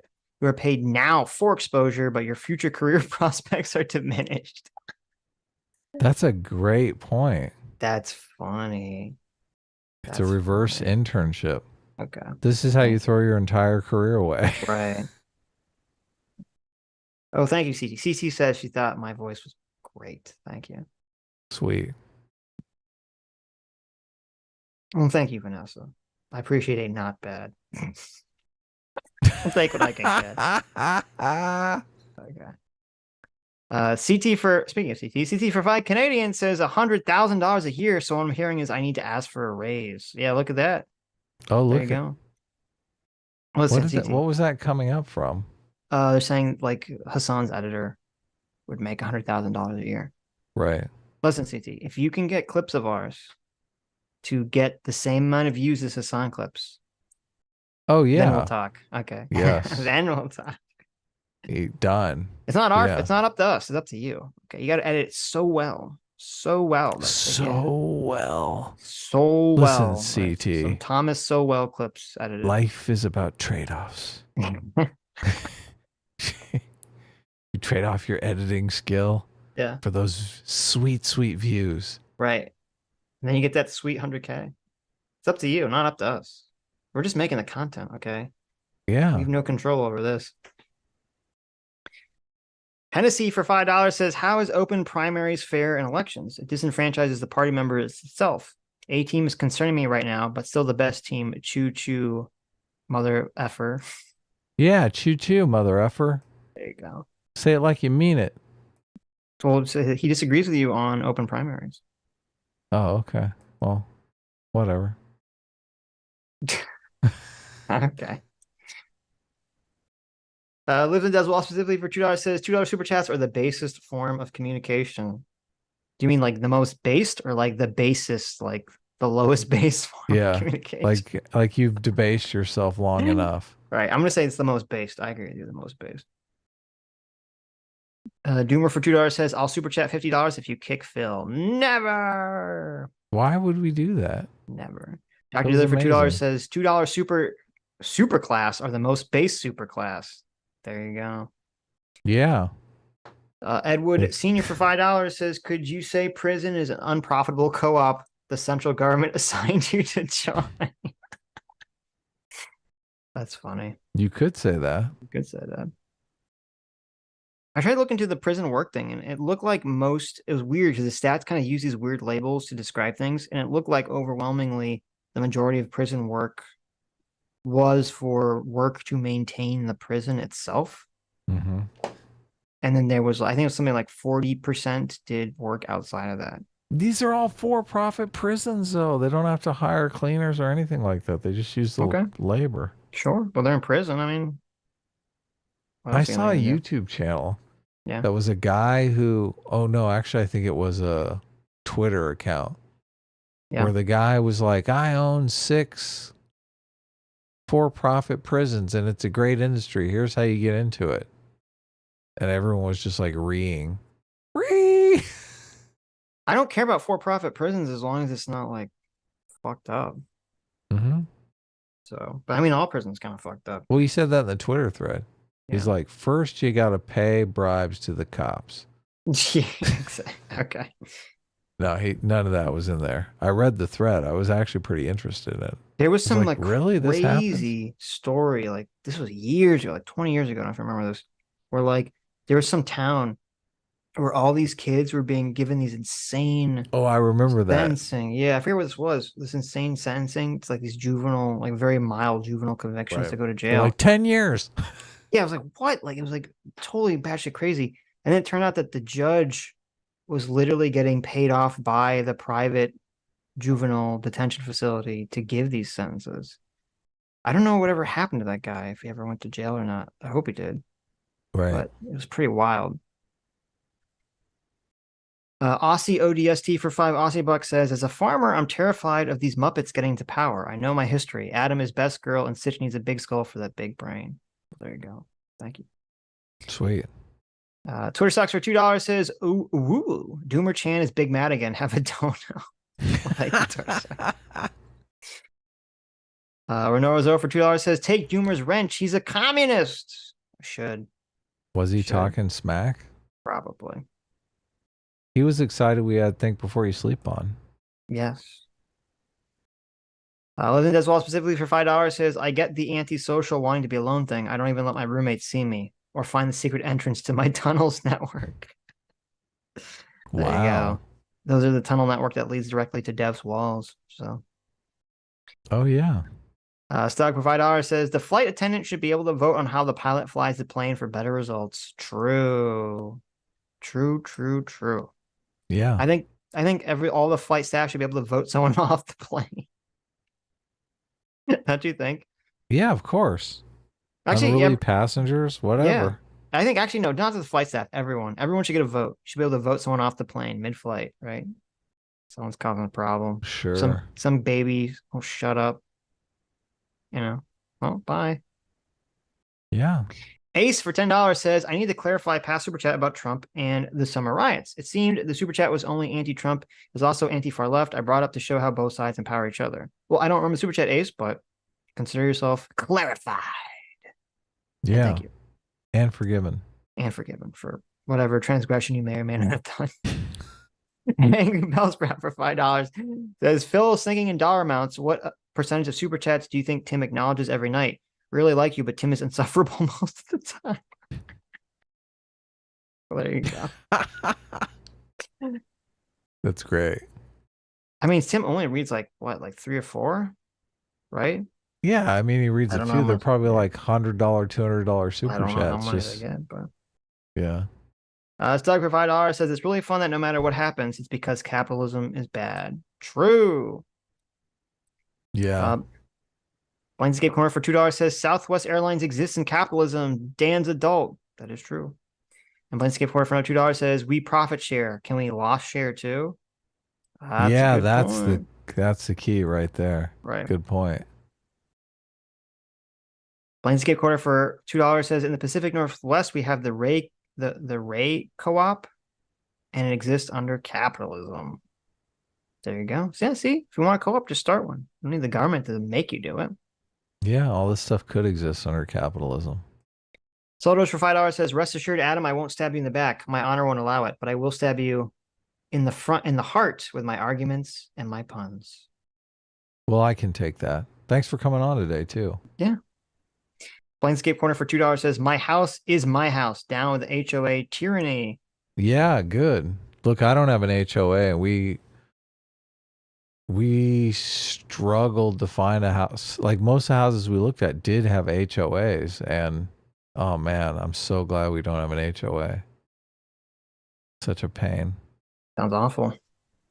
Do you have an HOA? No. Oh, I've good. never had one or lived in an area where there was one. Yeah. My grandmother lives in an area that they don't have an HOA, but they have like very strict county guidelines that are like preposterous. Right. So I'm just like, okay. You've got a brown palm frond there. We're gonna have to dock you. Like you literally, yeah, like house color. I think there's like car color provisions. Like there's all sorts of wacky, you have to make sure you bring your garbage cans like on back the same day. Like there's all sorts of like weird, wacky shit they can find you for. I'm like, oh my God.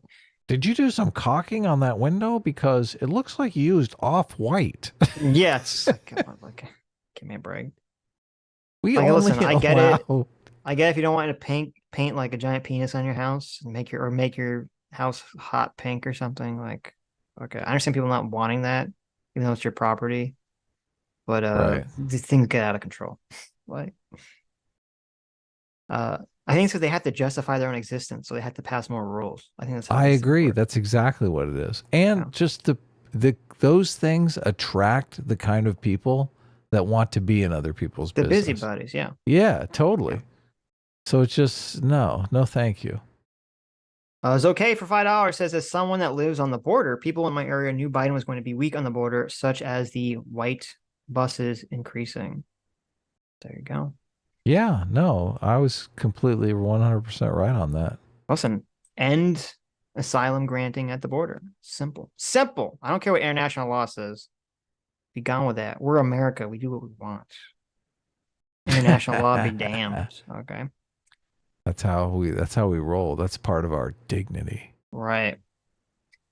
No, it's not part of our dignity. It's part of our identity, Adam. Get it right. Yeah. Andrew Clark for $5 says, interesting. Hassan just defined capitalism as top-down manipulation. Ethan brought up people with more influence in the system. Hassan said, quote, capitalism, question mark? It's good. True. Nothing's consistent or sensible. Get out there, yo, for 3 Aussies. Says voting in employees, literally office politics. True. Yeah. Diogenes for $10 says, hey guys, I think we should make a saying out of this, quote, building Chinese cities. When central planned economies produce commodity at an extraordinary rate, but of little real value. A-team forever. Yeah. Yeah. Yeah. I mean, that's the electric cars. But building Chinese cities is what we'll call that. Right. Yeah. Malinvestment. I like it. Fondue for $5 says, this article reminds me of Stephen Michael Davis' video on how communism is bad for the environment in regards to Soviet farming. Yeah, there's that picture. I'm sure we all saw this picture on Twitter. It was like, I don't know, it was like one of the largest freshwater sources in the world. And you saw like over the Soviet era, it just shrunk and shrunk and shrunk and shrunk and shrunk into waste. And this was under the Soviet Union. So like, so much for communism making better for the environment, everybody. Yeah.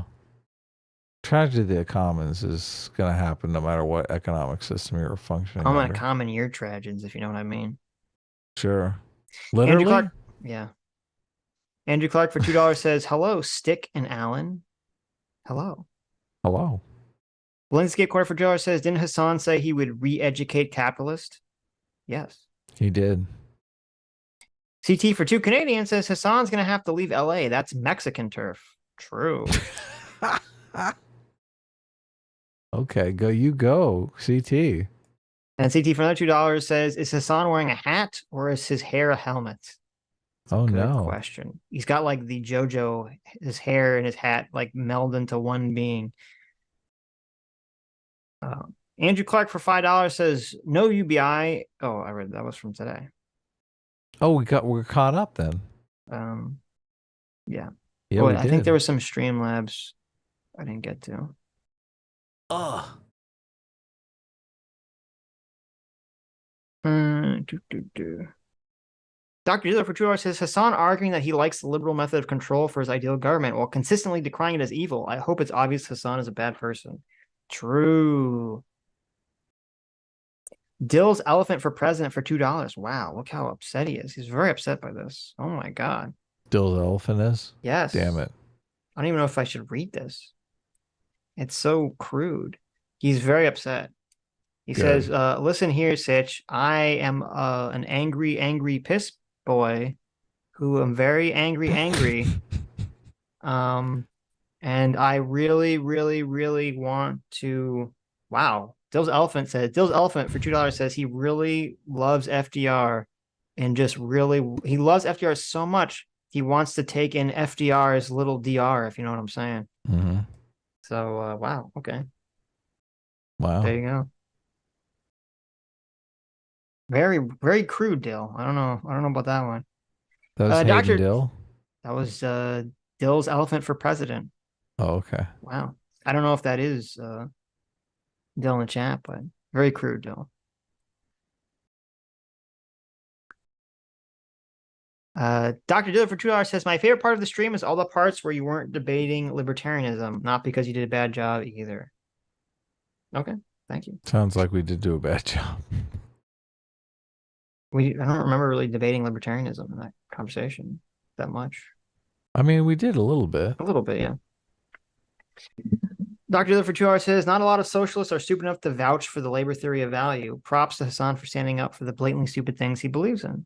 There you go. Did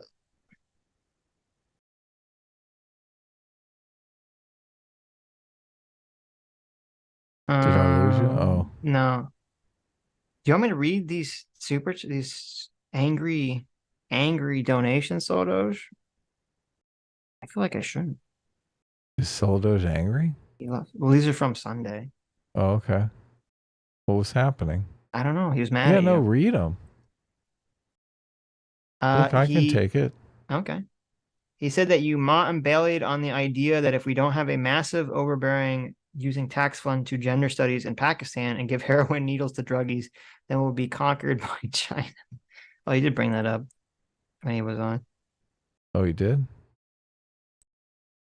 This was when you were arguing, though, right? Yeah, but he said he was talking about you. Okay. Yeah, but you were doing such a good job. I was like, okay. oh, Sitch is killing it here. Did you have a response to that? Well, I'm not bailing that? Yeah. I don't feel like it. Okay. Yeah, he also said, you strawman Phil on education. It goes back to the Bastiat quote.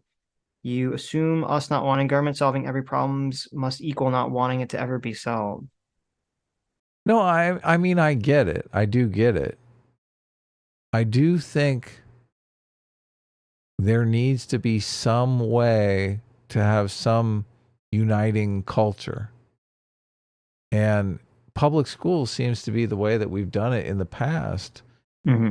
And I don't know if we can do it with everyone going to a different school that could teach you anything. Like, then people are having such individualist experiences. I guess maybe we bond over movies. Everyone watches The Rings of Power and that's how we bond. I don't know. Right? Sure. Dr. Diller for 2 hours. Yeah. Go ahead. Dr. Diller for 2 hours says Hassan's dumbass system doesn't account for the quote, sure, we'll hire you. You're going to toe the party line and vote to revenue share the same way we would under capitalism or you're out. Yeah, that's a good point. That's a good point. Dotem for $2 says Asianometry did a video on the Soviet computer rollout. There was someone pushing for it, but it didn't go anywhere due to the party members being unwilling to give up their power and influence to an automated system. Hilarious.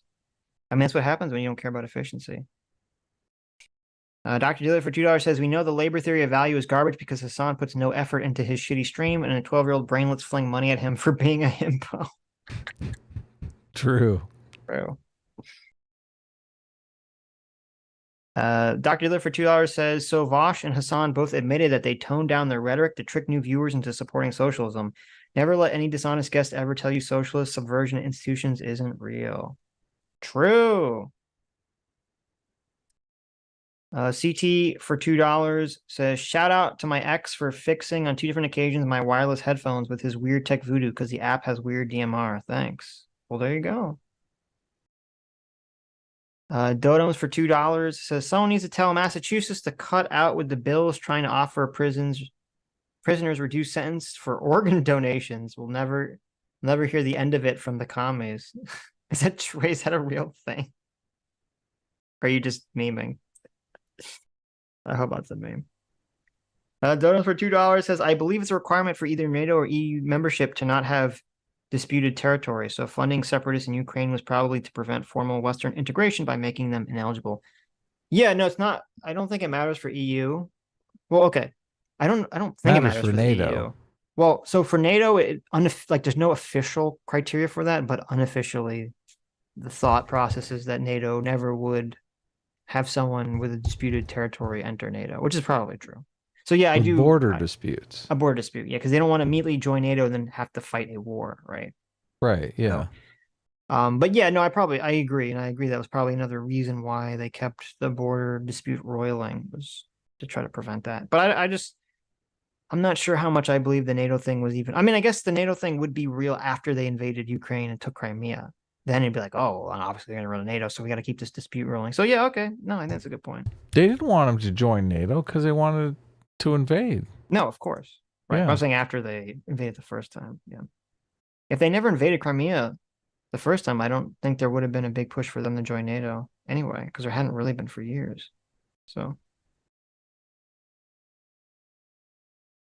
CT for $2 says, also for the record, he and the other guy knew I was joking. I've known this dude for 10 years. He's desensitized. He was more hung up on the fact that, quote, biblical was the word I chose, which is why I chose it, LOL.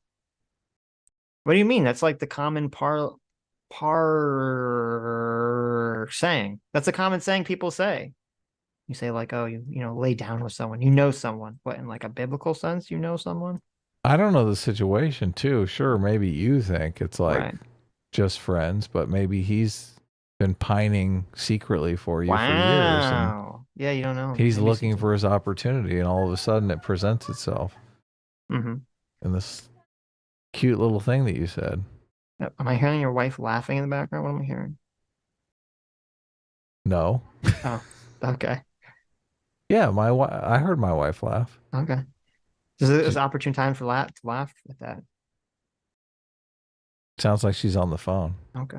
Dr. Dealer for $2 says, there's a trend I and many others have noticed. The further from the center someone is, the more likely it is they engage in some genuinely degenerative sex stuff. We'll call it Diddler's First Law. I think it's a great name. That is a great name. Well, we have Diddler's First Law. That's a terrible name. Yeah. Yeah. Well, it just sounds non-consensual. That's the joke. Yeah, I know. Joke. I don't think it's true necessarily. I don't think it's actually true, because there's lots of people that are like, the conservative person has all the closeted degenerate shit. I think it's that the further away from the center you are, the more open you're likely to be with your weird degenerate sex shit. That would be my guess. Because it's accepted and you gain dignity from it? Or you want to be accepted for it. Right. Or think you shouldn't have to hide your weirdness or whatever. So, I would be very curious if you could do a study on like people's sexual fetishes and to see if there's any correlation between sexual fetishes and political alignment. Wouldn't that be very interesting? I would love, you got to get height to do that study. The lineup, see if there's like a lining up between moral foundations and sexual fetishes. There has to be. Why? It'd be interesting. Makes perfect sense. Get height on the phone. We have a study for him. I have a really juicy study for you. I think you'll love it. You'll get lots of publicity for this. Dotems for $2 says, I used to read rural electric meters for work, and on more than one occasion, I've opened a meter box to find a large nest of angry wasps right next to my face. I would not recommend the experience. Oh, that's terrible. That's awful. Yeah, they get mad. Wasps are the worst. There was some disgusting video I saw. Oh my God. I don't even know if I should say it. It was so disgusting. Good. I'm gonna say it. If I had to see it, if I had to see this, you have to picture it in your brain. There's this video on Twitter where there's a literal wasp nest on this guy's like house with wasps on it. And he goes over to it with his hand and he just smashes it with his hand a bunch of times with all the wasps still on it. Why? And then he picks it up. Why would you do that thing? Then he grabs it. Mm-hmm. And he puts it in his mouth and he starts eating it. No way. Yes. That's so horrible. It was, I just turned it. I didn't see the end of the clip. I had to turn. I said, no. I just started screaming and turned off my computer. Don't the wasp like destroy his mouth? I don't know. I don't know what the fuck. I mean, he smashes a bunch of times. So maybe he killed them all. No. And maybe he did it so quickly that they didn't sting him or they stung his First of all, hands. even if they are not stinging him, gross. It's fucking disgusting. Yes, it's the most fucking disgusting thing I've ever seen. I was like, what the fuck? I have seen the squirrel eat wasp nests, though. Yeah, but that's a squirrel. Yeah. Not a human being, of course. Yeah, it's not a human being. Okay. But I think the squirrel is like fishing for a wasp larvae. Yeah, maybe. Yeah. He's not a fucking squirrel, it's a human. Okay. Yeah. Listen, wild animals eat all sorts of crazy shit. Okay. Okay. Earthmas for see, that's what you do, Dotems. You just fucking next time like a Chad, you just fucking eat the wasp. Earthmas for $2 says earlier Sitch was saying that gay marriage doesn't affect the dignity of Christians, but what happens when the gay marriage quotas get enacted? Sitch, you want to be forced by the government to get gay married. You want to be forced to live in a neighborhood with an opt-in HOA. Predictably, it is completely powerless and has practically no members or funding. In unrelated news, all of our walking trails and common spaces are now in complete disrepair. Oh, those were two separate super chats. He says he lives in a neighborhood with an opt HOA. Point. Yeah, well, if it's opt HOA, then no one would care about it. So, like, if you're forced to get gay married, that could affect your dignity. But obviously, gay people want a certain amount of gay married people, otherwise their dignity is at stake. So right, there is going to eventually have to be quotas. There you go. If you okay, I'm not gonna. That's actually that question is too controversial. I'm not gonna ask what I was gonna ask. Yeah, I mean, I guess I don't know. Like, I know that my brother lives. He doesn't. I don't think he has an HOA, but he lives in like one of those place. It's not like a gated community, but it's like one of those, I don't know what the fuck they are. Like there's like some services and shit that exist in like the little neighborhood that they live in. And they like pay extra for it. So there's like upkeep and stuff costs for that. Like a neighborhood pool? Yeah, I don't know if there is a pool, but something, along those lines or something. We have those here. Yeah, and he needs to pay for that. I mean, that's what if people want to pay for that. If there's some neighborhood, services, be my guest. But I don't think they have an HOA or any weird. I've never heard him complain about anything like that. So I think you can do that without the HOA.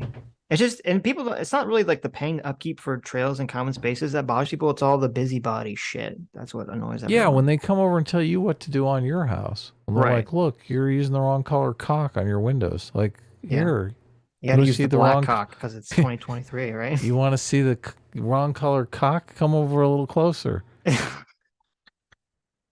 Yeah, look, I don't like people telling me what to do on my house. Okay, sure. Nobody likes that shit. Right. Well, some people do, but they're degenerate. Okay. Lives in Deswall specifically for $2 says Neat from Japan was the best Konosuba character. There you go. True. No, Darkness is the best Konosuba character. Darkness is Bay. Okay. J-Mac for $20. Thanks so much, a surrogate father, Daddy J-Mac for $20 says, all right, y'all, about to sign off and play some Magic with my wife. Love you guys. Love chat. Keep it sleazy or keep it cheesy. Good night. Good night, Wow, good sir. Look at that. Thank you for sticking around as long as you did. Have some fun with the magic. Doesn't he say that in The Good Place? He's like, I never got to say, keep it sleazy. Take it sleazy. What's that fun game that I always like to play? I told you guys to get it, but I don't know if you ever got it. God, I don't know what you're never talking about. remember the I was name gonna try of to think of something degenerate I was gonna recommend to you, but it's like, listen, Sammy, I like Darkness for Quiggler. both her personality and her personality. Okay, she's the full package, if you know what I'm saying. it's like Quinkle. What? That's Quiggle. not, you just made up a word. Quiggle. Quirkle. That's it. I got it.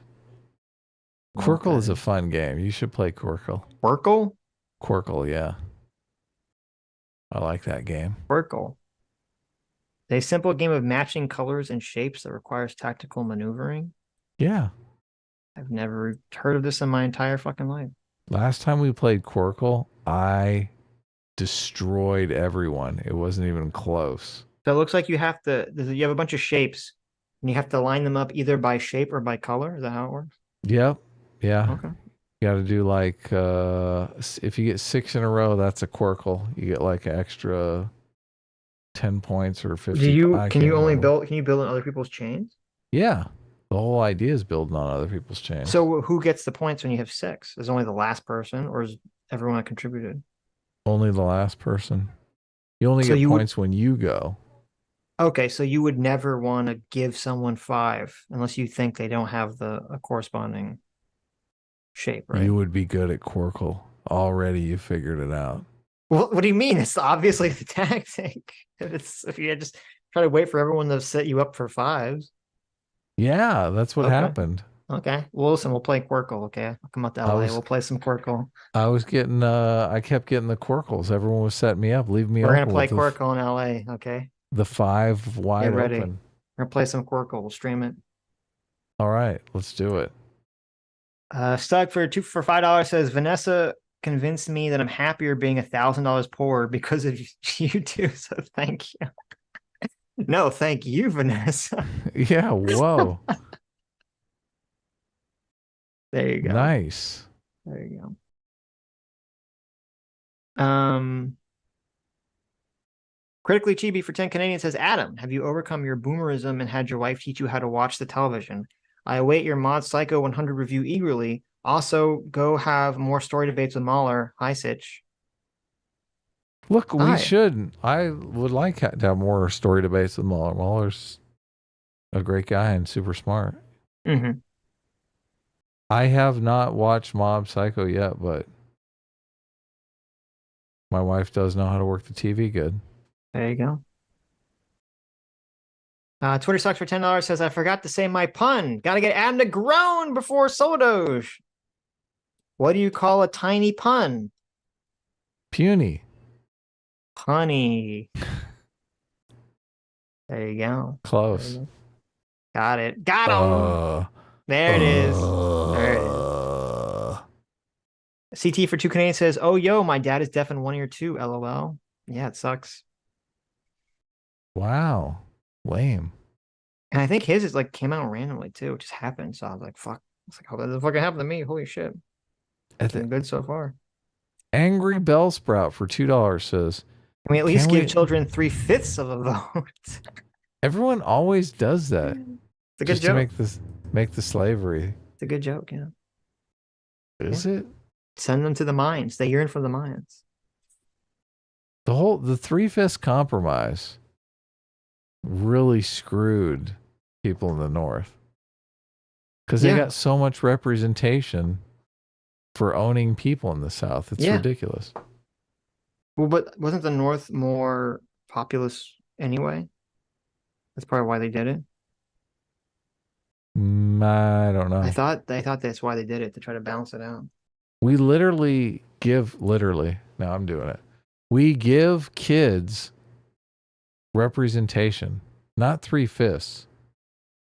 One once. We count them full for representation. But the 3/5 comp, they didn't. The slave owners didn't get more votes. They got more representation. You know that, right? They didn't get like a 3/5 of a vote for every slave. No, it was for how many representatives they'd have in the House. I understand. Right, exactly. Yeah. Was. Yeah. So, they'd get 500 representatives, and they'd have 50 guys voting on those 500 representatives. Right. Like, it was totally a screwball situation. Mythos Infinite for 5 Canadian. Yeah, slavery. Total screwball situation. That's a good way of yeah. Terrible. Mythos Infinite. I thought you were done, Mythos Infinite. Mythos Infinite for 5 Canadian says Adam likes his woman like he likes his Discord notifications. Disabled. That's funny. That's good. That's good. Is that because of the eyeballs? The eye too far thing? apart, yeah. Too far? I think they're too close. Yeah. Mr. Ubercross for $10, thank you. Says HOAs have a value. People should be allowed to make communities of shared beliefs that new entrants could be required to abide by. If you don't like the community's rules, find a new community. Yes, but this is America, bitch. I don't want no fucking nosy bitch coming up telling me what colors I should paint my fucking house, telling me what color my car should be, saying that I need to like remove my hedge clippings within 24 hours. I get a fine. Man, fuck these busybody bitches. This is America. It's the land of the free. You don't know any of that stuff when you move in. They're just basically all they tell you is like, there's an HOA. It's like $300 a month, right? Well, you got to be like, show me the guidelines. Yeah. Who wants to do that? Well, that's what you got to do. Everything, you can pretty much find out everything about a house before you move in, except for the HOA dynamic. I'm sure you could ask. If they're going to fine you, I'd be like, well, you got to give me the guidelines first before I agree to anything. Before I sign anything, I want to show me the sign. Show me the contract. Show me what I'm signing. I'm not going to Apple agree to without reading this crap. It's so horrible. We would encounter so many houses that were like, oh, this house is great. The layout is great. The yard is great. Everything is great. And then the HOA would be like, oh, God, why? Well, I mean, it depends how bad it is. That'd be pretty bad. Yeah. There's an HOA. It's a small fee. $1,200. That's weird. You're like, what the fuck? Mm-hmm. What are they maintaining? A football field? What the fuck am I paying for? Yeah, it's the community football field for the youngins, right? And then next to that, they have the tennis court. Look, there was one that was part of the HOA fee was like for the school and shit. They had a special, they had a special name for it. For They're school? like, oh, yeah, they're like, oh yeah, there's this other fee. It's they had some special name for it. And it was literally for the school. That sounds like a scam. I don't know what's going on there. But yeah. Just weird. If like during the COVID, I'd like walk around a lot outside. I'd actually be outside walking. With You know how like everyone mask? started being you know how people like start walking around because of COVID? With a mask though, right? No. Fuck what? No. It's really funny, like because of COVID. You didn't wear a mask? No. Because of COVID, people started to like walk around in their neighborhoods for the first time. Oh yeah, you'd see people. Yeah. Like people never before. And yeah, now they're all walking around. And I was one of those people.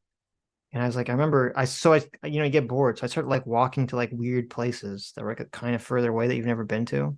That you'd never like have any reason to like go to, but we're still within like, I don't know, a mile of where you lived.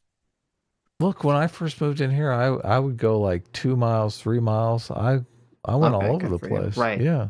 But anyway, and there's like some weird fucking houses. I was like, what is going on here? And there's this one weird house. It's like a crack house. No, it was like giant. I was in some like weird place I'd never been. And like none of that, it wasn't surrounded by like mansions or anything. But the property, the property was really giant, and I realized they had their own private like fucking tennis court. It was like they bought like 2 lots. And one was like this big ass house, and the second lot was like their own private tennis court, and it had these like giant like lights that look like lights you'd see at like a high school football stadium. I'm like, what the fuck is Oh, this? those are badass. I was like, why would you want this? This is so bizarre. Would have been cooler if they had like an aquarium. That would have been much cooler if they had a giant aquarium. Oh man. But that was weird because the house that like I assumed owned the property. I mean, maybe I'm wrong. Maybe the tennis courts were like part of, because it was in this like weird cul-de-sac area. So I don't know if everyone paid for it or if they were communal tennis courts or just like this one person. Because the house that looked like it owned them, like it was really big, but it looked kind of like not expensive. Like it looked kind of like it looked like it came out of the 70s and got stuck there, if you know what I'm saying. Those houses where you're like, that house is from 1970. It's never been redone. It's like a Taco Bell, but someone removed the bell. Yeah, you always know, you're like, that was a Taco Bell, right? You could tell. You can look at it, that used to be a Taco Bell. That person's living in a Taco Bell right now. Yeah. I was like, that house is from 1970, baby. Anyway, Old School for $5 says, I missed the UBI guy. My ideal for universal basic income level is to transform state unemployment offices into UBI L offices. There you go. There you go. That Darn Kid says in South Africa, there was a house down the road with aquariums in the walls. Well, that's cool. Did they have piranha? Yeah. Old School, thank you so much for joining the Free Will Seeker. Old School. Yeah, welcome. Thank you. Look at that. Is that it or? That is it. Cool. So I guess we'll see you guys all tomorrow. We'll probably do the same thing. We probably won't watch the debate. Let's see. Wait, let's look up where the debate is playing so I can tell you fine people. Yeah, Sitch and I are going to watch it, and then we're going to come back and give you the play-by-play like we did last time. Right. Which was a lot of fun, and I got like way more views than I ever thought it would be, so. Yes. It's on at 9 o'clock Eastern times on Fox News. Right. So it'll be on Fox News, Fox Business, probably. I don't know. But it might be streaming. Wait, it says with last month's debate, the Republican National Committee has partnered with Rumble to live stream this one in lieu of the network's YouTube channel. So apparently you can watch it, I guess, on Fox News on Rumble. So there you go. Do you want to watch it? I mean, I don't feel like I can do a better job if I just focus on it and take notes. Yeah, that's fine. We can do that. We'll do exactly like we did last time. Right. So yeah, so you guys go watch the debate on your own, and then we'll be on right afterwards to do a breakdown like we did last time. Right. Okay. There it is. I mean, it'd be easier just to watch it with everyone and just. Okay, make up your mind, wife. Okay, what the fuck do you want from me? Look, I don't feel like you're it's actually good content though. Okay, like, I know what's going on here. Okay, let me explain to everyone. Look, there's a lazy part of me who is like, look, we just sit down and watch it with everyone and that's that. And then there's the part of me that's like, I want to make good content and we should just watch it and analyze it and talk about it. Right. Let me explain to everyone the subtext of the conversation. Okay. Okay. Subtext is Adam's like, he's like, Sitch, if we stream the debate, we'll get a lot more views and probably more money. But I won't be as concentrating enough to have actually good commentary on it. So you're like, okay, do I want like more money and more views, or do I want to actually be better at what I'm saying? Right. Right. That is kind of true. That's part of it. That's what you're asking me. So you're asking me, you want me to talk you into saying, I listened to a bunch of Adam, let's just stream it so we can make more views and more money. Look, we can talk about this when I'm not exhausted. Like I'm totally exhausted right now, but Right. the maybe I'll do a poll on the community tab and we'll just let the audience decide. Maybe that's the way to do it. Well, it's going to be based. Listen, I feel like I could watch it at the same attention level, because if we did stream it, we're not going to pause it. And I'm just going to take notes and do all the same thing and ignore the chat as I usually do. And Right. just try to have like all the same thoughts and opinions about it. So I feel like I could watch it while streaming it and it wouldn't change my ability to concentrate on it that much. But I like to watch in my underwear though. Well, you can. You don't have to be on camera. Oh, I guess you're right. I could just Or you do can it. have your Yeah. underwear. I mean, listen, the camera just shows the top half of your. True, I'm in my Yeah. underwear now, so what's the difference? There you go. Yeah, so it's fine. So yeah, so to me, the whether we stream it or not is entirely dependent on The can we stream copyright it? situation, Right. yeah. It was weird because I don't know how Fox News has been, and it seemed like with this, I don't know on this debate whether people. I saw some people like Sam Cedar's show. They literally just fucking streamed it. They streamed it like a wacky aspect ratio or something. But I don't know. I don't know because it's going to be on Rumble instead of YouTube. If they're going to be more strict or not, we can always chance it. I'm fine. We can always try to stream it, and if it doesn't work, we'll just turn it off and we'll come back when it's done. I think we should do a poll on the community tab, to be honest with you. Because I look, the comments were really. I mean, I feel like there was more people who were like, "This is way better doing it this way."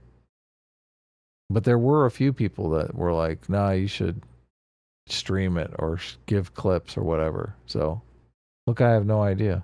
We don't really lose anything by like if you don't want to listen. If you just want to listen to our commentary on the stream, then you can just tune in when it's over. Because I'm saying I don't think the content is going to be that different. It's just going to be extra longer because we're literally watching it together. And we'd only be talking about it during the commercial breaks. We'd be adding, whatever commentary we would add. It is different though, because you have to, when you click on the stream, it's like just the debate that everyone's seen a million times. So they're like, look, I'm more interested in commentary. Look, I don't even really like response videos with a bunch of clips in them, because I'm like, I know all these clips. I don't want to see this clip like 50 times. Mm-hmm. I'm here for the I'm here for the commentary. I'm not here for listening to the clip for put a little 50th chapter time. Notification and yeah, sure. Go to whenever. Yeah. Well, like I said, we can talk about this more. Okay. Sounds like it's kind of up in the air. I have another thing to. Anyway, let's. Anyways, Ask Me for 15 MLR says, if you had to let an animal eat your bum for a crazy amount of money, what animal would it be? That's a weird fucking question. I would say an animal that doesn't have teeth. Yeah. Sitch would pick a centipede. No, that's the worst animal. Oh my god. Anyways, thank you all for coming. Thank you all for your incredibly generous donations. Thank you for all the people that came on. Conrad, the UBI guy. Check him out. Links in the description if you want to support his works, which I would recommend. He's out there making a change.